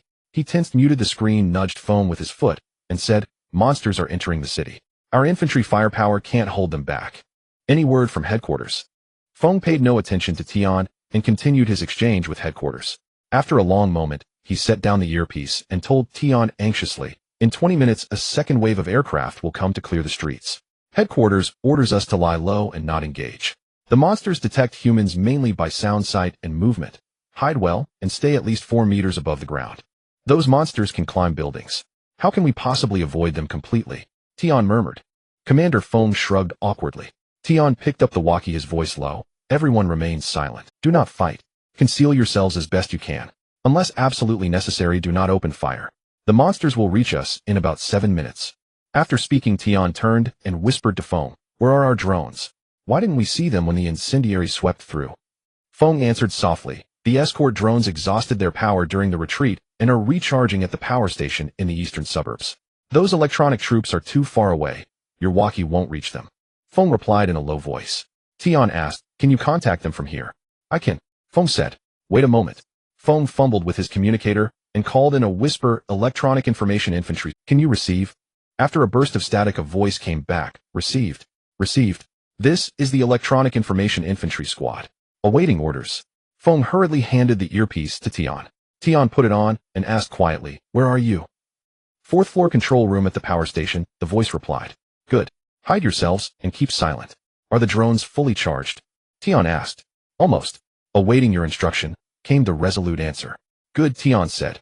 "I want you to program the drones to fly at 5 meters above ground, enable automatic obstacle avoidance, and send them toward the western suburbs. Let them roam the streets freely to draw the monsters' attention." The headset replied, "Firmly received. Estimated arrival at the designated area in 10 minutes. Tian returned the earpiece to Commander Feng and with a faint smile whispered, "I hope the drones can lure away some of the monsters. That would ease things here considerably." In the blink of an eye, the red dots on the monitor edged closer. Everyone instinctively crouched lower. The monsters roared and sprinted forward in a frenzy, occasionally pausing to peer about as they searched. Tian craned his neck, peering through the balcony railing, holding his breath as he watched the creatures' movements. Some kept charging forward, some entered buildings and crawled up exterior walls, others burst into shops, scanned around, then darted back into the street. The entire street was filled with the disordered thud of monstrous footsteps and savage roars, yet the soldiers could hear their own breathing with unnerving clarity. After 3 or 4 minutes, the drones skimmed overhead and sped toward the western suburbs. Tian studied the monsters' reactions closely. Even though the drones buzzed loudly, the creatures paid no heed and marched straight on. "Damn, it seems these things aren't interested in anything lifeless," he cursed inwardly. Tian swore silently to himself. He bent down cautiously and motioned Commander Feng over. Feng crawled toward him and Tian whispered, "The drones are useless. Send a text command to the electronic troops. Tell them to hide now." After saying this, he checked the time, his expression anxious, and resumed his careful watch. Seeing the monsters blindly charging ahead, he felt a grim satisfaction and muttered under his breath, "You damned creatures. In 8 minutes you'll all be burned to charcoal," he thought fiercely. Suddenly Feng nudged Tian's calf. Tian crouched and looked puzzled. Feng put a finger to his lips to silence him and pointed toward the high building at the end of the street. Tian followed his gaze. On the rooftop lightning rod, 3 or 4 creatures clung there. He lowered himself even further, pulled Feng close and whispered, "We forgot about these ones. Do you think they can see us?" "I don't know. We can see them. They'll notice us sooner or later." Commander Feng whispered this to Tian in a low voice. Tian did not answer. He raised his binoculars and examined the monsters on the lightning rod. Each gripped the rod with one hand, tilting their heads from side to side with malevolent grins as they searched carefully. One of them looked like a woman. Only her left arm clung tight to the rod. The sides of her mouth had been torn so forcefully during biting that the gashes ran up to her ears, forming a faint grotesque smile that opened and closed. Her teeth and the base of her tongue were exposed in ghastly clarity. Seeing that horrific sight, Tian felt a pang, but kept his composure. He read the characters on the building below, Ruifeng Department Store, and picked up the walkie. The monsters in the street continued roaring and surging forward while those on the lightning rod seemed content to scan from their perch. Suddenly, the split-mouthed female cocked her head to the left, fixed her dead eyes on Tian's group, snapped her head upright, and unleashed a howl that chilled the marrow. Tian watched surreptitiously as the street monsters began to surge toward the lightning rod. In moments, the rooftop creatures slid down the building. Before long, the split-mouthed female, laughing like a madwoman, charged toward the place where Tian's party had followed by countless frenzied monsters. These creatures moved with terrifying speed, dashing straight to a 9-story building sheltering an infantry squad. The split-mouthed female began to frantically climb the facade, countless others close on her heels. Fire! Open fire! With a command from Lieutenant Tion, the soldiers on the rooftops began to fire weapons from all directions, attacking the climbing monsters, and several rockets flew away, blowing the monsters clustered at the corners of the building into pieces. While targeting and shooting at the climbing monsters, Lieutenant Tion turned to Commander Fong and said, "Have the drones adjusted to our location for support. The street on the east side of Ruifeng Department Store, hurry." Immediately, soldiers in the same building set up heavy machine guns, and the whistling bullets flew towards the climbing monsters. The split-mouthed woman was the first to be hit, severed in half, and fell screaming down. Seeing that there were living people on the surrounding buildings, the monsters gradually divided into dozens of groups, attacking different structures. In no time, the soldiers in the various buildings had to fight individually, and the scattered monsters forced the firepower to be dispersed. Lieutenant Tion led the soldiers to clear the exterior of their building in groups with light weapons, while commanding the inter-supporting fire from light and heavy machine guns on each building. At that moment, the battle raged fiercely. Soldiers roared and shot continuously, occasionally throwing out grenades, and the streets were filled with the corpses of monsters that had been shot down. Monsters that had originally fled returned to join the hunt. Lieutenant Tion's rifle ran out of ammunition, and he quickly changed magazines and continued shooting. The sound of fighter jets' engines came from his ears, and drones were also madly shooting at the monsters on the ground. Countless monsters were shot through the body, their heads exploded. But at that moment, a soldier's scream came from the building to the north. Looking in the direction of the sound, he saw the entire building enveloped by a swarm of monsters like ants devouring food. The entire squad of soldiers had no time to self-destruct and was immediately swallowed by the tide of monsters. Before long, the tide of monsters scattered again, sliding down the outer walls of the buildings and charging towards other structures. In an instant, more soldiers from several buildings were devoured. It was now clear to see several monsters holding onto limbs or scraps of flesh, still accompanied by fragments of protective gear, running while gnawing at the meat in their hands. The surviving soldiers were horrified and heartbroken at the sight, just as the second round of incendiary bombs from the fighter jets began to rain down. With the sound of bombs dropping, several main streets were ignited one after another, and at the moment of the explosion, everyone hurriedly covered their eyes with their hands and took a few steps back. Once the monsters on the ground were set ablaze, they then extended their heads and desperately shot at the monsters still hanging on the buildings until they were all shot down, falling into the blazing fire on the street, and only then did they put away their weapons and stared blankly at the blood-soaked streets. "Damn it! What should we do next? When will reinforcements arrive? You better ask the command center." Lieutenant Tion shouted at Commander Fong. Commander Fong quickly put on his headset and urgently contacted the command center, reporting and communicating patiently. Lieutenant Tion turned back and saw black smoke rising from the northwest, knowing that the fighter jets had ignited the woods on the outskirts of the city. Lieutenant Tion glanced at the display and noticed that the number of red dots had significantly decreased, but faint sounds of artillery fire were still coming from the distant outskirts of the county town. He felt anxious, and just as he was pondering, Commander Fong reported in a panic, "Commander, it's over. All 7 outposts near our defense area have fallen, and we are surrounded." "What?" Lieutenant Tion said incredulously, then slapped his forehead through the headset and asked urgently, "What did the command center say? What about us?" Commander Fong lowered his head and slowly replied, "The command center affirmed our actions, but at present they are unable to send ground reinforcements to support us. We are to break through on our own to the mountain outpost 20 kilometers to the east. The only thing we can do is provide incendiary bomb support every 20 minutes from our rear and right flank." "What about the left flank?" Lieutenant Tion asked again. "The left flank also has troops retreating," Commander Fong replied. Lieutenant Tion, upon hearing this, looked out through the balcony and saw that the flames on the ground were diminishing, so he picked up the intercom and commanded everyone, "Get downstairs immediately and gather at the convoy." When Lieutenant Tion arrived at the convoy, he immediately cursed. The military vehicles were charred black, the fuel tanks had exploded under high temperatures, and the engines were completely destroyed, leaving not a single vehicle that could still be driven. "Call the command center. Have them send helicopters to pick us up," Lieutenant Tion said to Commander Fong. However, Commander Fong did not pick up the headset and replied helplessly, "All helicopters are in combat and cannot come to pick us up." Upon hearing this, Lieutenant Tion looked at him in disbelief, then grabbed his collar, pulling him close and questioning, "Are you saying we have to walk 20 kilometers to the new outpost? And if any monsters chase us from behind, we have to stop and fight?" Seeing that the other party did not speak, Lieutenant Tion was about to erupt, but when he looked up, he saw the young faces of the soldiers, all filled with the desire to survive. He then let go of Commander Fong, nodded helplessly, and picked up the intercom to command everyone, "Form up. To the east, let's practice marching quickly. Move now. Faster." After calming down, Lieutenant Tion patted Commander Fong's shoulder and said slowly, "You should notify those electronic soldiers and let them run as well. And the artillerymen. At this point, Lieutenant Tion's voice choked. I haven't heard the sound of artillery in the city since I woke up, Commander Feng said softly with his head down. Lieutenant Tion said nothing further, holding back his pain, and ordered through the intercom to depart. The group hurried eastward, not having time to mourn for their fallen comrades. Lieutenant Tion jogged in the middle of the line with Commander Feng, who was carrying communication equipment.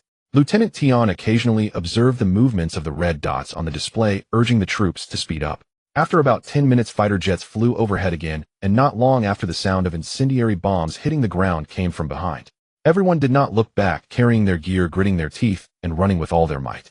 The soldiers had been fighting for days, and were extremely fatigued, with many falling only to be pulled up by their comrades to continue running. Passing by a mountain road, a soldier suddenly fell to the ground, opened his helmet, gasping for air, and in an instant spit out a mouthful of blood. Despite everyone's efforts to pull him up, they could not. Seeing this, Lieutenant Tion commanded the troops to continue forward, squatting in front of the soldier, and upon seeing his youthful face, he gasped for breath and asked, "What's wrong? Young man, should I carry you?" The soldier waved his hand at Lieutenant Tion and said, "Commander, I really can't run. I was originally a university student serving as a volunteer soldier and had not received much military training before being brought here. I've taken it seriously since I arrived. I'm truly sorry. I can't take it anymore. If I keep running, you'll die. I don't want to drag everyone down and leave me here, and you all hurry and go." Lieutenant Tion's face turned serious upon hearing this. "How could we possibly leave you behind? Or do you want to be a deserter? Get up. He'll pull you." The soldier, hearing this, had no choice but to struggle to put his helmet back on. Lieutenant Tion took the soldier's gear and carried it on his own back, pulling him along to continue running. After running about a mile, they passed a few houses, and the soldier spat blood into his helmet.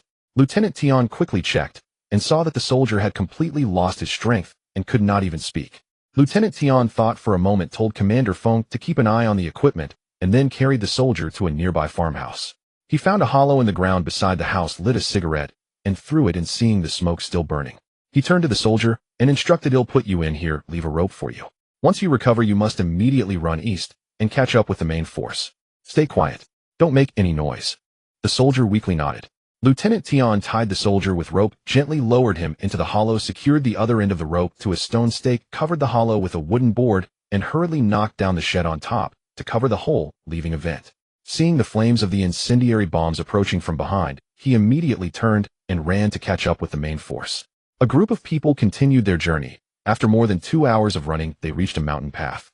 Captain Tion noticed a large number of red dots appearing on the monitor to the right and felt uneasy, so he immediately took out his walkie-talkie and commanded, "Increase speed. Advance along the left side." After running another several hundred meters, the roars of monsters drew closer. Captain Tion felt increasingly anxious, thinking that after such a forced march, the soldiers would be in no condition to face the enemy. He could only command the troops to keep running forward. At this moment, a voice came through the walkie-talkie, "Commander, Commander. Can you hear me? This is Platoon 1 of 2nd Company. I am Platoon Leader Wei Hua." Captain Tion heard this and picked up the walkie-talkie to respond. "Received. What is the matter?" There was a moment of silence on the other end of the walkie-talkie, and then Platoon Leader Wei's determined voice came through. "The monsters are right on our right flank. We can already vaguely see the silhouettes of the monster horde coming towards us. If we keep running like this, we will all die here. Our unit originally had 36 soldiers, and now only 19 remain. We request to stay behind to hold off the monsters. Cover the main force's retreat." Captain Tion was about to pick up the walkie-talkie to stop them when the other side shouted again, "Commander, it's too late. You all hurry and leave. We are preparing to fight." After hesitating for 3 to 4 seconds, Captain Tion swallowed hard, picked up the walkie-talkie with difficulty, stopped, turned to look back, and gritted his teeth, saying each word clearly, "I approve your unit's combat plan. Your unit will set up firepower along the woods to block the monsters. After the main force passes, do not engage in prolonged combat. Find an opportunity to retreat to the eastern stronghold. Thank you for your sacrifices. We will meet again soon." After finishing, Captain Tion painfully closed his eyes. Soon after, the sound of machine gun fire came from behind. His heart ached like a knife, and he choked out commands for the troops to speed up, running with tears in his eyes. After 3 hours of forced marching, at 4:21 in the afternoon, Captain Tion's unit reached a new stronghold. Upon arriving at the new defensive position, Captain Tion quickly collected himself and led a group of exhausted soldiers to negotiate with the stronghold commander. The new commander signaled for the soldiers to enter the stronghold and queue for disinfection, then turned to Captain Tion and said, "Thank you for your hard work. Thanks to your fighting in the front line, we have gained time. Our artillery positions behind have also been established. After you finish disinfection, take our military vehicle to rest. There is food and supplies at the artillery position, or just report your unit number to collect them. Captain Tion hurriedly thanked him and was about to leave with the accompanying soldiers when he seemed to remember something and turned to the commander saying, "Please keep an eye out if any of our soldiers come from behind, help to assist them." "Of course, Captain," the commander said slowly. Captain Tion gazed deeply at him, then looked down at the red dots on the monitor that were getting closer and slowly saluted. He shouted to his soldiers, "Hurry, hurry, let's go. We are about to fight. Don't hinder us here." As soon as he finished speaking, cannon fire erupted. The soldiers Captain Tion brought quickly entered the disinfection zone under the guidance of medical personnel. After Captain Tion finished disinfection and came out, he looked up at the shells flying through the sky and the various aircraft passing by his heart, filled with mixed emotions. Once all the soldiers finished disinfection, they gathered to report their numbers. Captain Tion felt a pang of sorrow and called over company leader Feng, saying, "Let the deputy commander report the numbers. First company, first platoon expected to be 123, actually present 94. First company, second platoon expected to be 121, actually present 69. First company, third platoon expected to be 127, actually present 58. Captain Tion arranged for company leader Feng to record the numbers, and he forced himself to appear calm as he walked along with the counting voices. After all combat units reported their numbers, he realized that the casualties were over half, with nearly 300 men from 2 artillery platoons lost without a single survivor. Captain Tion could not help but feel a surge of sadness. He turned to company leader Feng, who was already in tears, and slowly said, "Compile the names, report them when we return, and arrange for the soldiers to eat and rest soon." After Captain Tion finished speaking, he turned to the side to rest, but due to the previous lesson, he felt extremely uneasy and could not close his eyes. He got up again and moved to the front to observe the soldiers who were fiercely fighting in the trenches, carefully inspecting the firepower configuration and formation of the stronghold defenses. Then he looked around and found that this was a moderately steep hilly area with forests on both sides. However, the trees within a radius of several kilometers had long been completely destroyed by artillery fire. Countless tree trunks lay across the sandy soil, leaving only bare stumps, which formed obstacles on the battlefield resembling scales on a giant fish. After company leader Feng finished handling the soldier list, he brought it to Captain Tion. Captain Tion took the list, glanced at it, and turned to company leader Feng, saying, "The unit is depleted, and we don't know when we can replenish our ranks. We were originally 2 reinforced battalions combined into a regiment totaling over 1,500 people, but now there are fewer than 800 left. Let's reform into 8 companies, but still keep it as 2 battalions for better centralization." Upon hearing this, company leader Feng turned to start the reorganization. Afterward, he let the soldiers go to rest and reported the battle situation to the command. Upon returning to the spot where Captain Tion had just been standing, he found that Captain Tion was no longer there. After searching, he discovered that Captain Tion had climbed up a nearby hill and was observing the battle situation with binoculars. As he was about to approach, Captain Tion turned around and waved to company leader Feng, signaling for him to climb up the hill as well. Company leader Feng was slightly puzzled, but still dragged his fatigued body up the slope. Captain Tion handed the binoculars to company leader Feng and pointed in the direction where artillery fire was covering, saying, "Look, what are those little things? At first I thought they were dwarves, but how could there be so many dwarves, and they are even in groups?" Company leader Feng took the binoculars and looked in the direction Captain Tion was pointing.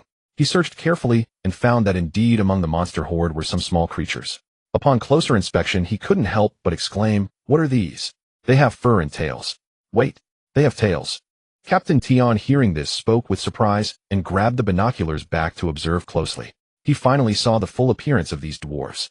They were of various colors, mostly black, gray, and brown, varying in size, the tallest being over a meter, while the smallest were only about 30 centimeters tall. Their bodies were covered with thick fur, long or short, and they bore wounds like the infected, their red eyes revealing a fierce glint. He couldn't help but gasp, "Oh my God, they are monkeys." "Indeed, they are monkeys," company leader Feng replied. "I thought the monsters only infected humans, but I didn't expect even monkeys to be infected. What if pigs or dogs become monsters next?" Captain Tion said, slightly confused. "If it is confirmed that monkeys can be infected, it can only prove that primates can be infected. In that case, giant gorillas might appear. However, there have been no reported cases of infection among other mammals, so they likely remain uninfected," company leader Feng responded. He then thought for a moment and asked Captain Tion, "Should we report this to the command immediately?" "Yeah, we need to report right away. These infected monkeys seem to be much faster than the infected humans. The infected humans would be obstructed by tree trunks on the ground, but for these monkeys, it's as if they are walking on flat ground." Captain Tion replied without looking back. As company leader Feng was about to head down the slope, he was called back by Captain Tion. Wait, tell the soldiers to load their weapons. I can't help but feel something is off. Why are these monkeys starting to run toward the flanks? Hearing this, company leader Fong was alarmed and quickly took the binoculars to look into the distance. Sure enough, as Captain Tian said, the infected humans were charging straight towards the stronghold, while the infected monkeys split into two groups running towards the forests on either side. The overall number wasn't large, but they could turn flexibly when faced with incoming fire. This was a situation never seen in previous battles. He looked up at Captain Tian and asked, could it be that these monkeys are not infected? The rolling and scattering behavior exhibited by the infected in previous encounters could still be explained as instinct, but the ability to maneuver around danger clearly requires intelligence. These monkeys are most likely infected. Did you not notice the wounds on their bodies and the expressions they have? I don't think they possess individual intelligence, but these monster monkeys and the infected humans share the same attributes, Captain Tian replied coldly, without turning his head. Company leader Fong looked at him in confusion. Captain Tian then said to company leader Fong, let me put it this way, anyone who can survive in the complex political arena of the Ming Dynasty is exceptionally clever. Even the smallest official is remarkably intelligent. Yet the Ming Dynasty ultimately fell to the Qing army, which numbered only in the tens of thousands. The reasons are certainly multifaceted, but one important factor is that these tens of thousands of Qing soldiers, many of whom were still savage barbarians from beyond the Great Wall, had a collective intelligence that overwhelmed the Ming Dynasty, all aimed at a single goal. Commander, could you simplify that? It's a bit complicated and I don't quite understand what you mean, company leader Fong said, somewhat bewildered. Captain Tian looked back at him, smiled, and continued. What I mean is that these monsters have no individual intelligence, but throughout their journey their methods of attack, such as rolling into a ball and attacking a building like a tide, all indicate they possess a collective awareness. Not quite intelligence, but collective consciousness. Their methods of attack remind me of a species I mentioned before, ants. Yes, you said that ants can roll into a ball. Captain Fong replied. Lieutenant Tian paused for a moment and continued, not just that, but their entire behavior is quite similar to that of ants. Do you still remember those strange creatures on the lightning rod? They are likely responsible for reconnaissance, which resembles the lifestyle of ants, sending out scout ants to search for food. Once food is discovered, they call for their companions to help transport it. Individual ants lack intelligence, yet the discipline and teamwork displayed by a colony of ants is something even we humans find difficult to achieve. What about those monkeys? If they lack individual intelligence, how do they know to dodge firepower and maneuver in a flanking manner? Captain Fong asked, puzzled. Lieutenant Tian thought for a moment before slowly answering. It's about groups. They are different from the human-infected populations. Like attracts, they run to the sides not necessarily to avoid firepower, but instinctively to separate from the human-infected individuals. In their minds, they do not perceive themselves as part of the same population, much like two colonies of ants unable to cooperate normally. You have a point there. Should we remind the commander at the front line? Captain Fong said to Lieutenant Tian. Lieutenant Tian replied without hesitation. I just carefully checked, and the firepower setup is very reasonable. Both flanks have firepower coverage. There shouldn't be much of a problem. They must have discovered it long ago, but you should still go and remind them. They'll continue to observe here. Upon hearing this, Captain Fong took his orders and went, while Lieutenant Tian remained on the hillside, carefully observing the movements of the monkeys. Seeing the monkeys move with exceptional agility across the ground littered with fallen trees, they soon disappeared into the distant forest. In the area ahead, the monsters could not roll into a ball. Their movements were restricted and their attacks were thwarted, leaving them firmly suppressed in place and unable to advance. As night fell, Lieutenant Tian allowed the soldiers to rest their heads on their weapons and lay back on the hillside, gazing up at the sky, occasionally picking up his binoculars to observe the situation. Everything seemed to be going smoothly. Listening to the sounds of gunfire, Lieutenant Tian fell into a long-lost sense of security. Coupled with the fatigue and tension from the forced march, his eyes began to feel heavy. Just as he was about to doze off, a huge, anguished scream pierced through the sounds of gunfire, directly drilling into Lieutenant Tian's ears. Lieutenant Tian instantly leaped up from the hillside, grabbed his rifle, and rushed towards the direction of the scream. As he approached, he was met with the horrifying sight of two medical personnel in white protective suits, their bodies opened up, organs strewn all over the ground. Upon closer inspection, he saw two monkeys, each less than half a meter tall, savoring and gnawing on various human organs. Fury surged within him as he shot one of them down. Just as he turned his gun to shoot the other, that one charged at him. Lieutenant Tian was taken aback, quickly sidestepping to avoid the monkey. Pushing off the ground with one hand, he propelled himself away, but his gun slipped from his grasp and skidded to the side. At that moment, the monkey lunged again, leaping nearly 2 meters into the air. Seeing this, Lieutenant Tian had no time to think. He aimed for the monkey's abdomen, pushed off the ground with his left foot, bent his right knee to his chest, and delivered a powerful side kick, striking the monkey squarely in the chest. The combined force sent the monkey flying 3 meters away. Seizing the opportunity, Lieutenant Tian picked up his rifle and charged towards the monkey, which was trying to struggle back to its feet. He stepped on its abdomen, aimed at its forehead, and fired 2 shots, causing blood and flesh to splatter. When he turned to look, he saw soldiers responding to the commotion, already engaged in a fierce battle with a group of screeching monkeys. The monkeys moved with agility, forcing the soldiers to constantly try to create distance to shoot. Lieutenant Tian saw one soldier being grabbed by a charging monkey, covering his head and blocking his view, who was in a panic, frantically striking the monkey on his helmet with the butt of his gun. Unexpectedly, another monkey seized his pant leg, pulling him down to the ground. Just as Lieutenant Tian was about to step forward to rescue him, the 2 medical personnel previously disemboweled by the monkeys suddenly spasmed and stood up. Lieutenant Tian had no choice but to shoot them in the head multiple times before turning to save the soldier, who lay on the ground screaming in agony. The soldier, in unbearable pain, cried out for his mother before pressing the button to detonate the bomb inside his helmet, taking his own life. Lieutenant Tian quickly opened fire, killing all the monkeys.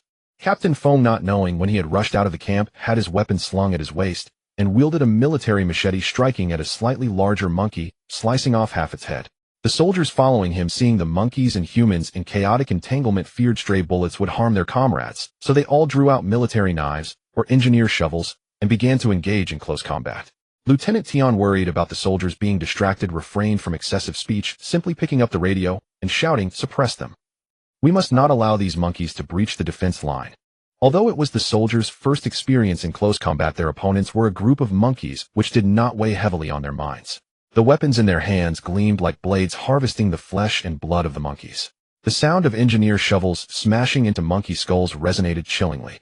Lieutenant Tian deployed the folding bayonet on his rifle and aimed it at a flying monkey. Unexpectedly, the monkey struggled and burst forth with tremendous strength, carelessly lunging at Lieutenant Tian's face. He quickly discarded his rifle, raised both hands above his head, grasping the monkey's neck, and forcefully yanked down, tearing the monkey from its position. He swung the entire monkey down onto the ground, and then picked up his rifle, shooting it dead.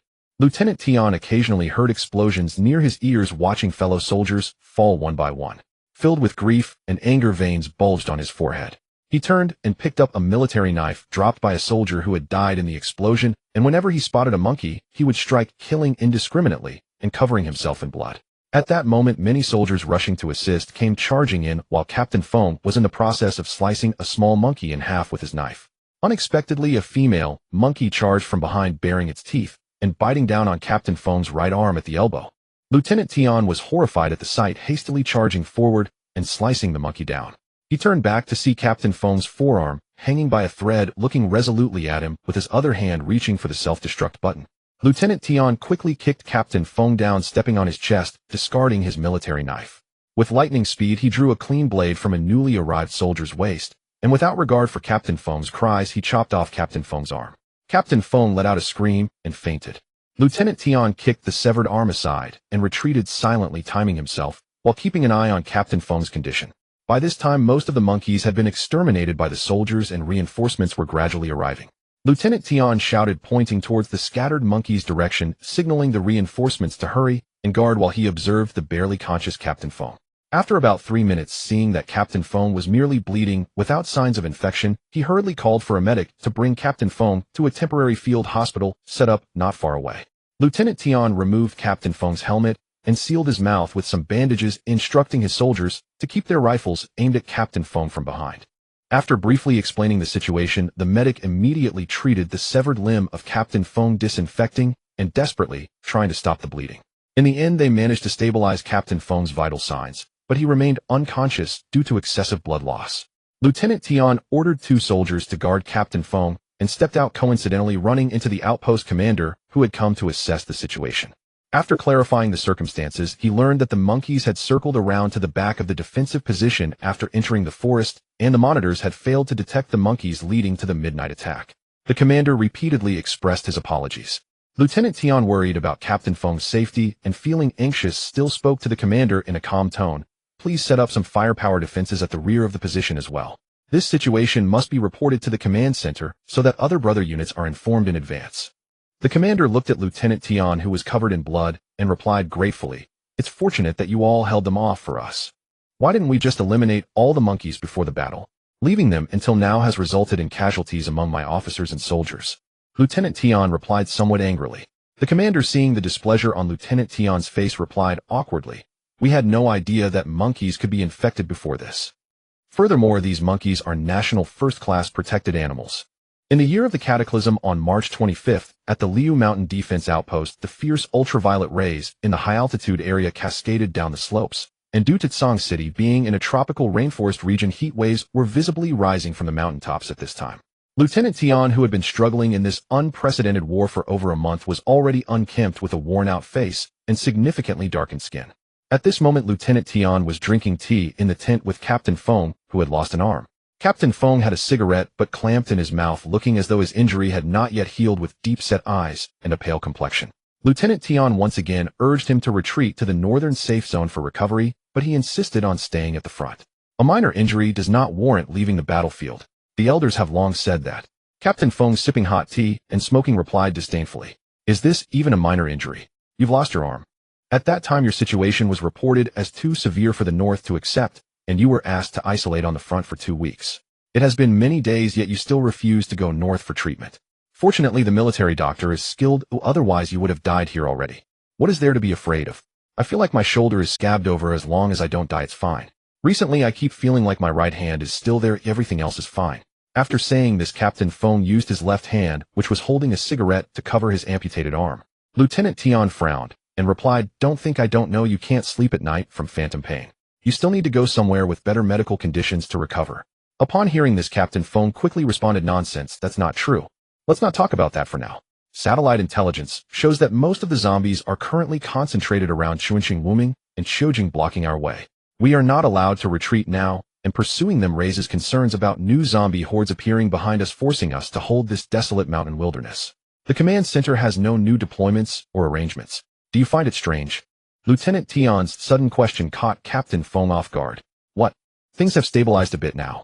When we first came to Yin Province, zombies kept appearing behind us. Initially, we thought our defenses had been breached, but after these days it seems that monsters have difficulty breaking through modern firepower defenses. Look at Shikong, not a single zombie has breached their defenses so far." Captain Feng felt a jolt in his heart, seemingly recalling some details. "Are you suggesting that these zombies did not come from Southeast Asia? Where did they come from then?" "It's hard to say, but I have a feeling they might have originated from our own land." While they were talking, several helicopters slowly approached in the distance, attracting the attention of both men. As the helicopters landed in the open space at the center of the outpost, a group of newly uniformed soldiers disembarked. Lieutenant Tian smiled and turned to Captain Feng, saying, "Hey, new recruits have arrived." The two men then approached the outpost commander. Upon seeing the three of them, the helicopter commander asked who is the highest-ranking officer here.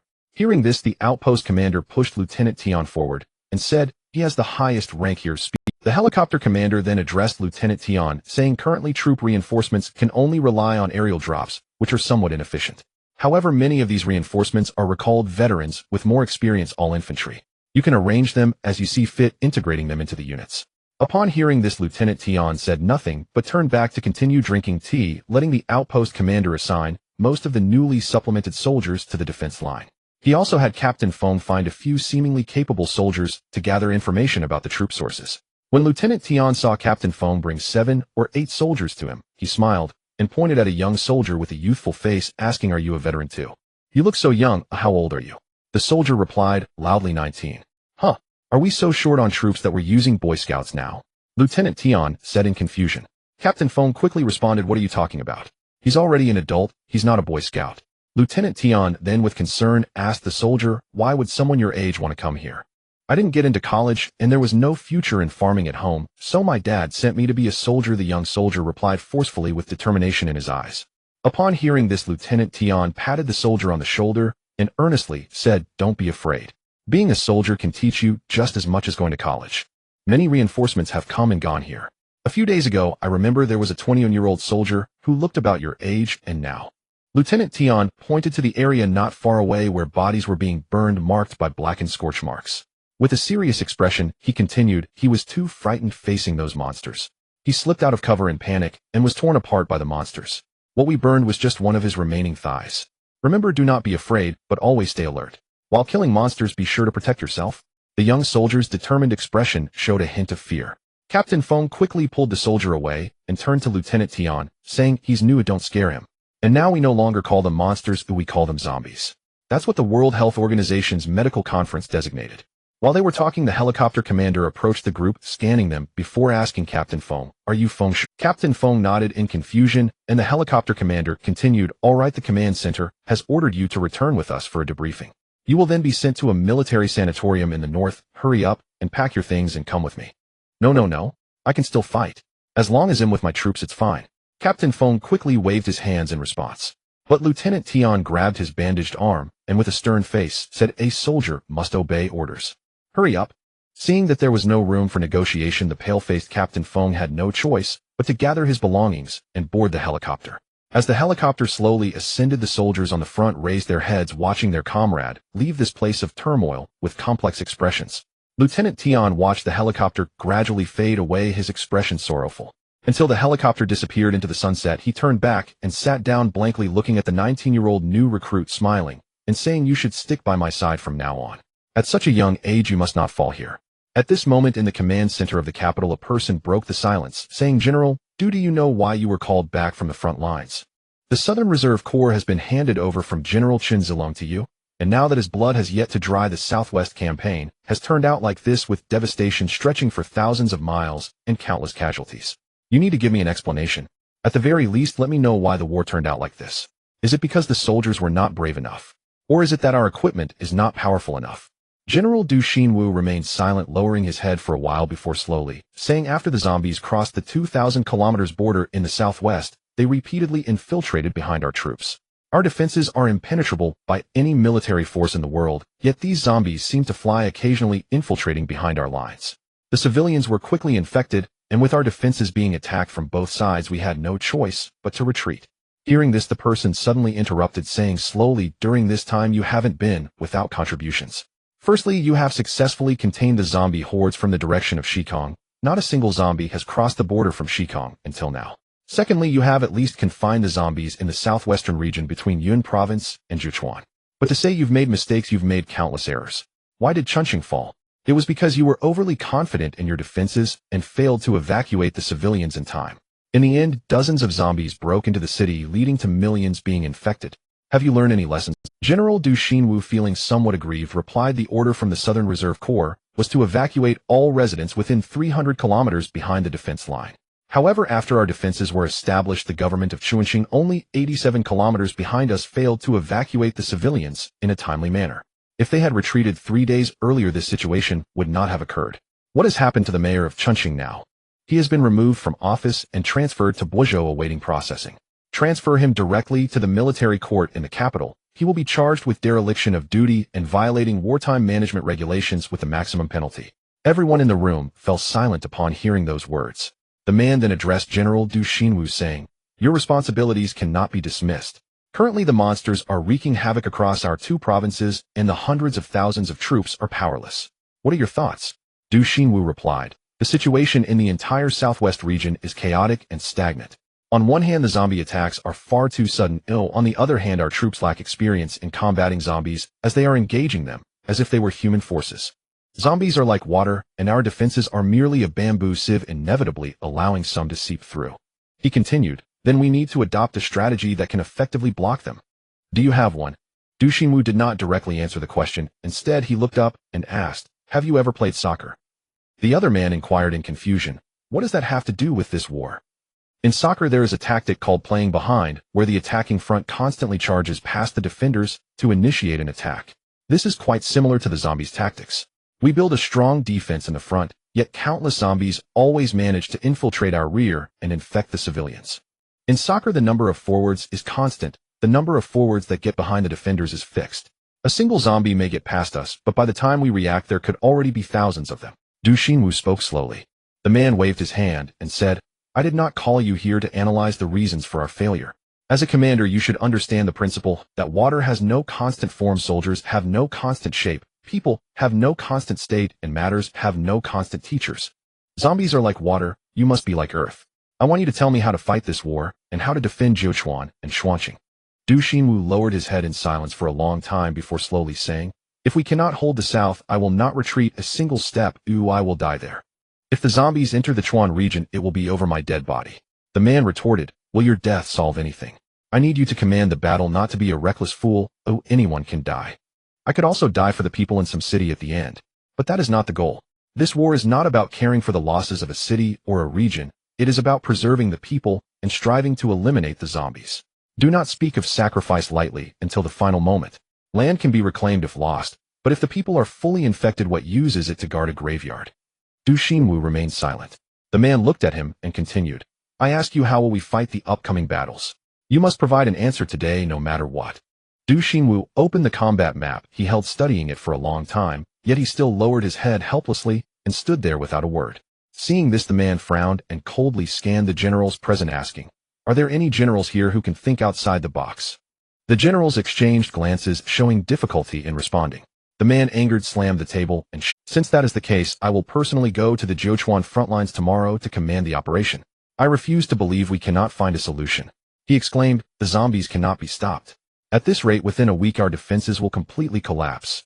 A young voice from the back of the meeting room spoke up. The crowd turned to see a refined officer in his 40s wearing glasses. Looking unfamiliar, he quickly glanced at the nameplate on the man's desk, asking, General Bai Qingjia, which unit do you belong to? Bai Qingjia, a graduate of the Central Army University, holds the rank of Major General and is currently assigned to the Military Committee of the Ministry of National Defense as a military advisor. He is responsible for constructing the logistics supply line for the Southwest campaign. Bai Qingjia replied firmly and confidently. The man, seeing that this person was unfazed, quickly pondered and smiled, saying, good.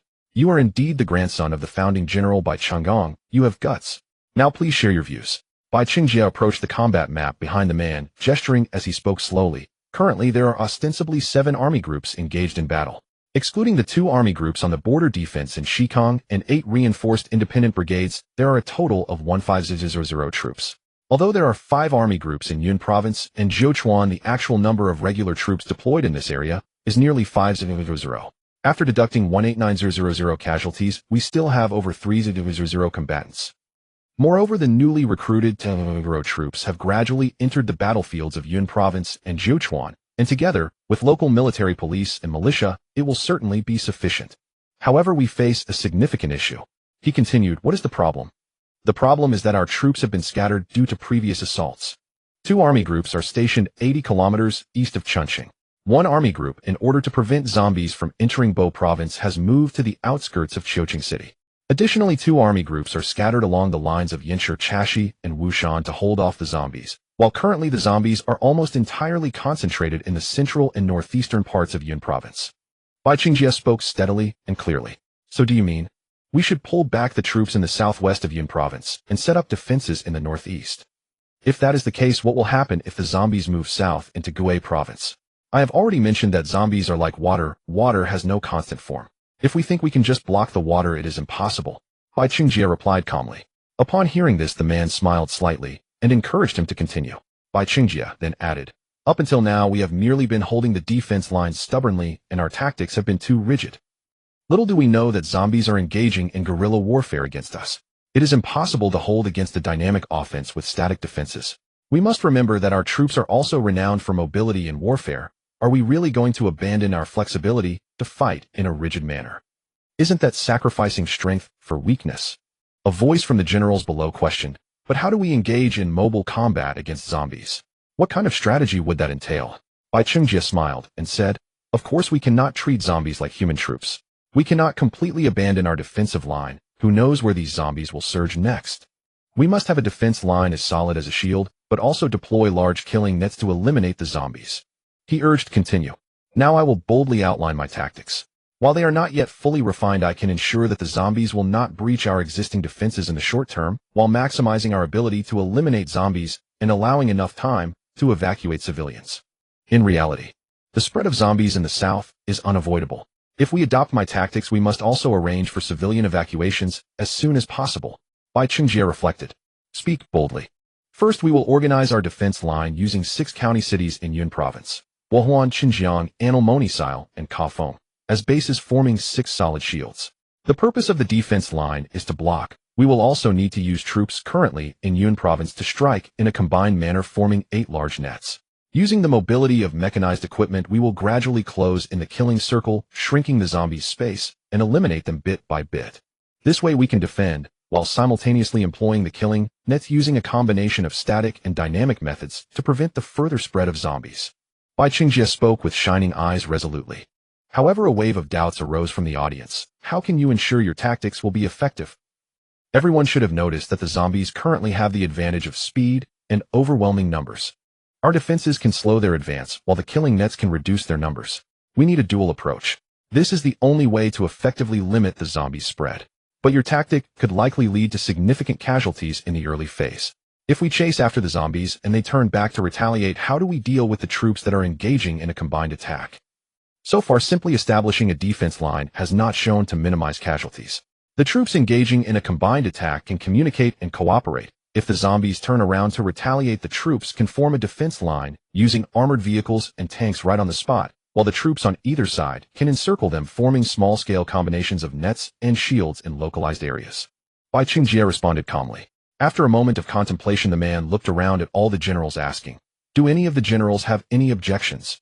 Seeing that everyone was silent, the man turned to General Du Xinwu and sighed, saying, "General Du Xinwu, you have worked hard for so long.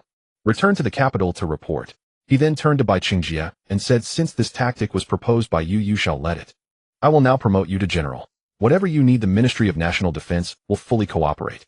My only requirement is that you must hold off the zombie horde from breaking out of Zhochuan for at least 3 months. Can you do that?" "Yes. If I cannot hold for 3 months, I will take my own life to apologize." Bai Qingjie replied, standing tall. "Do not say such useless things. By the way, what do you plan to name this tactic?" Bai Qingjie pondered for a moment and replied with a smile, 8 nets 6 shields. On the 27th of March in the year of the catastrophe at the defensive stronghold of Liho Mountain, after sending off Captain Feng, Lieutenant Tian lay dejectedly on the slope of the position, worn out and irritable from prolonged combat. As time passed, the fighting at the position gradually subsided.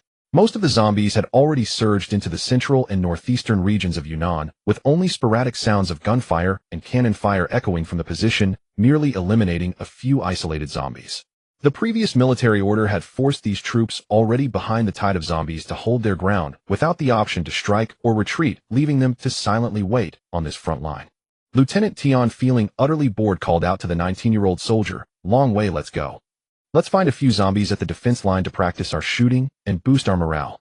Hearing this, the soldier named Long Wei immediately picked up his rifle and followed Lieutenant Tian briskly. Upon reaching the defense line, Lieutenant Tian greeted the nearby soldiers, took out a monitor to search carefully, but found no red dots. He then pulled out a pair of binoculars to observe, only to see a desolate landscape of scorched earth and charred limbs scattered about. "Damn it. I didn't expect a horde to come when they did, yet now there's not a single one to be found." Lieutenant Tian cursed, somewhat disappointed. Long Wei stood behind him, dumbfounded. Seeing this, Lieutenant Tian waved his hand helplessly and took another careful look through the binoculars. After a long while, he finally spotted a zombie lying on the scorched earth, its upper body still moving feebly. He quickly pulled Long Wei over, handed him the binoculars, and pointed in the direction of the zombie, saying, "At 2 o'clock, take a parabolic shot with your rifle and see if you can blow its head off." Long Wei, upon hearing this, quickly aimed his rifle. He realized that due to the distance, the zombie appeared only as a small black dot in the scope. He adjusted the angle as best as he could, steadied his breathing, and nervously squeezed the trigger. Lieutenant Tian watched through the binoculars as the bullet merely grazed the zombie's left shoulder and landed on the ground, causing him to scold, "Tisk, your shooting skills are terrible, you little brat. Watch and learn from me." After speaking, Lieutenant Tian handed the binoculars to Long Wei, picked up his rifle, steadied himself, aimed without a moment's hesitation, and fired. The zombie's skull was instantly shattered by the bullet, and after a couple of spasms, its hands fell limply to the ground, silent. "Beautiful." Lieutenant Tian snatched the binoculars from Long Wei and exclaimed excitedly upon seeing the zombie he had just killed. Just as he was about to search for another zombie with the binoculars, he noticed a vague figure in camouflage clothing moving in the distant forest. Lieutenant Tian immediately cursed, "Which soldier is such a coward? Didn't dare to self-detonate and come here as a zombie to collect debts." However, upon closer inspection, he saw that the figure was trembling and staggering, occasionally hiding in the bushes to observe ahead. It became clear that this was a living person, so he quickly shouted to the soldiers behind him, "Attention! There's a living person in the forest over there, do not shoot." After saying this, he picked up his gun, and along with Long Wei climbed over the obstacles, standing at the barbed wire fence, excitedly waving at the distant figure. The figure, upon seeing this, immediately stumbled and ran towards them, struggling to navigate the craters and broken wood scattered around. As the distance between them closed, Lieutenant Tian recognized the person who was already in tears. It was the soldier left behind during the retreat from Tiaodong. The soldiers at the stronghold came forward to assist. Upon seeing Lieutenant Tian, the soldier suddenly knelt before him with a thud, bursting into tears. Lieutenant Tian and Long Wei hurriedly helped him up and brought him into the tent. After he had eaten and drunk his fill, he recounted his experiences over the past few days.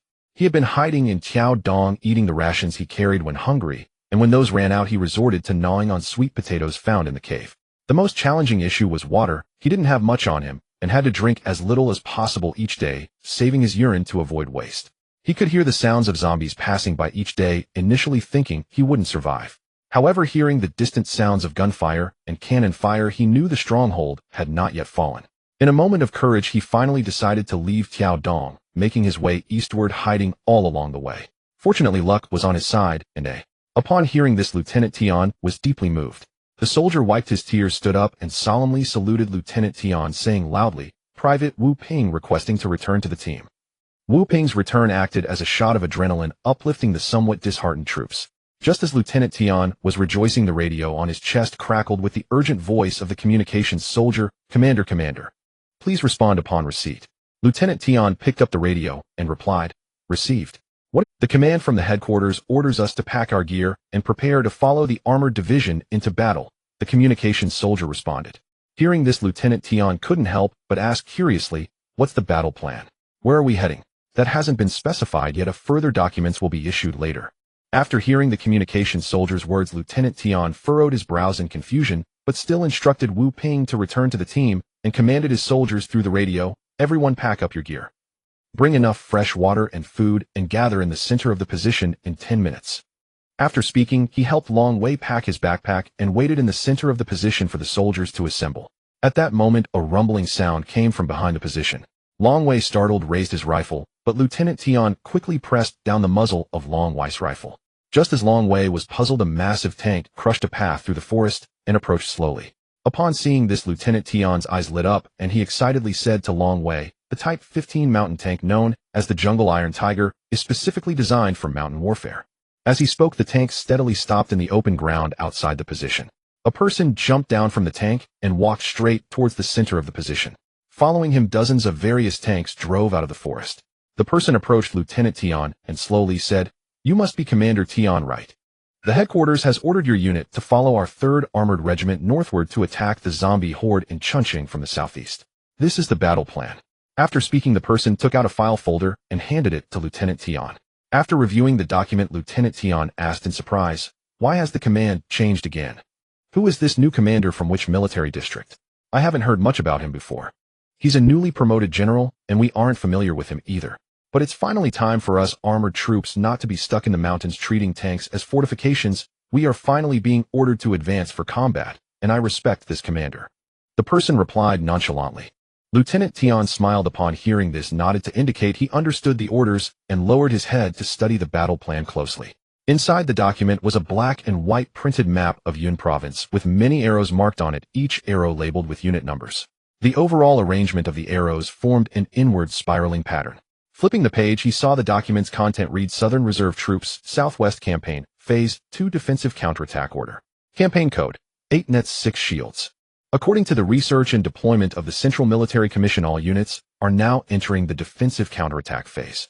The defending troops are the 46th Group Army, the 83rd Group Army, and 3 independent brigades under General Sui Tao, forming a 3-layered depth defense along the line of Buyuan, Xinjiang, Anil Moni Sil Kongfeng.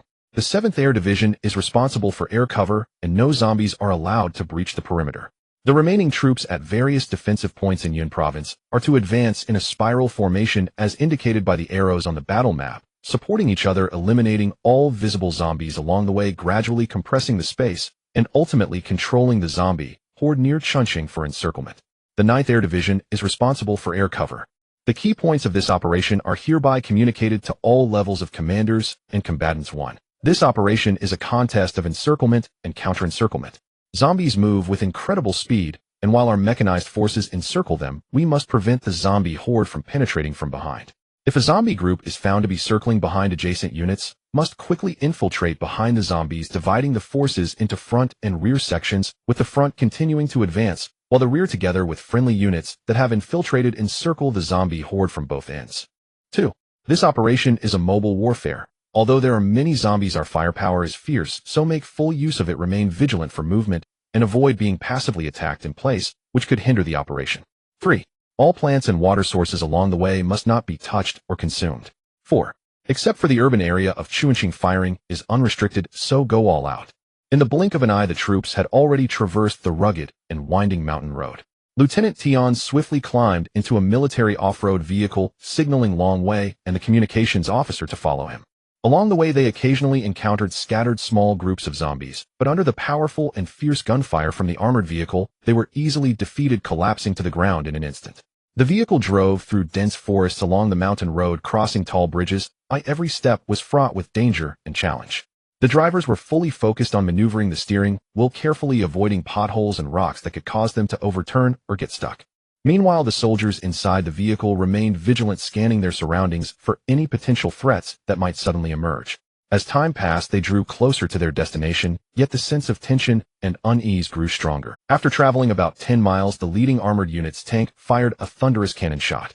Lieutenant Tian quickly commanded the infantry to disembark, lining up alongside various tanks and armored vehicles in 3 rows, unlocking the safety on their firearms while slowly advancing forward. As they crossed a patch of grass, Lieutenant Tian finally saw a small county town up ahead. The tanks were bombarding the zombies gathered on the outskirts of the town, catching them off guard. Shells flew parallel to the ground, toppling the zombies in their path, creating a bloody road that exploded, scattering countless zombies, their limbs severed, while the group at the center of the explosion was obliterated. The heavy machine gun atop the armored vehicle unleashed a torrent of fire, bullets pouring down like rain as zombies fell to the ground. The accompanying infantry hunched forward, and as they closed in, they stood upright to shoot. It was only then that the zombies regained their senses, roaring as they charged towards the troops. Seeing this, the armored unit quickly halted, taking aim and firing at the charging zombies as both sides exchanged fire on the open ground less than a kilometer apart. The combined firepower of the armored unit and the infantry's barrage made it difficult for the zombies to advance. Nevertheless, the zombies continued to charge forward in relentless waves, displaying inhuman bravery. While shooting, Lieutenant Tian commanded the communications officer, let the drone take off for cover and request air support from the command center to bombard the county town across the way. Just as he was about to continue fighting, he turned to see Long Wei pulling him over and pointing across, saying, "What are you? Shoot. Aim for the head." Long Wei, upon hearing this, wasted no time and began to shoot while aiming. Seeing this, Lieutenant Tian smiled with satisfaction, then picked up his rifle and fired frantically. The zombies were suppressed by various firepower, and for a moment the outskirts of the town were strewn with corpses, blood flowing like rivers, while more zombies kept pouring out from the town.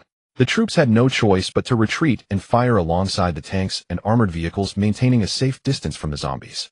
After about 30 minutes of fierce combat, the aircraft that came to clear the area dropped incendiary bombs, igniting a fire among the zombie horde.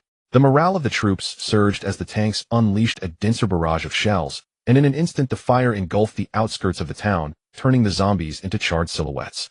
Before long, the zombies on the outskirts were completely cleared. Lieutenant Tian led the infantry back to the military vehicles. Accompanied by the rumbling of the armored vehicles and tanks rushing into the town, Lieutenant Tian suddenly realized that their first assault against the zombies had been so effortlessly successful. Picking up the monitor, he saw the red dots inside the town were sparse, instantly filled with excitement. "We reclaimed a county so easily. These zombies are nothing to worry about," Lieutenant Tian thought to himself. As the troops entered the city, they killed many zombies that hadn't been illuminated by the incendiary bombs. However, the armored commander ordered, "Do not linger. Continue to push forward out of the city. Staying in the city will soon lead to being surrounded. The armored unit is not good at urban combat." Upon hearing this, Lieutenant Tian quickly commanded the soldiers to advance. Long Wei asked Lieutenant Tian in confusion, "What if we leave this town behind and are pursued by zombies from behind us? There are units sweeping the area behind us, and the nets overlap in some parts. Stopping here now would certainly pose a risk of being surrounded. We should first clear most of the zombies before expanding outward from the inside. By sweeping several times inside and outside, we can eventually eliminate these zombies." The commander's tactics this time are indeed more flexible and effective than previous strategies. Lieutenant Tian replied patiently. The troops exited the city, continuing northeast. Along the way, they encountered zombies, using both air and ground firepower to eliminate them. For the zombies that couldn't run due to their injuries, the troops didn't even fire their guns, simply crushing them with tanks, leaving behind a trail of intertwined blood marks on their path. In each skirmish, as the soldiers noticed that the zombies increasingly resembled their fellow countrymen, their hearts were filled with mixed emotions burdened by tremendous psychological pressure. Stay alert. We're about to enter a densely populated zombie area. Soldiers, disembark and rest. Supplies will be airdropped in 10 minutes. Hurry up and replenish weapons and ammunition. Launch the attack in 30 minutes. Commanded the armored unit commander. Lieutenant Tion got out of the off-road vehicle, ordered the soldiers to be on guard and rest, and walked straight to the armored unit commander, smoking on top of a tank, asking, "Where is our target for the upcoming attack?" "The Ningon County ahead. After taking it well, build a defensive line with the follow-up sweeping units to block the zombies' southward advance, and then attack the city of Chun." The commander answered carelessly while smoking. Hearing this, Lieutenant Tion took out a pack of cigarettes, handed one to the commander, and slowly asked, "It's not hard to take the outskirts of the town, but what will we do once we get into the city?" "Once the armored unit enters the city, the advantage will be lost. The order says we need to take Ningon County. If we take it, but can't hold it, well, withdraw," the commander replied. Upon hearing this, Lieutenant Tion thought to himself, "It's easy to say. Once we get in, we'll be facing the frenzied zombie tide of Chun City. If we get surrounded, how can we defend such a wide front? If we end up being bitten in the butt by the zombies, it will be a total rout." At that moment, an aircraft flew by, dropping ammunition supplies. As the soldiers gathered the supplies, incendiary bombs dropped by the aircraft engulfed the entire county in flames. Watching this sea of fire, the soldiers thought that with such overwhelming firepower there should be no living beings left in the city. At this time, other units that had been engaged in combat began to arrive from behind, and both flanks, all composed of armored units resembling a torrent of steel, followed by infantry. The three forces surrounded the outskirts of the town. In the blink of an eye, the time for the attack had arrived. With a sharp whistle from the armored unit commander, the silence of the southwestern battlefield was shattered for the first time by the sound of the charge. Tanks and armored vehicles lined up in rows, advancing layer by layer, resembling ripples created by stones dropped into water. Lieutenant Tion led the infantry closely behind, with countless drones and various aircraft providing cover above, as military vehicles slowly followed behind the infantry. The tank's cannon let out a powerful roar, countless shells flying into the city. The shorter buildings within the city crumbled under the bombardment, and the charred corpses on the ground emitted a foul stench, permeating even through the soldiers' masks. The soldiers had to endure waves of nausea, while also grappling with the horrific scenes unfolding before their eyes, closely following the tanks and armored vehicles. About a kilometer from the city entrance, a horde of zombies suddenly surged out from an unknown part of the city, their bodies ablaze, yet seemingly oblivious to the pain, rushing headlong towards the army. The tanks and armored vehicles immediately came to a halt, unleashing a barrage of firepower.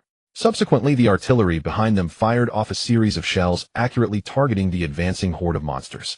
In an instant, limbs flew in all directions, and drones quickly responded, methodically eliminating the zombies on the ground. The battle continued for nearly 2 hours, until the zombies on the outskirts of the city were completely cleared. Lieutenant Tion and his troops were about to enter the city when a communication soldier hurriedly reported, "The command center has issued an urgent order requiring our infantry to immediately retreat towards the flanks." "What? The county town is right in front of us. We are about to take it back," Lieutenant Tion exclaimed in surprise. At that moment, the commander of the armored vehicle also issued an order. Infantry immediately board the vehicles and retreat alongside the armored units on the flanks. "The 3rd Armored Regiment will enter the city with me.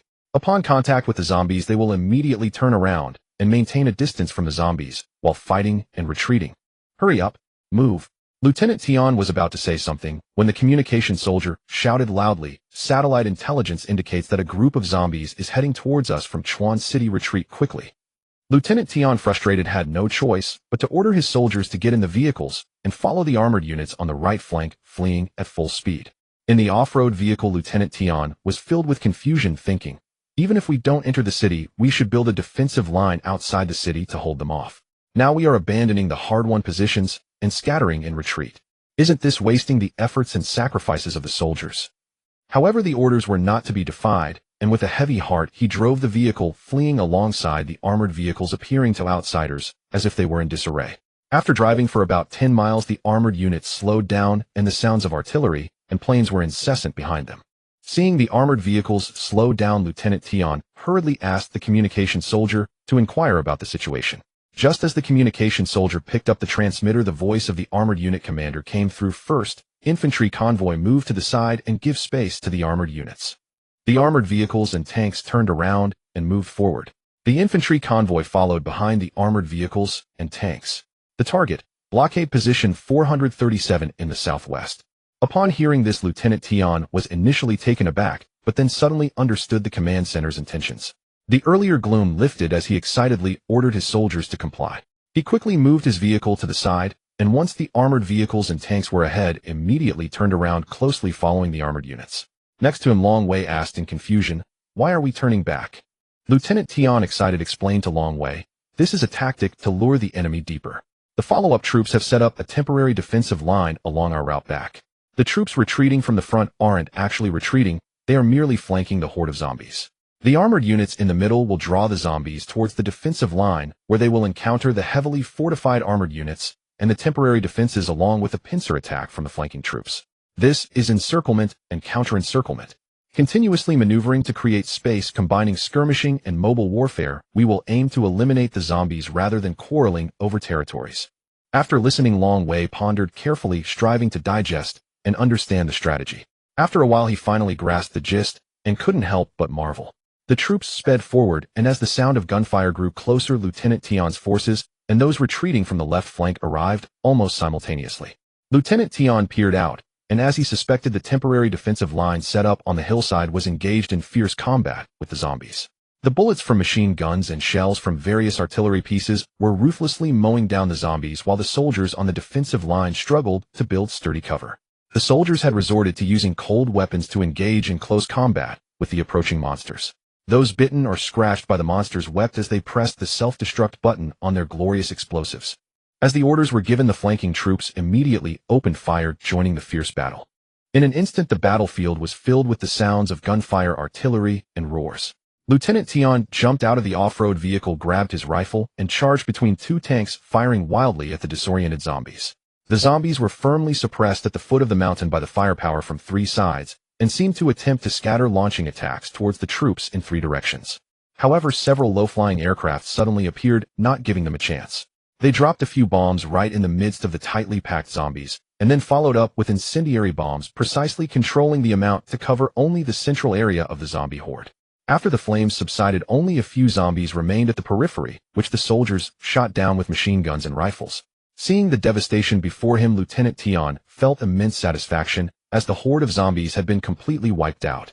Just then the radio transmitted new orders: clear the road, secure the aftermath. For any that show signs of life, finish them off with extra rounds, and use flamethrowers to incinerate them. The troops at the temporary defensive line continued to fortify their positions. The remaining troops advanced northeast. If encountering zombie hordes, continue to implement the tactics of flanking maneuvers and luring the enemy from the center, until we reached the outskirts of Chuan City. Upon hearing this, Lieutenant Tian displayed a rare smile, quickly returned to the jeep, picked up the radio, and commanded firmly, "Let's move out. Recapture Chuan City." The troops executed the newly honed tactics, engaging in back-and-forth encirclement and counter-encirclement until they reached the outskirts of Chuan City on the evening of April 2nd. Lieutenant Tian stood on a high ground. Behind him lay countless charred corpses of zombies, interspersed with the remains of many soldiers, nearly covering the entire road. Lieutenant Tian gazed at the city, which was billowing with thick smoke, glanced back at Long Wei, and then turned decisively, roaring, "Zombies, I'm coming for you. I will take Chuan City. This battle must come to an end." On March 14th of the Cataclysm era, White Day, in the country of France, at the Gare de Lyon airport, the crowd bustled with people of various skin tones and attires hurrying with their luggage. Most travelers in the resting area were engrossed in their phones, yet all wore masks. France is a nation that places immense importance on romanticism. Valentine's Day is a significant holiday for them. Every flower shop along the streets of Paris was packed, and roses were nearly sold out today. At the most conspicuous spot in the airport hall, there stood an artistic installation made of countless white roses, accompanied by a sign that read "Happy White Day." Clearly the work of an artist, it drew passers-by to stop and take photos.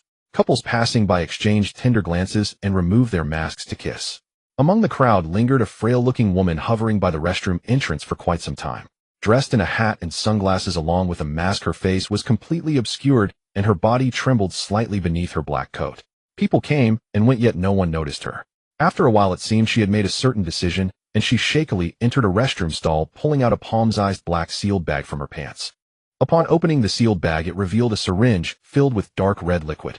The woman knelt and performed some strange prayer gestures before smiling as she removed the plastic cap from the needle, pulled out the syringe, and plunged it into her neck.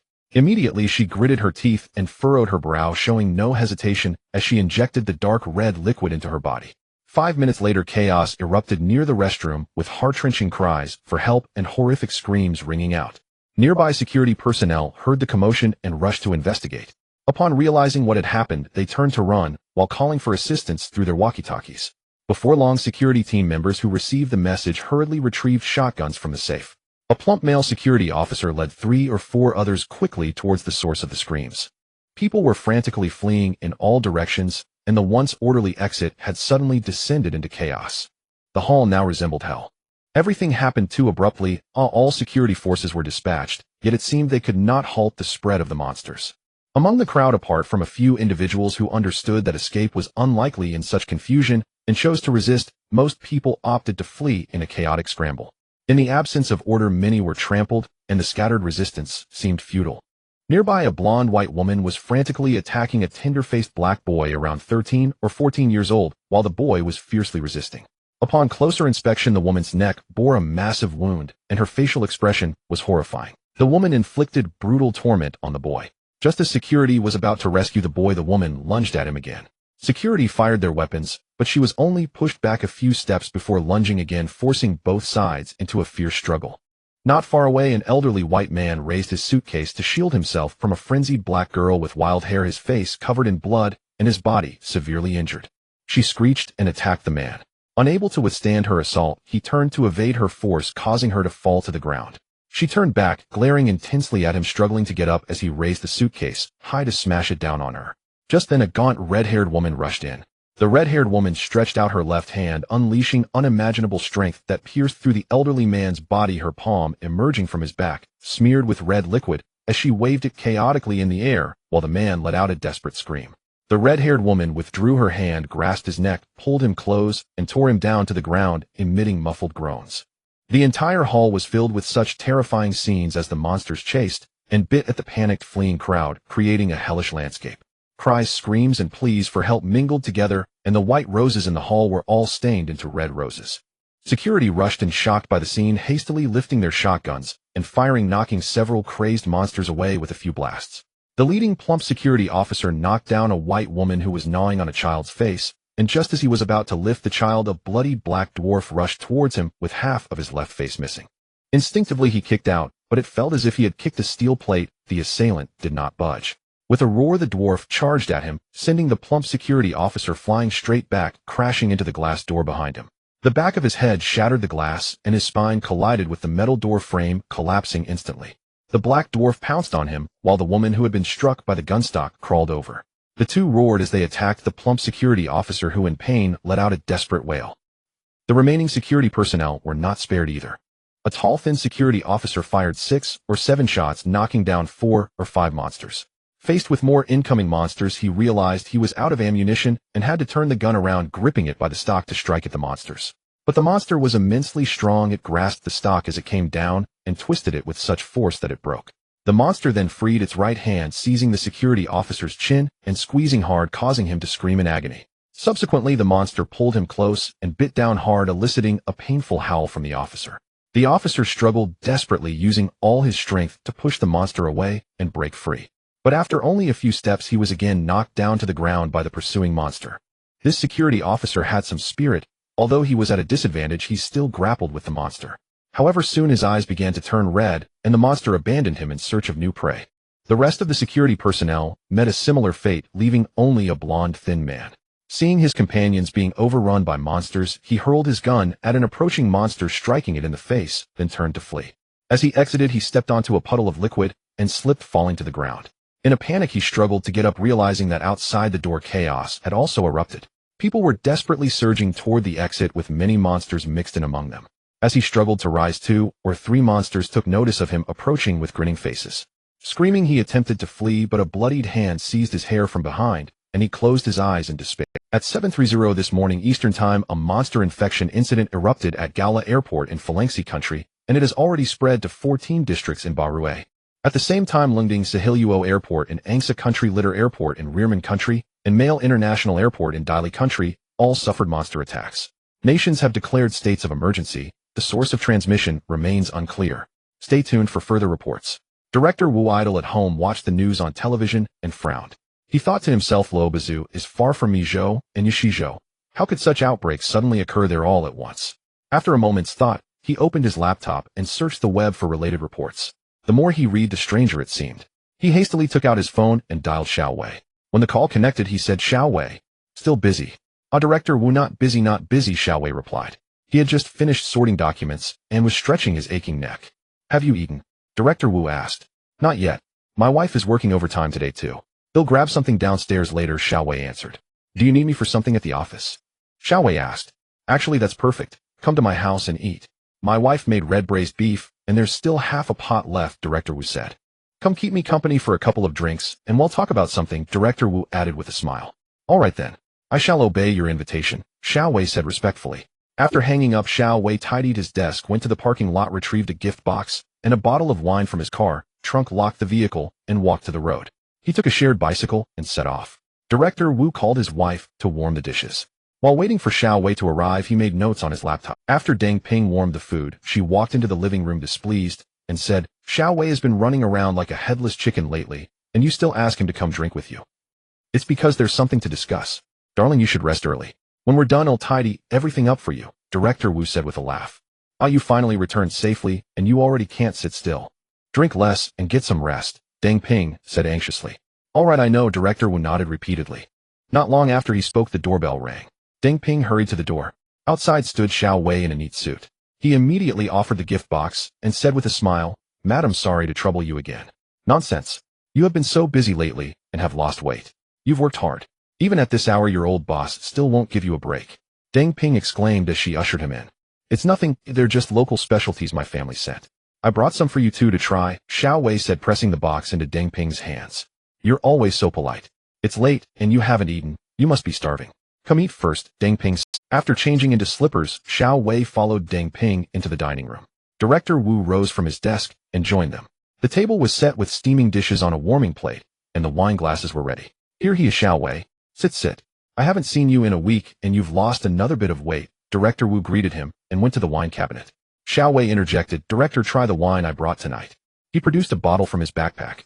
Director Wu looked at the redand white box and beamed. "You scamp." Xiao Wei poured the wine. They toasted, each sipping before praising fine wine. Director Wu signaled for Xiao Wei to begin eating. After a mouthful of peanuts, he asked, "What have you been busy with lately?" "The foreign ministry has been swamped and short-handed. They reassigned me. There are endless documents to write, and some translations to handle too," Xiao Wei said after swallowing a piece of beef. Director Wu nodded. "Times are hard now. Working busily is serving the nation.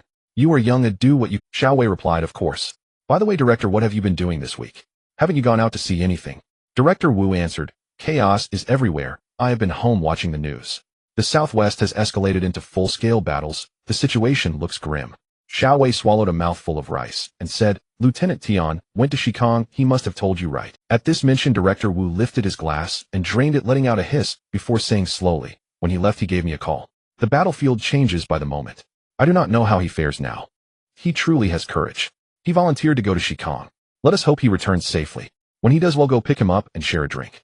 The last time we drank together was when he first took the post in Nabate," Xiao Wei recalled. Director Wu suddenly shifted the topic and asked softly, "Has there been any diplomatic news from Luobazu?" Xiao Wei, his mouth full of chili fried pork, was startled by the question.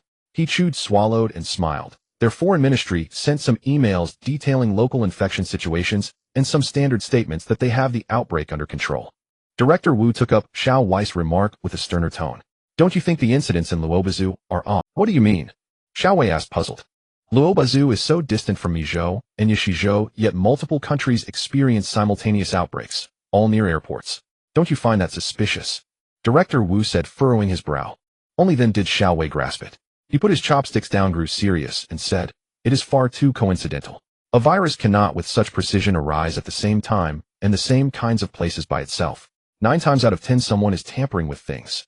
"Exactly," Director Wu nodded. "I've been too busy these past days to think about these matters properly," Xiao Wei lamented, patting his head. "Look at this," Director Wu said.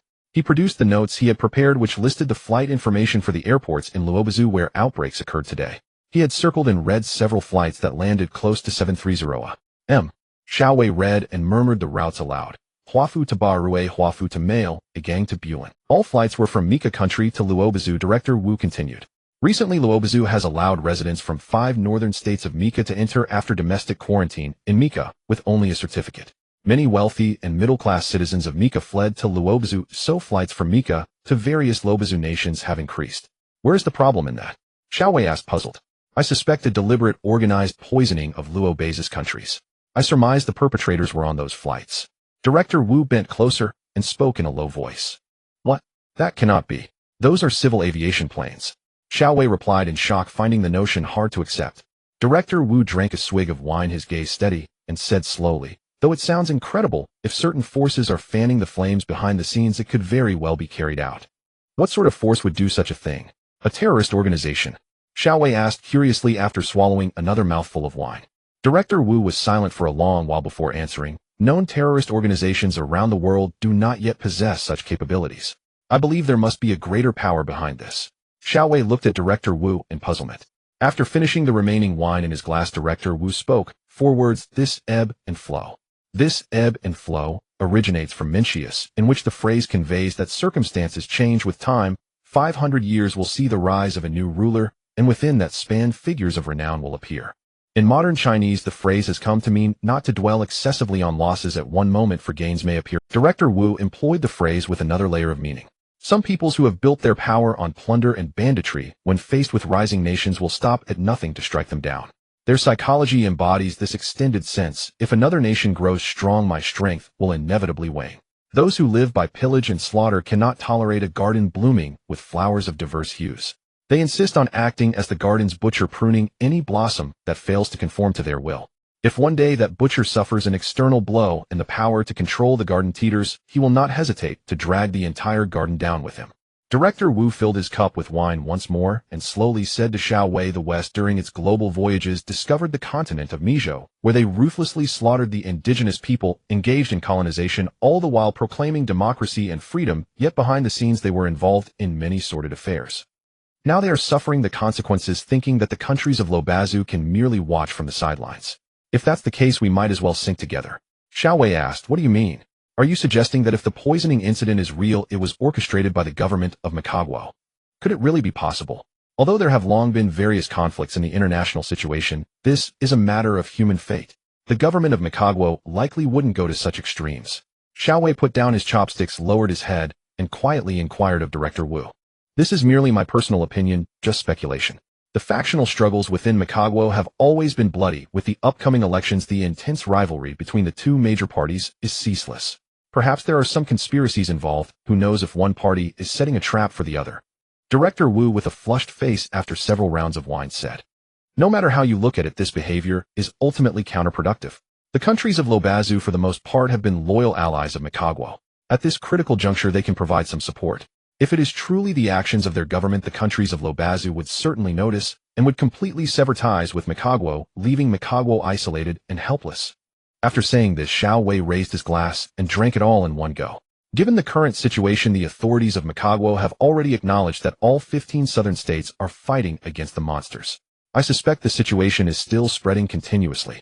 Their authorities have also indicated that they do not rule out the use of nuclear weapons to protect civilian safety. As you mentioned, many dignitaries from the north of Mikagwo have been fleeing to Lobazu for refuge, which indicates that the situation in Mikagwo is not optimistic. This suggests that the war between Mikagwo and the monsters will be a prolonged battle, or at least that is how they assess it. As for how long it will last, that remains uncertain. Even 6 months would mean that all economic activities would be out of the question. One misstep could lead to widespread consequences impacting their global military deployments, political prestige, cultural education, and various other aspects significantly. After Director Wu concluded, he paused, lifted his glass, and swirled it, observing the bubbles that rose in the wine.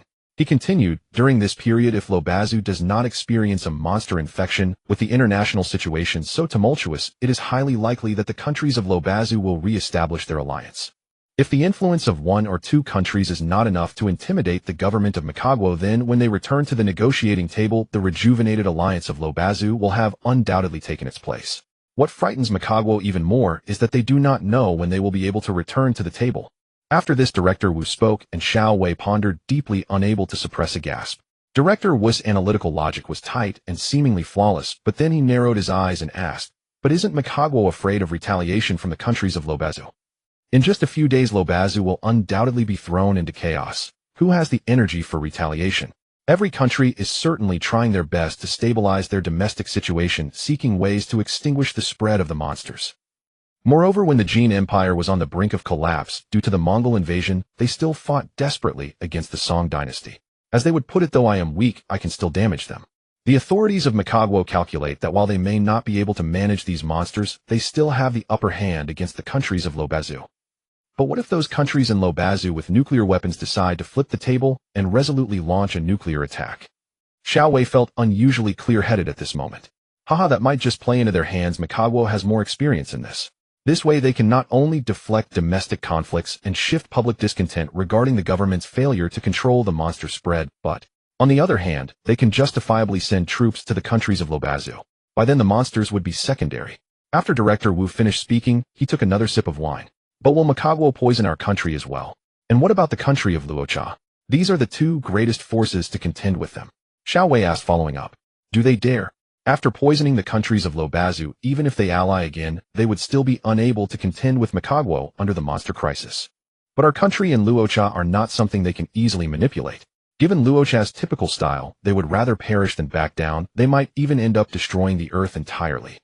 After Director Wu finished speaking, both fell into a brief silence. Xiao Wei thought to himself that although Director Wu's speculations were bold, they did indeed hold some truth upon deeper consideration. After a long silence, he poured more wine for both of them. They clinked their glasses and took a sip. Then Xiao Wei slowly spoke. If what you speculate is true, what position should our country take next, and what necessary measures should we adopt? In my opinion, there are 3 no's. Director Wu paused, picked up a piece of spicy stir-fried meat, and began chewing, building suspense. What do you mean? Xiao Wei asked curiously. First, do not agree. From a moral high ground, we should condemn the inhumane actions of Mikagwo in moderation, letting the world know that the Eastern country scorns such behavior. Second, do not take sides. On moral grounds, we should indeed stand with Lobazu, but when have these people ever considered justice with us? Third, do not confront. We should fully launch a media attack, but not take any actual measures to confront Mikagwo. In facing the countries of Lobazu, we can deflect by saying that we are also doing our utmost to combat the monsters, thereby making both Mikagwo and Lobazu think twice before taking rash actions that could lead to nuclear war. Why? Xiao Wei asked, puzzled. Both Lobazu and Mikagwo are old foxes. They will surely speculate on the Eastern countries' ambiguous stance, thinking we are waiting for them to weaken each other and then reaping the benefits. This is certainly something they would not want to see. If they will weigh their options carefully and ultimately confront each other. At this point, we would hold the power of discourse, as both sides would be wary of us becoming allies with the other. Director Wu said with a smile. I see. Brilliant. Xiao Wei praised repeatedly, raising his glass and toast. Good. Drink. When you see the minister, tell him my views. But that old fox is much more skilled than I am. He knows more and sees things more clearly. However, with his temperament, he will definitely pretend to know nothing internationally, only acting surprised and enlightened when substantial evidence emerges, dramatically condemning the situation. Director Wu, fueled by wine, imitated the minister's demeanor while excitedly speaking. Director, you really do imitate him well. Both could not help but burst into laughter. Then Xiao Wei asked, but returning to the topic, what do you think about the current domestic situation? Sigh. This is the more worrying matter. The situation in Shikong is a difficult block, having held out for so long without allowing the monsters to break through. Unexpectedly, the southwestern border was suddenly breached on all fronts. The difficulties in the southwestern battles are manifold. The southwestern border stretches thousands of kilometers with a complex geographical situation, and the attacks came suddenly. They must evacuate a large number of civilians while fighting a battle they have never fought before. With billions of monsters, one slip could lead to infiltration behind their lines, creating utter chaos. Furthermore, our understanding of the monsters is still minimal. The WHO's research has yet to be released. The world is essentially blindfolded, trying to grasp the situation without knowing the full picture. After saying this, both fell silent. Director Wu sighed, deeply raised his glass, and they changed the subject to talk about daily life and family matters. Until 1 o'clock in the morning, a somewhat tipsy Xiao Wei finally stood up to bid farewell and took a taxi home.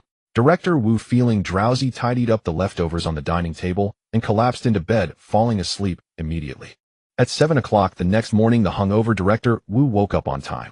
He looked at his wife, who was still sleeping soundly beside him, rubbed his slightly swollen head, and recalled the scene of his boisterous behavior at the dinner table last night. A wave of regret washed over him, but he soon shook his head and smiled. After freshening up, he walked to the balcony, gazing at the bustling yet orderly traffic on the road in the distance, and couldn't help but marvel at the rare tranquility. He decided to change into some casual clothes and go out for a stroll. Just as Director Wu was about to change his shoes, an urgent knocking came from the door. He hurriedly opened it to find two distinguished-looking men.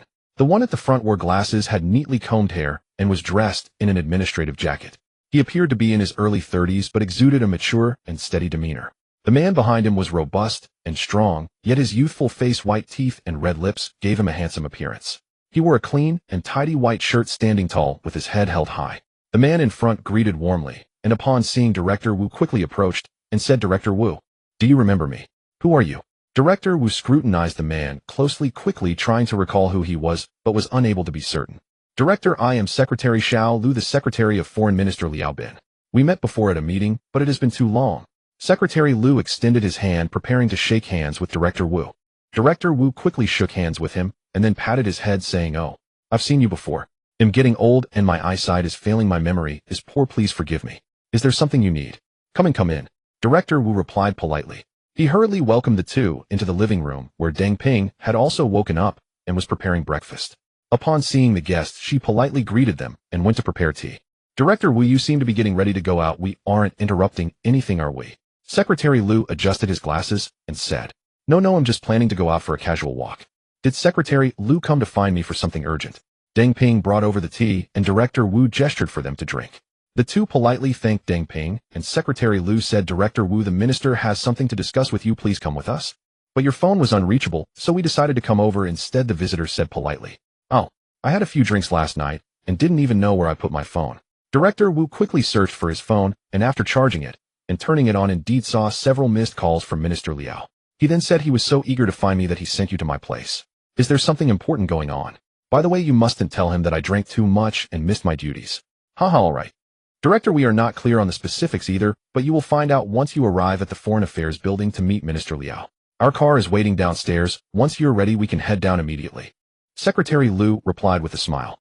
After finishing up with the two men, Director Wu walked into the bedroom, spoke a few words to Deng Ping, tidied himself up, grabbed his briefcase, put on a black trench coat, and headed straight downstairs. A young man drove them away at high speed. Upon arriving at the Foreign Affairs building, the three took the elevator to the 19th floor and entered an office at the far end. Secretary Lu opened the door, revealing Minister Liao seated upright at his desk. His meticulously combed white hair framed sharp eyes that glimmered like those of a hawk. Although he was over 60, the tailored suit hinted at a well-built physique, and he appeared calm and composed. Seeing the group enter, he looked up at Director Wu and said, "You're here, Xiao Wu. How have you been, Minister Liao? You see, I'm over 50 now, you might as well call me Old Wu." After he spoke, the two men behind him stifled their laughter. Minister Liao lightly snorted and said, "You two go ahead and get busy. I need to talk to Old Wu alone." Secretary Lu nodded and said, "All right, Minister. We won't disturb you two any longer. Please carry on." With that, he turned and closed the door as he left. "Xiao Wu, have a seat. How have you been lately?" Minister Liao gestured. "Not too great. I always feel like I have a thorn in my back. There are indeed many flaws in the recent evacuation work. I can accept any punishment, but being idle like this." Director Wu expressed his frustrations. Minister Liao interrupted him, saying, "I've already said that your work this time is recognized.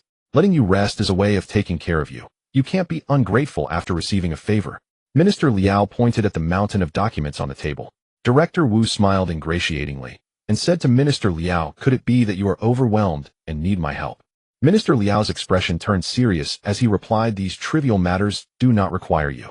I brought you here for a more important task. You have a new mission ahead." Director Wu quickly stood up excitedly, saying, "Really? That's great. What is the mission? I've been so idle lately. I see smoke rising everywhere, yet I cannot do anything. I just drink a bit and watch the news. Drink more water. The more you drink, the clearer you are. Drink less alcohol. The more you drink, the more muddled you become. You old drunkard, once work begins, you're not allowed to drink anymore. I called you here to send you to Geneva," Minister Liao said with a stern expression. "Oh, to Geneva? Has the research result come out?" Director Wu asked in surprise. "Yes." Minister Liao handed Director Wu a stack of documents. Director Wu took the documents and began to read them carefully, replying, "But don't we already have colleagues there? There are indeed people over there, but this discussion meeting is a bit special. My nation has sent the Minister of Health and Safety instead. We also need to send someone of appropriate rank for it to be secure. Our Minister of Health is still busy with the research on the living specimens of monsters, and a medical delegation has already been formed. After considering it, I think you are suitable in every aspect, so I've decided that you will lead this mission." "Oh, is it really appropriate for me to go? This is a medical outcome meeting." Director Wu expressed disbelief. "You are the most suitable. Your rank is also not low this time. I am appointing you as the head of the Eastern Nations medical team and the diplomatic envoy for the Geneva meeting. You have experience in diplomatic work, and your previous evacuation operation in Tianjin was very satisfactory to the central government, as they are pleased with your adaptability and your understanding of the monster incidents. Moreover, I believe your understanding of the current situation is quite accurate. Minister Liao concluded, a slight smile appearing at the corner of his mouth. Oh, Xiao Wei really can't keep a secret. Director Wu said awkwardly.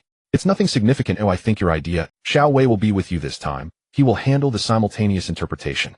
The medical delegation will contact you tomorrow, and I will have Xiao Wei arrange everything for you.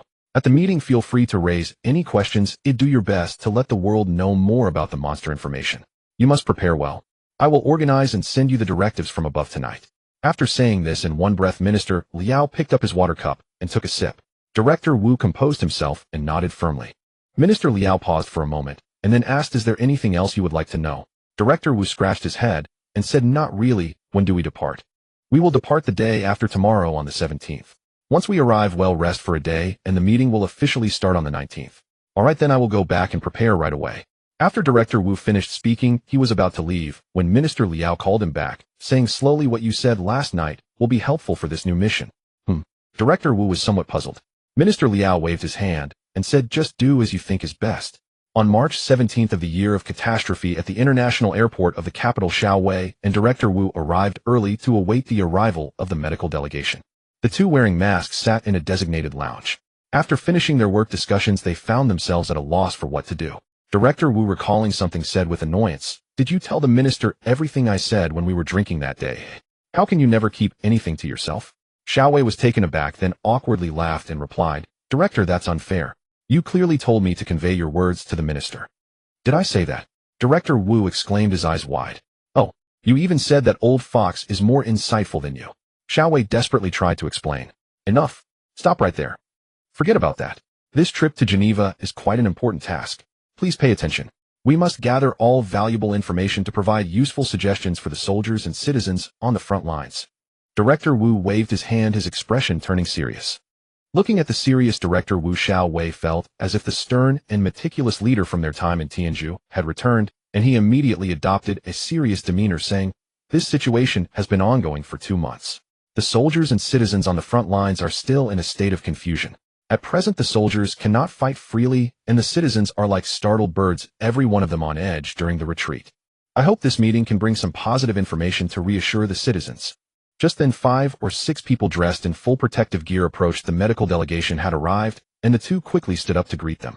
The leader was Academician Shi Qingbin, a renowned figure in the medical field of Donghua. After mutual introductions, Academician Shi noticed that the two only wore masks and had no other protective measures, and he said in surprise, Director Wu, why aren't you wearing protective gear? The two exchanged glances, and Director Wu awkwardly replied, Academician Shi, our protective suits are in our luggage. Do we need to put them on now? Then we will change into them shortly. Academician Shi said seriously, the situation abroad is complex, and many countries' reports on the outbreak of monsters are unclear. Therefore, we must be cautious and wear protective gear at all times to ensure our safety. We were negligent. Academician Shi thinks ahead of us. Director Wu nodded repeatedly. Academician Shi waved his hand and gestured to the people behind him, saying, this is my research institute's PhD, Yi Jing. The woman, tightly wrapped in protective gear, reached out her hand to shake hands with Director Wu and Xiao Wei, greeting them with a hello. Then Academician Shi introduced, these three are Wan Minghui, Chun Xiuqin, and Song Chenru from the National Medical Research Institute. All three appeared cultured and scholarly as they politely shook hands and greeted the two. After the pleasantries, Academician Shi said earnestly, Director Wu, we will rely on you for support on this journey. Although I am the team leader, my role is mainly to address some diplomatic issues and arrange daily life for you all. This meeting primarily relies on you professionals. Director Wu said modestly. Director Wu, you are being modest. We all respect your decisive actions during the evacuation efforts. Academician Shi said with admiration. Director Wu waved his hand, saying, you flatter me, Academician Shi. Let us work together to successfully complete this task and alleviate the urgent needs of the front lines. We will spare no effort. Our team has also participated in the monster research at the Geneva laboratory, and we will definitely bring back useful information. Academician Shi picked up the conversation confidently, stating, we will draw up a blueprint for the end of the disaster. Good, I believe in your capabilities. The security team arranged by the minister should be arriving soon, so you all should board the plane first. Xiao Wei and I will change into our protective suits and be right there. Director Wu said, glancing at his watch. Academician sure nodded, and then the group proceeded to board the plane. After Director Wu and Xiao Wei quickly changed into their protective suits, they also boarded the plane. Soon a group of armed soldiers arrived, and the leader approached Director Wu, greeting him. Hello, Ambassador Wu. I am the squad leader responsible for security for this mission, Wu Shui, formerly of the Capital Guard's 3rd Division. There are a total of 12 security personnel, and we will do our utmost to protect your safety. Excellent, excellent. Thank you for your hard work. Please take a seat, the plane will take off soon. After Director Wu politely acknowledged him, everyone took their seats, fastened their seatbelts, and quietly awaited. Before long, the voice of the captain came over the intercom. Dear diplomatic representatives, this direct flight to Geneva is about to take off. Please fasten your seatbelts, follow the instructions of the cabin crew, and pay attention to your personal safety during the flight. This flight will last 10 hours, arriving at Geneva Airport at 3 a.m. Beijing time and 8 a.m. local time in Suzhou the next day. This task is of great significance, and the entire nation places its fervent hopes on you. The entire crew is honored to operate this flight, and I would like to extend the highest respects on behalf of all crew members, wishing you a successful completion of your mission and a safe return. The plane slowly took off, soaring into the clouds. Along the way, the fertile plains of the capital, the sunset over the West Asia prairie, and the twinkling lights of the East European plains came into view, but the people on the plane were too preoccupied to appreciate the scenery. Director Wu felt a sense of indescribable anxiety in his heart.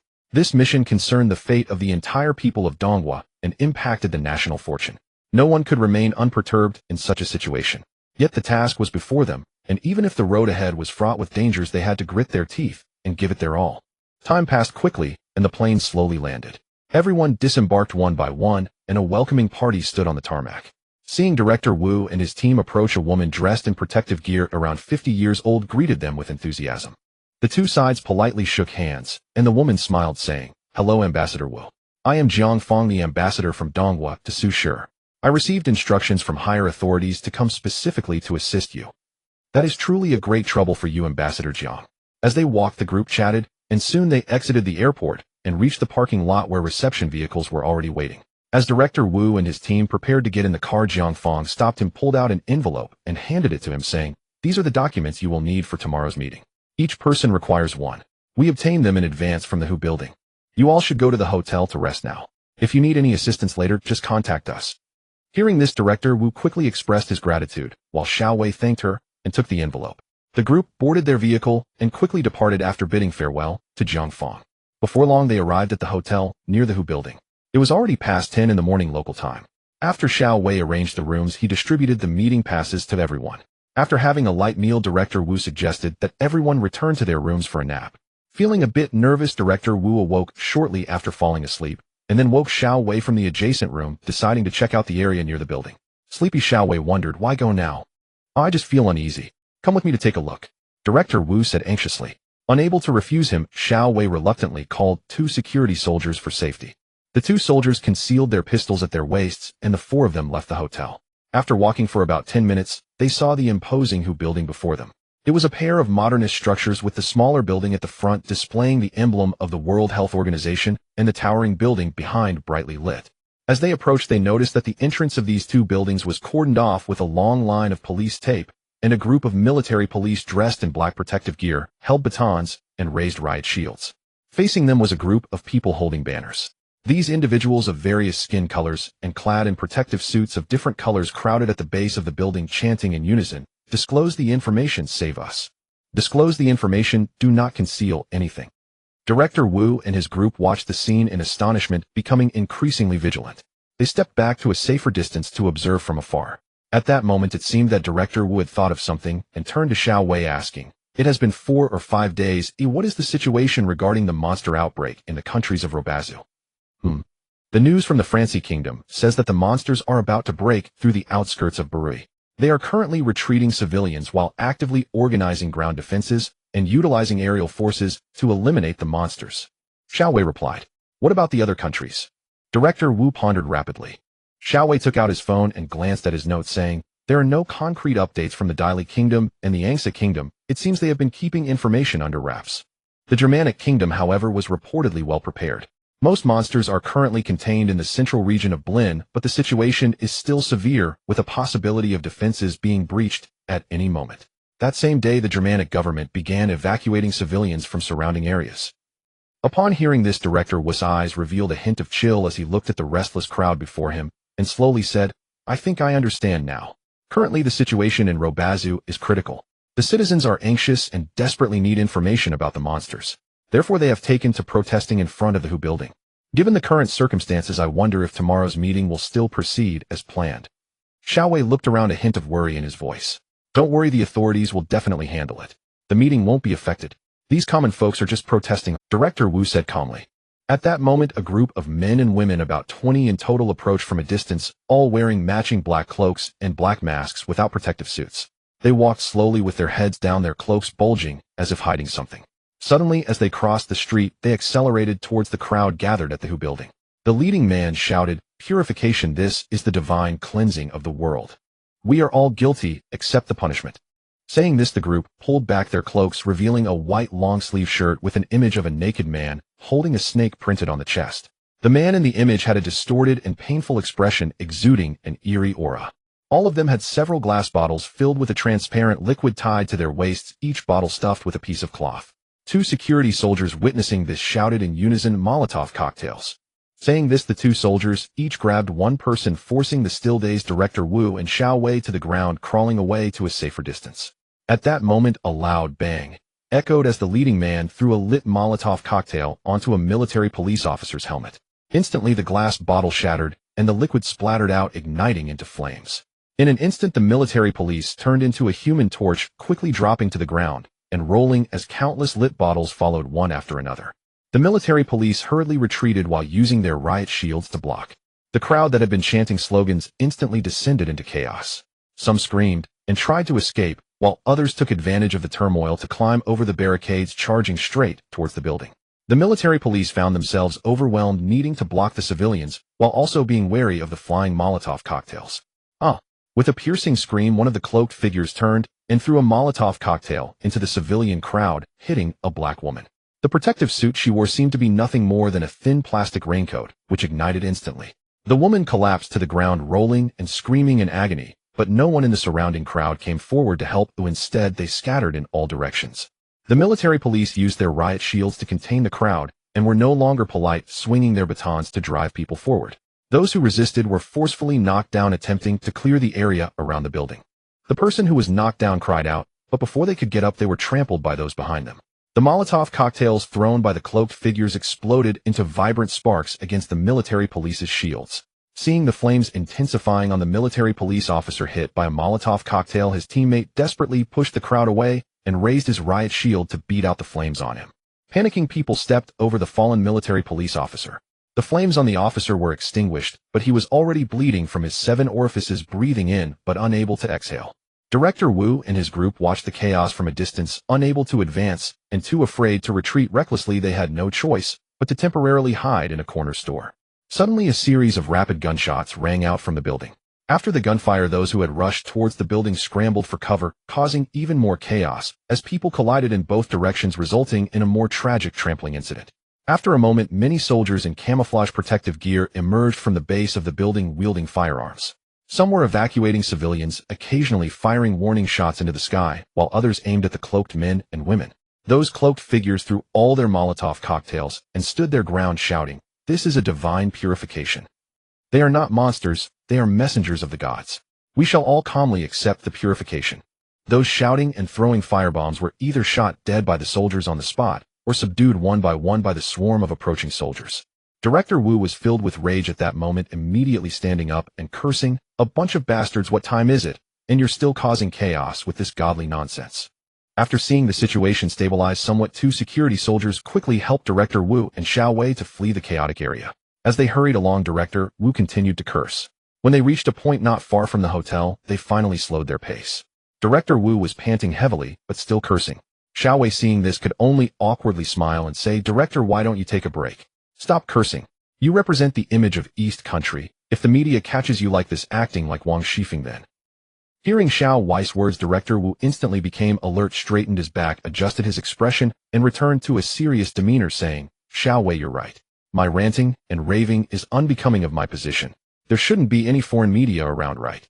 After saying this, Director Wu turned to glance back at the road they had just come from, and the two security soldiers exchanged knowing looks, suppressing their smiles. Seeing this, Xiao Wei quickly said, "Haha. Director, don't worry, the Robaza media is known for being slow. They definitely won't catch up so quickly." "You're right. Thank you all for your hard work today. It seems this place is fraught with danger. Let's stay at the hotel," Director Wu said, feeling a little apprehensive. After saying this, the four of them headed towards the hotel, only to see countless police cars, fire trucks, military vehicles, and ambulances speeding towards the Hu building. They also saw large groups of protesters pouring out from the intersection they had just passed, with some extremists starting to crazily vandalize, loot, and set fire to the shops on the street. The entire city of Geneva had suddenly turned into a chaotic mess. Director Wu turned to Xiao Wei with a hint of confusion and said, "That group of people in black cloaks is too suspicious. They are not like the ordinary protesters at all, but rather a bunch of maniacs. They look like some kind of terrorist organization, or perhaps more like cultists with a certain belief," Xiao Wei replied. "Nonsense. How can these filthy beings claim to have a belief? They disregard the lives of others and are pathetically ignorant. They are clearly cultists." Director Wu sighed and continued, "From the foolish things they said, I can tell this group consists of ignorant failures easily brainwashed by someone. What kind of conspiracy by some force is this? Claiming that everyone is born guilty. It's truly laughable. Who gave them the power to judge others as guilty? Becoming a monster is their form of penance. What kind of logic is that?" After Director Wu finished speaking, the group remained silent, cautiously avoiding the chaotic crowd as they slowly approached the hotel. Suddenly, a group of cultists in black cloaks sprang out from somewhere along the road, and a few people hurriedly. These individuals recklessly threw Molotov cocktails at police and military vehicles on the road, loudly shouting their slogans at passing pedestrians. A few young boys yelled back at them, prompting the cultists to retaliate by throwing cocktails at the boys. Fortunately, the young boys were wearing flame-retardant protective suits, and after rolling on the ground a few times, they fled in panic. The four of them evaded the chaos and returned to the hotel entrance, only to find that a group of protesting civilians had surrounded the hotel, shouting various slogans. Worse still, some black-cloaked cultists were mingling among them. Thankfully, the local government had already arranged for a large number of armed police to protect the safety of the international delegations, and they were currently confronting these people. What on earth do they want? It looks organized. I suspect someone is deliberately trying to sabotage this conference. Xiao Wei. As Director Wu spoke, he strode forward quickly. The three hurriedly followed closely behind. Upon reaching the crowded entrance, Director Wu was about to call out when Xiao Wei pulled him back, saying, "Although most inside are civilians, there might be some black-cloaked cultists mixed in. Rushing in could be dangerous." Director Wu considered this and thought it made sense, yet he felt that it was indeed too dangerous not to hurry back to the hotel. After weighing his options, he steeled himself and called to two security soldiers, saying, "Comrades, take out your guns." The two soldiers hesitated, one of them saying, "But this is foreign territory. Doing that might be against the rule." "Yes. How about we call Director Jiang and have her communicate with the local government to resolve this?" Xiao Wei chimed in. "Don't worry, I know what I'm doing. If there's any problem, I'll take full responsibility. Just do as I say." After Director Wu finished speaking, he took out his conference pass and hung it around his neck, walking straight towards the entrance without looking back. Xiao Wei and the two soldiers had no choice but to follow suit. As they approached, the two soldiers drew their concealed handguns and raised them in a defensive position on either side of Director Wu. They quickly attracted the attention of the surrounding crowd, as the middle-aged man leading the group had an imposing expression, and the badge on his chest bore the flag of the Eastern country. The young man beside him also exuded an extraordinary presence, and most importantly, they were flanked by two tall armed guards, causing the crowd to instinctively part to make way. One of the soldiers saw an opportunity and quickly positioned himself in front of Director Wu and Xiao Wei, while the other followed behind to ensure their safety. The four of them hurriedly made their way through the crowd, with all the civilians' eyes focused on them. Fortunately, local soldiers immediately came forward to assist, and the four successfully entered the hotel. Once inside, Director Wu let out a long sigh of relief and forced a smile at Xiao Wei, tidying up his appearance before heading straight to find the medical representatives. When they reached the room, Xiao Wei knocked on the door, but received no response for a long time. In his anxiety, he called Academician Sure, only to learn that everyone who had been resting peacefully in the hotel had gathered in Academician Shi's room after hearing the commotion downstairs. He then went up to the first floor to reach Shi Chongbin's room, where the remaining security soldiers were standing guard. After knocking on the door, Director Wu detailed the events he had witnessed on the road to the medical delegation and Chief Wu. The group's emotions were quite complex as they listened. Suddenly, a shriek echoed from downstairs, followed by the sound of shattering glass. Chief Wu quickly urged everyone to stay away from the windows, while he cautiously approached the wall near the window, peeking down to observe. he discovered that the black-cloaked individuals had begun throwing Molotov cocktails at the local soldiers stationed at the hotel entrance.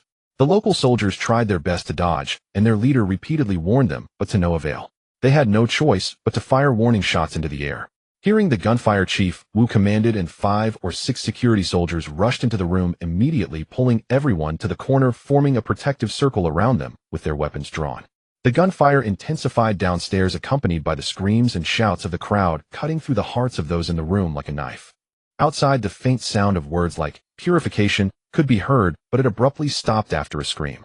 Chief Wu leaned forward to observe through the window and saw a cloaked figure struggling on the ground, apparently shot in the leg. Several local soldiers approached and subdued him, removing the Molotov cocktails hidden beneath his robe, and escorted him to a nearby police vehicle. The commotion outside gradually subsided, and the protesting civilians, frightened by the earlier chaos, scattered in all directions, leaving a few injured individuals lying on the ground groaning. One of them was engulfed in flames, and 2 soldiers brought fire extinguishers to spray him down. After the fire was extinguished, they resumed guarding the area. After about 10 minutes, a few ambulances rushed in, taking away the injured. Seeing that the situation had calmed down, Chief Wu finally felt relieved and reassured everyone that the danger was temporarily lifted, but still instructed the soldiers to remain vigilant. He then organized, "Tonight, let's all stay in this room to rest. He'll assign 2 soldiers to take turns guarding the windows and report any issues to me immediately." The other soldiers continued to guard at the door, not allowing any suspicious individuals to approach this room. After Chief Wu finished speaking, he had a few soldiers gather bedding from other rooms and arrange sleeping places for everyone in Academician's suite. He then positioned himself to stand guard at the window. During this time, Jiang Fong called Xiao Wei to inquire about the situation. Xiao Wei explained everything honestly and reassured her not to worry. Jiang Fong then informed Xiao Wei of some information she had and arranged for the hotel to deliver meals. 2 soldiers picked them up at the elevator, but after the recent events, everyone was too shaken to have an appetite, and they only hastily ate a little before anxiously sitting in the room. Director Wu called Xiao Wei over and pulled him aside, asking, "Did Director Jiang share any useful news with you?" Xiao Wei replied. She said the local government has captured several black-cloaked individuals and are currently interrogating them, but the specifics are still unclear. She just advised us not to go out today and to be cautious. Tomorrow's meeting will proceed as scheduled, and the local army will come to escort us. I see. Director Wu sighed deeply upon hearing this, falling silent as he turned to discuss the meeting's speaking points for the next day with Academician Shi. For Director Wu and Xiao Wei, who had experienced the evacuation from Tianzhu, today's chaos was still alarming, let alone for the other members of the medical delegation who were encountering such a situation for the first time, causing them immense tension and panic. As night fell, Director Wu called out to everyone, "There are soldiers everywhere on the ground, and Chief Wu is guarding us with all his might. Everyone can relax and get a good night's sleep to recharge for tomorrow's meeting." After Director Wu finished speaking, he chuckled and continued, "Even amidst chaos, one must sleep right. Since we are here, we should settle down. Everyone should relax a bit." The group each found their beds and lay down.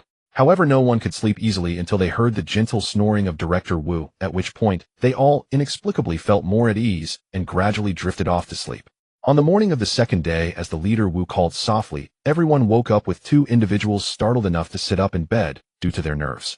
Director Wu, appearing relaxed, tidied up his bedding and turned to the others, saying, "Go back to your rooms and freshen up. Well, gather at the bottom of the building in 20 minutes to get to work." After finishing his sentence, he stepped out the door. Upon hearing this, everyone returned to their respective rooms to wash and prepare. Once everyone was ready, they gathered at the bottom of the building. A gray bus had long been waiting, and one by one they boarded the vehicle. Xiao Wei and Wu Shuai counted the number of people, and a blonde, blue-eyed driver slowly started the vehicle, heading toward the World Health Organization building. Along the way, warning lines were drawn, and there were no pedestrians on the sidewalks or vehicles on the roads. Armed soldiers guarded every few meters, making the journey extraordinarily smooth, and before long they arrived in front of the World Health Organization building. The building was heavily guarded with remnants of burnt marks still visible on the ground. The bus slowly entered a concealed parking lot entrance and stopped at an elevator in the underground garage. A group of armed special police waited at the elevator entrance. As the group disembarked, they approached to check identification, followed by a security pat-down. The accompanying security personnel were informed they could not enter. Xiao Wei communicated with them, and ultimately, according to regulations, the security personnel had to wait there. Wu, the leader, took 1 soldier with him after unloading their weapons. After some commotion, the group finally entered the building. Guided by a blonde woman in a white protective suit, the elevator took them to the 14th floor.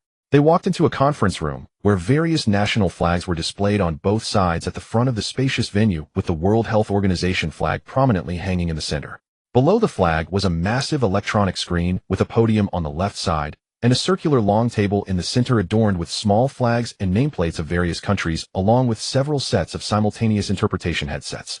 On the left side from inside to outside were representatives from Dongwa Licha, France, Angsabri, Italy, Germania, and Badasi. On the right side were representatives from Mika Pampas, Kiwi, Japan, and South Korea. 4 or 5 countries' delegations had already taken their seats, and were waiting. After Director Wu and his group settled in, they waited for a while longer until all the national delegations were present. Wu glanced at his watch. It was already 9:42 a.m. local time, 12 minutes later than the originally scheduled meeting time. About 10 minutes later, a middle-aged black man in a suit not wearing protective clothing slowly walked to the podium in front of the screen. Behind him stood a team of men and women in white lab coats.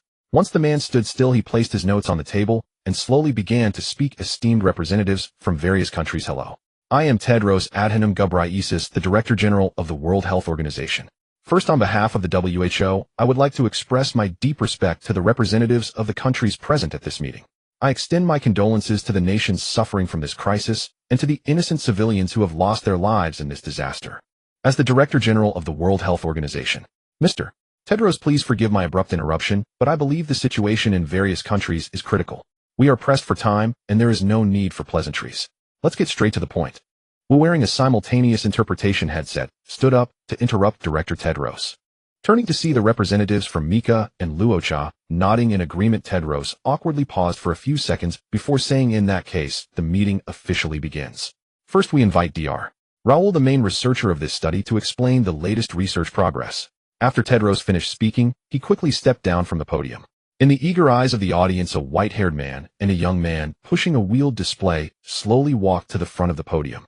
The display was covered with a black cloth, and as they positioned it in front of the podium, the white-haired man approached the lectern and looked at the crowd, saying, I am Dr. Raul, the lead researcher of this study. He then pointed to the display on his left, stating, this is a tissue slice from the creature we brought back from Nabard. But there's no need for concern. Our research indicates that this organism cannot be transmitted through the air. With that, he gestured to his assistant to reveal the black cloth, revealing a transparent glass container. Raul continued, in fact, when we first received the slices, their form was not as you see now. In simple terms, the shape of these tissue slices has been continuously changing.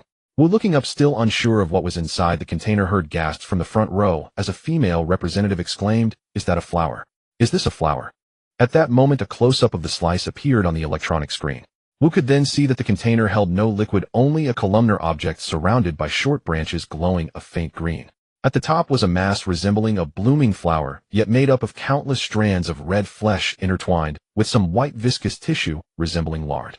These white tissues lacked any layers, intermingling chaotically with the red strands of flesh. This lady has described it quite aptly.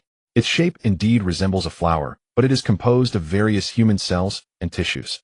To put it simply, this is a flesh and blood flower. Dr. Raul, may I ask which part of the creature this deformed mass of flesh originated from? Wu asked. Dr. Raul, esteemed ambassador of Dongwa, this is a slice of the monster's brain. At the time, the tactical team formed by Nabard collected 74 slices from different parts of the creature. We grouped these slices, using some for extracting the source of infection and others to study their cellular changes and structures. In one of the experimental groups, we discovered that these sliced cells exhibited a certain conditioned reflex. Thus, we conducted comparative experiments. Experimental groups 1 and 2 were provided with nutrient solution, groups 3 and 4 with water, and groups 5 and 6 with nothing at all. Groups 1, 3, 0, and 5 were placed in a completely dark room, without light, while groups 2, 4, 0, and 6 were placed in a glass house on the rooftop, providing ample light. What you are seeing now is from group 6, which began to grow gradually, repeatedly dividing and reproducing until it became what you see now. Dr.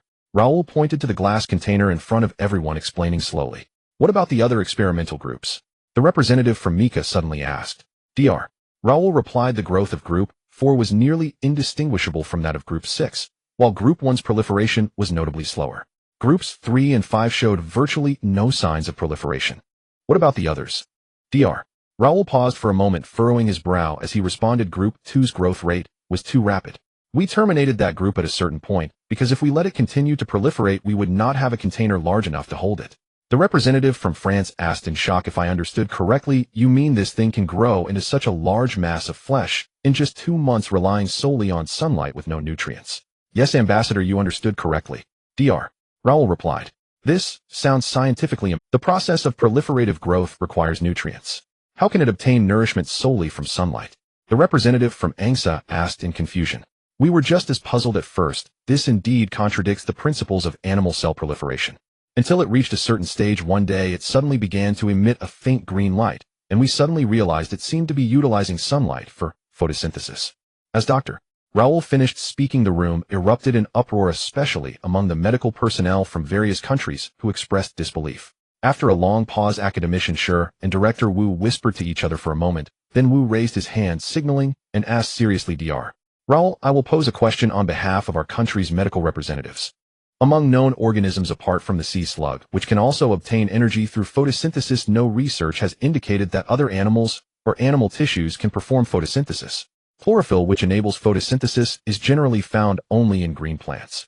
Therefore, these monster slices, whose cells and tissues ultimately originated from human bodies before they became monsters, cannot possibly contain chlorophyll. Then how can these slices perform the so-called photosynthesis? Or how did they generate chlorophyll? Initially, this question troubled us as well. Therefore, we extracted individual cells for observation and research, and we found that within these cells there was a significant amount of chlorophyll. The representatives from various countries were shocked, and the conference hall buzzed with discussions. Dr. Raoul gestured for his assistant to bring up an image of the cells. The image clearly displayed on the electronic screen, and he turned to the audience, saying, "This is a real internal structure image of such cells under a microscope. These green dots are all chlorophyll. In fact, these cells can not only perform photosynthesis, but also have an astonishingly high efficiency in utilizing light energy. But this may not be the most important point. Please pay close attention to these areas." Representatives from various countries followed the image pointed out by Dr. Raoul's laser pen, only to see long black objects prominently appearing within the transparent cells. These objects are straight and orderly, thicker in the middle, and tapering to sharp points at both ends, resembling a series of double-head needles embedded within the cells. These needle-like substances are the source of the disease. Initially, we believed it to be an unknown virus, but recent research has shown that this substance is not a virus. Dr. Raoul continued to speak, his expression complex as he looked at the image. The representative from the Rakshasa nation asked in confusion, "Can we definitively say that this substance is the source of the disease? What do you mean by saying it's not a virus? What else could it be?" Dr. Raoul glanced back at the questioner and replied with piercing eyes, "A virus is encapsulated by a protective shell that contains either DNA or RNA. If it were a virus, we wouldn't be so passive, as viruses cannot replicate independently. They require the host cells to provide the necessary materials, energy, and enzymes to enable their own DNA or RNA to replicate. This process typically takes time. However, this substance does not possess such a structure. In fact, it is something we have never encountered before." Seeing that everyone in the audience looked puzzled, Dr. Raoul continued to explain, "As we all know, viruses exhibit the triangular law. High transmissibility often correlates with low mortality rates, while highly lethal viruses tend to spread slowly. Based on past experiences, even when facing unknown viruses, we still had ways to cope. Yet this substance completely defies the triangular law and lacks the structural characteristics of a virus. It contains no DNA or RNA, consisting solely of a mass of folded and compressed mini-proteins. They can rapidly undergo replication within a host, completely surpassing our previous understanding. Not only do they have extremely high transmissibility, but if we consider the transformation into monstrous forms as a form of death, that means the mortality rate is 100. As Dr. Raoul spoke, a hint of despair crept into his voice. After he finished, Director Wu pressed on, "Then how do they replicate? And how do they infect the host?" Dr.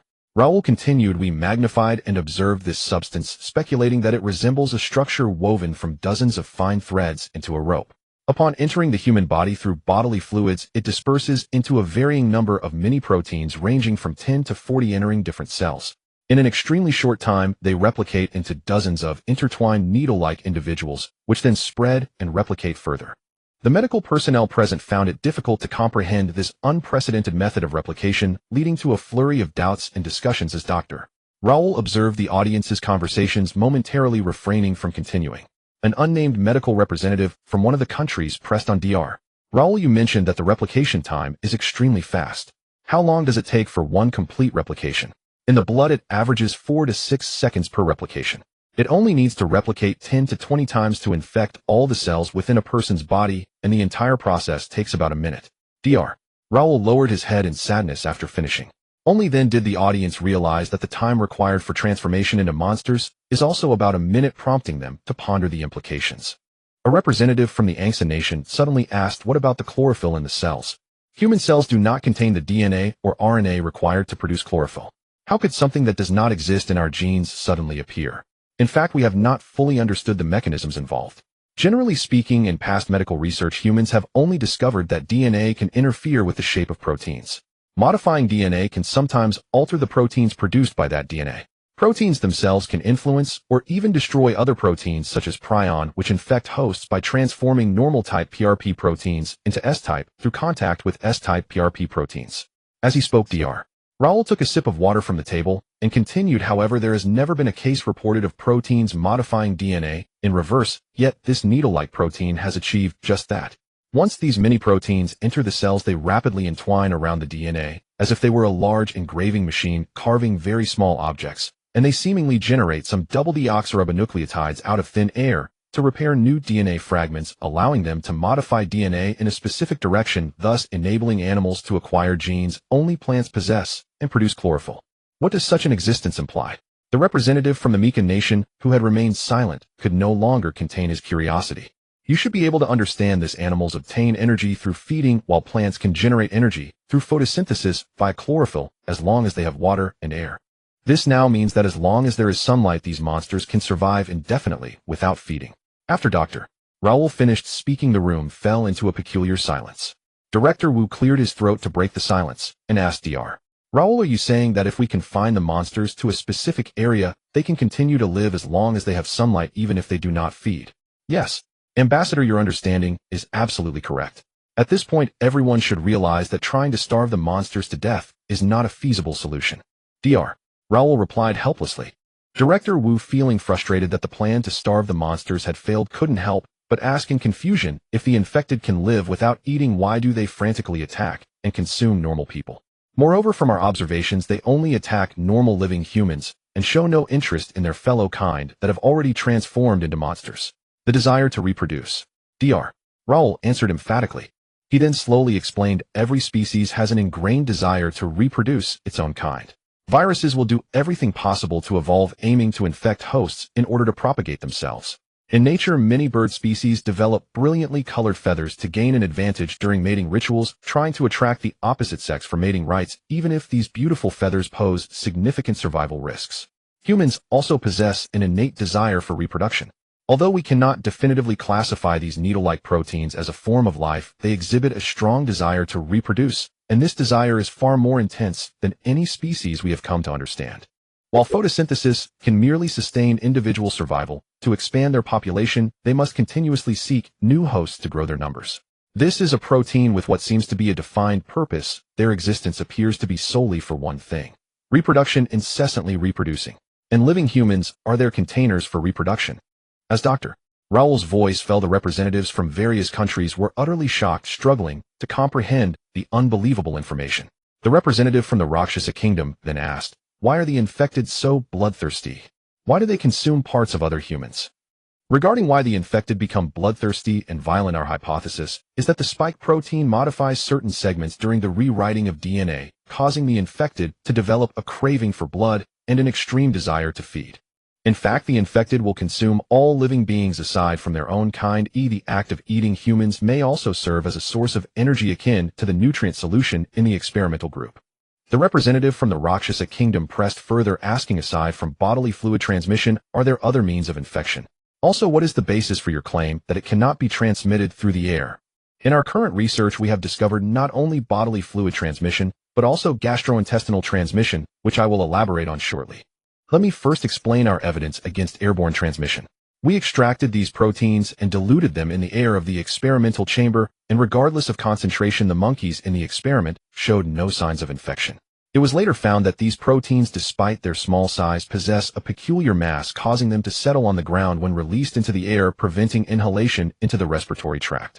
Moreover, in subsequent experiments, we found that the epithelial cells of the respiratory tract seemed to exhibit a certain immunity to the spike proteins. Later, it was discovered that these proteins would not cause infection even upon direct contact with human skin. Only through cellular fluids could infection occur.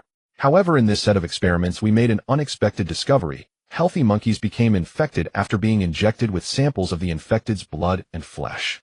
After Dr. Raoul's serious statement, he gestured for his assistant to play a video, then turned back to say, "This is some footage from our experiments with the monkeys. Please take a look." The video displayed a restless monkey secured to a testing platform with steel cables in a bulletproof glass chamber with 2 windows about 40 centimeters in diameter on either side, where several personnel in protective gear stood ready with flamethrowers. Inside the glass chamber, a researcher clad in a top-tier protective suit injected a red liquid into the monkey's arm before quickly exiting the chamber and shutting the heavy security door. A group of researchers stood quietly in front of the glass chamber, observing the monkey's changes. Initially, the monkey was just screaming and struggling desperately. As the camera zoomed in, the expressions on the monkey's face became clearer.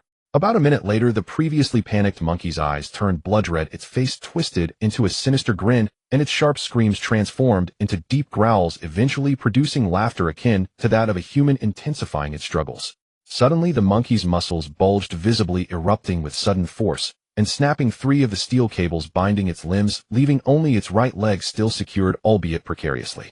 The monkey roared and darted around, attempting to break free from the restraints on its legs. The researchers outside the glass chamber were taken aback, and one shouted in alarm. The personnel on standby immediately activated the flamethrowers, and massive walls of fire quickly engulfed the monkey, which turned to charcoal before it could even struggle. The video concluded, and the representatives from various countries erupted in exclamations. Dr. Raoul cleared his throat and continued, "As you can see, the infected gain abnormal powers not consistent with their individual forms. Of course, this is also one of the effects of the spike protein modifying DNA segments. If monkeys can be infected, does that mean other animals can be infected as well?" Director Wu asked quietly. Dr. Raoul shook his head and replied, "In fact, we have conducted experiments on many kinds of animals, including, but not limited to, chickens, ducks, geese, and penguins among birds, as well as cats, dogs, camels, and sheep among mammals. However, only wild monkeys and gorillas showed infection responses during the experiments." The representative from France interjected, "Dr. Raoul, are you suggesting that these spike proteins only infect primates?" Dr. Raoul replied with a shrug, "I believe so." "Then why is that?" The representative from France. Dr. Raoul stated, "We do not yet have definitive research results on that issue." The room fell silent. Dr. Raoul pondered for a moment, flipped through the notes in front of him, and then looked up to continue. "After rigorous discussions, our research team has decided to name this spike protein PRPC, 1 prion helical complex, according to international disease naming conventions, and the professional academic name for these types of infected individuals will be PRPCC, 1 prion helical complex, infected individuals. Is there a more colloquial name? This professional name is too complicated. I mean, can we have a simpler name that is suitable for public use?" The representative from the Rakshasa Kingdom asked. Dr. Raoul scratched his head, looking at the representative from the Rakshasa Kingdom with a look of helplessness, clearly unprepared for this. At this moment, a man of East Asian descent from Dr. Raoul's medical team raised his hand. Upon seeing this, Dr. Raoul gestured for him to step forward. The man confidently approached the microphone and said, "I strongly agree with the Rakshasa representative's proposal. I believe it is very important to establish a convenient name for popularization as soon as possible. Therefore, I dare to present my naming suggestion, which, while not rigorous and not entirely in line with scientific naming conventions, is straightforward and easy for the public to remember and understand." After saying this, he took out a USB drive, connected it to the electronic screen, and opened a document. The document, displayed in full screen, contained only 2 lines: zombie prion virus zombie. In East Asian languages, the term zombie means to lose one's mind and lose oneself, acknowledging that these infected were once human, while the character for corpse signifies that when distinguished by human form, they are already dead. The overall meaning of the term is humans who have lost their minds and are dead, which is a neutral term without discrimination. For the Anglophone context, I used a widely accepted term. Other phrases like living dead or walking dead can also convey this meaning. After the East Asian man finished speaking, no one in the audience raised any objections. Director Wu turned to ask Xiao Wei, "Is he one of ours?" "Yes. He is Feng Jing, a student of academician Shi and an expert in virology and pathology." After hearing Xiao Wei's words, Director Wu looked at academician Shi and nodded in approval. Subsequently, with unanimous consent, they decided to adopt Feng Jing's naming proposal and announce it in various languages. Following that, the governments of various countries would use this naming in their announcements and promote it among the public. After a 20-minute break, Dr. Raoul took the stage and announced, "As this is the result of a collaborative research effort by the 5 Executive Council nations, my report will conclude here. The subsequent presentations regarding the hypotheses on the origin of the zombie prion virus will be continued by the medical teams from Dongwa Laosha and Mika nations, starting with the medical representative from Dongwa, Dr. Feng Jing. Having finished speaking, Raoul stepped down from the podium. Dr. Feng Jing approached, bowed, and opened her PowerPoint presentation, revealing a title on the electronic screen, The Arctic Virus Hypothesis. Without any opening remarks, Feng Jing directly addressed the topic, saying, "We have chosen to discuss the origin of the zombie prion virus at this juncture because we must first understand the source of the crisis. Knowing its origin will aid us in finding solutions to the problem." However, currently there are differing opinions among the team members regarding the origin of the zombie prion virus. We have discussed and researched several hypotheses that we believe have some scientific basis, generally falling into two directions. Some members of the research team believe that the zombie prion virus suddenly appeared on Earth recently. This faction is collectively referred to as the creationist school. In contrast, I align with the ancient existence school. I believe the zombie prion virus has existed on Earth since ancient times and likely emerged alongside humans, perhaps even predating the advent of humanity. As Feng Jing finished speaking, she switched the slide. The representatives from various nations below focused intently on the screen, which displayed an image of a human skull fossil. Ladies and gentlemen, please observe this skull fossil dating back approximately 6 million years, belonging to a transitional species between ancient apes and early Homo sapiens, unearthed from the permafrost of the Arctic at a depth of over 120 meters 3 years ago. I believe you should understand that after ancient apes there was a long blank period in human evolution, as we have scarcely unearthed fossils from this era. This is one of the few examples, and the reasons for this have been a topic of debate ever since anthropology emerged. Feng Jing pointed at the skull with a laser pointer, looked back at the representatives, and continued. Previously, a scientist from Angsa Nation named Lister Hardy proposed a shocking hypothesis. During this period, human ancestors turned to marine life to escape terrestrial predators. In other words, at that time our ancestors had become sea apes, a type of mammal capable of living in the ocean, continuing to evolve in the sea for several million years until some opportunity led them back to land. After a pause, Feng Jing asked the audience, "This theory has gained the approval of many experts in the scientific community at that time. They felt that most mammals have relatively dense body hair, yet humans have comparatively little. It seems that this evidence could support our connection to marine organisms. But I want to pose a question to everyone. If ancient apes truly faced formidable terrestrial predators or cataclysmic disasters, would they, as evolved beings with a degree of intelligence, choose to hide for survival on land, where sunlight and food sources are relatively abundant, migrating to distant places, or would they opt to venture into the completely unknown depths of the ocean to develop an entirely new way of life?" After a long pause with no response from the audience, Feng Jing awkwardly added, "The discovery of this skull fossil indicates that there were still individuals living on the continent at that time, and this skull." Feng Jing paused, then continued, "Softly shows signs of having been gnawed. Moreover, it was bitten while the individual was still alive. Based on the tooth marks on the skull, we can conclude it was devoured by its own kind. It is not unusual for ancient apes to consume their own kind." The representative from Mika Nation scoffed. Ignoring the Mika representative, Feng Jing continued, "The age of this skull limits the amount of information we can extract from it, but we still investigated as thoroughly as possible and ultimately discovered traces of chlorophyll within the gaps of the tooth marks." Upon hearing this, the representatives from various nations stirred, connecting it with Dr. Raoul's previous report, and gasped in surprise. Several attendees who had been dozing off suddenly became alert, staring in shock at Feng Jing. Once the crowd quieted down, Feng Jing continued, "At this point, you should be able to understand the basis of my hypothesis. I speculate that at some point during the era of ancient apes, the zombie prion virus likely erupted, rampaging during this period, decimating the ancient apes to near extinction.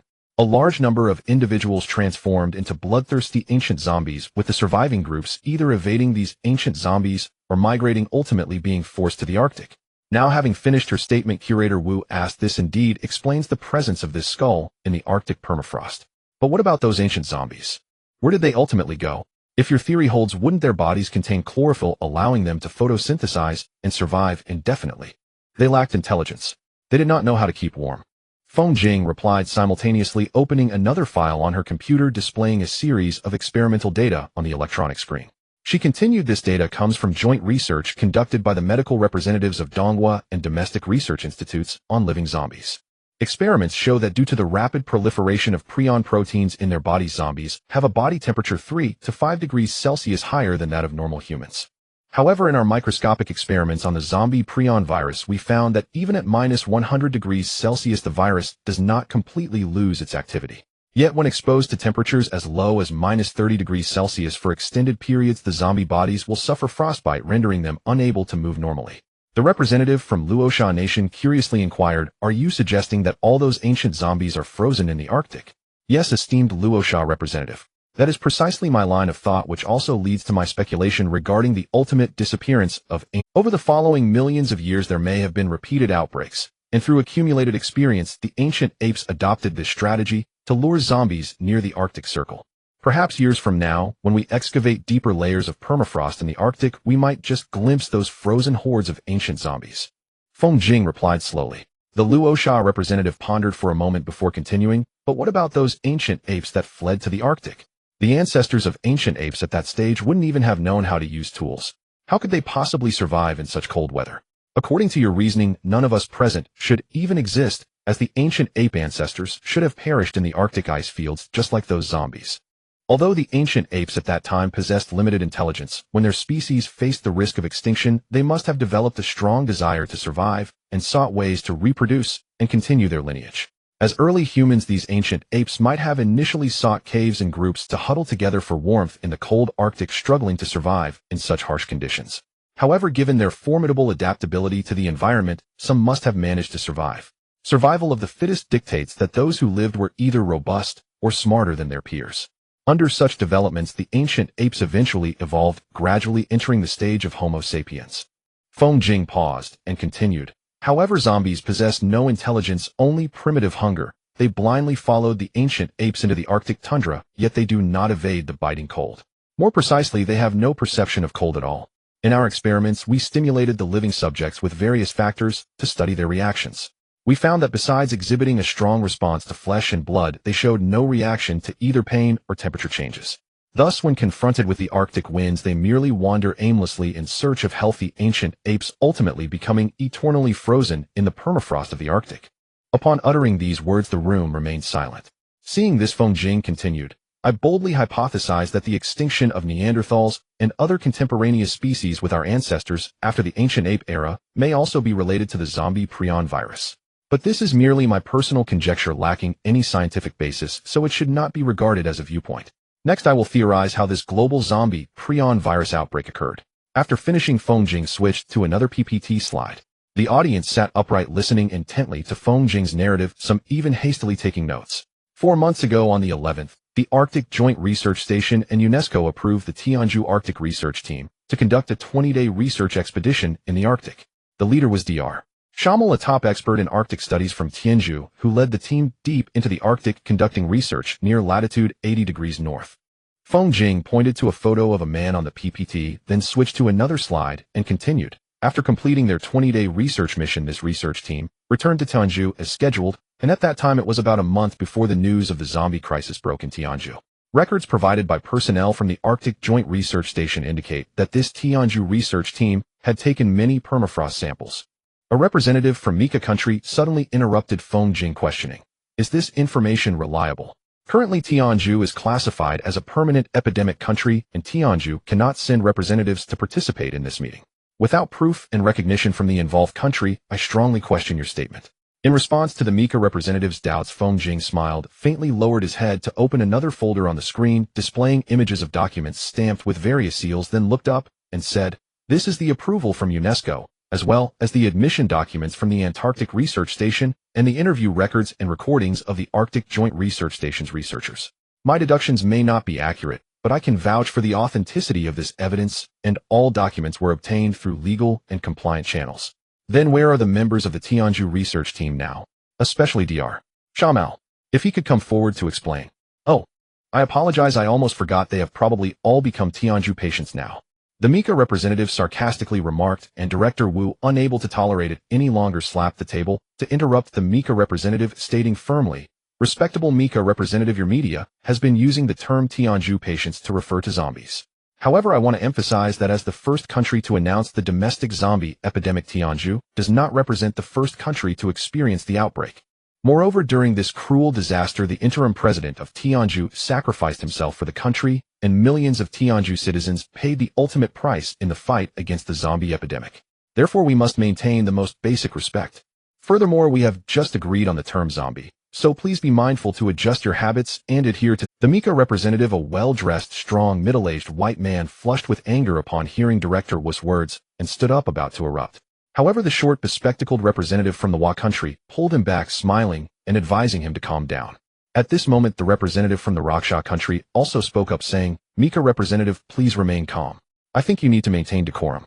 The medical representative from the East country has not finished speaking.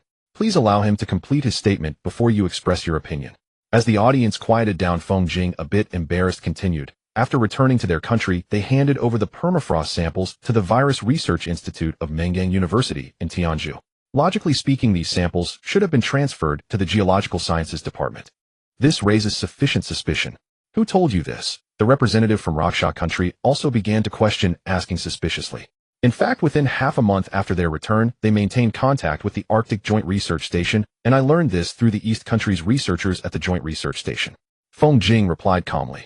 The Raksha representative pondered for a moment, then signaled Feng Jing to continue, so Feng Jing continued. Just half a month after their return, they ceased all contact with the research station, and the research team's members did not pay attention. Shortly thereafter, news of the zombie outbreak in Mengang emerged.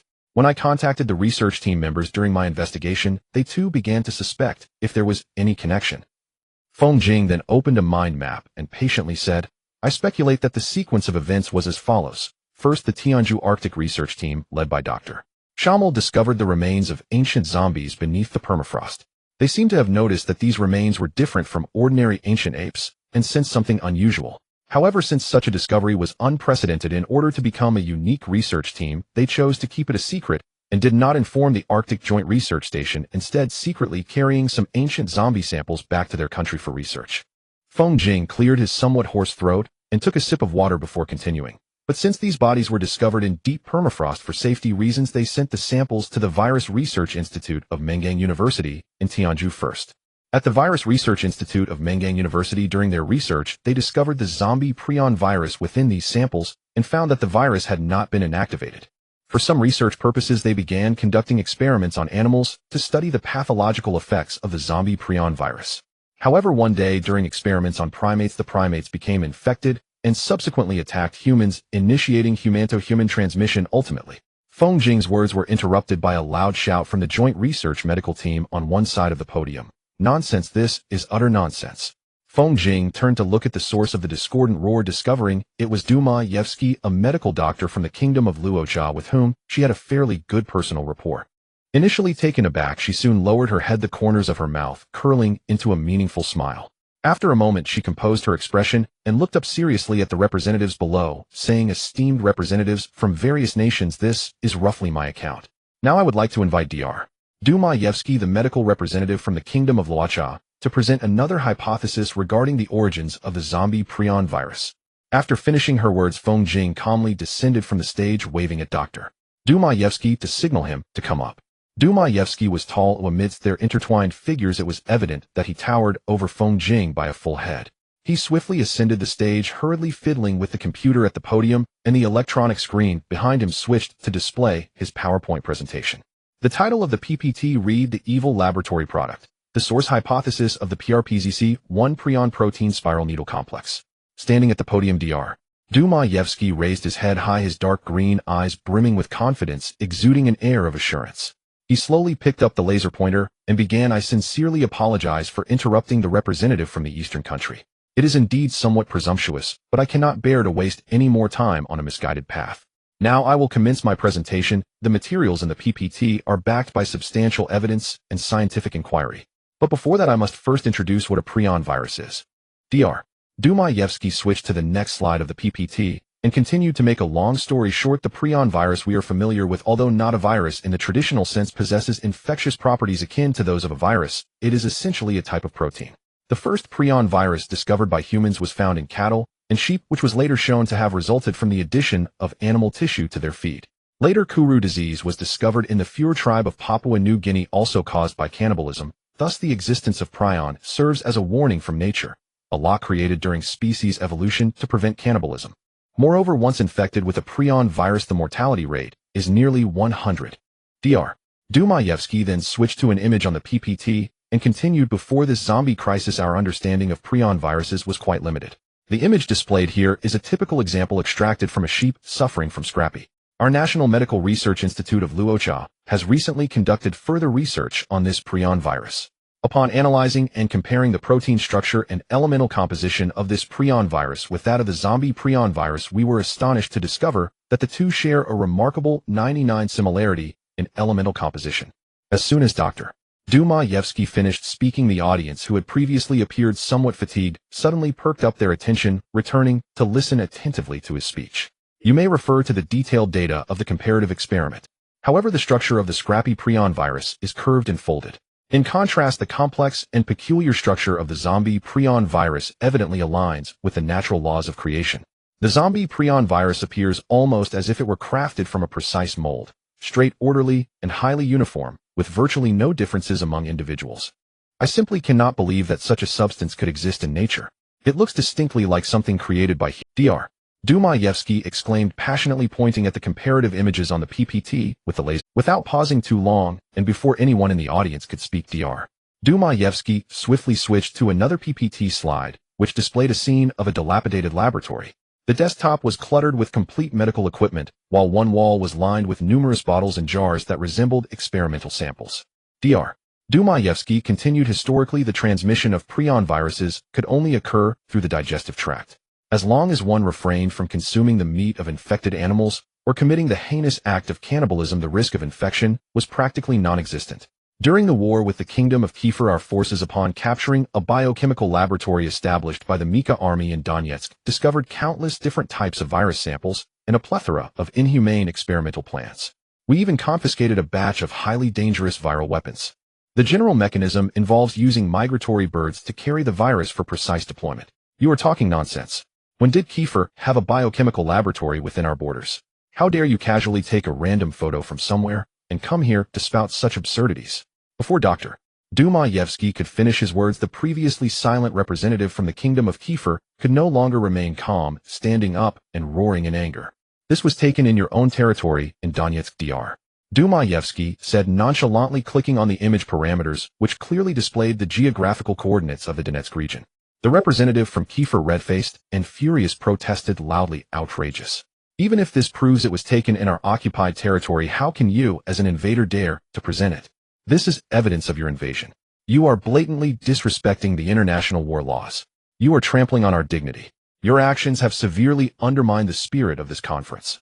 In fact, no matter how you argue, our Luocha forces discovered more than just this biochemical laboratory in the occupied areas. We even found that some of your laboratories were still storing samples of smallpox and cholera viruses. These are undeniable facts. Dr. Dumayevsky replied coldly, and the Kiefer delegation was incensed, with representatives shouting, "I strongly protest." To ensure the smooth running of the conference, I request the organizers to expel the Luocha representatives from the venue. Dr. Dumayevsky slammed the table in a fit of rage, arguing with the Kiefer representative. Unexpectedly, the Mika delegation also joined in accusing Dr. Dumayevsky of fabricating stories and tarnishing their country, which always actively promotes world peace. Other members of the Luocha delegation, seeing this, also joined the fray, and in an instant the entire venue was filled with insults in various languages, shouts, and roars reverberating throughout the hall as the situation escalated, with representatives banging on their desks. In the midst of flying spit, for some unknown reason, a Luocha representative suddenly lowered his head and bent down to rummage underneath, then hurled a shiny black leather shoe towards the Kiefer representative, who ducked just in time as the shoe whizzed past his head, flying off into the unknown. The shocked curator Wu looked at the Luocha representative in disbelief, then glanced down at his own feet. In that split second, as the Kiefer representative was about to take off his shoe to retaliate, Wu let out a powerful shout. "Enough. What are you all doing? You should be using your strength to fight the zombies outside. You represent your own countries. How can you make such a ruckus? This is utterly disrespectful to the World Health Organization. And you, esteemed Luocha representative, you threw your own shoe. Well, what does it mean to throw mine?" After Wu finished speaking, the entire audience burst into laughter. The Luocha representative finally realized that he had acted impulsively, not thinking at all, and upon looking down, he saw Wu's shoe right in front of him, having unconsciously taken it off and thrown it. Seeing Wu frowning at him, he could only awkwardly smile and repeatedly apologize. "All right, everyone, please remain calm. Respected Dr.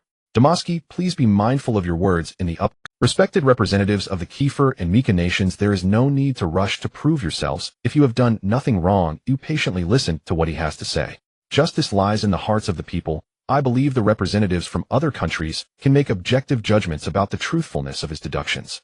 You may question and discuss the points made, but please remain rational and do not disrupt the order of this meeting any further. As the laughter subsided, Director Wu elegantly put on the shoes handed to him by the Kiefer representative. Just as the Kiefer representative was about to speak, the Mika representative interjected, "Respected representative from the Eastern nation, we will choose to patiently listen to Dr. Domaevsky's narrative. After all, it is merely a hypothesis. Of course, if someone accuses the Eastern nation of having established biochemical laboratories in other countries leading to the zombie crisis, I hope you can also maintain such rationality and politeness." Director Wu smiled calmly after hearing this, spreading his hands and shrugging, saying, "Only fools without brains would believe baseless rumors. If anyone has so-called evidence, I welcome you to present it. I am always willing to engage. Enough of wasting time on these meaningless arguments. Let the meeting continue." Dr.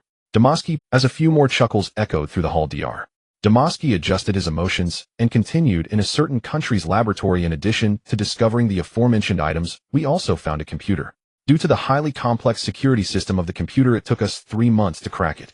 However, during the cracking process, the program's self-destruction protocol was triggered, resulting in most of the data being lost, but we still managed to retain a few documents. Among these scant documents, one of the more complete pieces is a study on prion viruses. The data indicates that a certain country has been researching prion viruses for over 30 years, including how to modify the characteristics of prion viruses to enable transmission through non-digestive routes, and even studies targeting specific races. This is unscientific. If one were to use a virus to exterminate a race, viruses like smallpox would be much more efficient and cost-effective. There would be no reason for your so-called country to go through the trouble of researching a time-consuming and labor-intensive prion virus." The representative from the Eastern nation questioned. "In fact, the bioengineering technology of Mika. Well, a certain country has long been capable of modifying genes and directed cultivation. Therefore, one can infer that in the field of proteins, this country should also have a fundamental grasp of the techniques for synthesizing proteins and recomposing them after decomposition. Moreover, compared to viruses, prion virus weapons are entirely new biological weapons, and there are many promising prospects for development. This must surely pique the interest of certain individuals." Dr. Domaevsky replied. Noticing the displeased expression of the Mika representative, who seemed hesitant to speak, Director Wu intriguingly said, "Dr. Domaevsky, please continue. Do not let us interrupt your train of thought." Upon hearing this, Dr. Domaevsky lowered his head in thought for a moment, then said earnestly, directing a question at the Mika representative, "Respected Mika representative, could you introduce us to the Fodenberg laboratory located on the outskirts of your country's Funia city? What I am about to discuss is related to this, and I believe you know more about it, so your introduction will be clearer." Upon hearing this, the Mika representative's face suddenly turned pale, and he shouted loudly, "What nonsense are you spouting? I can't understand what you're saying at all. Our Funia region does not have this so-called laboratory." Dr. Domaevsky continued. "The Fodenberg laboratory was established during the presidency of President Royce of Mika, focusing on the effects of various pathogens on the human body. The research is not limited to rapidly enhancing human muscles, breaking through the physical limits of human movement, or strengthening the body's resistance to nuclear radiation, with the aim of creating superhuman soldiers to reduce training costs and enhance military capabilities." While coldly narrating, Dr. Domaevsky opened a file displaying various laboratory images and text documents. The Mika representative was taken aback upon seeing this and immediately shouted in fear, "Absurd. These are all fake. How dare you forge evidence to slander us?" Dr. Domaevsky angrily retorted, "These are intelligence provided by our federal government's Liaison Intelligence Bureau, and I can ensure their authenticity 100. As early as 7 years ago, our intelligence department had already conducted comprehensive monitoring of the Fodenberg laboratory, codenamed SKV-3, with the main research topic being the Super Soldier program. The research has entered the stage of live specimen studies. After achieving preliminary progress in experiments on primates, the laboratory has inexplicably acquired many illegal immigrants from neighboring countries, using them as samples for human experiments. These actions are no longer merely a violation of humanitarian principles." The representatives below carefully observed the content displayed on the electronic screen. Many country representatives raised their phones to record the scene, all of them astonished and suddenly engaging in a flurry of discussions. The Mika representative's face was mottled with bruises, and for a moment, he did not know how to refute it, silently contemplating countermeasures. The representative from MoMA spoke up after whispering to his assistant, "In recent years, indeed, tens of thousands of people have illegally crossed over from our borders to Mika, but only less than 2,000 have voluntarily returned to MoMA or been deported back. The number of those remaining in Mika with definite information is less than 500, many of whom have been classified as missing persons. By common logic, there should be cases of death among them, but Mika has yet to provide us with the relevant data and explanations. Respected Mika representative, please answer me directly. Is what Dr. Damaski said true? Has your country conducted human experiments using MoMA citizens? The MoMA representative fixed his gaze on the Mika delegation, while the Mika representative replied, I am not a relevant personnel in this matter. After so many years in government, I have never heard of such incidents. This is a baseless accusation from the Rus country against us. It is merely a trick to sow discord between us and MoMA. Dr. Damaski immediately responded, in fact, your human experiments have made significant progress, obtaining several experimental subjects with incredible muscular abilities, but due to the destruction of our intelligence network, subsequent information has become unavailable. The Mika representative furiously shouted, nonsense. If this were true, the first to be condemned should be you for sending spies to our country to steal our confidential information, seriously infringing upon our interests. This is naked robbery. Moreover, this matter is purely fictional. We have never had such laboratories and have never had any medical programs regarding super soldiers. Dr. Damaski with a solemn expression stared at the Mika representative, saying, humph. The evidence is right in front of everyone's eyes, and you continue to deny it. Moreover, you have studied prion viruses for over 30 years and are fully capable of using prion viruses for muscle enhancement experiments. In fact, based on the experimental data we monitored, you intended to do just that, continuously modify and fold the prion virus, ultimately injecting it into the experimental subjects, then recording the effects produced after each fold. I believe that if given enough time, you are likely to have found a prion virus reagent capable of creating the so-called super soldiers. At this moment, representatives from other countries were all focused on the representative of the Mika kingdom, who, despite being drenched in sweat, continued to vehemently deny all allegations regarding the statements made by Dr. Dostoevsky. Dr.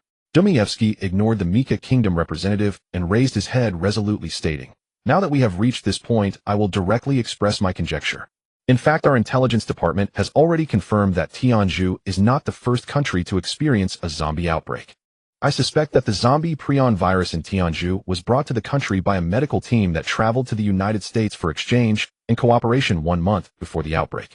Previously, the Fortenberg laboratory had used a certain technology to fold and straighten the original prion virus, then employed microrestructuring technology to intertwine them, injecting them into human test subjects, turning these subjects into the patient zero, infected with the zombie virus. However, the experimental results exceeded the researchers' expectations, as they found they could not control these test subjects. Dr. Dostoevsky cleared his throat and continued, cough. There was likely some error in this process that led to the infected escaping the laboratory and starting the first wave of transmission. Subsequently, a certain government received this news and both suppressed it vigorously while concealing it, directing public opinion towards the infected as being extreme violent mental patients caused by a new type of drug. Honorable representative of the Mika kingdom, what is your opinion on this? In an instant, the representative of the Mika kingdom could no longer contain himself, standing up suddenly and loudly rebuking, while Dr. Dostoevsky remained calm and ignored his curses, casually switching to another PowerPoint slide and continuing, in fact, I also have concrete evidence proving some other heinous acts by a certain country. The recent widespread zombie outbreak in the countries of Robazu is also closely related to a certain. The information we obtained indicates that before the outbreak of the zombie infection in the countries of Robazu, there were many suspicious flights from the Mika kingdom to these regions. Some passengers on these flights seemingly organized to carry some unidentified items within their bodies. Strangely, these individuals were able to pass security checks smoothly. Through extensive data analysis, it was discovered that after the flights with these suspicious travelers landed, the countries of Robazu successively experienced zombie outbreaks. As soon as Dr. Dostoevsky finished speaking, representatives from the countries of Robazu, including Angsa, France, Italy, and Germany, angrily stared at the representative of the Mika kingdom, who, filled with fury, began to argue and deny, further enraging the representatives of Robazu, who started to curse. The scene immediately became chaotic again, but this time, even the representative from Japan fell silent, quietly watching from the sidelines, while the representative of the Mika kingdom had to raise his voice to argue his point. The situation gradually spiraled out of control, with the representative of France becoming increasingly furious.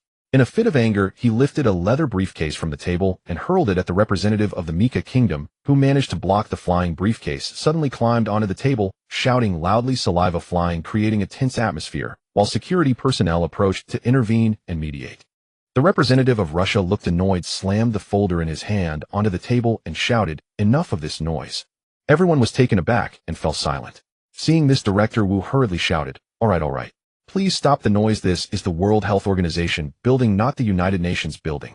Everyone, do not forget the purpose of our meeting. How can you solve the problem in this manner? Everyone looked towards Director Wu.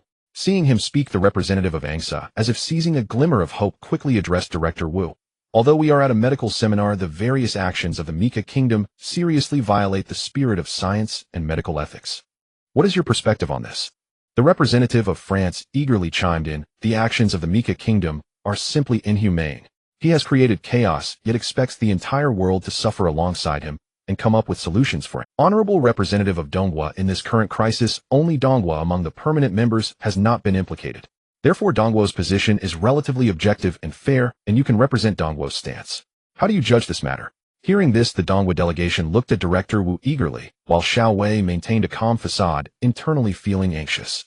Such problems are full of traps. If one is not careful, they will be caught and dragged into chaos. Although this meeting ostensibly is a medical symposium, it inevitably involves the tug-of war of power and interests among nations. What is even more unexpected is that Russia has made such a move, directly tearing apart the facade, bringing all old grievances to the forefront for reckoning.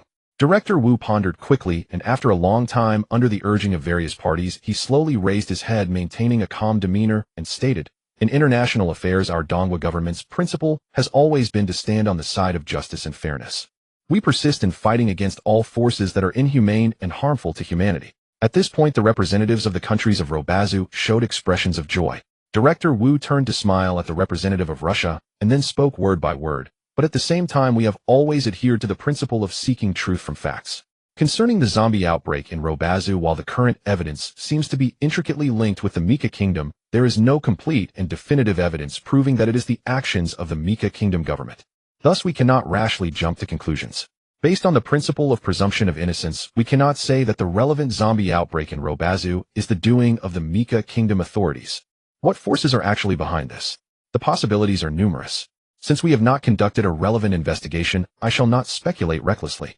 I am merely the ambassador of this meeting, and apart from decisions related to this meeting, I have no authority to represent the Donghua government in making any statements on other matters. Upon hearing this, the representative of the Mika Kingdom visibly sighed in relief, while the representatives of Robazu were left speechless. However, the representative of Russia, seeming to take the opportunity to step down, was the first to speak in a firm tone. Some of Dr. Dumayevsky's statements are somewhat dogmatic. You Robazu countries and the Mika Kingdom have always been friendly allies. In the current situation, both sides hold firm to their views, but pointless quarrels are meaningless. It would be better for you to report to your respective national departments and establish a joint investigative team to look into this matter.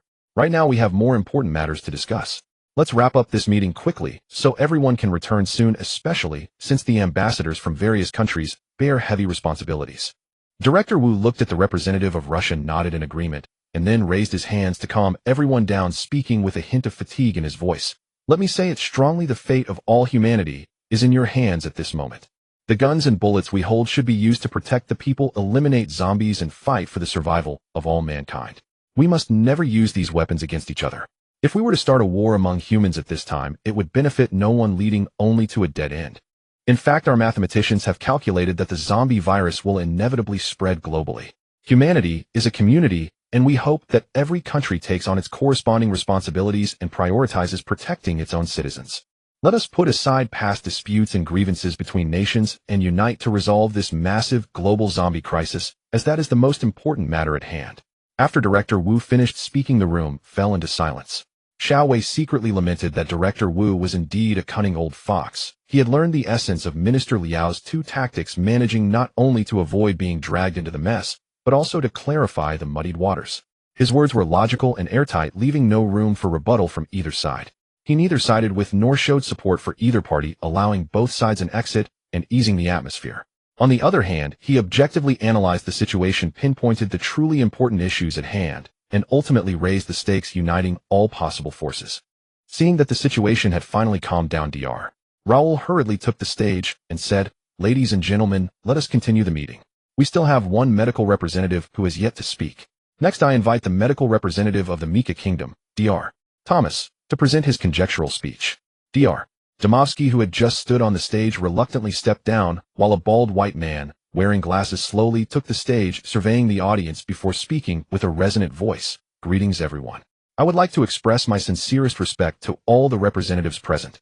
I am Thomas, the head of the microscopic research team on the zombie prion virus. First, I must question Dr.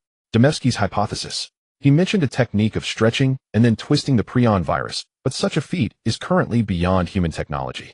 At this moment, there are no machines capable of processing at a nanometer scale, and our current technology can only synthesize proteins in a somewhat orderly manner. We are unable to alter the shape of proteins under such high precision.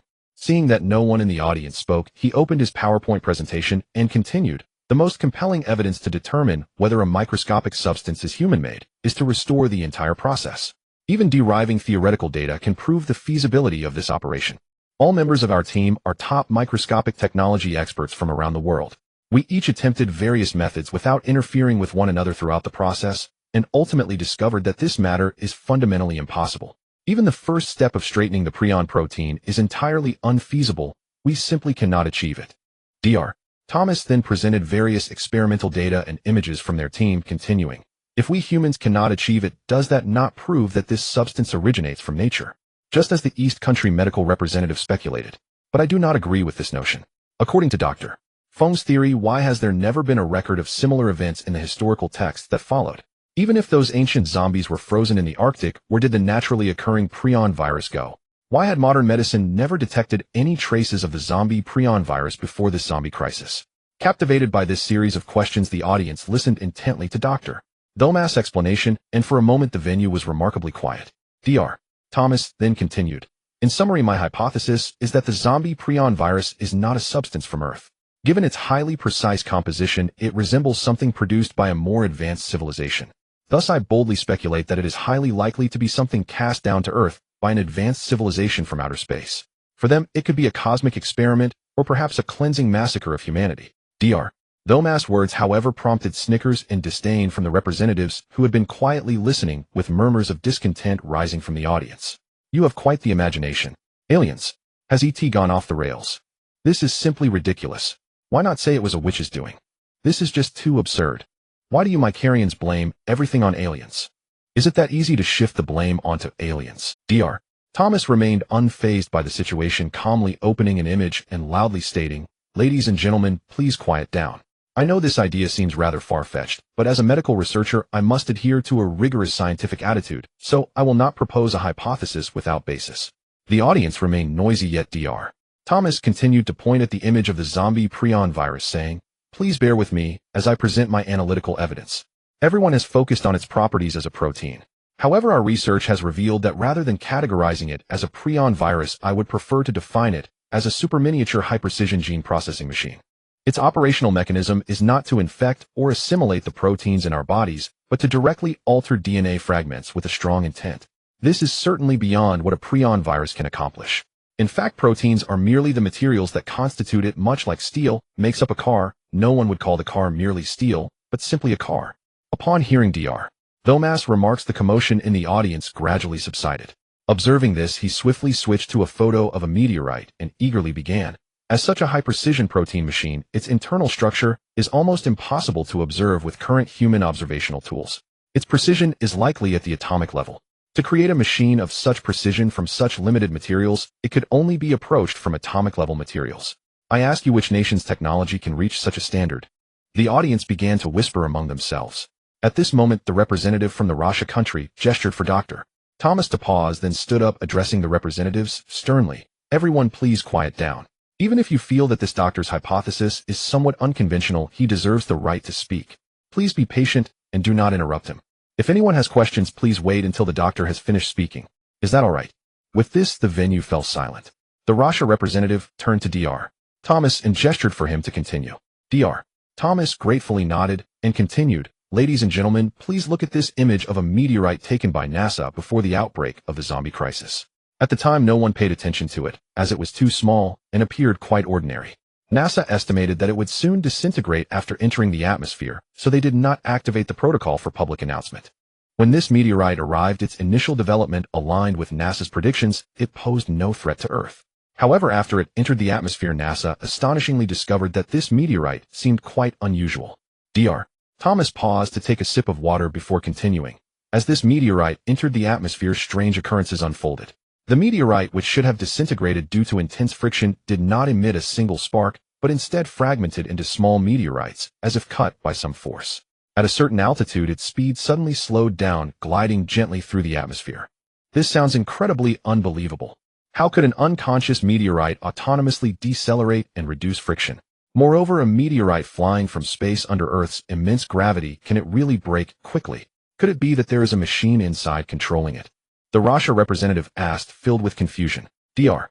Thomas glanced at the Russia representative and smiled, stating, "The Russia country's capabilities in space are indeed well-deserved. You have pinpointed the crux of the matter." At that time, NASA was equally puzzled, so they continued to track these small meteorites using satellite technology. However, after these small meteorites completely passed through the atmosphere, they vanished without a trace. NASA did not give up on the investigation. After much effort, they ultimately discovered that these small meteorites had not truly disappeared, but rather bizarrely transformed into fine powder dispersing in the skies around the globe. Impossible. How could such a thing happen? If it passed through the atmosphere, the only possibility is that it fell to the ground. It turned into powder by itself. When did this happen? On December 10th of last year, a month before the zombie crisis erupted in Tianjin. The back-and-forth exchange between the Russia representative and Dr. Thomas left the audience astonished, and it seemed that gradually people began to believe that Dr. Thomas' words had some basis. Dr. Thomas then switched to an image of NASA's report, continuing, "These small meteorite fragments flew to different locations." According to NASA's report, the known disintegration sites of the meteorite fragments include Mengang in Tianju, Banral Nabardmina in Myanmar, Mandu in Siam, Wudao in Japan, Lavigas in Mykaria in New Jersey, Janmayan Island in Novi in the Tongass area in Russia. He then switched to two side-by-side images. On the right was a dense forest, and on the left was a bag of soil. He looked up and said, "This forest in New Jersey is one of the meteorite disintegration sites. We sent a team for an on-site investigation, and after 15 days the team discovered the meteorite powder in the forest soil. After collecting it and bringing it back to the laboratory for analysis, we found the presence of the zombie prion virus." He then switched to the soil composition report and microscopic images of the zombie prion virus observed from the soil. At this point, the audience was surprisingly quiet, all ears to listen. Did not Mykaria experience a zombie outbreak quite early on? Could it be that the zombies contaminated the soil there? The representative from the Germanic nation inquired. "This is a pristine forest, a protected area rarely visited by humans, and there are no inhabitants within a 10-kilometer radius. Zombies are unlikely to appear in such places where there is no food." Dr. Thomas replied, then continued, "The disintegration sites of the meteorites I mentioned earlier can be reported to your respective governments. They may send people for an on-site investigation. If the zombie prion virus can be found in the soil, it would not only explain the cause of the outbreaks in multiple regions, but also entirely validate my hypothesis that the zombie prion virus is an extraterrestrial substance." The representatives from various countries fell into silence.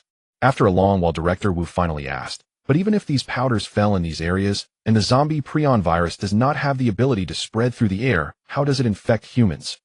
Dr. Thomas, hearing Director Wu's words, furrowed his brow and said with concern, "I cannot say for certain about other places, but in Tianjin I suspect it involves another type of organism." "Another type of organism?" Director Wu began to speak, but Dr. Thomas interrupted him eagerly, stating, "Monkeys. There are many monkeys in the Mengang region, and incidents of enraged monkeys attacking humans frequently occur.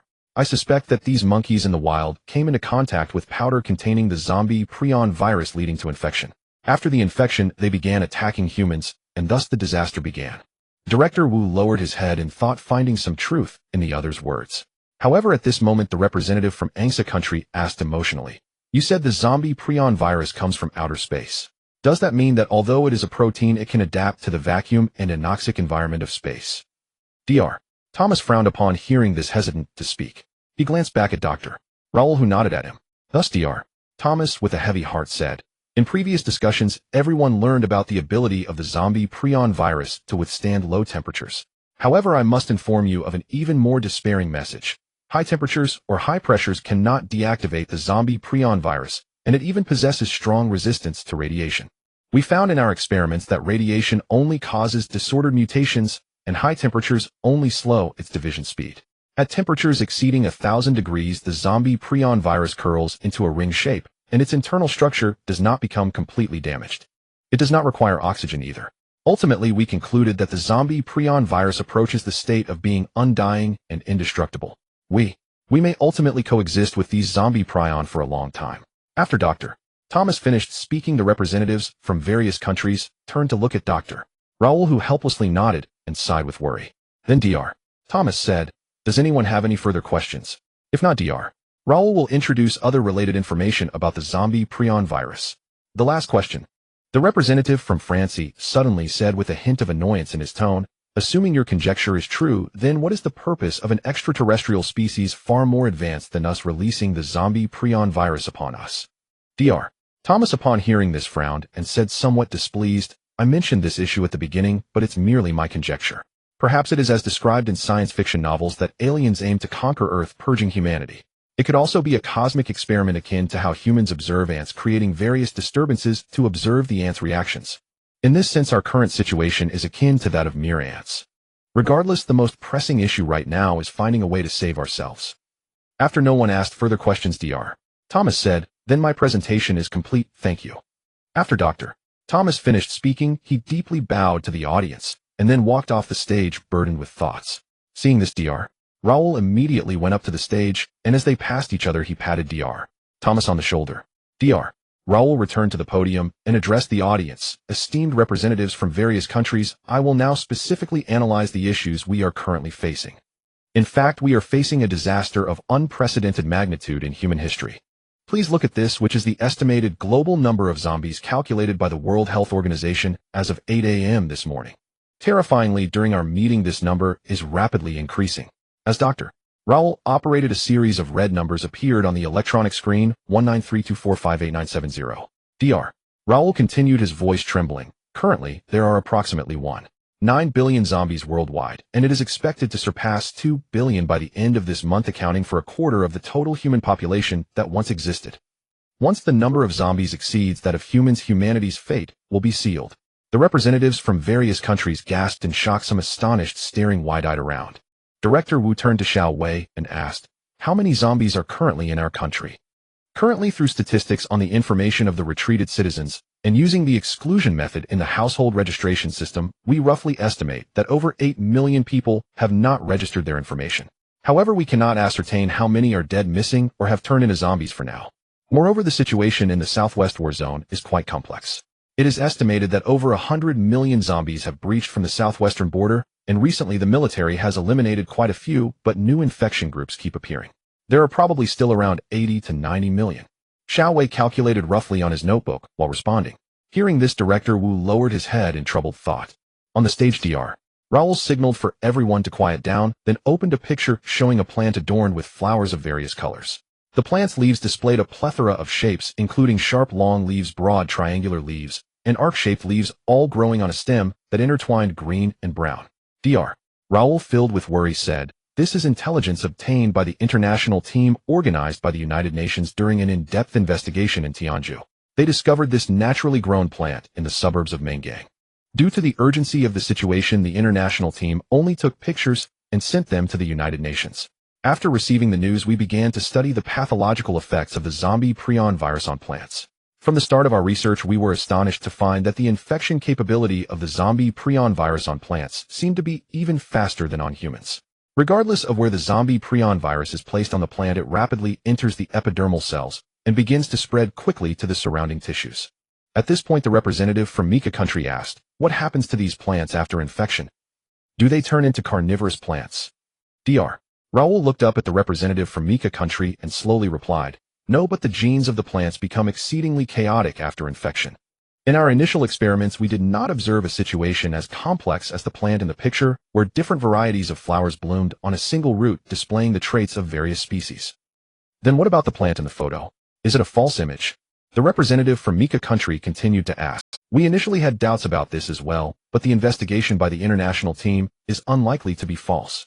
Until one day we discovered a similar plant in our experimental samples." Dr. Raoul then opened a new photo revealing a cactus, but it seemed not completely like a cactus. Dr. Raoul's voice was somewhat hoarse, yet he continued, "The experiments were nearing completion, but there hadn't been much progress. Just when we were feeling disheartened one day, researchers were astonished to find that the cactus sample we placed on the fourth experimental platform had undergone remarkable changes. Its spiny tip had unexpectedly grown aloe leaves. What is happening?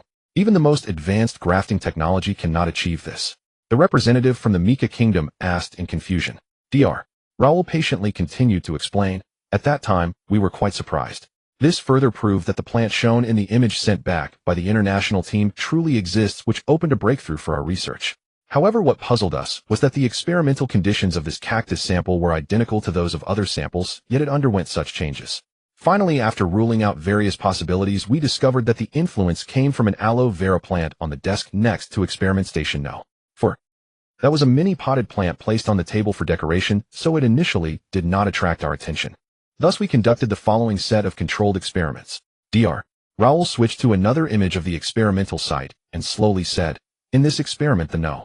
1 experimental group consisted of cactus plants infected with the zombie prion virus.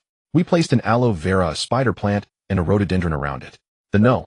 2 control group in another laboratory also consisted of cactus plants infected with the zombie prion virus, but ensured that there were no other plants in the laboratory. What were the results of the experiment? Director Wu asked eagerly. On the 5th day of the experiment, the spines of the cactus in the No. 1 experimental group first sprouted aloe vera leaves, followed by the spider plant leaves and the rhododendron flowers, while the cactus in the control group showed no changes at all. After Dr. Raoul finished speaking, representatives from various countries in the audience began to discuss among themselves, their faces reflecting disbelief. What is the principle behind this? Director Wu pressed further. Genetic refraction. Dr. Raoul articulated each word carefully, then glanced at the astonished Director Wu, adding, we also cannot comprehend this phenomenon, but multiple experiments have yielded the same results. When other plants are nearby, even if the experimental subjects are isolated by glass covers, ensuring no direct contact with the outside plants, the infected plants inexplicably exhibit characteristics of other plant species. This is an unprecedented situation, we cannot yet clarify the underlying principles. For now, we have temporarily named this phenomenon of genetic-level non-contact interaction as genetic refraction. This is also a topic we need to investigate thoroughly in the near future. Upon hearing this, the faces of the crowd were filled with terror and despair. Dr. Raoul, observing the expressions of the audience, continued, however, one reassuring point is that the infected plants will not directly attack humans. He paused before continuing, however, countless plants will be infected in the future, and under the influence of genetic refraction, they will grow characteristics of other plants. By that time, we will face not only the crisis brought by zombies, but also a looming pollution of our land, with crops further facing a significant risk of infection, turning into monsters of plant life. Will these infected crops, when consumed by humans, also lead to infection? This raises the issue of transmission methods previously discussed. Our current experimental observations have confirmed that consuming infected plants can indeed lead to infection, meaning the zombie prion virus can also be transmitted through the digestive tract. The representatives from various countries exchanged glances, and the atmosphere in the venue was enveloped in despair. Director Wu slowly straightened his upper body, struggling to control his trembling hands, while Xiao Wei behind him, holding a recording pen, was also sweating, staring blankly at Dr. Raoul on stage. After a long moment, a slightly calmer Director Wu asked, does that mean we will not only have to engage in a long-term battle with a massive number of zombies, but soon we will also face a global food crisis? Besides the phenomenon of genetic refraction, do these infected plants have any other characteristics? Unlimited proliferation. Dr. Raoul replied softly, then added with a hint of pain, what I mean by unlimited proliferation does not imply that these plants can indefinitely replicate their cells while alive. Infected plants are similar to plants suffering from cancer. Even if cancer cells divide rapidly, their division is limited due to telomere restrictions. However, after extracting and studying the cells of the infected plants, we found that these plant cells, like HeLa cells, can proliferate indefinitely outside the body. To put it simply, infected plants hardly ever die normally. HeLa, short for Henrietta Lacks, was an ordinary black woman born in the Mika Kingdom in 1920. She passed away from cervical cancer in 1951, and her attending physician discovered that her cancer cells could proliferate outside the body, breaking the Hayflick limit. Thus, he secretly used her cancer cells for medical research. Later, replicas of HeLa's cancer cells were gradually used in various studies by hospitals and medical institutions around the world, making a tremendous contribution to human medical research. Due to high demand, HeLa's cancer cells were mass-produced, proliferating over 1/8 of 0 generations, totaling over 5 million tons. In a sense, HeLa achieved immortality. Her cells are indestructible, eternally living and reproducing in this world. For a moment, the audience fell into an eerie silence. Dr. Raoul sighed deeply and continued, under unlimited proliferation, infected plants will surpass their individual growth limits and grow endlessly. If there is no external intervention in the near future, there will be all kinds of unusually tall plants on Earth, further occupying and eroding the land. Soon a terrifying new ecosystem will emerge on Earth. Our exploration team borrowed the name of Hella cells, which share similar characteristics, and temporarily named this impending ecosystem, Hella ecosystem. At this time the atmosphere of despair in the venue thickened, and everyone felt they were about to be engulfed by waves of unknown immense fear. The representative from the Rakshasa kingdom struggled to adjust his emotions and asked, "Did you not say that the zombie prion virus has a certain mass and does not spread through the air? How were the plants in the wild infected?" Firstly, through the soil. The zombie prion virus can be absorbed by plants in the soil. Dr. Thomas mentioned earlier that the zombie prion virus was found in the forest soil of New Jersey. If true, then it is highly probable that the plants in that forest have begun to become infected. Secondly, through contact transmission between plants. The epidermal cells of infected plants also carry the zombie prion virus, and normal plants can become infected upon contact with them. In other words, when an infected rice plant is found in a field, it is highly likely that the entire field of rice has already been infected. Dr. Raoul responded. He then placed both hands on the lectern, looking around at the audience with a quivering voice. He urgently said, "How can we feed a large population under the Hella ecosystem? I have racked my brains. I can only address issues related to medical research and cannot solve agricultural problems. This will require the powerful governments behind all of you. After returning, please make sure to form teams and think of solutions." What comes to mind is initiating large-scale stockpiling of uncontaminated soil and constructing fully enclosed massive greenhouse farming complexes, completely isolated from external soil and flora. Yet this approach demands vast tracts of land, immense financial resources, substantial manpower, and considerable time. Before the Hyla ecosystem stabilizes under extreme conditions, 1 square kilometer of arable land can sustain no more than 6,000 people. Assuming a national survivor population of 80 million, over 13,000 square kilometers of greenhouse infrastructure must be completed before national grain reserves are exhausted. Moreover, long-term maintenance costs across all domains would be unprecedented. Even more unpredictable challenges lie ahead, unfolding in ways we cannot yet foresee. In short, food production under the Hyla ecosystem will constitute humanity's most formidable shared challenge. Dr. Lal paused, then slowly turned his gaze toward the delegates of the Roba continent nations, his eyes heavy with profound concern. Upon hearing this, Director Wu's thoughts churned in disarray. Though Dongwa possessed formidable national strength, vast territory, and world-class infrastructure, and agricultural capacity, land, labor, time, and capital would pose no insurmountable obstacles in peacetime. Yet now they must simultaneously combat relentless zombie hordes and race against time to erect countless greenhouse facilities. While the ultimate number of survivors remained unknown, Dongwa's colossal population base guaranteed that survivors would number far beyond several million. An overwhelming pressure descended upon Director Wu, drenching him in cold sweat. So what we confront extends beyond these raving zombies. It includes these contaminated plants as well. Does it mean that wherever zombies pass, we forfeit the right to cultivate food there? A delegate from Mika Nation asked, voice edged with anxiety. "I believe that is precisely the case, Dr. Lal replied. Director Wu took a deep breath, then turned to Dr. Lal. "Dr. Lal, we now grasp the broad contours of the Hyla ecosystem. We extend our deepest gratitude to you and your team for this vital research. For now, our foremost priority must be containing the spread of zombie swarms, to prevent further infection by the Hyla prion virus, and to halt the contamination of additional land and vegetation. So long as clean soil remains behind us, hope endures. With global battlefronts locked in stalemate, could you share further insights on zombies? For instance, do they possess any vulnerabilities?" At this, Dr. Lal hastily leafed through documents on the podium before lifting his head to continue. Current research indicates that infection by the Hyla prion virus does not enhance vision, hearing, or olfaction. If one must speak of weaknesses, the virus preserves pre-infection sensory impairments, nearsightedness, or hearing deficits persist unchanged after infection. Noting the audience's stunned silence, he added, "The only universally accepted method to incapacitate zombies is destruction of the cranium. Yet because the Hyla prion itself is indestructible, such action does not truly kill them. Complete annihilation of the physical body is required, and incineration remains the most effective means." Dr. Lal scanned his notes carefully, paused in thought, then continued, "There is another critical point. The malevolence of the Hyla prion lies in its utter obliteration of reproductive isolation. Once infected, any species refracts its own genetic material onto others. Hence, zombies manifest botanical traits. Some national militaries have likely already encountered anomalous zombie individuals during combat. Moreover, though no documented cases exist, yet future flora may begin expressing human genetic characteristics." His words struck the assembly like thunderclaps. Silence fell absolute, thick with doubt, dread, shock, terror, and despair. With a long, weary sigh, Dr. Lal continued, every terrestrial species bears a divine limiter, a biological constraint dictating maximum size and physical capacity. The Hyla prion shatters this limiter. Infected cells proliferate, without telomeric restriction, potentially growing far beyond human physiological limits, while their mobility may surpass even our wildest imagination. Our research has now reached an impasse. All collected Hyla prion samples represent dozens of generational mutations, but we lack access to the original strain. To obtain pristine baseline data, we must locate the progenitor virus.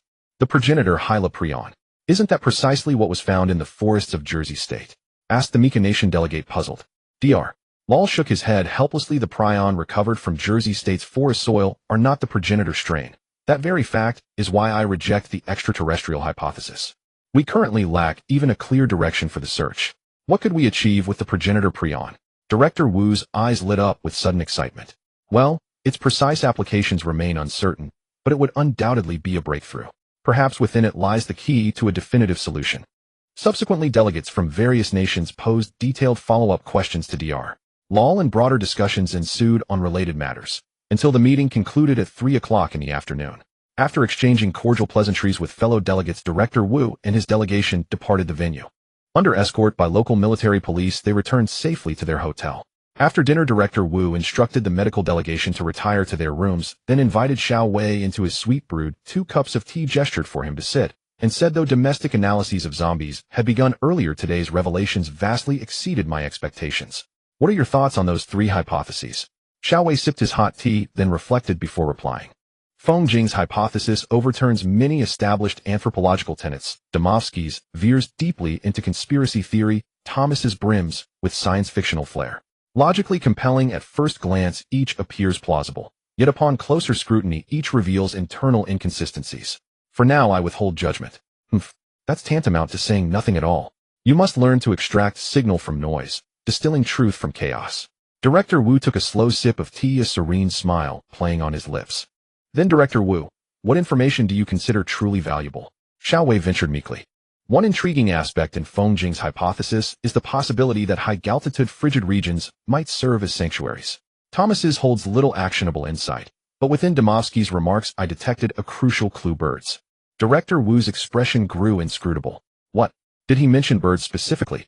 Xiao Wei's eyes widened as he strained to recall amidst the torrent of information. Director Wu shot Xiao Wei a look of mild disdain. Didn't he state that Roshan Republic seized a cache of viral bioweapons from a biological lab in Donetsk?